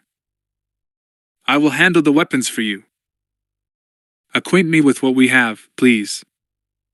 You will find I am a far better weapons officer than Njörg. In our species, females are the technicians and experts with instruments. She glanced over at Han, and he saw that her slit-pupiled eyes were bright yellow. Besides, Njörg is wounded, and in no shape for this. Is he gonna be okay? Han felt a stab of concern. He should be. My people are very strong and hardy. Bria, is that her name? Han nodded. Your Bria is with him. He is resting. Okay, Han said. This baby doesn't have a lot of weaponry, but it's got some concussion missiles and a light laser cannon. Right down there. Laser cannon to your right, missile launchers to your left. Targeting computer is straight in front of you. Very well. After spending a moment checking the board before her, she nodded. I can do this. Who shot at us? That's what I'm trying to find out, Han said tightly, studying his readouts. I don't think the priests have surface-to-air stuff, but I'm hanged if I can see. He broke off with a whoop of laughter, just as the talisman shuddered again. Rav looked at Han, who was still chuckling, as if he were crazy. It's okay, he said. She pointed at the technical readout of their surrounding space. It showed several storm cells, safely removed in distance from their escape vector, but it also showed a small, teardrop-shaped craft rapidly gaining on the talisman. What do you mean, okay? There is someone pursuing us and shooting at us, and they are gaining. Ah, it's just old Jailus Nebel in the Elysian dream, Han said, waving a dismissive hand. The priests must have ordered him to come up here and shoot our asses down. He chuckled again. Talisman lurched slightly. Han laughed again. Mrav was staring at him, obviously wondering if his mind had snapped from the strain. Han grinned at her cheerfully. You don't understand, he said. No, agreed Mrav. Would you care to explain it to me? Sure. Jailus Nebel and I are friends. He wouldn't shoot me down any more than I'd shoot him. So he's firing his laser cannon, just missing us by a hair each time, making it look good. We're gaining speed every minute, and soon, we're gonna be out of the atmosphere, and 5 minutes after that, we'll be out of the planet's gravity well. We're fine, Mrav. Trust me. Mrav's whiskers twitched. I believe I am beginning to understand. Your friend Jailus Nebel is putting on a show of attempting to shoot us down? So we have nothing to worry about. Right, Han said cheerfully. We're almost clear of the atmosphere, and if Nebel's got a grain of sense, he'll take the Elysian dream and get his droopy-jowled little carcass off Elysia, too? Or maybe he's decided to hang in with the priests and ask for a raise. They'll be desperate, with only one pilot left. Another near hit caused the talisman to shiver. That was close, Han muttered, checking his ship's hull and systems. The little so-and-so's showing off. He continued to track the Elysian dream as it followed them up through the last of the stratosphere, into the thin layer of ionosphere. Ahead lay the thinnest whisper of upper atmosphere, the exosphere. As they burst upward, Han turned his attention to the navicomputer, checking on the programming for their jump to hyperspace. They wouldn't be clear of Elysia's gravity well for several minutes yet, but he wanted to be ready. I see a vehicle on our sensors, Mrav said. Above us, in our path. That's just the space station. It orbits in a synchronous orbit with Colony 1, Han said, not looking up. That's where they offload the pilgrims when the ships bring them in. You must have been there. No, Han. Mrav's voice was suddenly urgent. I remember it very well, but that's not it. That's no space station, it's a spaceship. A big one. Finally alarmed, Han looked up, and abruptly swore in 6 languages. That's a Corellian corvette. What's it doing here? His hands flew over the controls as he began evasive maneuvers, increasing speed and shearing away from the huge vessel. With one part of his mind, Han noted the blip that was the dream streaking off in the opposite direction. Suddenly the talisman jerked hard and bucked. The engine began to strain. What's wrong? Mrav demanded, just as Bria burst into the cabin. Han, what happened? She asked. Han cut in the auxiliary power, felt the Elysian yacht strain, but it wasn't going to be enough. No! He yelled, frustrated, on the verge of panic. No, we can't go back. His passengers stared at him, wide-eyed with fear, as Han began shutting down his engines to avoid burning them out. As he did so, a voice erupted from the comm unit. Attention, Talisman. This is Captain N.G.Y.N. Rios in command of the Corellian corvette Helot's Shackle out of Kessel. We advise you to shut down your engines. You are caught in our tractor beam. I know! Han yelled, not bothering to activate his comm unit. Thanks for telling me! Captain Rios went on, inexorably. We have detained you because I have been advised by planetary authorities that you have taken the talisman without authorization. These same planetary authorities have asked that we deliver you back to Elysia to face charges there. Prepare to be boarded. Any attempt at resistance will be met with summary force. Hans stared at the narrow-waisted vessel with its 11 huge reactor tubes. The corvette was easily 20 times the size of his ship. He noted that the corvette had been modified so it had a docking bay. "That's a huge ship," Bria whispered. "We're being pulled toward it, Han." "There's nothing I can do, sweetheart," Han said dully. "They've got us caught. We can't break free." "How many crew aboard that ship?" Mrav asked, staring as if mesmerized at the slave ship, the ship that had come to fetch her and the other pilgrims to a grim fate in the mines. "With a Navy crew aboard, the complement is 165. But this is a modified corvette. It's been altered to dock in space, probably to make it easier to take on cargo, or slaves. Crew's size is probably 40 or 50. Too many to fight," Bria said, her voice ragged. "They're not getting me without a fight," Han said. He drew his blaster and looked at them. "Who's with me?" Bria just shook her head. "The three of us? Against 40? Han, you've got more courage than sense." He shook his head and, with a sudden, vicious gesture, holstered his blaster again. "You're right. But I don't have to like it." Without warning, a sudden crackle of a different frequency filled the control cabin.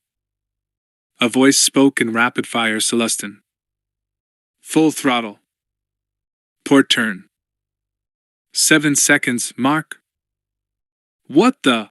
Han's fingers moved automatically as he throttled back up, using every bit of power he could squeeze out of the main and auxiliary engines. The sound of the straining engines was painful to hear as they revved, uselessly fighting the inexorable tractor beam. By now the talisman had been nearly drawn into the gaping maw of the ship's docking bay.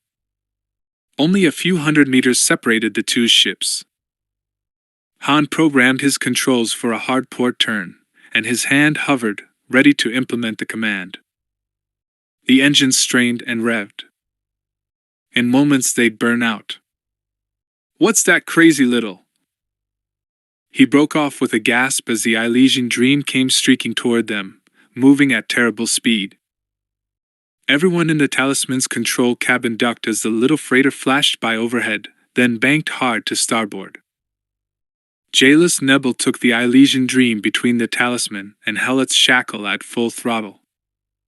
The distance was so tight that the little Celestin had to turn the Dream on her side to make it between the two closing vessels. "Go!" cried Han. "Go, Nebel!" He activated the controls, turning the talisman as hard to port as he could. When the Dream rushed between the two ships, it broke the tractor beam for a few precious seconds. Hans suddenly released ship ricocheted away from the Corellian corvette like a blaster bolt, shearing off to the left, while Jailus Nebel sped away to the right. "Yeehaw!" Han yelled in sheer exultation as he felt his ship soaring away from the Helot's shackle. As he swooped by the huge vessel, just for good measure, Han fired 2 concussion missiles at the shackle's principal solar collector and stabilizer fin, which was located dorsally amidships. He watched, open-mouthed, as the first missile wiped out the minimal shield that had been all that was protecting the fin, allowing the second missile to explode with deadly force, destroying most of the fin. "They had their heavy shields down, those idiots!" he whooped. "They thought they had us, so they left that fin almost unshielded." He knew the corvette could still be a threat to them, so he didn't slow down. Neither did Jailus Nebel. The little Celestin was still gaining speed when Han's sensors reported several minutes later that he'd successfully made the jump to hyperspace. "And we're next," Han said, grinning at Bria. "Say goodbye to paradise, sweetheart." With a flourish, he stabbed down at the controls that would take them into hyperspace, and gloried in the sudden surge of power that thrust them out of real space and into star-streaked brilliance. "Home free," Han whispered, and slumped into his seat, only just now aware of how very, very tired he was. Bria smiled at him and squeezed his hand. Rav gave him a cheek rub. "Thank you," they both whispered. Han had never felt so good. Han awakened to the sound of soft, muffled sobbing. He had been sleeping on the floor in Teroenz's living area, on a pile of expensive carpets he'd dragged into place. He'd insisted that Bria take the one human-style bed. Since Mrav had been the only one who'd gotten any rest the previous night, she'd volunteered to doze in the pilot's seat and keep an eye out for alarms, though now that they'd reached hyperspace, there wasn't much that could go wrong. Han sat up with a groan, feeling stiff. Yesterday had been a hard day, and he now remembered, belatedly, that he hadn't eaten anything. Thirst was even worse than hunger. Climbing to his feet, he staggered over to the room's water dispenser and drank several cups. As he did so, his hand brushed his face, and he frowned as he touched his chin and felt thick, generous stubble. He had forgotten to shave since before they'd landed on Nal Huda.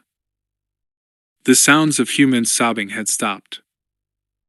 Han grabbed his clothes and went into the luxurious refresher unit, glad that it contained appointments for almost all types of species. He even managed to find a shaver. Minutes later, clothed and feeling considerably better, he went in search of Bria.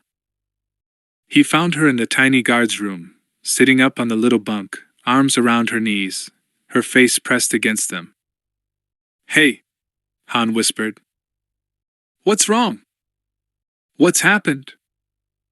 She didn't raise her face, just waved him away. "No, please, just let me alone. I'll be all right. I don't want you to see me like this." She sniffled. "I look terrible." Han sat down beside her, but didn't touch her. "I look terrible, too," he said. "We could all do with a change of clothes." "Hey," he joked, trying to make her look at him. "At least I got rid of the beard. That's a big improvement." She raised her head and gave him a watery smile. Her nose and eyes were red, but she still looked lovely to Han. "You did look kind of scruffy last night." Han drew himself up, pretending to take umbrage. "Scruffy? Me? Never." He slid an arm around her gently. "Bria, honey, what's wrong? Tell me." She began to shudder. "It's the exaltation, Han. I woke up and realized that the pilgrims are gathering for devotions right now. And I realized I'll never have it again, never feel that good again." Han didn't know what to say. He realized that Bria was missing the physical and emotional sensations that accompanied the exaltation, just as an addict would miss a dose of his or her drug of choice. The realization scared him.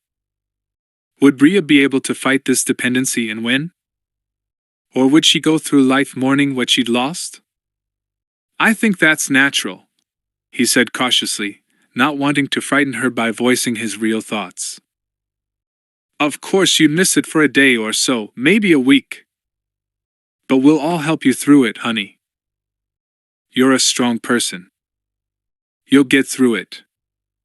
And then, he made an all-encompassing gesture with his hand. "It's a big galaxy, sweetheart.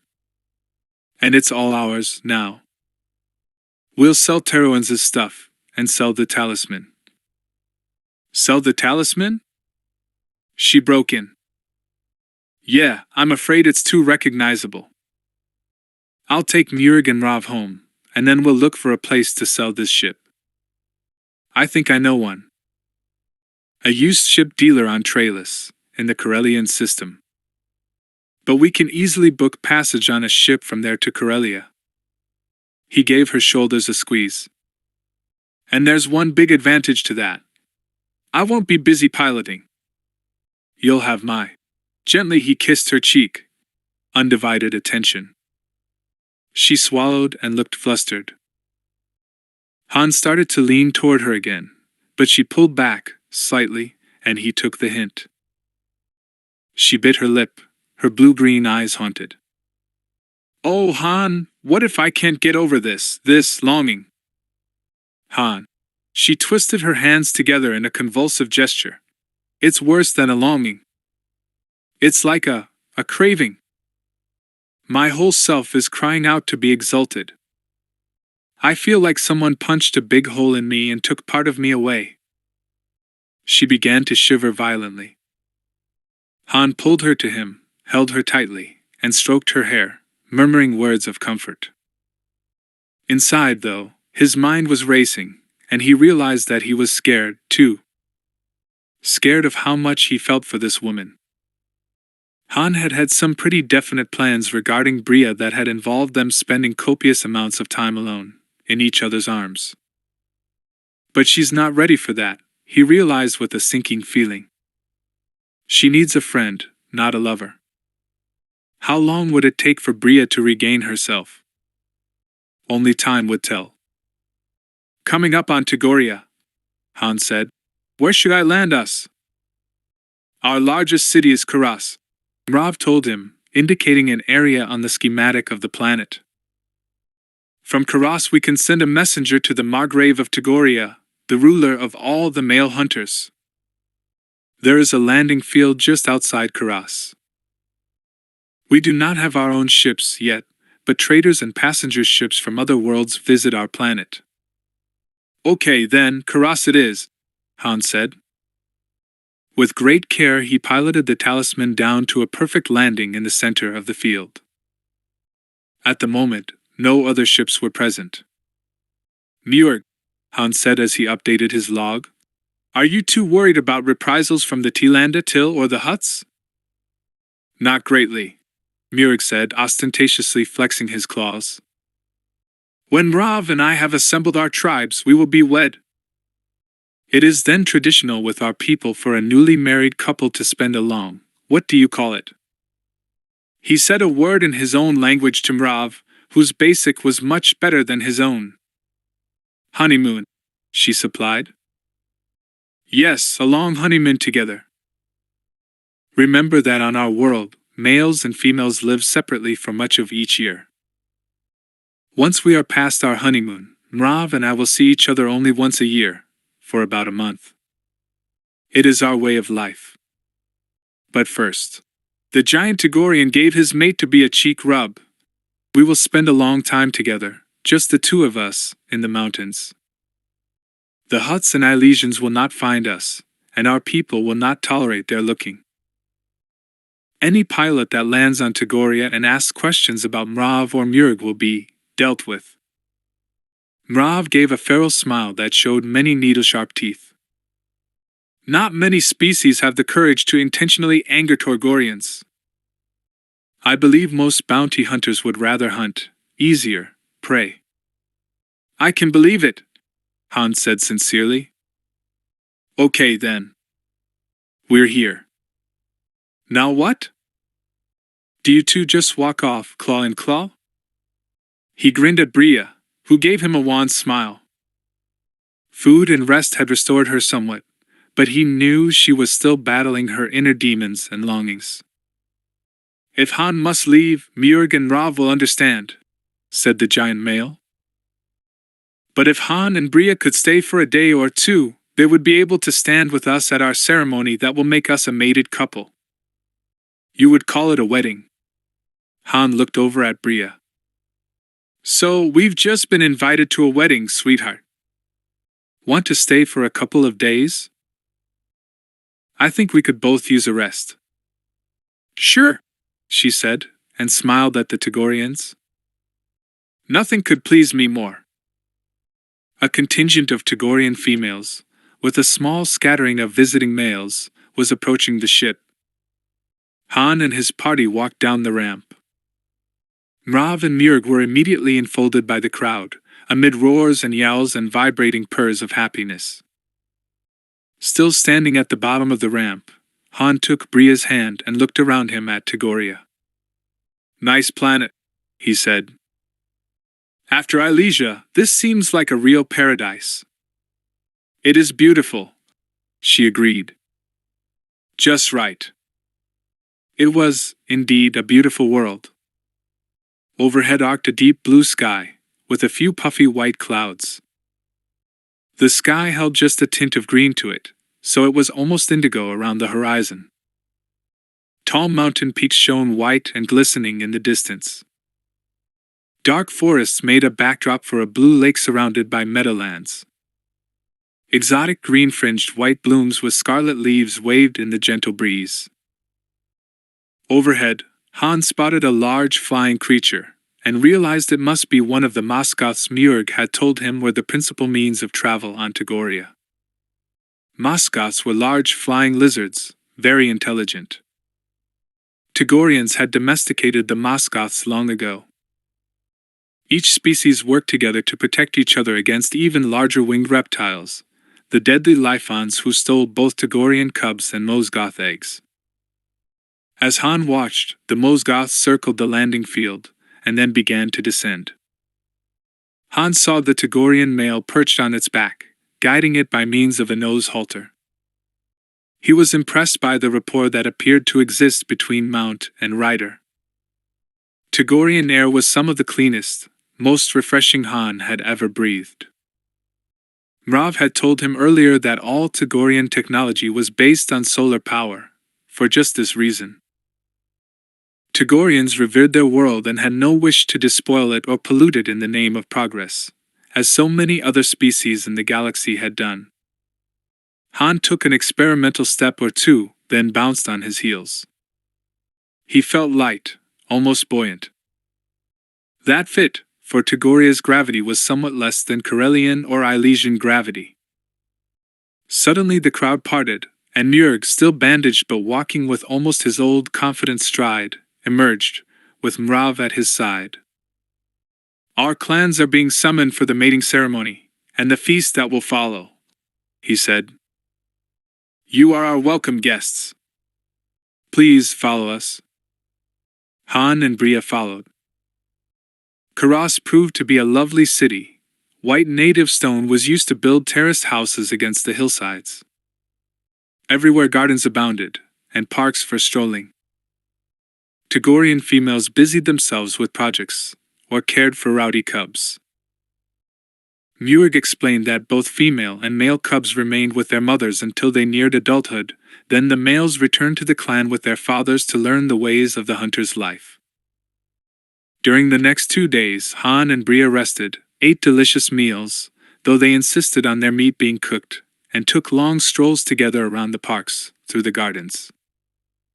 Han also took flying lessons from a young male, Ralph, lessons on how to ride and control a Mosgoth.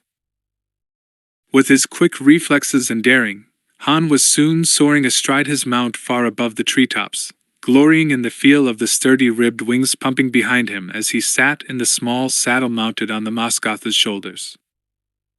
The Mosgoths proved to be affectionate creatures that enjoyed having their tiny ear flaps scratched and their chests rubbed. All through the day following their arrival, Mosgoths bearing male riders arrived from all over Tagoria. The word had gone out that Mjörg the hunter had returned, and all his clan relatives were gathering to welcome him home and attend his and Rav's wedding. Mjörg and Rav were kept busy relating their adventures among the stars to audiences of their people. Rav never tired of repeating the story of what had happened to her, lest some other unwary female Tagorian be sucked in by promises of Ilesian paradise. The wedding ceremony took place at sunset of their 3rd day on Tagoria. Han and Bria stood beside Mjörg and Rav as they solemnly faced their assembled clans. Their fur gleamed from hours of careful grooming. Only the small white bandage on Mjörg's side marred his shining coat. On their native world, Tagorians rarely wore clothing. Their weather was so clement that it was seldom needed. First the betrothed couple faced their clans, turning slowly so that all might see their faces. At Mjörg's signal, Han and Bria then stepped back to stand with the crowd of onlookers. Mrav and Mjörg turned to face each other.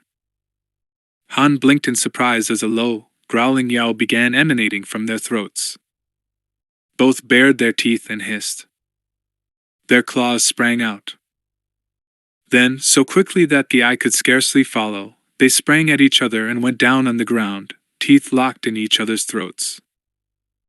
Growling, yowling, and snarling, they rolled over and over, slashing at each other with their front paw hands. Their feet were busy, too, digging deep into each other's furred belly. Han looked over at Bria, who was looking faintly alarmed. But no one in the crowd seemed to find anything amiss about what was happening. It takes all kinds to make a galaxy, Han thought. Finally, panting and growling, the two combatants broke apart. Despite the apparent ferocity of their attacks, no blood was visible on their coats. The two circled each other, and their yowls gradually died away into soft, gentle noises. They stood close together, rubbing their faces against each other for a long time. Han could hear their horse purring from where he was standing. Then, suddenly, Mrav hissed, spat, and lashed out at Murg again. He leaped at her, and then they were down on the ground again, rolling and clawing and biting. Han gave Bria's hand a squeeze. "Romantic, isn't it?" he whispered with a grin. "SHHHHH," she replied. Moments later the nuptial pair were purring and rubbing against each other, eyes half closed with pleasure. The crowd was getting more excited. Han could hear a vibrating purr rising from all sides. Again Murg and Rav went through their fighting act. But this time, when they reached the cheek-rubbing stage, Murg grabbed Mrav by the loose folds of skin at the back of her neck. Clutching her in his teeth and powerful arms, he lifted her smaller form and carried her across the circle. The crowd parted before them, opening like a door. Murg vanished into the darkness, still carrying his mate. Moments later, two loud, triumphantly ecstatic yowls broke the stillness, and then silence reigned. The crowd murmured their approval of the completion of the rite. Han was nearly knocked over by Tagorian relatives of Murga's slapping his shoulders and assuring him that that had been one of the finest weddings they had ever been privileged to witness. They feasted into the night. Han and Bria slipped away to take a walk in the park, beneath Tagoria's two tiny moons. The stars blazed overhead. "So," Han said, "how did today go? Is it getting any easier?" She nodded slightly. "A little. Sometimes I can go a whole hour without missing it, Han. Sometimes, though, I feel like the minutes are just crawling by, and I'm hanging on to my sanity by my fingernails." "Well, tomorrow I've got something special planned," he said, smiling at her. "Get ready to have some fun. I've got everything arranged." "What?" she asked. "What are we going to do?" "That'd be telling," he teased. "Just prepare to get up with the birds, okay?" "They don't have birds on Tagoria," she reminded him. "Just teeny flying lizards." "That's true," he said. "But get up early, okay?" "Okay." When Bria arose the next morning, she could not find Han anywhere in their suite of rooms. But she did find a basket of fruit, a jug of fruit juice, some strips of smoked meat, and a loaf of bread on a tray. On the tray was a strip of flimsy, and written on it were the following words: "Dress, eat, and come outside. I'll be waiting, H." Bria read the note, raised her eyebrows, then went off to do as it said. Her curiosity was so strong that it even muted the constant craving for the exaltation. Sometimes the longings came in waves so intense that she felt that she might go mad. But as the days passed, such occurrences were rarer. Bria prayed to all the true gods of the universe that someday they would cease altogether. When she reached the courtyard outside the building where they'd been quartered, Bria found Han waiting for her. He was sitting astride a Mosgoth, with a pack and a blanket strapped behind the saddle. As she stood there uncertainly, he leaned down and held out a hand. "Come on. Climb up." She stared from him to the Mosgoth, to the open reaches of the Tagorian sky. You want me to fly with you on this creature? She asked. To fly in a spaceship, or aboard a land skimmer, was one thing. To climb aboard a huge reptile and soar off into the sky seemed quite another. Sure. Han leaned over to pat the neck of his mount. This is Cadis, and she's a real sweetie, aren't you, girl? The Mosgoth arched her sinewy neck and flicked out a long, forked tongue, obviously enjoying the caress. Bria took a deep breath. Okay, she said. After all, she thought, the worst that can happen is that we'll fall out of the sky and get killed. Then I wouldn't have to worry about the exaltation anymore, would I? Grasping his hand, she put a foot up onto the beast's leg, which it obligingly crooked to help her mount. With a pull and a scramble, she was up, sitting before Han. His arms were around her, as secure as a safety harness. Bria gasped, then shut her eyes as he clucked to Cadis and twitched the reins. With 2 huge leaping strides and a thrust of the Mosgoth's powerful wings, Han and Bria were airborne and climbing steadily. Bria opened her eyes to find herself high above the tops of the buildings. The wind rushed by her face, blowing her hair, bringing tears to her eyes. Oh! She cried. Han, this is wonderful! Yep, he said, a pardonable note of smugness in his voice. And just wait till you see where I'm taking you. Bria held the front of the saddle. With the 2 of them squeezed together, she wasn't too worried about falling off, and exulted in the feeling of really flying. Forests and rivers flowed by beneath them. Bria stared down at the fields, the towns, and the lakes, grinning ecstatically. She hadn't felt this good since her last exaltation. But even the exaltation seemed to have lost its power over her, for the moment. Leaning forward, Bria opened her mouth, drinking in the wind of their passage. She wanted to wave her arms and whoop aloud, but she resisted, not wanting to chance unbalancing the Mosgoth. Won't it tire her out carrying double?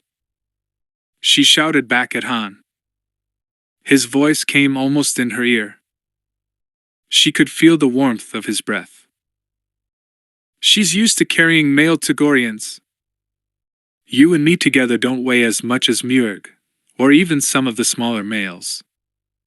Cadis is fine. Half an hour later, the broad river they'd been following widened, until it branched into a large delta. Han turned the Mosgoth north, and then, within a few more minutes, Bria saw the curling white breakers breaking over silvery gold sand. She turned to give Han an excited smile. The beach! I promised myself that someday we'd go to a Rio beach, he said. One where we could swim, and not worry about getting eaten. He was guiding the Mosgoth lower and lower now, and finally, she came to a halt on the sand. Han slipped on her wing hobble, then left her to forage for herself in the nearby salt marsh.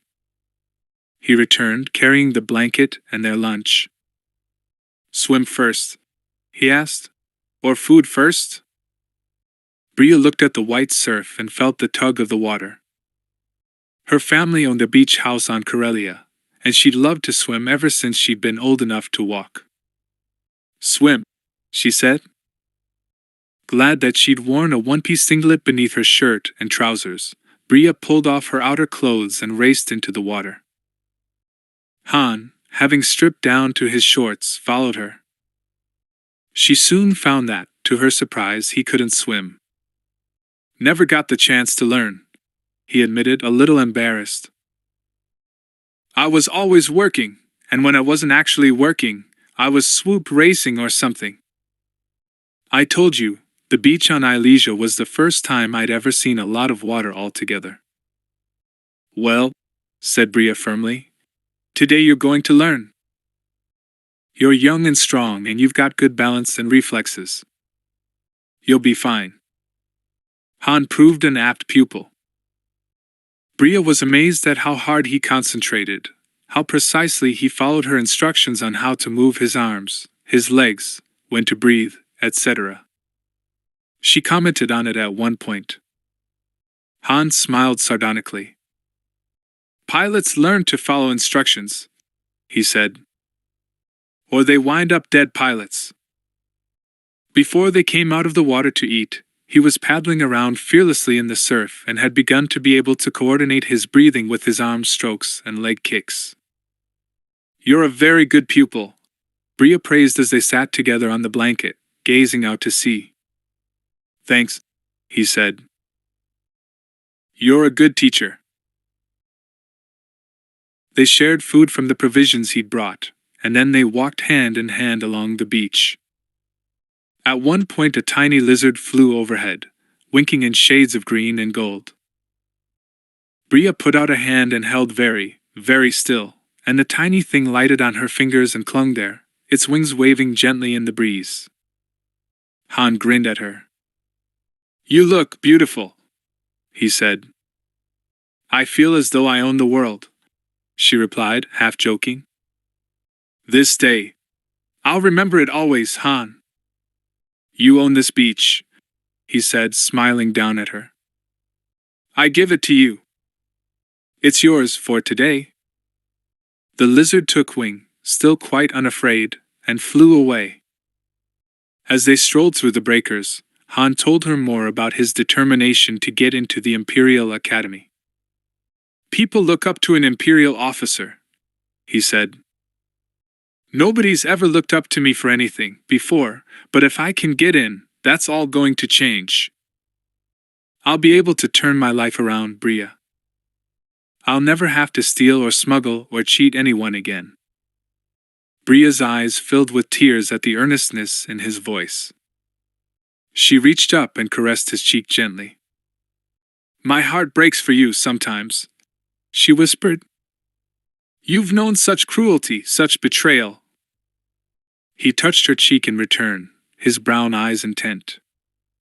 The wind ruffled his hair. "But I also had one person who loved me," he said. "Let me tell you about Delana." They walked slowly along, hand in hand, and Bria listened as he told her about his best friend during his childhood. By the time they'd reached the blanket again, they were walking in silence. "Garrus Shrike sounds like he'd fit in perfectly on Ilesia," Bria said finally. "He'd probably wind up running the place." Han agreed, a bleak note in his voice. He lowered himself onto the blanket and sat, arms draped across the tops of his knees, looking out to sea, his expression troubled.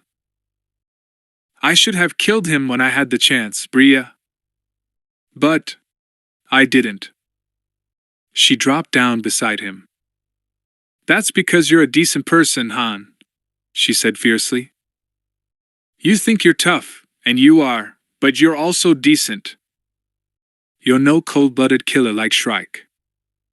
If you'd shot him, you'd be no better than he is." He turned to her, his face profoundly intent, very serious. "You're right," he said softly. "Sometimes when things seem so confused, you make them all come clear, with just a few words. You're a very wise woman." Bria sat perfectly still as he leaned forward and kissed her, gently, on the cheek. His lips were warm. As he started to pull away, she put her hand on his cheek. "Don't." His head turned, and his lips found her mouth. He tasted of sea salt. Bria closed her eyes, and time seemed to stop. After several long heartbeats, he drew back. Bria opened her eyes to find him searching her face. "How was that?" he asked softly, sounding a little breathless. "Okay?" Bria was more than a little breathless. "Better than okay," she whispered, sliding her arms around his neck, feeling the sun-warmed skin of his bare shoulders. His arms went around her, holding her tightly. "Much, much better." She kissed him back, and it was a long, long time before they spoke again. The following day Mrav and Murg made ready to set off on their honeymoon, and Bria and Han prepared to raise ship for the Corellian system. At their final moment of parting, Murg grasped Han by the shoulders and shook him, very gently. "I will miss you," he said in his halting, but much improved, basic. "Must you go? You like Tagoria, you said so. Without you, I would never have found Mrav. The Margrave of all Tagoria has asked me to tell you that you and Bria are welcome to stay forever. You can hunt with us, Han. Fly Moskoths.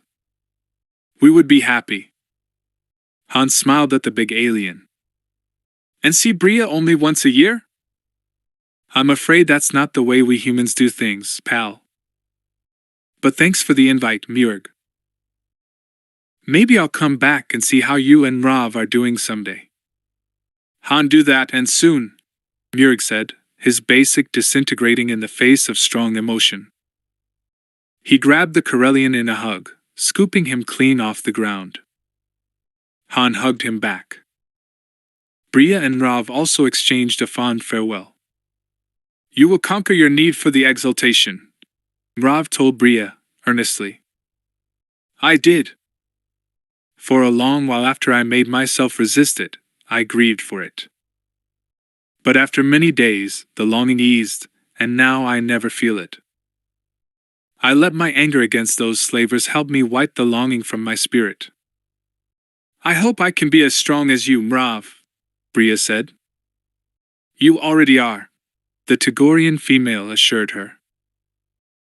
"You just don't realize it yet." Once aboard the Talisman, Han lifted the Elysian yacht into the clear skies of Tagoria with a genuine feeling of regret. "This is a good world," he said to Bria, who was sitting beside him in the co-pilot's seat. "Good people, too." "Yes," she agreed. "It was certainly good to us. I'll never forget yesterday, if I live to be 100. Han smiled at her. "Me neither, sweetheart. All my life I wanted to go to the beach and just be able to act like a regular citizen. No scams, no security forces to worry about, no contraband burning a hole in my pocket. Thanks to you, I know what that's like now." She gave him such a tender smile that he leaned over and kissed her. "Bria." Han hesitated, took a deep breath, and then shook his head. Squaring his shoulders, he turned back to his controls and grew very busy with his piloting. Bria sat there watching him, never taking her eyes off him as he calculated their jump to hyperspace, and fed the coordinates he'd chosen into the navicomputer. When the stars streaked by them, and they had safely made the jump, she swiveled her seat toward his and put a hand on his arm. "Yes?" she said. "Go on. You were saying?" Han tried to look innocent, and failed. "Huh? What do you mean?" "You were about to tell me something, when you got busy piloting." "Well, we're safely in hyperspace now, so there's no reason you can't tell me." She smiled slightly. "I'm waiting." "Well, I was just thinking that I'm hungry," he finished in a rush. "Really hungry? Let's go get some lunch." "We ate before we left, barely an hour ago," she reminded him. Her expression gentle, she reached out and captured one of his hands and held it in both her own. "Tell me," she said. "Well," he shrugged. "I'm telling you I'm hungry again." "Are you?" she asked quietly. He shook his head, obviously ill at ease. No.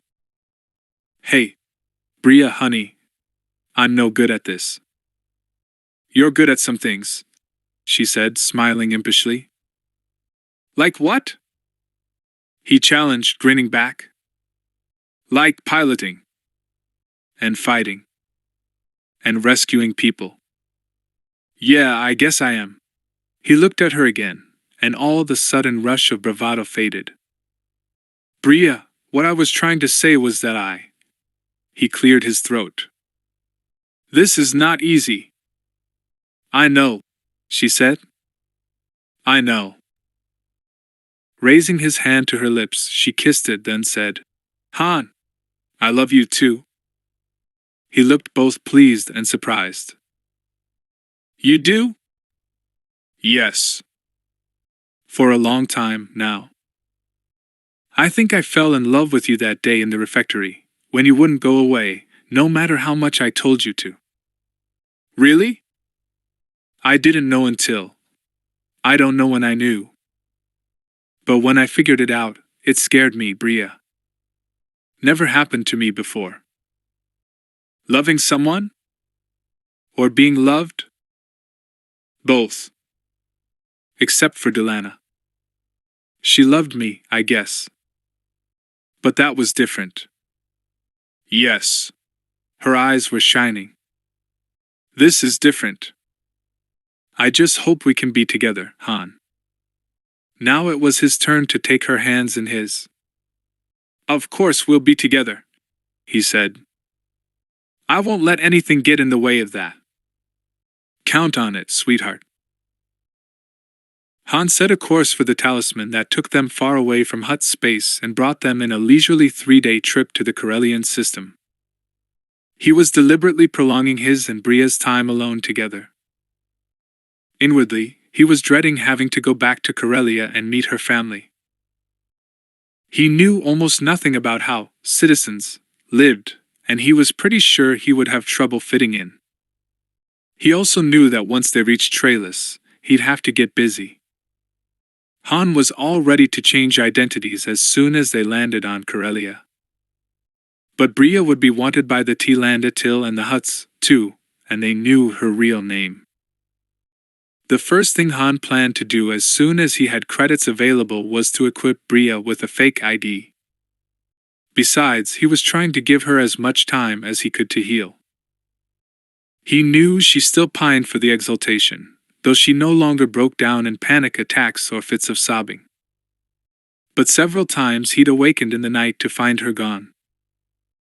When he searched for her, he usually found her in the control cabin, sitting in the co-pilot's seat and staring out at the stars with such wistful longing in her eyes that Han felt a pang of jealousy. Why can't I be enough for her? Why isn't our love enough? He wondered. He wanted to be enough for her, wanted her to be happy and content, but he could tell she wasn't. It grieved Han, and it made him angry, too. Once he tried to talk to her about it. It's been almost 10 days. Why do you miss it so much still? He demanded, hearing the edge of anger in his voice and unable to stop it. Tell me, Bria.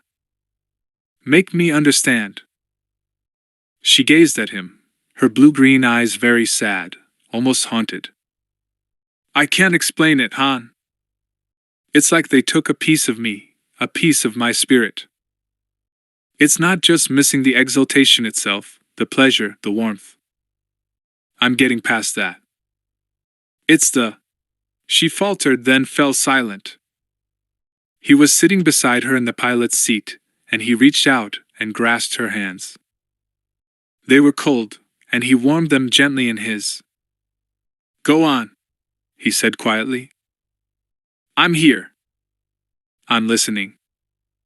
Both Mrav and Teroenzo were wrong when they said only weak-minded people fall into the trap of the Ilesian religion, Bria said slowly, selecting her words with care. Oh, some of the pilgrims may be discontented people who've never been successful in life and are looking for a way to escape responsibility. But not most of them. I got to know a lot of them, Han. Yeah, you did, he encouraged. Most of the Ilesian pilgrims were idealists, I guess you'd say. People who believed that there was something better, some meaning to life. They went looking in the wrong places. They got fooled into believing the priests' bilge about the one and the all. But that doesn't make their goal, their aspiration, of believing in a higher power stupid. He nodded, and saw tears gather in her beautiful eyes and spill over.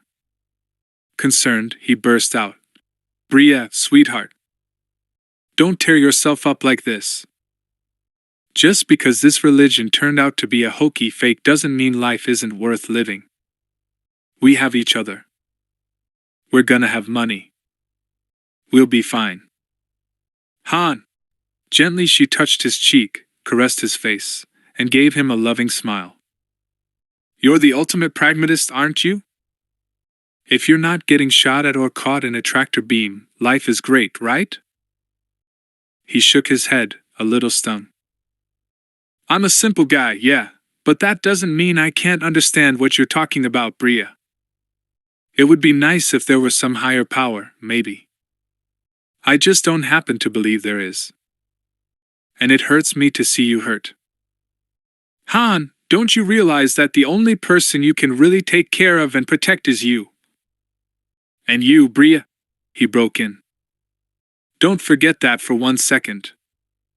We're a team, sweetheart." "Yes," she said. "We are a team. But it's hard for me to be content with not being shot at or having money. I want more. You want some reason for everything that happens. You want to work to make your ideals real," he said. "Yes," she agreed. "But I understand that you don't let questions like the meaning of life torment you. You're probably the smart one, Han." "Smart?" Han frowned. "I ain't dumb, I know that, but I never pretended to be a philosopher or something." "Right. You don't go around tearing yourself up over injustice and corruption and wrongdoing. You accept things as they are, and you figure out ways around them."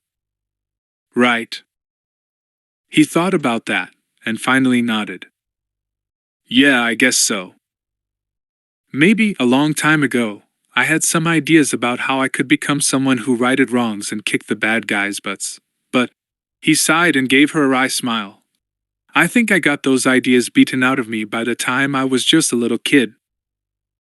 When you lived under Gareth Shrike's rule, you tumbled pretty quick to the fact that nobody was gonna look out for you except yourself, and that sticking your neck out for anyone else was a good way to get it whacked off." "How about Delana?" she asked. "Yeah, I knew you'd bring her up." Han ran a hand through his hair and grimaced. "Delana was different. We looked out for each other, yeah? But she was the only one, Bria. The only one who gave a vrelt's as if I lived or died. Knowing that made me a pragmatist, I guess." "Of course it did," she said. "That's perfectly natural. But go on," he urged. "You were saying about how the Pilgrims were idealists. Are you one?" She nodded. "I think so, Han. All my life I wanted to be more, to be better, to make the universe a better place because I was in it. When I found the Elysian religion, I really, truly thought that was it. That I could somehow change the universe by believing and having faith." She smiled wryly and shrugged. "Obviously, I picked the wrong thing to believe in." "Yeah," he said, turning over in his mind what she'd said. "But there are other things to believe in, Bria. Maybe some of them are real. Maybe you just have to find out what the real things are." She stood up and came over to him, then bent down to kiss the top of his head. He stood up and slid his arms around her, held her tightly. "I know what one real thing is," she said. "You're real. You're the most real person I've ever met. The most alive." He kissed her cheek, and she laid her head on his shoulder. They stood there like that for a minute, not speaking. Finally, he said, "Delana told me about something she believes in. Some sort of life strength shared by all creatures, all things. She believed in that. She swore to me it was real. Maybe I should go off to Kashyyyk," she said. "On a pilgrimage." "Sure," he said. Someday we'll go there. I'd like to see it. Delana said it was a beautiful world. They live in the treetops. That would be nice, she said dreamily. Just you and me in a treetop. What would we do with ourselves all day? I can think of one thing, he said, and bent to kiss her with such passion that even the stars seemed to reel around her in long streaks, and her ears rang. No, she realized, a moment later, it wasn't Han's kiss that had caused that reaction. It was the alarm beeping to tell them they were coming out of hyperspace. Han grimaced. Talk about bad timing, sweetheart. But later, okay? She smiled. Later. I'll hold you to it. He was already back in his seat as he checked their coordinates, but he spared a moment to give her a grin that made her heart turn over. I can hardly wait. Han set the talisman down in a privately owned landing field on Trailus. What is this place? Bria said, following him down the ramp and looking around her in bewilderment. Ships of all sizes and descriptions were clustered together. Some were little more than rusted-out hulks, others looked almost brand new. None had any identifying codes or names, however. Those markings had been scoured off by laser torches. It's like a ship's graveyard or something. Yeah. Old spaceships never die, they just wind up at Truthful Toral's used spaceship lot, Han said. When you need a ship, or you want to get rid of a ship, and you don't want to leave a trail, you come here. Her eyes widened. These ships are all stolen? Most of them, he said. Ours is too, remember? Bria grimaced. I keep trying to forget. Han glanced over at the small office set in the middle of the vast landing field. And here comes Truthful Toral himself, he said. Truthful Toral was a Duros, a tall, thin, blue-skinned humanoid. Completely bald, his face was quite human except for the absence of a nose, which gave him a mournful appearance. Han stepped forward, his hand held out. Good day to you, Traveler Toral, he said. Duros loved to travel so much that the word traveler was their preferred honorific. I'm Keel Tana, and this is my associate, Kyloria Embal. Very pleased to meet you. And I you, Toral said. Greetings to two travelers. You have time for refreshment and sharing of stories? The Duros were famed for being wonderful storytellers throughout the galaxy. A Duros had a near photographic memory for any story he or she heard.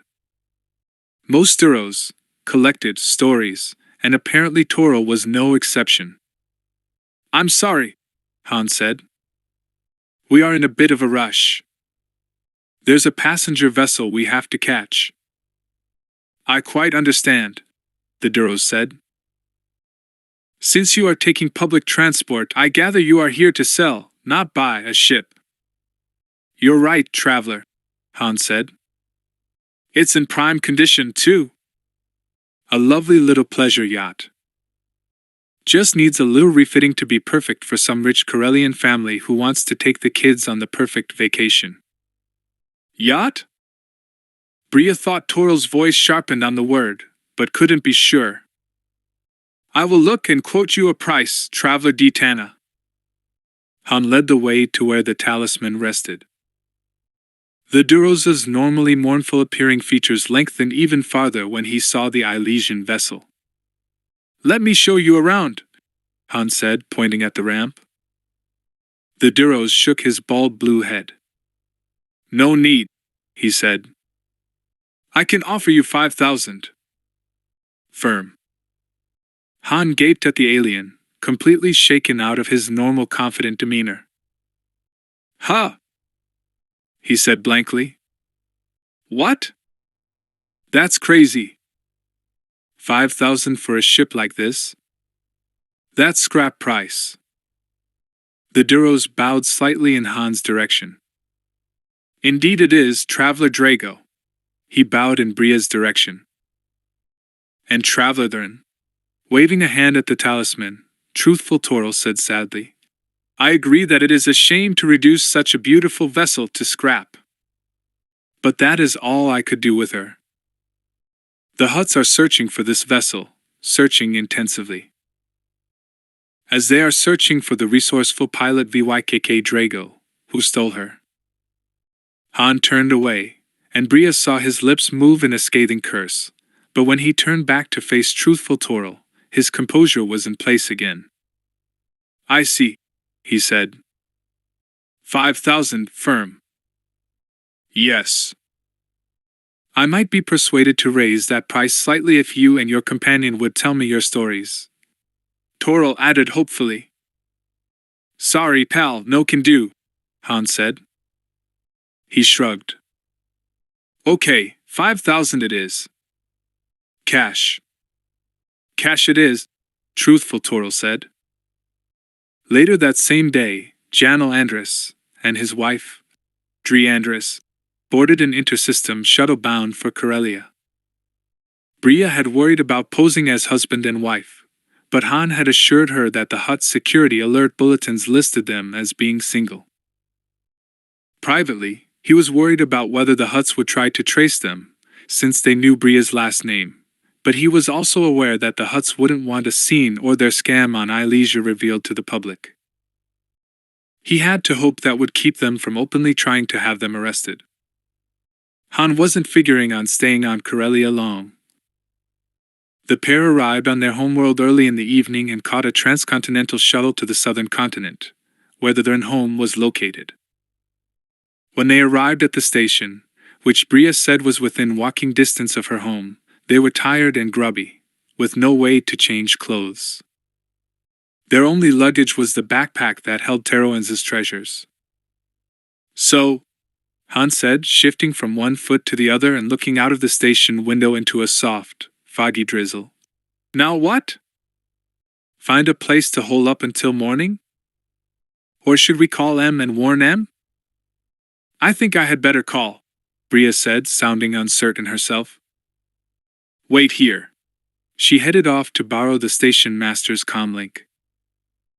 A few minutes later she was back. Han saw how drawn and tired she looked and put an arm around her. So, how'd it go? She smiled wanly. My mother nearly fainted, then she started screaming at me. She sighed. I know she loves me, but the ways she shows it make me want to scream sometimes. She wants the best for me, as long as it's her idea of what's best. Han nodded, thinking for the first time in his life that perhaps he'd been lucky, in a way, never having to deal with parents. So do we start walking? She shook her head. No. My father is coming for us in the speeder. He'll be here any minute. Even as she spoke, an expensive speeder pulled up outside of the station. A handsome, distinguished-looking man with gray hair and a heavy-set build was at the controls. As Han and Bria approached the vehicle, the man leaped out of the speeder and, laughing and crying at the same time, embraced his daughter. Long moments later he turned to shake hands with Han. I'm pleased to meet you, he said. I understand from Bria that you saved her from terrible things. All I can say is, thank you. Thank you. Solo, sir, Han said. Make it Han. Theron's grip was firm. Please call me Ren, Han. Yes, sir. The ride to Bria's home was short. They passed through a reinforced set of security gates, then headed down a road that seemed to have no other houses on it. Han glanced to each side and saw high fences, the type he'd used to sneer at back during his days as a burglar. Not many people live out here, he observed. Oh, this is our land, Rendon said carelessly. Bought it years ago as a cushion between ourselves and our neighbors. I'm a man who likes my privacy.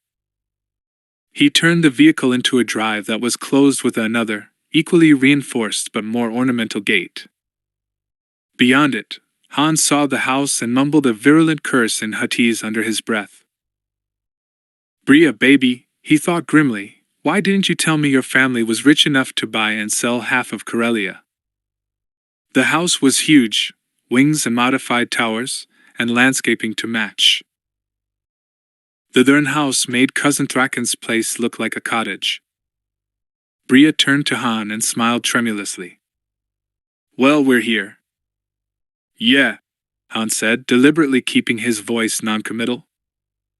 He could tell that Bria was nearly sick with anxiety, and he didn't want to worry her more than she was. At least there was one advantage to Bria's parents being rich: the Hutts would never dare to try to grab her while she was in her parents' home. That would surely cause a major interstellar incident, and Hutts preferred to work clandestinely. Before the party could reach the front door, Bria's mother came bursting out, dressed in a flowing gown that Han could only recognize as rich. "Darling!" she gasped, enfolding Bria in her arms. Han stood off to the side, glad to be out of the way until Bria and her parents were finished with their greetings.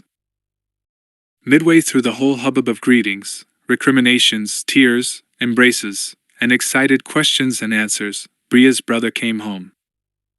Han recalled Bria saying her brother's name was Pavik. Unlike his sister, Pavik then took after his mother, short, slender, with dark hair and green eyes. He was a handsome youth, and seemed genuinely fond of his sister. It was a long time before Bria could disengage herself from her family to introduce Han. Eyes shining, she took his hand and led him over to meet her mother, Sarah Dern, and her brother. "Pleased to meet you, Lady Dern," Han said, shaking hands and putting on his best manners. "And you, Pavik." Bria's mother's handclasp was limp and unenthusiastic. She studied Han, and he gained the quick impression that she didn't much like what she saw. He sighed inwardly. "I've got a very bad feeling about this." "Well, please come in," Sarah then said. "Let's all sit down. I must say, this has been a shock. I never thought I'd see my baby again, I really didn't. Bria, darling, how could you do this to us?" Still murmuring recriminations, Sarah then led the way inside. When Han reached the parlor of the house, and they all sat down, he had to repress the urge to leap up and stride out. "I don't belong here," he thought. "I know it, and they know it." The thought made him angry. Refusing to let his discomfort show, Han sat down and lounged back against the opulent cushions with a deliberate show of ease. He looked around, his professional eye automatically assessing the credit value the knickknacks and decorations would have to a fence. "Nice place," he said casually. "Well, Sarah began. "Han." "Call me Han, Lady Dern," Han said. "Very well, Han," Bria's mother said stiffly. "I gather we have you to thank for Bria's return." Her eyes were fixed on Han's blaster, and he realized that, like most citizens, none of Bria's family went armed. Tough lady, Han thought. "I don't take off my blaster for you or anybody.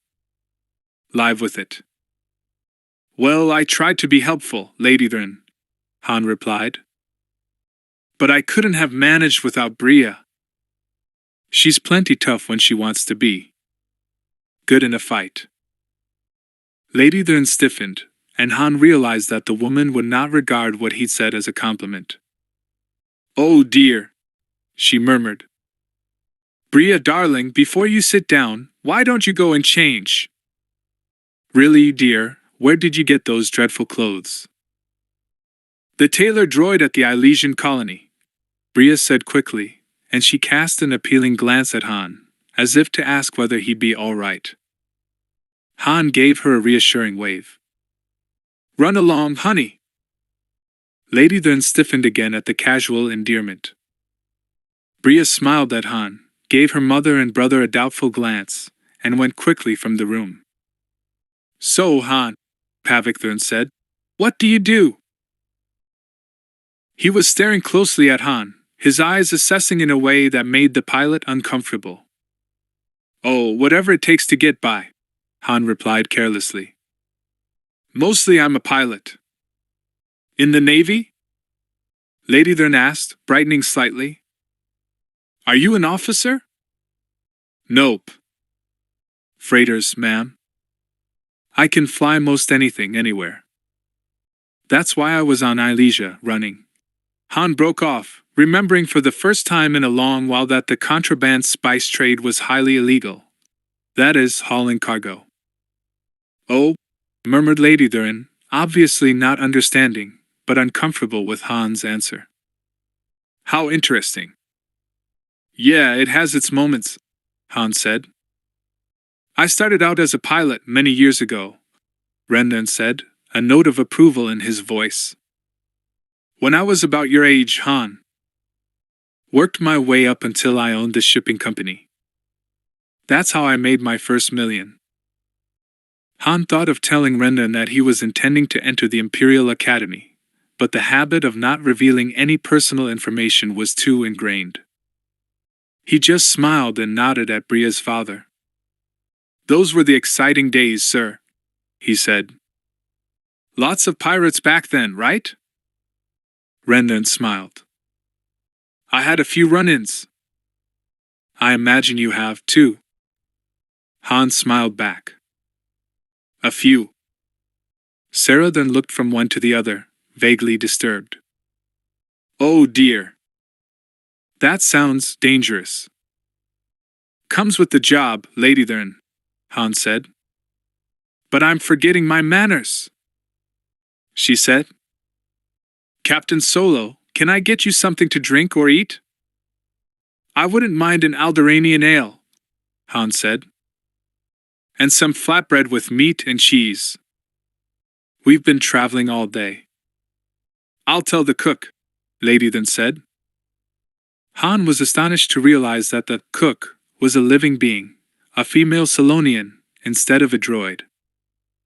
This further evidence of wealth impressed him more than anything he'd yet encountered. By the time Bria reemerged, Han was sitting out in the dining room, eating. He saw her walk out and paused in mid-bite. She wore a plain blue-green dress that matched her eyes. The soft fabric had a faint sheen and clung to her in all the right places. And for the first time since he'd known her, Bria's hair was attractively styled, brushed out into a halo of soft red-gold curls. She looked so different from the blaster-toting thief of a few days ago that it was as though she'd stepped out of another universe. It's a good thing Ganner TOS can't see her now, he thought wryly. "You look beautiful, honey," he said.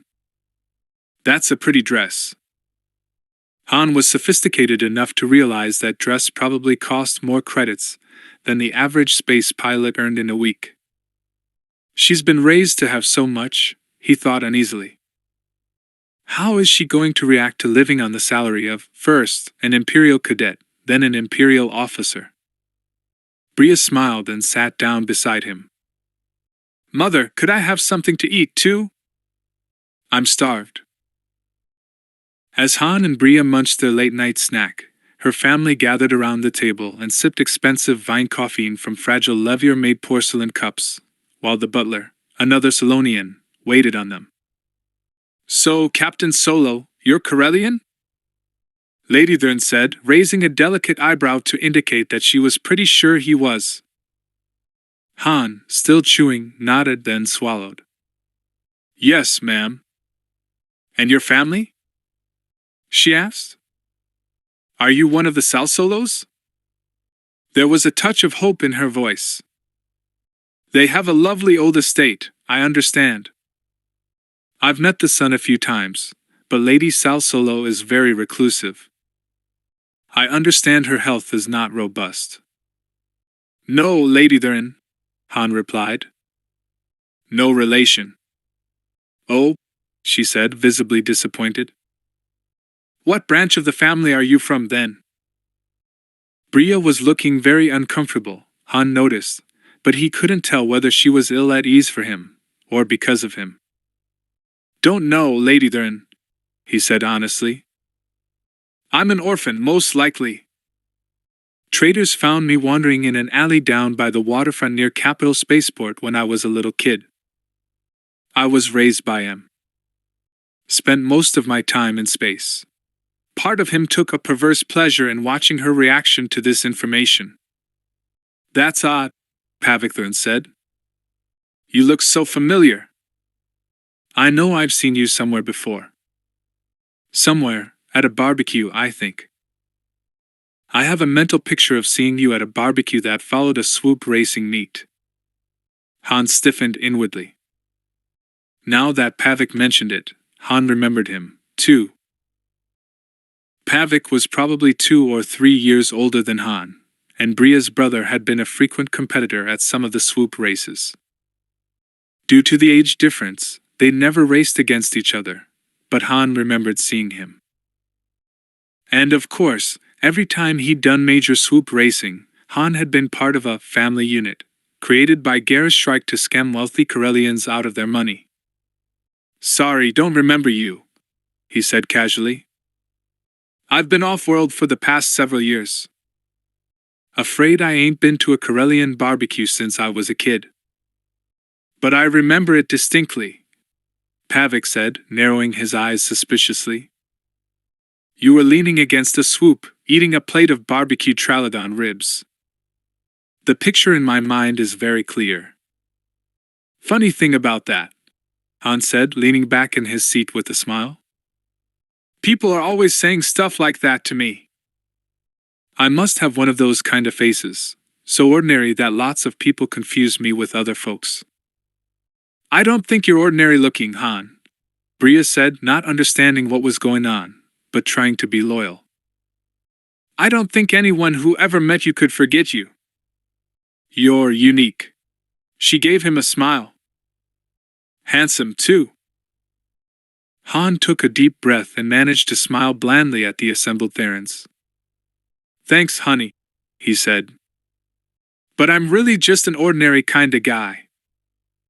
Bria finally caught the subtle hint and fell into silence. Pavithorn continued to study Han suspiciously.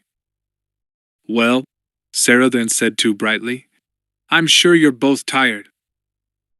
Captain Solo, I'll have Maronia prepare one of the guest rooms for you.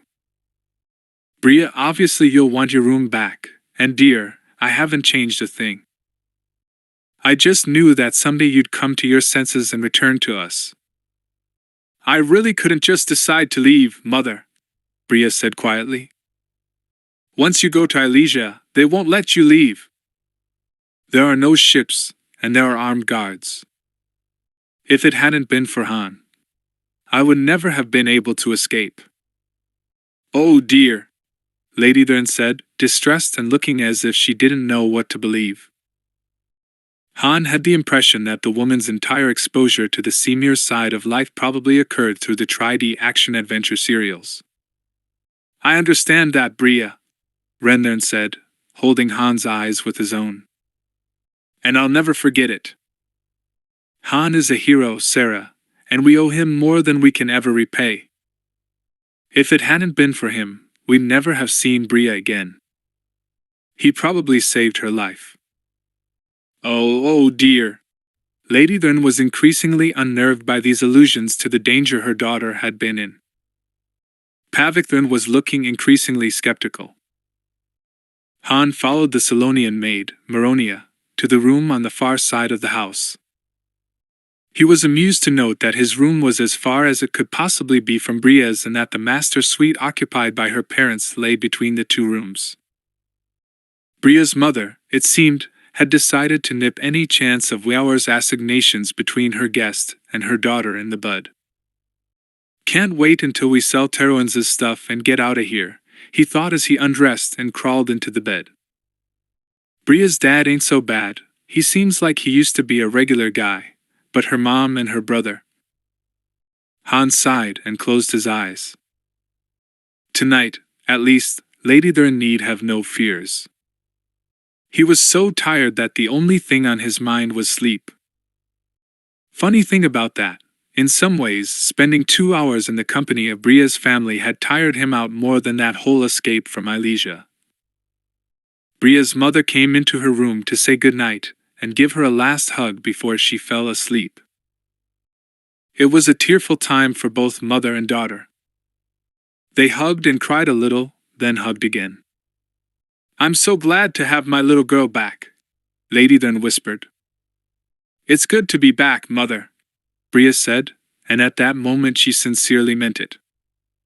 The evening had been a strain, no doubt. But things will get better, they're bound to, she thought, trying to comfort herself. Han is so lovable. She's bound to fall for his charm and see how wonderful he is. "This young man you've brought home," her mother said, almost as though she'd been reading her daughter's mind. "It's fairly obvious that you're not just friends, dear." "Exactly how involved are you two?" Bria gazed at her mother unflinchingly. "I love Han, Mother, and he loves me. He wants me to stay with him. Nobody has mentioned marriage yet, but I wouldn't be surprised if the subject came up." Her mother took a quick, sharp breath, as though her worst fears had been confirmed. But something in Bria's choice of words alerted her, and like a hungry welt, she pounced. "I see. Well, he seems like a nice young man, though somewhat rough around the edges, dear. But you say that he wants you to stay with him. Is that what you want?" Bria nodded her head, then shook it, then had to fight back tears. She shrugged miserably. "Mother, I'm not sure. I know I love him, really love him, but it's been hard for me. Leaving Elysia, finding out that the religion I believed in and was devoting my whole life to was nothing but a lie. That hurt a lot. I feel as though part of me is missing, Mother. And I also feel that I can't really promise to stay with Han when I'm not whole." "Does he know you have these doubts?" her mother asked, smoothing Bria's hair back tenderly. The young woman didn't miss the spark of happiness that had flared up in her mother's eyes when she'd spoken of her uncertainty about staying with Han. "She doesn't want me to stay with him," she realized with a dull ache of expectation fulfilled. "I knew she'd be like this. It's so unfair. The only reason I'm uncertain about staying with Han is because of me, not how I feel about him. But she doesn't understand. She's incapable of understanding." "We've talked," Bria said, unwilling to confide in her mother any more than she'd already done. "And I can't imagine life without Han, so I'm going to do the best I can to stay with him and be a help to him." Her mother looked troubled, but said no more. Bria lay down and tried to sleep. Being in her old bed was a luxury after sleeping on the hard Elysian bunks, and in the ship. She missed Han's warmth, though. Her bed seemed cold.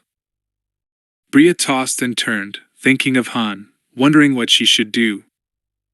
He deserves someone better, she thought sadly. Someone who can be there for him 100%. Pounding her pillow in frustration, Bria felt tears well up again. Why can't anything ever be easy? I found a man I can love, who loves me. Why can't that be enough? But it wasn't.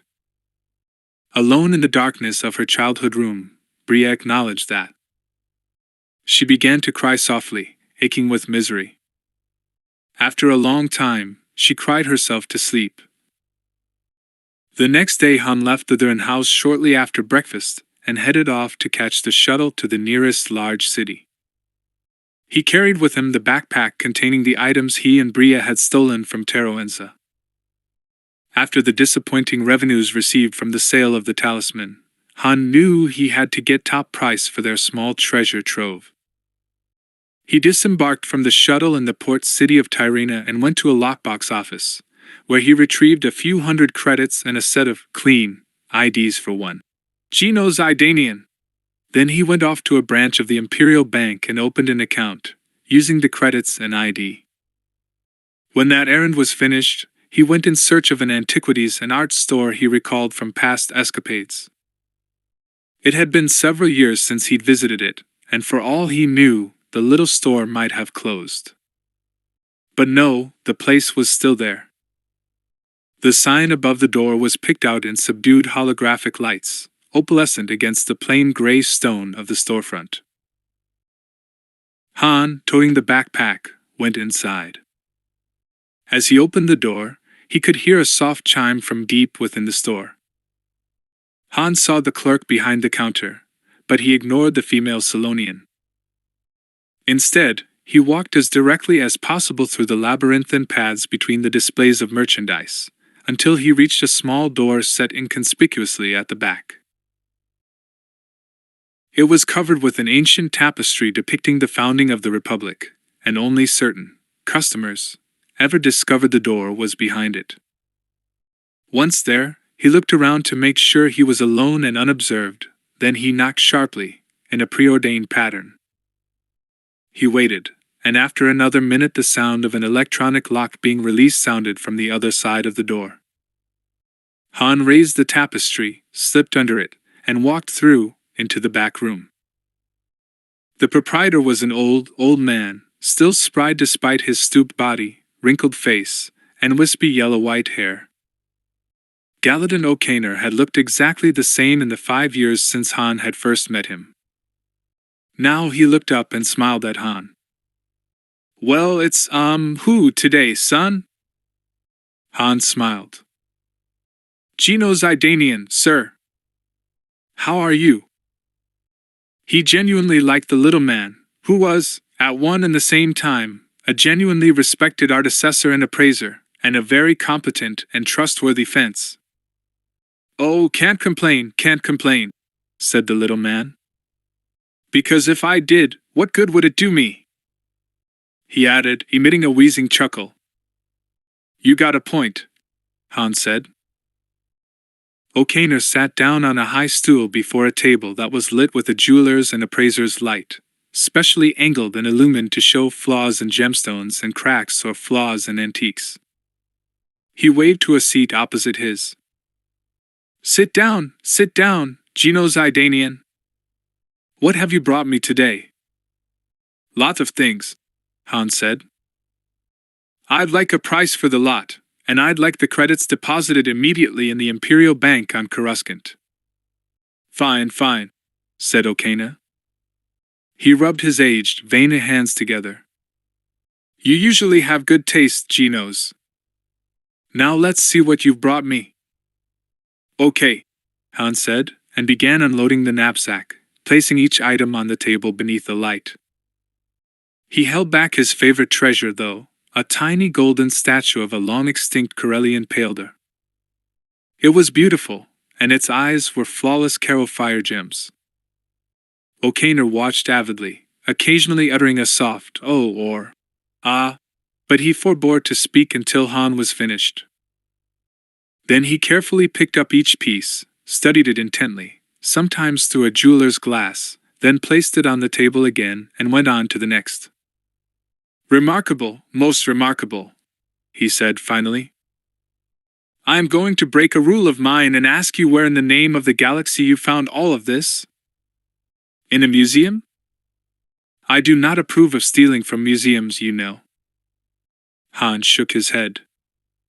"Not a museum. A private collection?" O'Kaner pursed his lips. "I am most impressed, lad. The collector in question is a sentient of taste and discrimination. I will also tell you, young man, that he is not very particular about his acquisition sources. I recognize from their description that at least half of these items have been reported stolen. Some have been on wanted lists for years." "Doesn't surprise me," Han said. "And you'll sell them to museums, won't you?" Most of them, O'Kaner agreed. "Okay, then, that's good," Han said, thinking that would please Bria.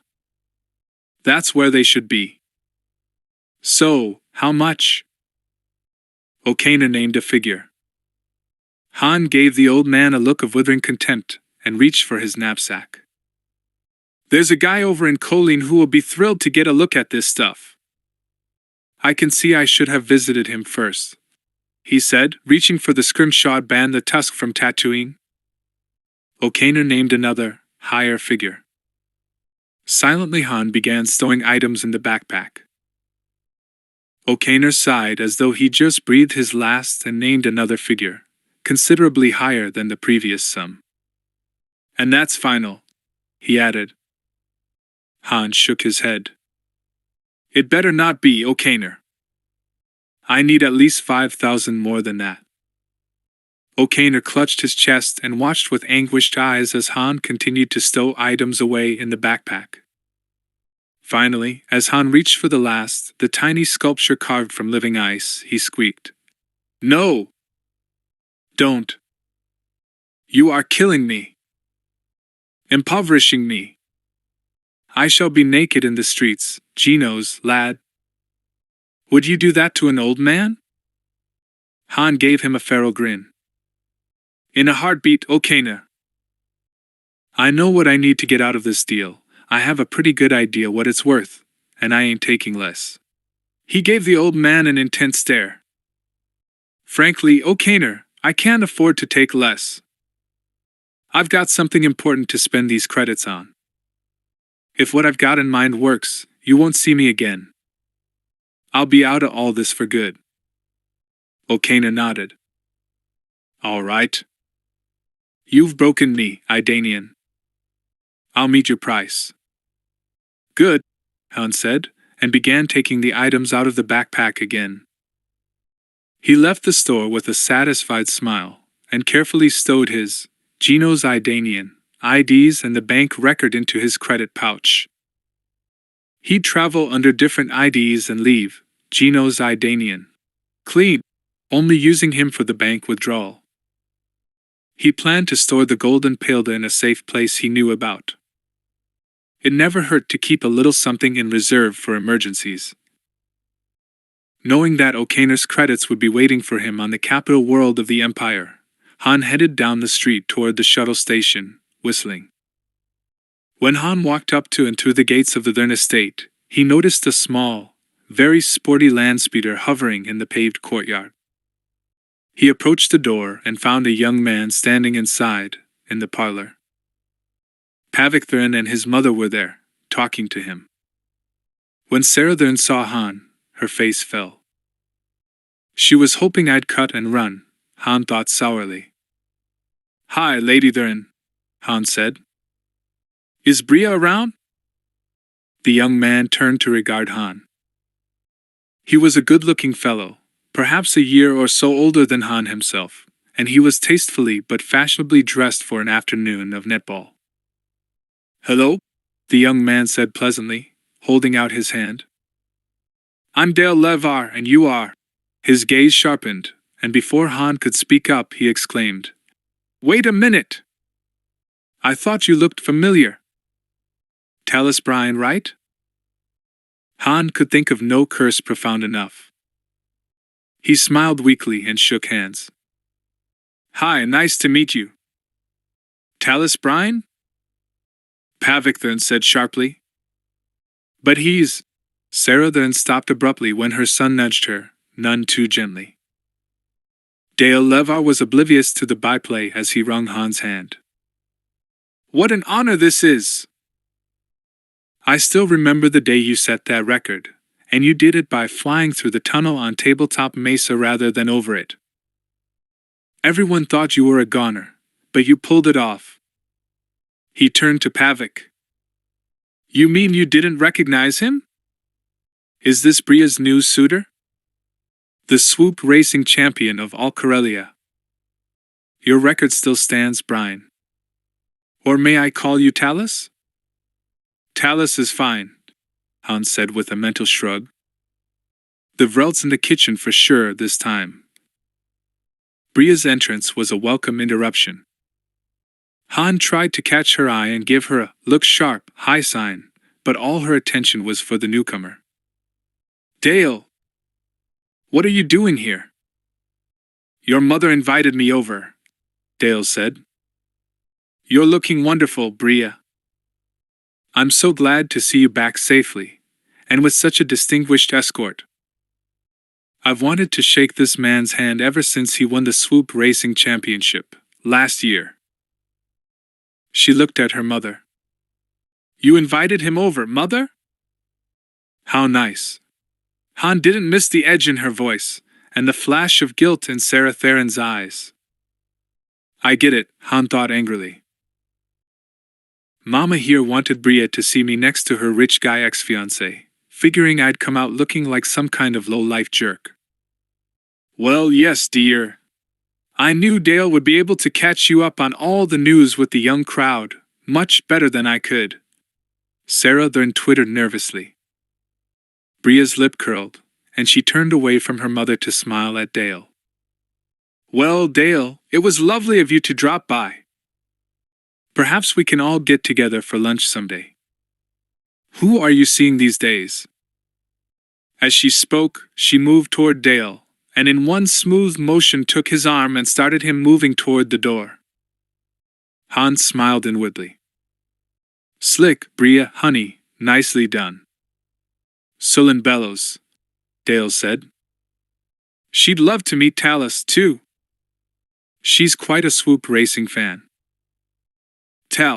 Bria caught herself immediately, and laughed. Well, she always was. She cast a flirtatious glance at Han. I'll have to watch you, won't I, Talus? Sullen Bellows is gorgeous, and she's never been able to resist a Swoop racer. Han smiled at her good-naturedly. Great. Just great. From bad to worse. You gotta watch us Swoop racers, too. We live for danger.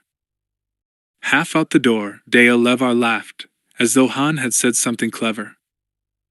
Well, I'll call you. Nice meeting you, Talus. Nice meeting you, too, Han said. Don't forget to call, Bria urged, and then she shut the door behind Levar and leaned against it. Silence ensued.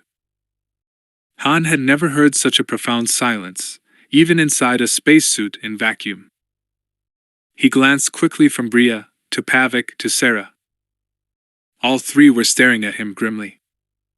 Han cleared his throat. Think I'll take a little walk, he announced. Get some air. Not meeting anyone's eyes, he left. Bria felt like screaming, then sobbing, but she struggled to control herself. The situation was bad enough without her dissolving into hysterics. She was pacing back and forth in her mother's dressing room. Pavik was sitting on the couch, waving his arms and raising his voice, and her mother was sitting in a pink brocade chair, alternating between gasped exclamations of, "Oh dear!" and "Bria, your brother is right, we must do something." You heard him last night, Pavik shouted. He denied having Swoop raced, and he gave us a fake name. Han Solo, right. Who knows what his real name is? Stop it! Bria cried. Han Solo is his real name. Then why is Talus Bryan listed as the Swoop Racing Champion of Corellia last year? Pavik said. He can't be both, Bria. Face it, the guy's using an alias, and the only reason to do that is that he's got stuff to hide. And this is the guy you want us to accept with open arms, just because you say so? Oh dear! Sarah wrung her hands. Bria bit her lip to keep from shrieking. And another thing, Pavik said. My memory is starting to come back on this, and Talus Bryan wasn't Solo's only alias. The time I remembered was about 3 years earlier. He was just a kid, eating barbecue after a Swoop race. That time, Solo was Keel Garrus, the son of Venedar Garrus. Remember him? That guy who went around one summer selling shares in that Duralai asteroid, and the whole thing turned out to be bogus? A scam? Bria did remember. But even if this Garrus man was a con artist, that doesn't mean that Han. Pavic threw up his arms in exasperation. Sis, don't you remember how a couple of our friends' parents were nearly wiped out from buying worthless shares in that non-existent asteroid? He snorted. That whole Garrus family was nothing but a bunch of con artists, and that includes your new boyfriend, Bria. This is terrible, Sarah then said. Perhaps we should do something. Both Bria and Pavic ignored their mother. But Han was just a kid then, she pointed out, fighting not to give in to tears. You admitted that. He can't be held responsible for what you say his parents did.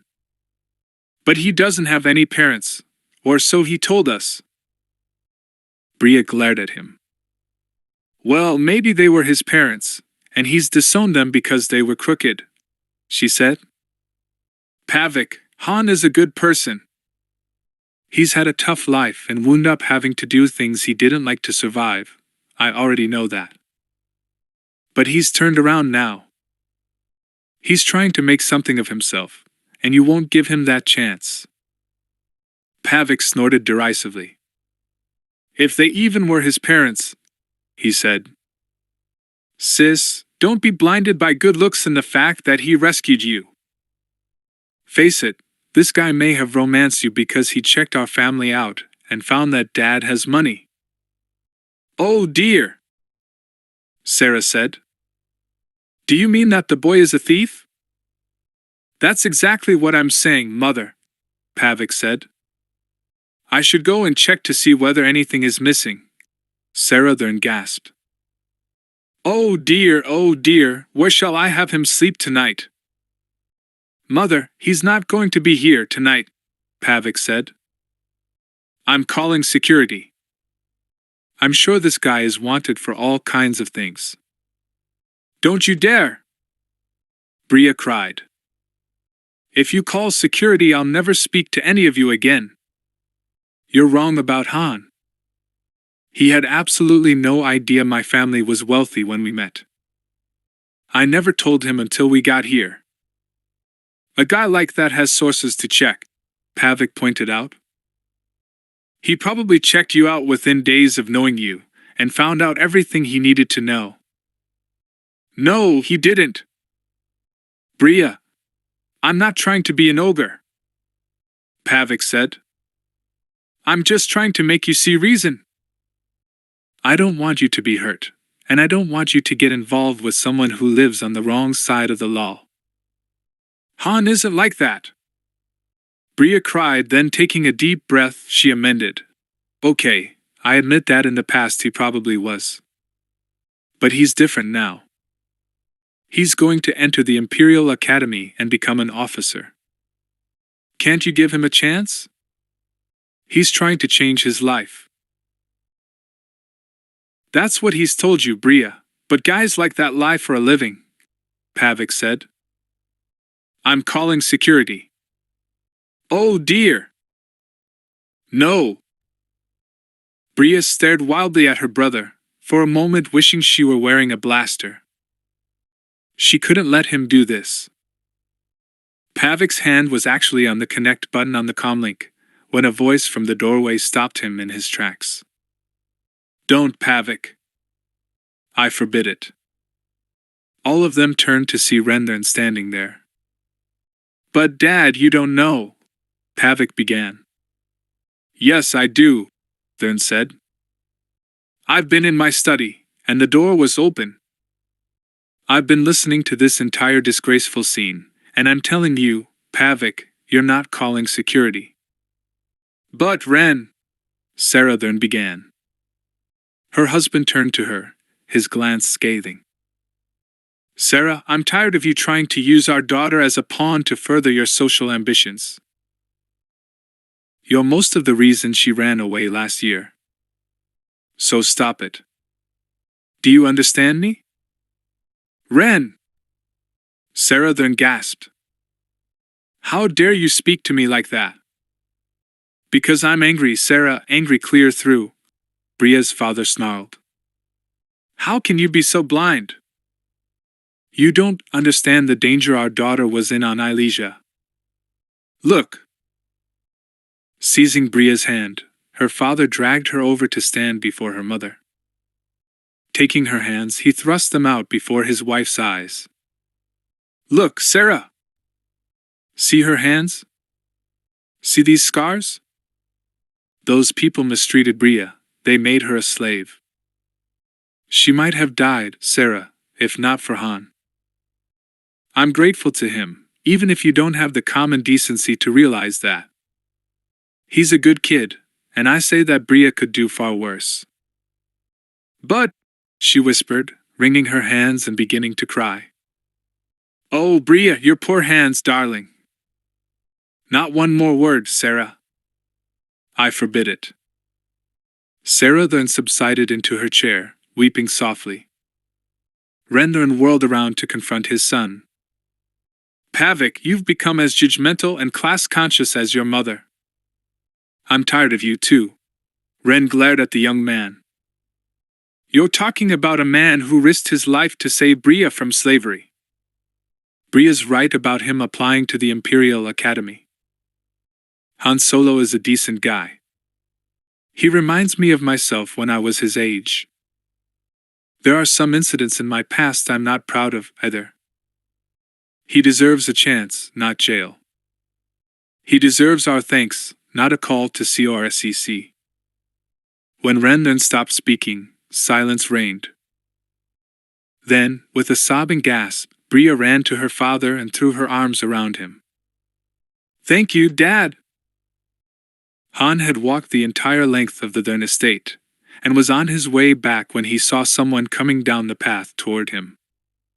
It was Bria, and she carried a good-sized bag slung over her shoulder. Han saw her expression and stopped. What is it? Come on, she said. Before we're missed. We're getting out of here. I don't trust Pavik not to make that call to security behind Daddy's back. Han turned back toward the transport station.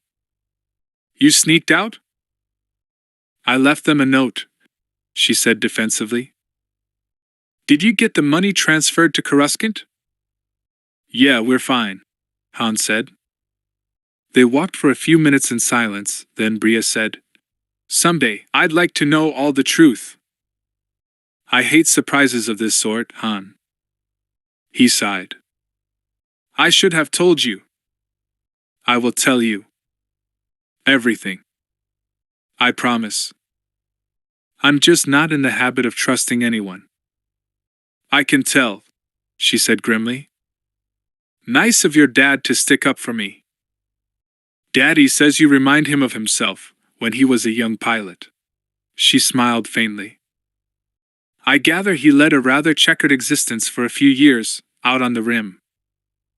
Han nodded and, cautiously, reached for her pack. I'm really sorry about this.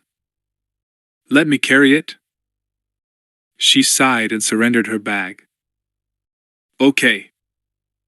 It was probably a bad idea to come here, anyway. After a moment she reached over and took his hand. Now it's just the two of us again. Han nodded. That's the way I like it, sweetheart. The trip to Coruscant was uneventful. True to his promise, Han related his history to Bria, in unvarnished detail. It bothered him to have to admit many of the things he'd done in the past, but he took his promise to her seriously, and he was as honest as he could be. At first, Han worried that Bria might be repelled by all of the things he'd done during his checkered past, but she reassured him, saying that she loved him more, now that she knew the truth. The 5-day voyage to Coruscant was a long one. Han was beginning to suffer from boredom by the time the passenger liner docked at one of the massive space stations that serviced the huge Imperial city world. From the space station, the passengers were told they'd be shuttled down to the spaceport in small ships. Han was surprised to discover that there was almost no place on the giant world where the natural ground could be seen or touched. Only in Monument Plaza, Their steward told the assembled passengers who'd traveled on the liner Radiance. Their citizens may touch the top of the only mountain on the planet that still remains. About 20 meters of the peak extends into the air. The remainder is all hidden beneath buildings. Coruscant, it seemed, was a warren of buildings, skyscrapers, towers, rooftops, and more buildings, all built one upon the other in a giant, labyrinthine hodgepodge. Han raised his hand when the steward asked whether there were any questions. You say that the topmost rooftops are more than a kilometer above the lowest level streets. What's down there? The Radiance's steward shook his head warningly. Sir, take my word for it. You do not want to know. The lowest levels never see the sun. They are so far beneath the clean air that they are fetid and damp and have their own weather systems. Foul rain drips down the sides of the buildings. The alleys are infested with granite slugs, duracrete worms, shadow barnacles, and worst of all, by the degenerate remnants of what once used to be human beings. These troglodytes are pale carrion and garbage eaters, disgusting in every way. Huh, Han whispered to Bria. Sounds like my kind of place. Stop it! She hissed, smothering a grin. You are such a smart mouth. I really am. Han sat back in his seat, chuckling. I'm impossible. I don't know how you put up with me. Neither do I, Bria said, smiling wryly. The couple made their way over to one of the viewports on the station while they were waiting for a surface shuttle down. It's like some beautiful golden gem, Bria whispered. All those lighted buildings. It looks like a Karuska jewel, Han said, eyeing the planet thoughtfully. Must be where the world got its name. They were standing in line, waiting to enter the shuttle, when an official stepped forward and pointed at Han's blaster. Sorry, sir, you'll have to check your weapon. Guns aren't permitted on Coruscant. Han stood there for a long moment. Then with a shrug he unbuckled the tie-down strap from around his thigh, then released the big buckle that fastened his gun belt. Wrapping the belt around the holster and weapon, Han handed it over to the official and received a numbered token in return. Just give this to the official before boarding your return transport, the man said, and you'll receive your weapon, sir. Han and Bria got back into line. Han grimaced at how light his right leg felt without the customary weight against his thigh. I feel naked, he mumbled to Bria.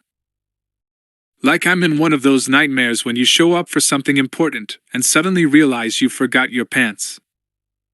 She began to giggle at the idea. I didn't know men had dreams like that, too. I don't have them often, Han said grimly. Well, if nobody's armed, then it's still even, she pointed out reasonably. Han gave her a look as they started down the aisle of the surface shuttle. Honey, don't be naive. There's an underworld on this planet, and you can bet your pretty eyes they're armed. She glanced over at him as they fastened their seat restraints. How do you know? I took a look at the Imperial Guards. They were all armed. I saw security guards on Alderaan, and none of the ones I saw were armed. So it's a good bet whoever they would be going up against wasn't either. But these Imperials are armed, and wearing armor, too. Gotta be a reason for it. Bria shrugged. I have to admit, your reasoning makes sense. I'm gonna feel strange walking into that bank tomorrow, with no blaster at my side, Han said, looking sadly at his empty thigh. Come on, Han, she whispered. Of all the places in the world, they wouldn't let you walk into a bank armed. Why not? Han asked. It's not like a guy could swipe the credits. They don't keep hardly any credit discs there, or coins either. It's all electronic data entry onto personal IDs. Good system, he added thoughtfully. Saves on guards. Well, it's a moot point since you had to leave your blaster. she said, watching the city world grow in the viewport. Soon they'd be entering the atmosphere. Yeah. Listen, Bria, I guess this is as good a time as any to discuss contingency plans, Han said. For what? She demanded, alarmed. Are you expecting trouble? Keep your voice down, he cautioned. Nope, I'm not expecting trouble. This should be a smooth operation, a piece of cake. Gino's Idanian is clean, 'cause I only used him to open the account and deposit the money. He should be laser-proof. But baby, I learned long ago to always plan for trouble. Okay, she said. What do you want to plan for? That's a big city, a big world, Han pointed out, just as the shuttle kissed the upper edges of the atmosphere. If anything happens and we get separated, I want to set up a meeting place.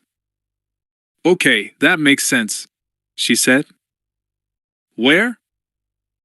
The only address I know, 'cause I memorized the location a long time ago, is a bar called the Glow Spider. That's where I'll be contacting Nissy the specialist, he said, keeping his voice very low, but not quite whispering. Whispers drew attention, Han had learned long ago, where low-voiced conversations did not. That's the guy who can get people IDs so perfect that even the Imperials can't detect them? Yeah. He's got contacts with the people in the imp offices who actually make the IDs. They're perfect, trust me. Okay, so it's Nissy the specialist. He hangs out at the Glow Spider. Got that?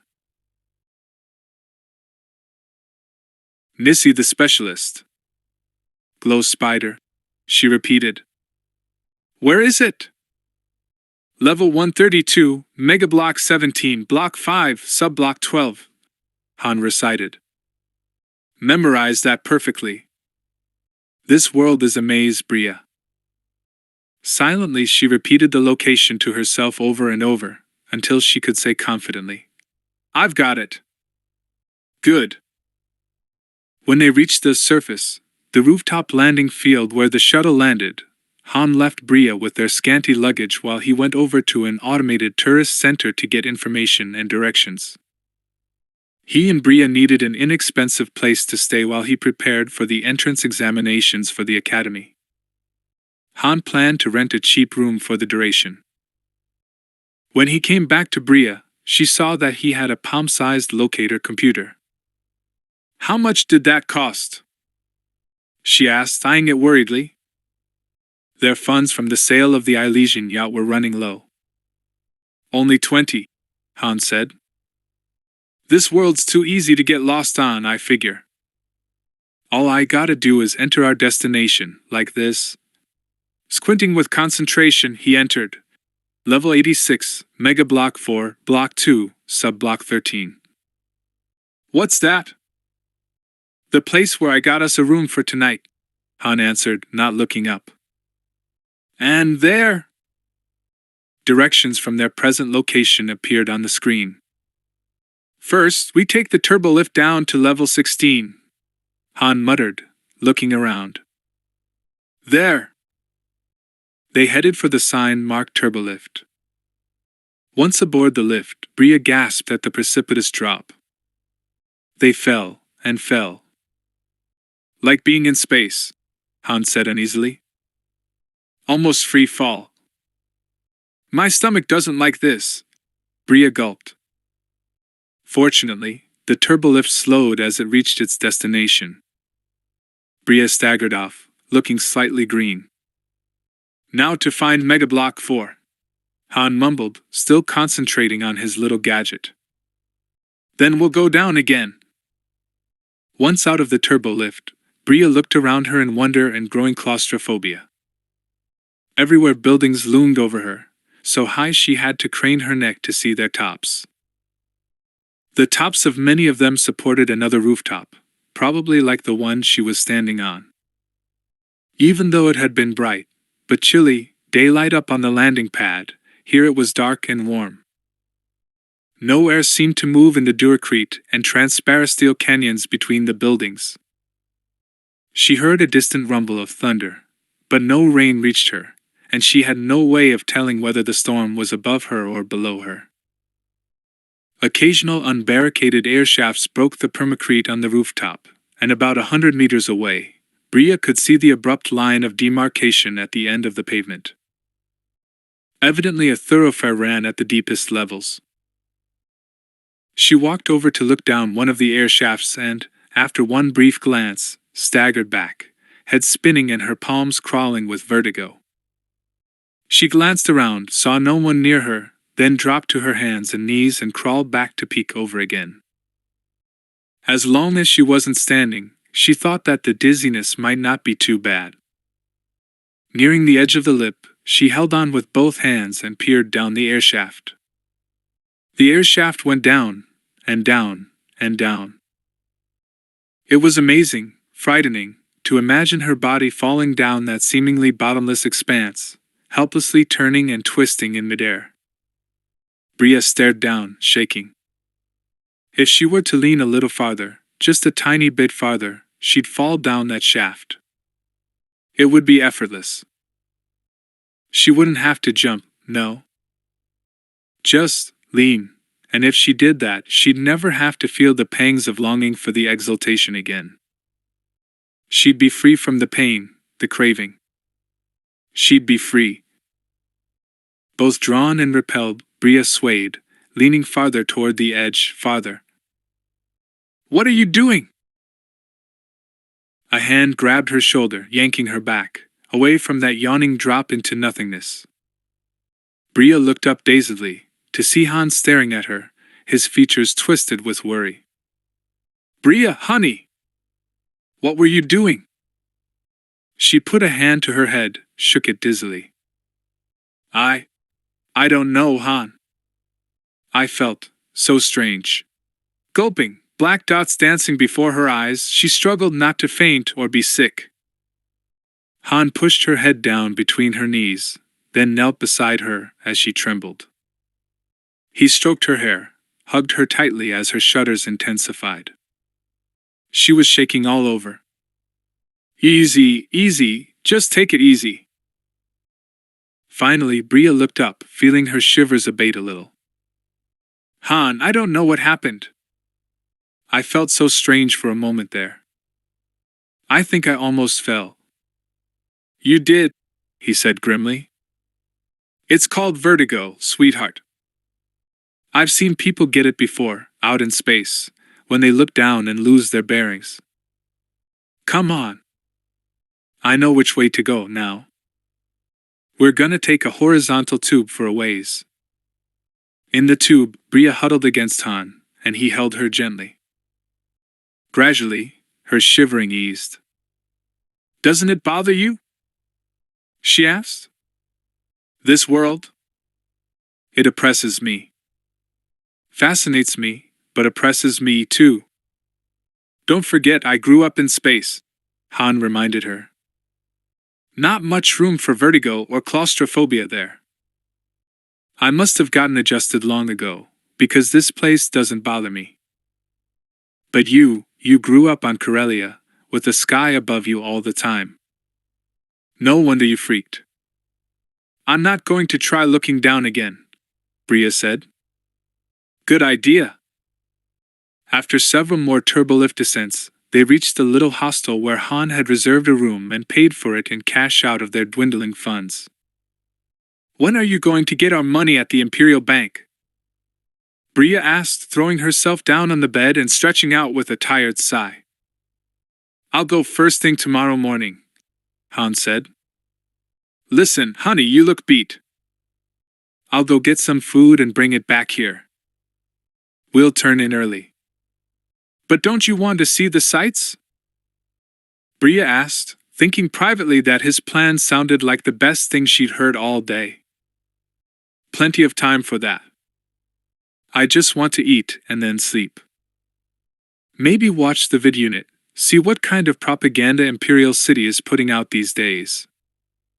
"Okay," Bria said, smothering an exhausted yawn. "I like your plan. The next morning Han left Bria munching a pastry in their room and sipping stinty. "I'll be back in an hour or so," he told her. "Once I've got the money, we'll head over and find that bar I told you about." "What's its name?" "The Glow Spider," she repeated dutifully. "And where is it?" She recited the location. "That's great," Han said approvingly. "If I get lost, you can get me there." She chuckled. "Is this place harder to navigate than space?" "In some ways," Han said. He gave Bria a kiss between the eyes. "I'll be right back." "Okay, see you later." With a cheerful wave, he was gone. Bria lay back on the bed with a sigh. "Maybe I'll just sleep late," she thought, stretching luxuriously. The Imperial Bank of Coruscant took up 3 levels in a monstrous, top-level skyscraper. Han walked up to the doors and looked in. The lobby was enormous, all smoked glassine, black duracrete and marble, and dully shining transparent steel. Taking a deep breath, and still missing the weight of his blaster, he walked in and up to the high, shining counter. The lobby was bustling with business types and citizens, and Han both looked and felt out of place in his old pilot's coverall, now stripped of all insignia, and his battered old jacket and boots. The more uncomfortable he felt, the more arrogantly he held himself. He had to wait in line for several minutes, but then found himself facing a woman clerk. She was young and pretty, but her gaze was impersonal, until Han gave her his best lopsided grin. Almost against her will, she smiled back. "Good morning," Han said. "I opened an account a little while ago, on Corellia, knowing I'd be coming here. Like to withdraw the funds now." "You wish to close out your account?" "Yeah." "Very well, sir, may I have your ID card?" "We will transfer the funds to that, and then they will be accessible from any credit port on Coruscant or any of the inter-system worlds." "Will that be satisfactory, Master?" Han slid the card beneath the glassine barrier to her. "Idanian?" "That'll be okay," Han said, having to fight the urge to demand it all in credit vouchers and coin. If he did something that unusual, he'd be bound to appear suspicious. The clerk scanned the card, and her eyebrows rose slightly as she took in the amount in the account. "Never expected a guy like me to have that kind of funds," Han realized, grimly amused. "Sir, this sum exceeds the amount I am authorized to disburse without approval from my supervisor. If you will wait just a moment, I will get that approval, then disburse the funds to your card." There wasn't much Han could say except, "Okay." Left standing at the desk, he suppressed the urge to fidget, and forcibly restrained himself from overtly scanning the huge lobby for guards or security. "Take it easy," he ordered himself. "You know that with a withdrawal this big, they have to get it okayed. At least I know for sure that O'Kaner transferred the funds the way I told him to." Han saw the clerk speaking rapidly to a big, heavy-set man in a posh business suit. The man nodded, took Han's ID card, and approached him on Han's side of the barrier. "Geno's Idanian?" he asked courteously. He had a chubby, pink face, pale blue eyes, and a balding putty with sparse white hair. "Yeah," Han said. "I am Park Eugene Plank, the manager of this facility. I have authorized your withdrawal, sir, but before I can give you back your card, I would like to see an additional piece of ID, purely as a formality." The man smiled politely. "Financial institutions are subject to these rules, I'm afraid. Will you step into my office?" He waved at a glassine-enclosed cubicle. Han's hackles rose, but he could see the entire office, and there was no one else in there, no guards anywhere in evidence.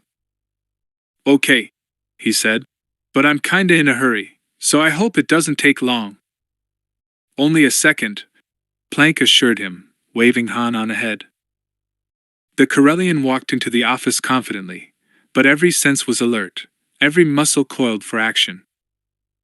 Plank's office was blandly reassuring, an expensive black marble-top desk, with a stylus and still pad resting atop it. An ultra-modern flower arrangement of black lorchads graced the corner of the desk. There were 2 visitor chairs, and Plank's expensive cloned black leather chair. "Have a seat, Master Idanian," Plank said, gesturing to a chair. Han sat down. "Now, if you will give me another source of ID, I can scan it in and you will be on your way." Han got the ID out without demur, but he didn't miss a move Plank made. "For 2 credits, I'd hightail it out of here," he thought. "I got a bad feeling about this." Plank took the ID, scanned it in. "Oh dear," he said, not sounding at all surprised or regretful. "I'm afraid we have a problem, sir. I have been ordered to place a freeze on your account. I cannot give you any of your money." Han was up and out of his chair. "What? But what in the name of the galaxy is going on here?" Plank shook his head. "I only know that the bank has been contacted by Inspector Hal Horn of CORCC. Your funds are suspected of being illegally accrued, and are frozen, pending a thorough investigation by Imperial and Corellian security." Han didn't waste his breath arguing, just headed for the door. His chest felt as though it were caught in a G-vise. No, it can't end like this. He was a meter from the thick, smoke-glassing door when he heard an electronic click. "I'm sorry, sir. I'm afraid I've been advised to hold you here for Imperial security forces," Plank said, sounding as if he was enjoying his chance to be a hero. "Have a seat." Han turned and looked back at the fat man. He was smiling blandly, his round little pink cheeks making him look like a jolly sprite out of a child's story. "I've also signaled for our guard. He should be here any moment. Please, have a seat while you wait to be arrested." Rage filled Han with a strength he didn't know he possessed. "Over my dead body!" he snarled, bounding forward. He threw himself over the desk, grabbing the bank manager's writing stylus as he did so. Slamming into the astonished Plank, he took him over backward in his expensive chair. In a second, he had the sharp point of the stylus positioned just behind Plank's chubby pink earlobe. "One shove," he gritted, "and this slides between your jawbone and your skull, straight into your brain, Plank. If you have one." "You got a brain, Plank?" "Yes." "Good, then use it." "I'm already mad, so don't push me any further, understand?" Han could feel all the muscles of Plank's throat contract as he swallowed. His voice was hoarse and shrill with fear. "Yes." "Good," Han said. "Now I'm gonna get off you, and you're gonna get up and sit back down in your fancy chair. You're gonna let your guard in when he shows up, just like everything is fine, understand?" "Yes." Moving precisely, Plank did as he'd been told. Han crouched behind Plank's chair, and now the hand holding the stylus sent the sharp instrument prodding into the man's back. "Trust me, Plank," Han said. "One good thrust into the kidney will cause you more pain than you ever want to know. Might kill you.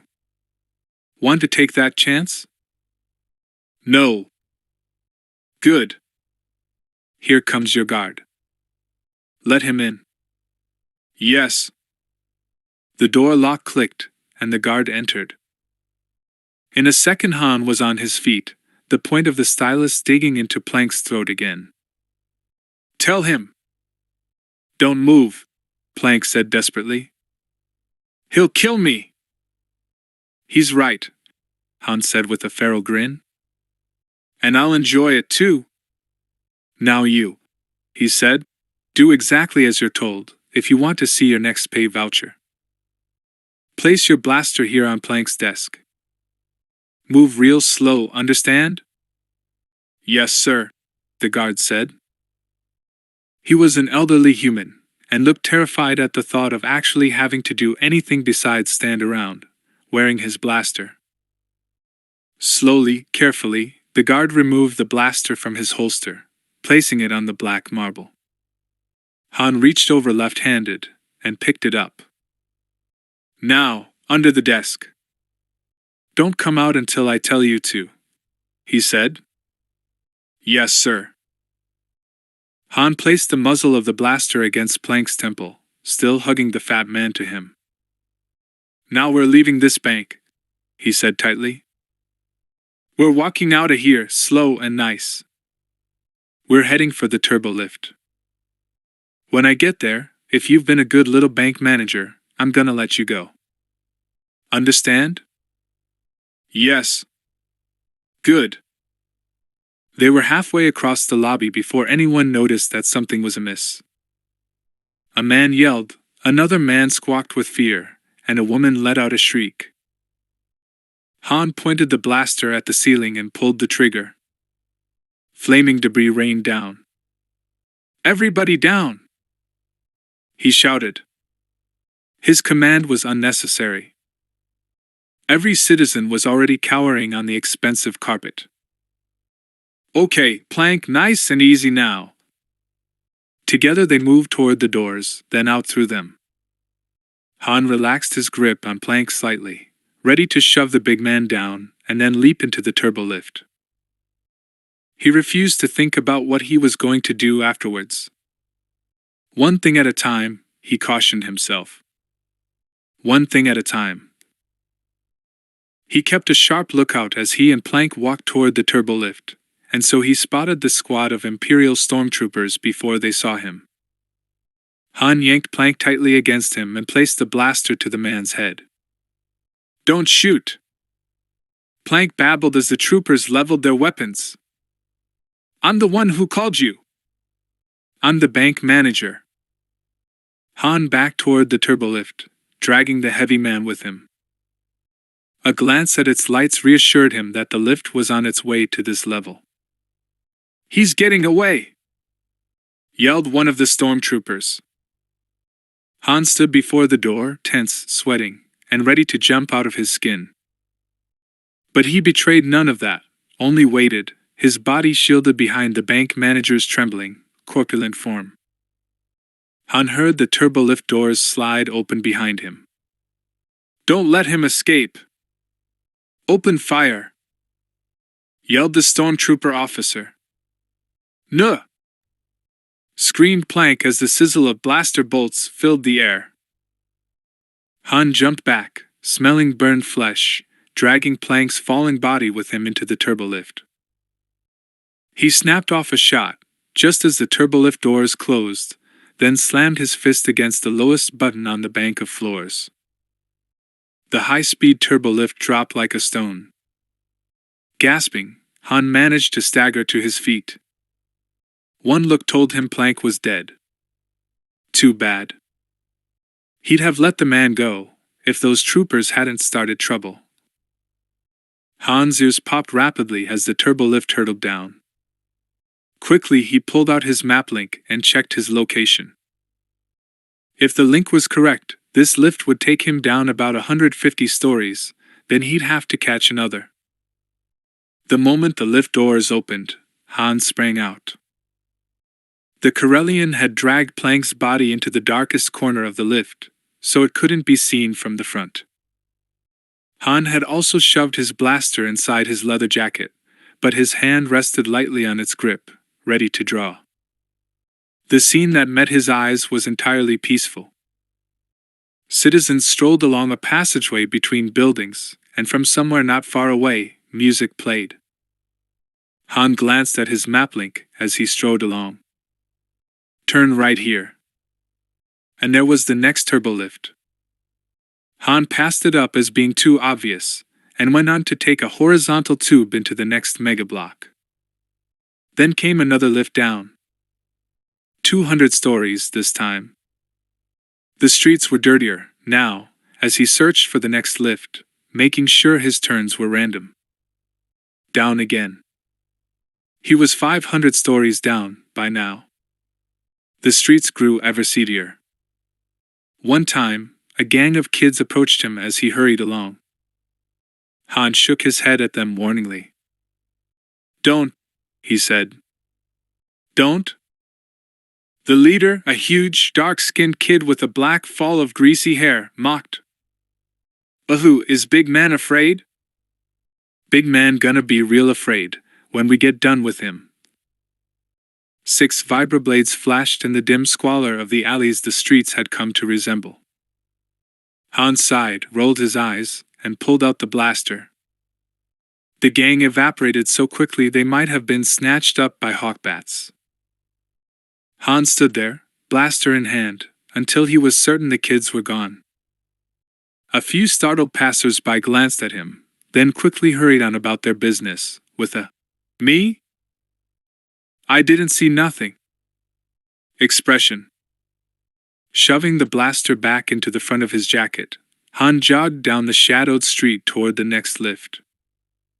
Another 100 stories, then another. He was 700 stories down. By now his maplink was useless. How deep is this place? He wondered, boarding another horizontal lift. The turbolift reeked of human and alien effluvia. 800, 850. By now Han was moving through streets lit only feebly by stray gleams from the air shafts, or by wan glow lamps attached to the ramshackle buildings. The permacrete beneath his boots was often awash with foul-smelling, viscous liquid. Noxious rain spattered down, and fungi grew thick on the stonework. No more citizens were in evidence, only darting forms that were too quick and furtive to identify. Han thought some of them might be aliens, and knowing Emperor Palpatine's poorly concealed dislike and distrust of non-humans, Han wasn't surprised to find them lurking here, in the depths. 1,000 stories. 1,100. Han went in search of another lift, but couldn't find one. Instead he found a series of stairwells that took him down, and down. He was now almost 1,200 stories down. Approximately 3,600 meters below where he'd started out at the top level at the Imperial Bank. Han was panting, even though he was going downhill. The air down here was thick and humid, and smelled foul, as though he were at the bottom of a tunnel.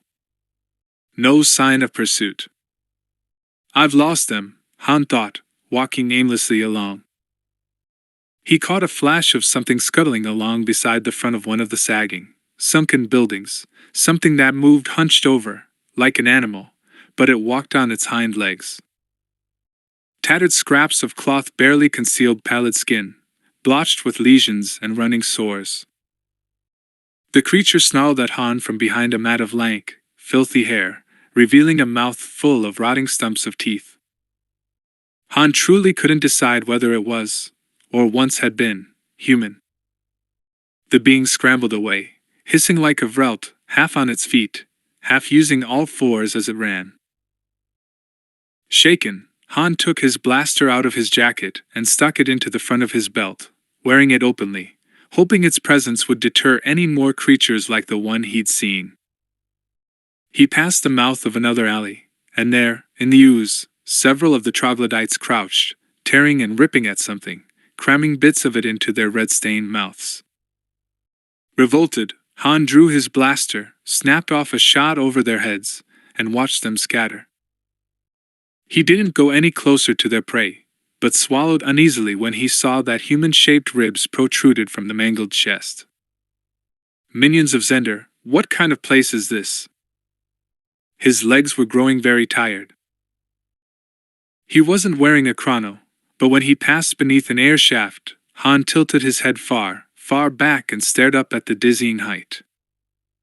A faint square of pallid light was visible at the very top. Lights going. By the time I'll be able to reach the rendezvous, it'll be dark. For the first time in hours, Han thought of Bria, and was very glad he hadn't taken her with him to the bank this morning. She would be worried, he knew that. With a sigh, Han found another stairway and started the long, long climb upward. By the time he'd reached a level that had such amenities as parks and park benches to sit on, Han's legs were cramped and he was shaky with exhaustion. He slumped onto the bench, wondering for the first time what he'd do now. He was so tired and disheartened that his mind spun like a creature trapped inside a barrel, rolling downhill. Gotta think, he told himself. I can't go back to Bria like this. But despite his best efforts, no solution to his present dilemma presented itself. Han got to his feet and shambled off toward the nearest turbo lift, feeling like one of the troglodytes he'd seen, only marginally human. When he checked his locator, he found that it was working again, and he began following it to the coordinates he'd told Bria about. Level 132, Megablock 17, Block 5, Subblock 12, he kept repeating to himself. As he ascended the levels to ones that were, to his mind, livable, his stomach growled when he caught whiffs of enticing odors from cafes and restaurants he passed. Finally, he saw a sign lighting up the night in a sleazy section that bordered the alien enclave. A huge, venom-dripping Deveronian fur spider, picked out in garish greenish-black lights, dangled from an eye-searing scarlet web. The glow spider. At last. Noise and bustle filled the streets, and many of the passers-by were the worse for drink or drugs. Han passed the mouth of an alley and saw someone activate a light, then the blue flash and sizzle as a dose of glitterstim ignited. Han paused in an alcove across the street from the cantina, wondering whether Bria was waiting outside or inside. He hoped she hadn't gone inside alone, or had she gone to try and make contact with Nissi the specialist? He sighed, wiped his sweaty face with his hand, and felt his head spin from exhaustion, thirst, and hunger. As he hesitated, Han felt someone grab his arm. He spun on his heel, hand going to the front of his jacket where the blaster was hidden, and then stopped when he saw Bria. "Honey!" He gasped, grabbing her and holding her so tightly she began to struggle after a second. She felt, and smelled, so good.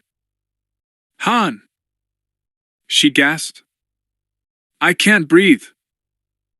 He relaxed his grip slightly, stood swaying. She pushed his hair back from his brow, staring anxiously up into his eyes. "Oh, Han! What happened?" Han felt his throat close up, and for a moment he was afraid he might disgrace himself and start bawling. But he took a deep breath, shook his head, and said, "Not here. Let's find a place to stay and some food. I'm done in."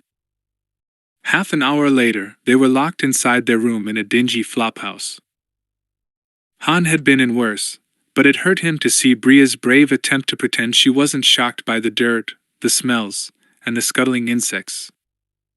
But the place was cheap and seemed secure. The first thing Han did was wash up and drink several glasses of water. He still felt lightheaded, but the smell of the carrion food revived him somewhat. He sat down on the edge of the rickety bed, and he and Bria took turns eating out of the single container. The food returned some energy to Han's exhausted body. He swallowed the last bite and sat back, staring hollow-eyed at Bria, wondering where to begin. "Han, you have to tell me," she said. "I know from your expression that it's bad. You didn't get the money, did you?" Han shook his head, then, slowly, haltingly, he told her what had happened. Tears filled Bria's eyes as she sat listening to him. Finally, he stopped, or ran down. "And I made it back here," he finished. The rest you know. Honey." He looked at her, feeling his throat close up. "This is it. There's no place left to turn. I can't think of anything to do except use the last of our credits to try and get off-world. Then, we can work. I can get a job piloting, I know I can." He sighed and buried his head in his hands. "Baby, this is my fault. I should have realized the huts would run an all-system scan on my retinal patterns, and that they'd turn up all my aliases. I thought I'd been smart, but I was dumb as a box of rocks. Oh, Bria. He groaned, and turned to her, sliding his arms around her, putting his head on her shoulder. Can you forgive me? She kissed his forehead and said softly, There's nothing to forgive. It wasn't your fault. If you hadn't done what you did, I'd be in a pleasure house being passed around from one stormtrooper to another. Never forget that, Han. You are a hero. You saved me, and I love you. I love you too, he said, looking into her eyes. I couldn't say it before, but I want you to know. I love you, Bria. She nodded, and a tear broke loose and coursed down her cheek. Han wiped it away with a fingertip. Don't cry, he said. I admit I came close to it myself earlier, but I've been thinking. If we can just get off this blasted world, I know we can manage. We can work. We'll make a life. I know we can. He hesitated, then blurted, We could even get married, sweetheart. If you want. He could tell she was profoundly moved by his awkward proposal, but she shook her head. Your dreams, Han. You can't give them up. We've gotten this close. We have to think of something. You're going to be an officer in the Imperial Navy, remember? It was his turn to shake his head. Not anymore, Bria. That's over now.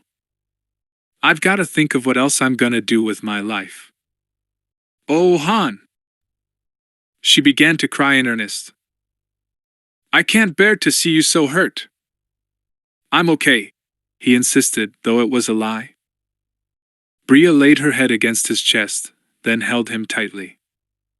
We're okay for tonight, Han said. Tomorrow we've got to do some heavy-duty planning. She was kissing him now, his cheek, his chin, his jaw, little, desperate, grazing kisses. Han held her tightly and captured her mouth, kissing her, touching her cheek, running his fingers through her hair, desperate to touch her, to be healed by her touch. The dingy little room faded away, and all he could think about was how glad he was to be with her. In the early hours before daylight, on this world where night and day meant very little to anyone who wasn't living a wealthy, top-level existence, Bria Thurn sat huddled in the grubby, cramped refresher unit. In her hands was a stylus, and before her was a sheet of flimsy and a large stack of credits. Faintly, from the bedroom, she could hear Hans snoring lightly. He was so exhausted he'd never heard her get up and leave, never awakened when she'd returned, hours later. Now she struggled with the flimsy and the stylus, stopping every so often to wipe away the tears that blurred her eyes, making it almost impossible to write. 6 or 7 times she'd voided the flimsy and started over, but time was ticking by, and she couldn't be here when Han awoke. If he awakened, Bria knew she'd never, ever, be able to make herself go. So she was taking the coward's way out, once again. Her sobs caught in her throat, and she pressed both hands against her chest. For a moment she wondered whether her heart might stop from the pain she felt, then she shook her head and told herself to stop delaying. I'm so sorry, she made herself right. Please forgive me for doing this. Tonight, for the first time, she'd realized that Han might not achieve his lifelong dream if she stayed with him. She'd been dragging him down, holding him back for weeks, but she hadn't wanted to admit it. But tonight, seeing the anguish in his eyes, hearing the catch in his voice, it had been too terrible to bear. So she had slipped out, found a bar where the proprietor had let her pay him to borrow his comm unit, and called her father. Bria had appealed for help, both for herself and for Han. The pile of credit vouchers on the floor was the result. Rendon was a man who knew how to get things done, and he had wasted no time. The money had been delivered to Bria by one of her father's Coruscant business associates, who had handed her the credits, refused thanks, then headed back out into the night, clearly glad to get away from the sleazy, all-night tavern. During their brief conversation, Bria's father had warned her not to come home. Rendon told her that inspectors from CORCC had come to the house shortly after Bria and Han escaped, asking about Bria's whereabouts. "I told them nothing," he said. "And your brother and mother aren't speaking to me, because I cut off their allowances for a month, even though they swore they hadn't called CRCC. Be careful, dear." "I will, Dad," Bria promised. "I love you, Dad." "Thanks." I've hurt him, too, Bria thought. Why do I always hurt the people I love the most? Despair filled her, but she refused to let herself break down. All she could do for Han, if she loved him, was to leave him. "Be strong, Bria," she commanded herself. Gripping the stylus tightly, Bria wiped away her tears, then forced herself to finish the most difficult letter she would ever write. Han knew something was wrong even before he opened his eyes. There was no sound, none at all. "Bria?" he called. "Where is she?" Sliding out of bed, he pulled on his clothes. "Bria, honey?" No answer. Han took a deep breath and told his wildly hammering heart to calm down. She probably went out to get some stem tea and pastry for breakfast, he told himself. It was a reasonable guess, under the circumstances, but something told him that he was wrong. He sealed the front of his coverall, then picked up his jacket. Only then did he notice that Bria's duffel was gone. With a low moan of anguish, he saw something white protruding from the pocket of his jacket. Han pulled it out, and found himself holding a pouch filled with high-denomination credit vouchers. And there was something else, too. A note. Written on creased and folded flimsy. Han shut his eyes, clutching it. It was nearly a full minute before he could force himself to open his eyes, force himself to read. Dearest Han, you don't deserve for this to happen, and all I can say is, I'm sorry. I love you, but I can't stay. She'll come back, was Han's first thought, and I've lost her forever, was his second. He stared wildly around the room, feeling as if it might explode if he didn't do something. With a loud curse he hurled his jacket at the wall, then he yanked the pillows off the bed and flung them, too. Not enough, Han wondered frantically if he were going mad. His head felt too small to contain his mind, and he was filled with the need to howl his pain and anguish aloud, like a Wookiee. "Aha!" he cried, and grabbing the battered chair that was one of the room's 3 pieces of furniture, Han swung it over his head and sent it crashing full tilt into the door. A loud curse from his next-door neighbor followed. The chair lay there on the threadbare floor matting, unbroken. The door was still intact, too. Han collapsed onto the bed and just lay there for several minutes, head buried in his arms. The pain came and went in waves. His chest ached, simply breathing hurt. His only relief came when he felt numb all over. Somehow, the numbness was the worst of all. After a long time, it occurred to Han that he had not finished Bria's letter. Except for the pile of credit vouchers, it was all he had left of her, so he dragged himself upright and squinted in the dim light to read the shaky words on the flimsy. Dearest Han, you don't deserve for this to happen, and all I can say is, I'm sorry.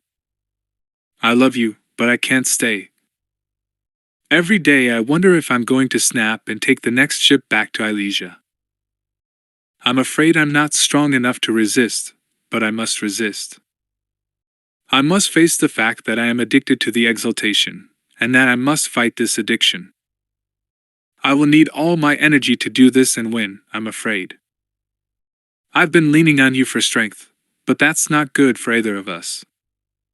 You need all your strength and determination to pass those tests and make it through the academy.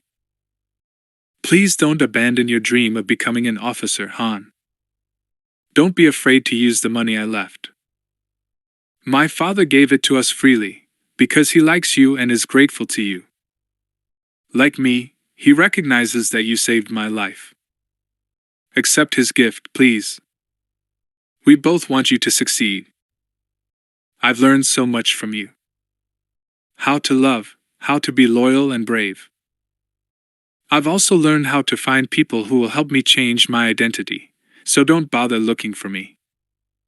I'm going away, and I'm going to beat this addiction. I'm going to do it if it takes my last measure of strength and courage. You've been free all your life, Han. And strong. I envy you for that. I'm going to be free someday too.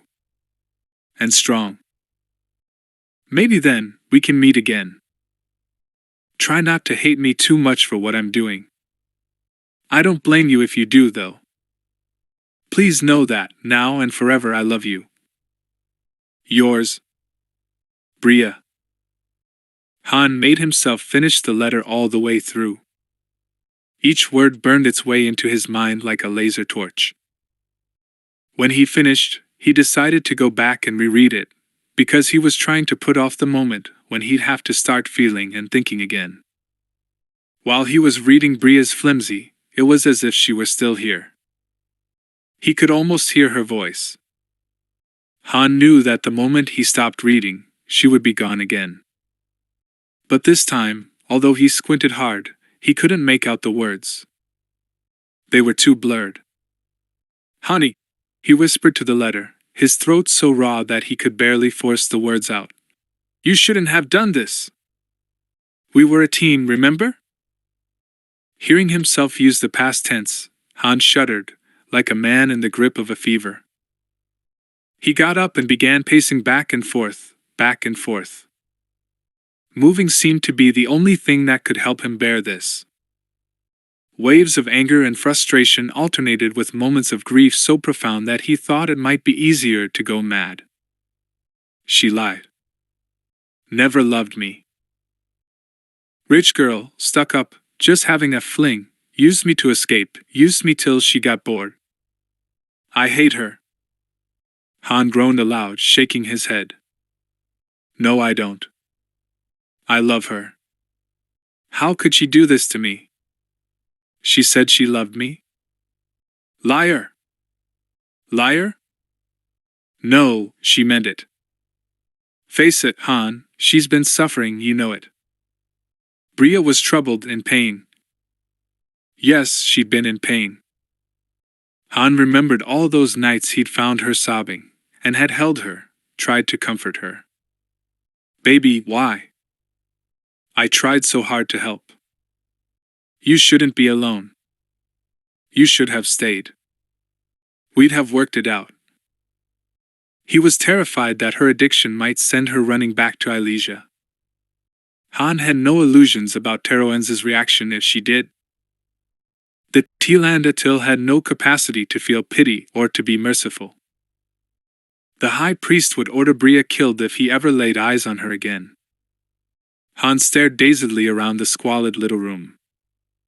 Had it only been last night that they'd been here, in each other's arms? Bria had held him tightly, fiercely.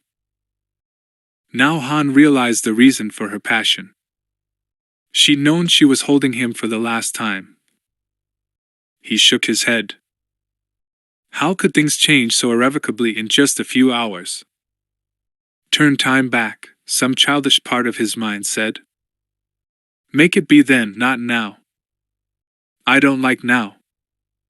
I want it to be then. But of course that was stupid.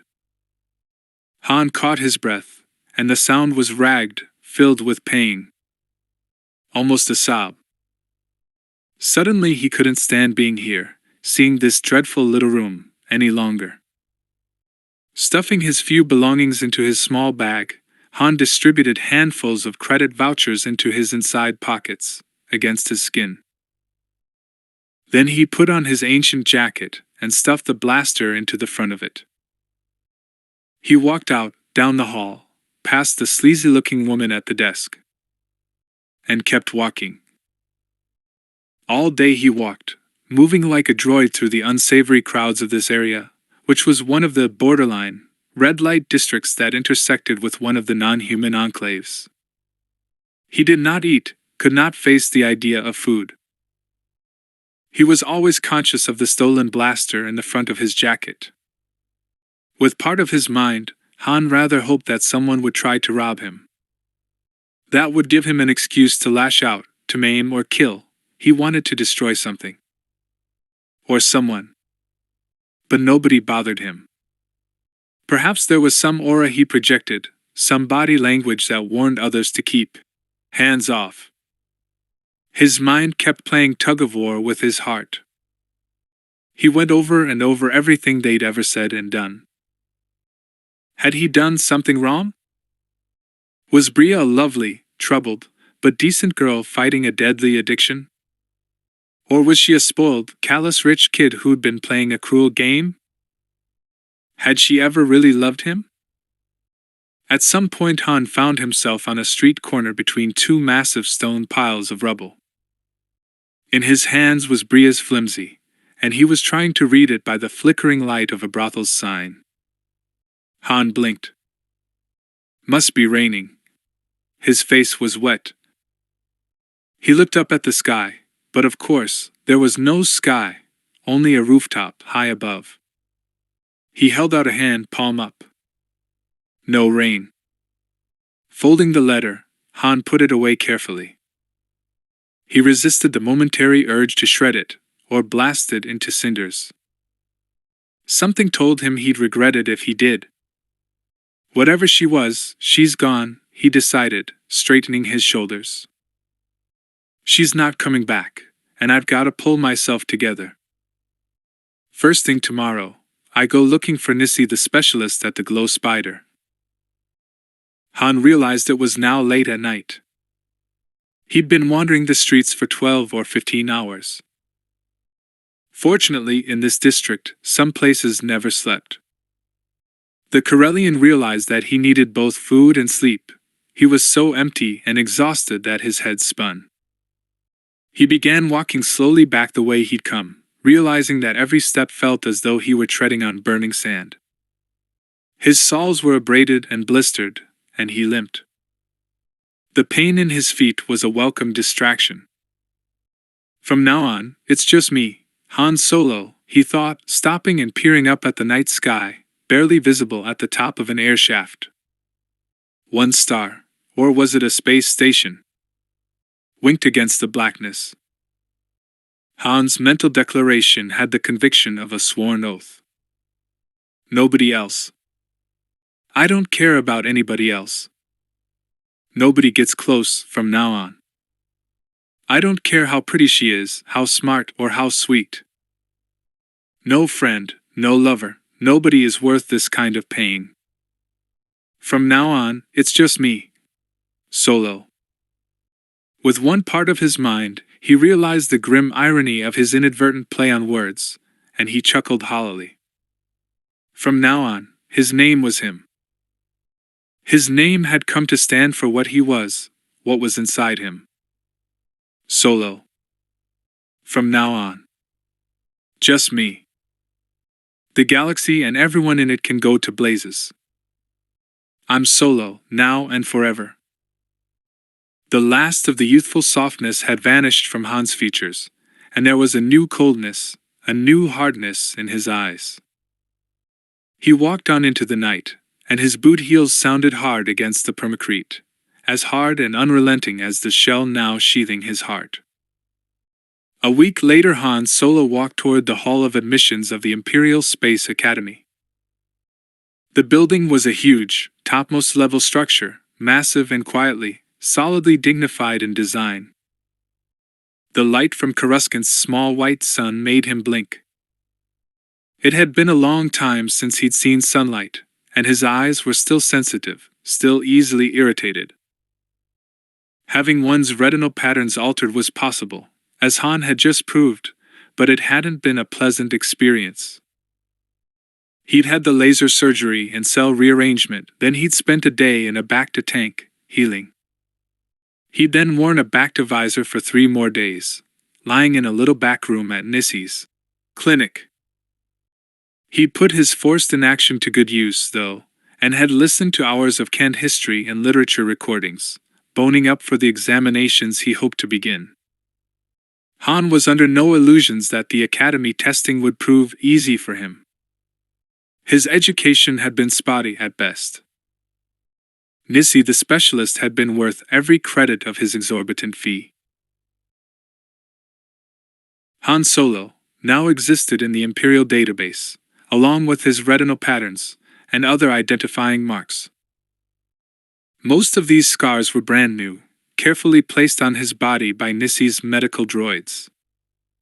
Han had had most of his old scars erased. Han Solo now had IDs that were indistinguishable from those possessed by every loyal citizen of the Empire. For the first time in more than a decade, he was clean. Han Solo wasn't wanted by anyone for anything. He no longer had to glance guiltily behind him, or try to grow eyes in the back of his head. He didn't have to stay alert for the betraying flash of light of a suddenly revealed blaster muzzle. He still tensed at loud noises, but that was just reflex. Han Solo was a regular citizen, not a hunted fugitive. He still had VYKK Drago's and Genos Idanian's IDs, buried deep in a credit case, but he was simply waiting for a good chance to dispose of them. Han's face had never appeared on a wanted poster or in a database, only his original retinal patterns. And they were gone, erased. As he mounted the stone steps to the Hall of Admissions, Han's strides were sure and confident.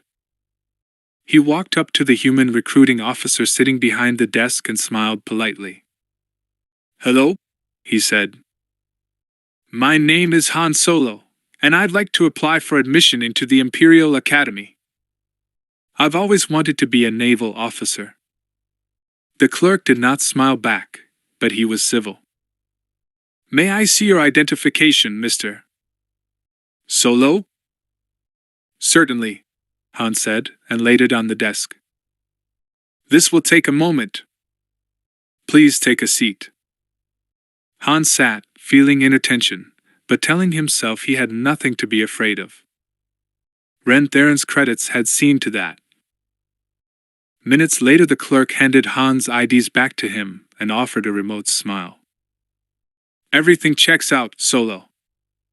You can begin the application and testing process today. Are you aware that over 50% of the candidates are not accepted? And that 50% of those accepted never complete their course at the academy?"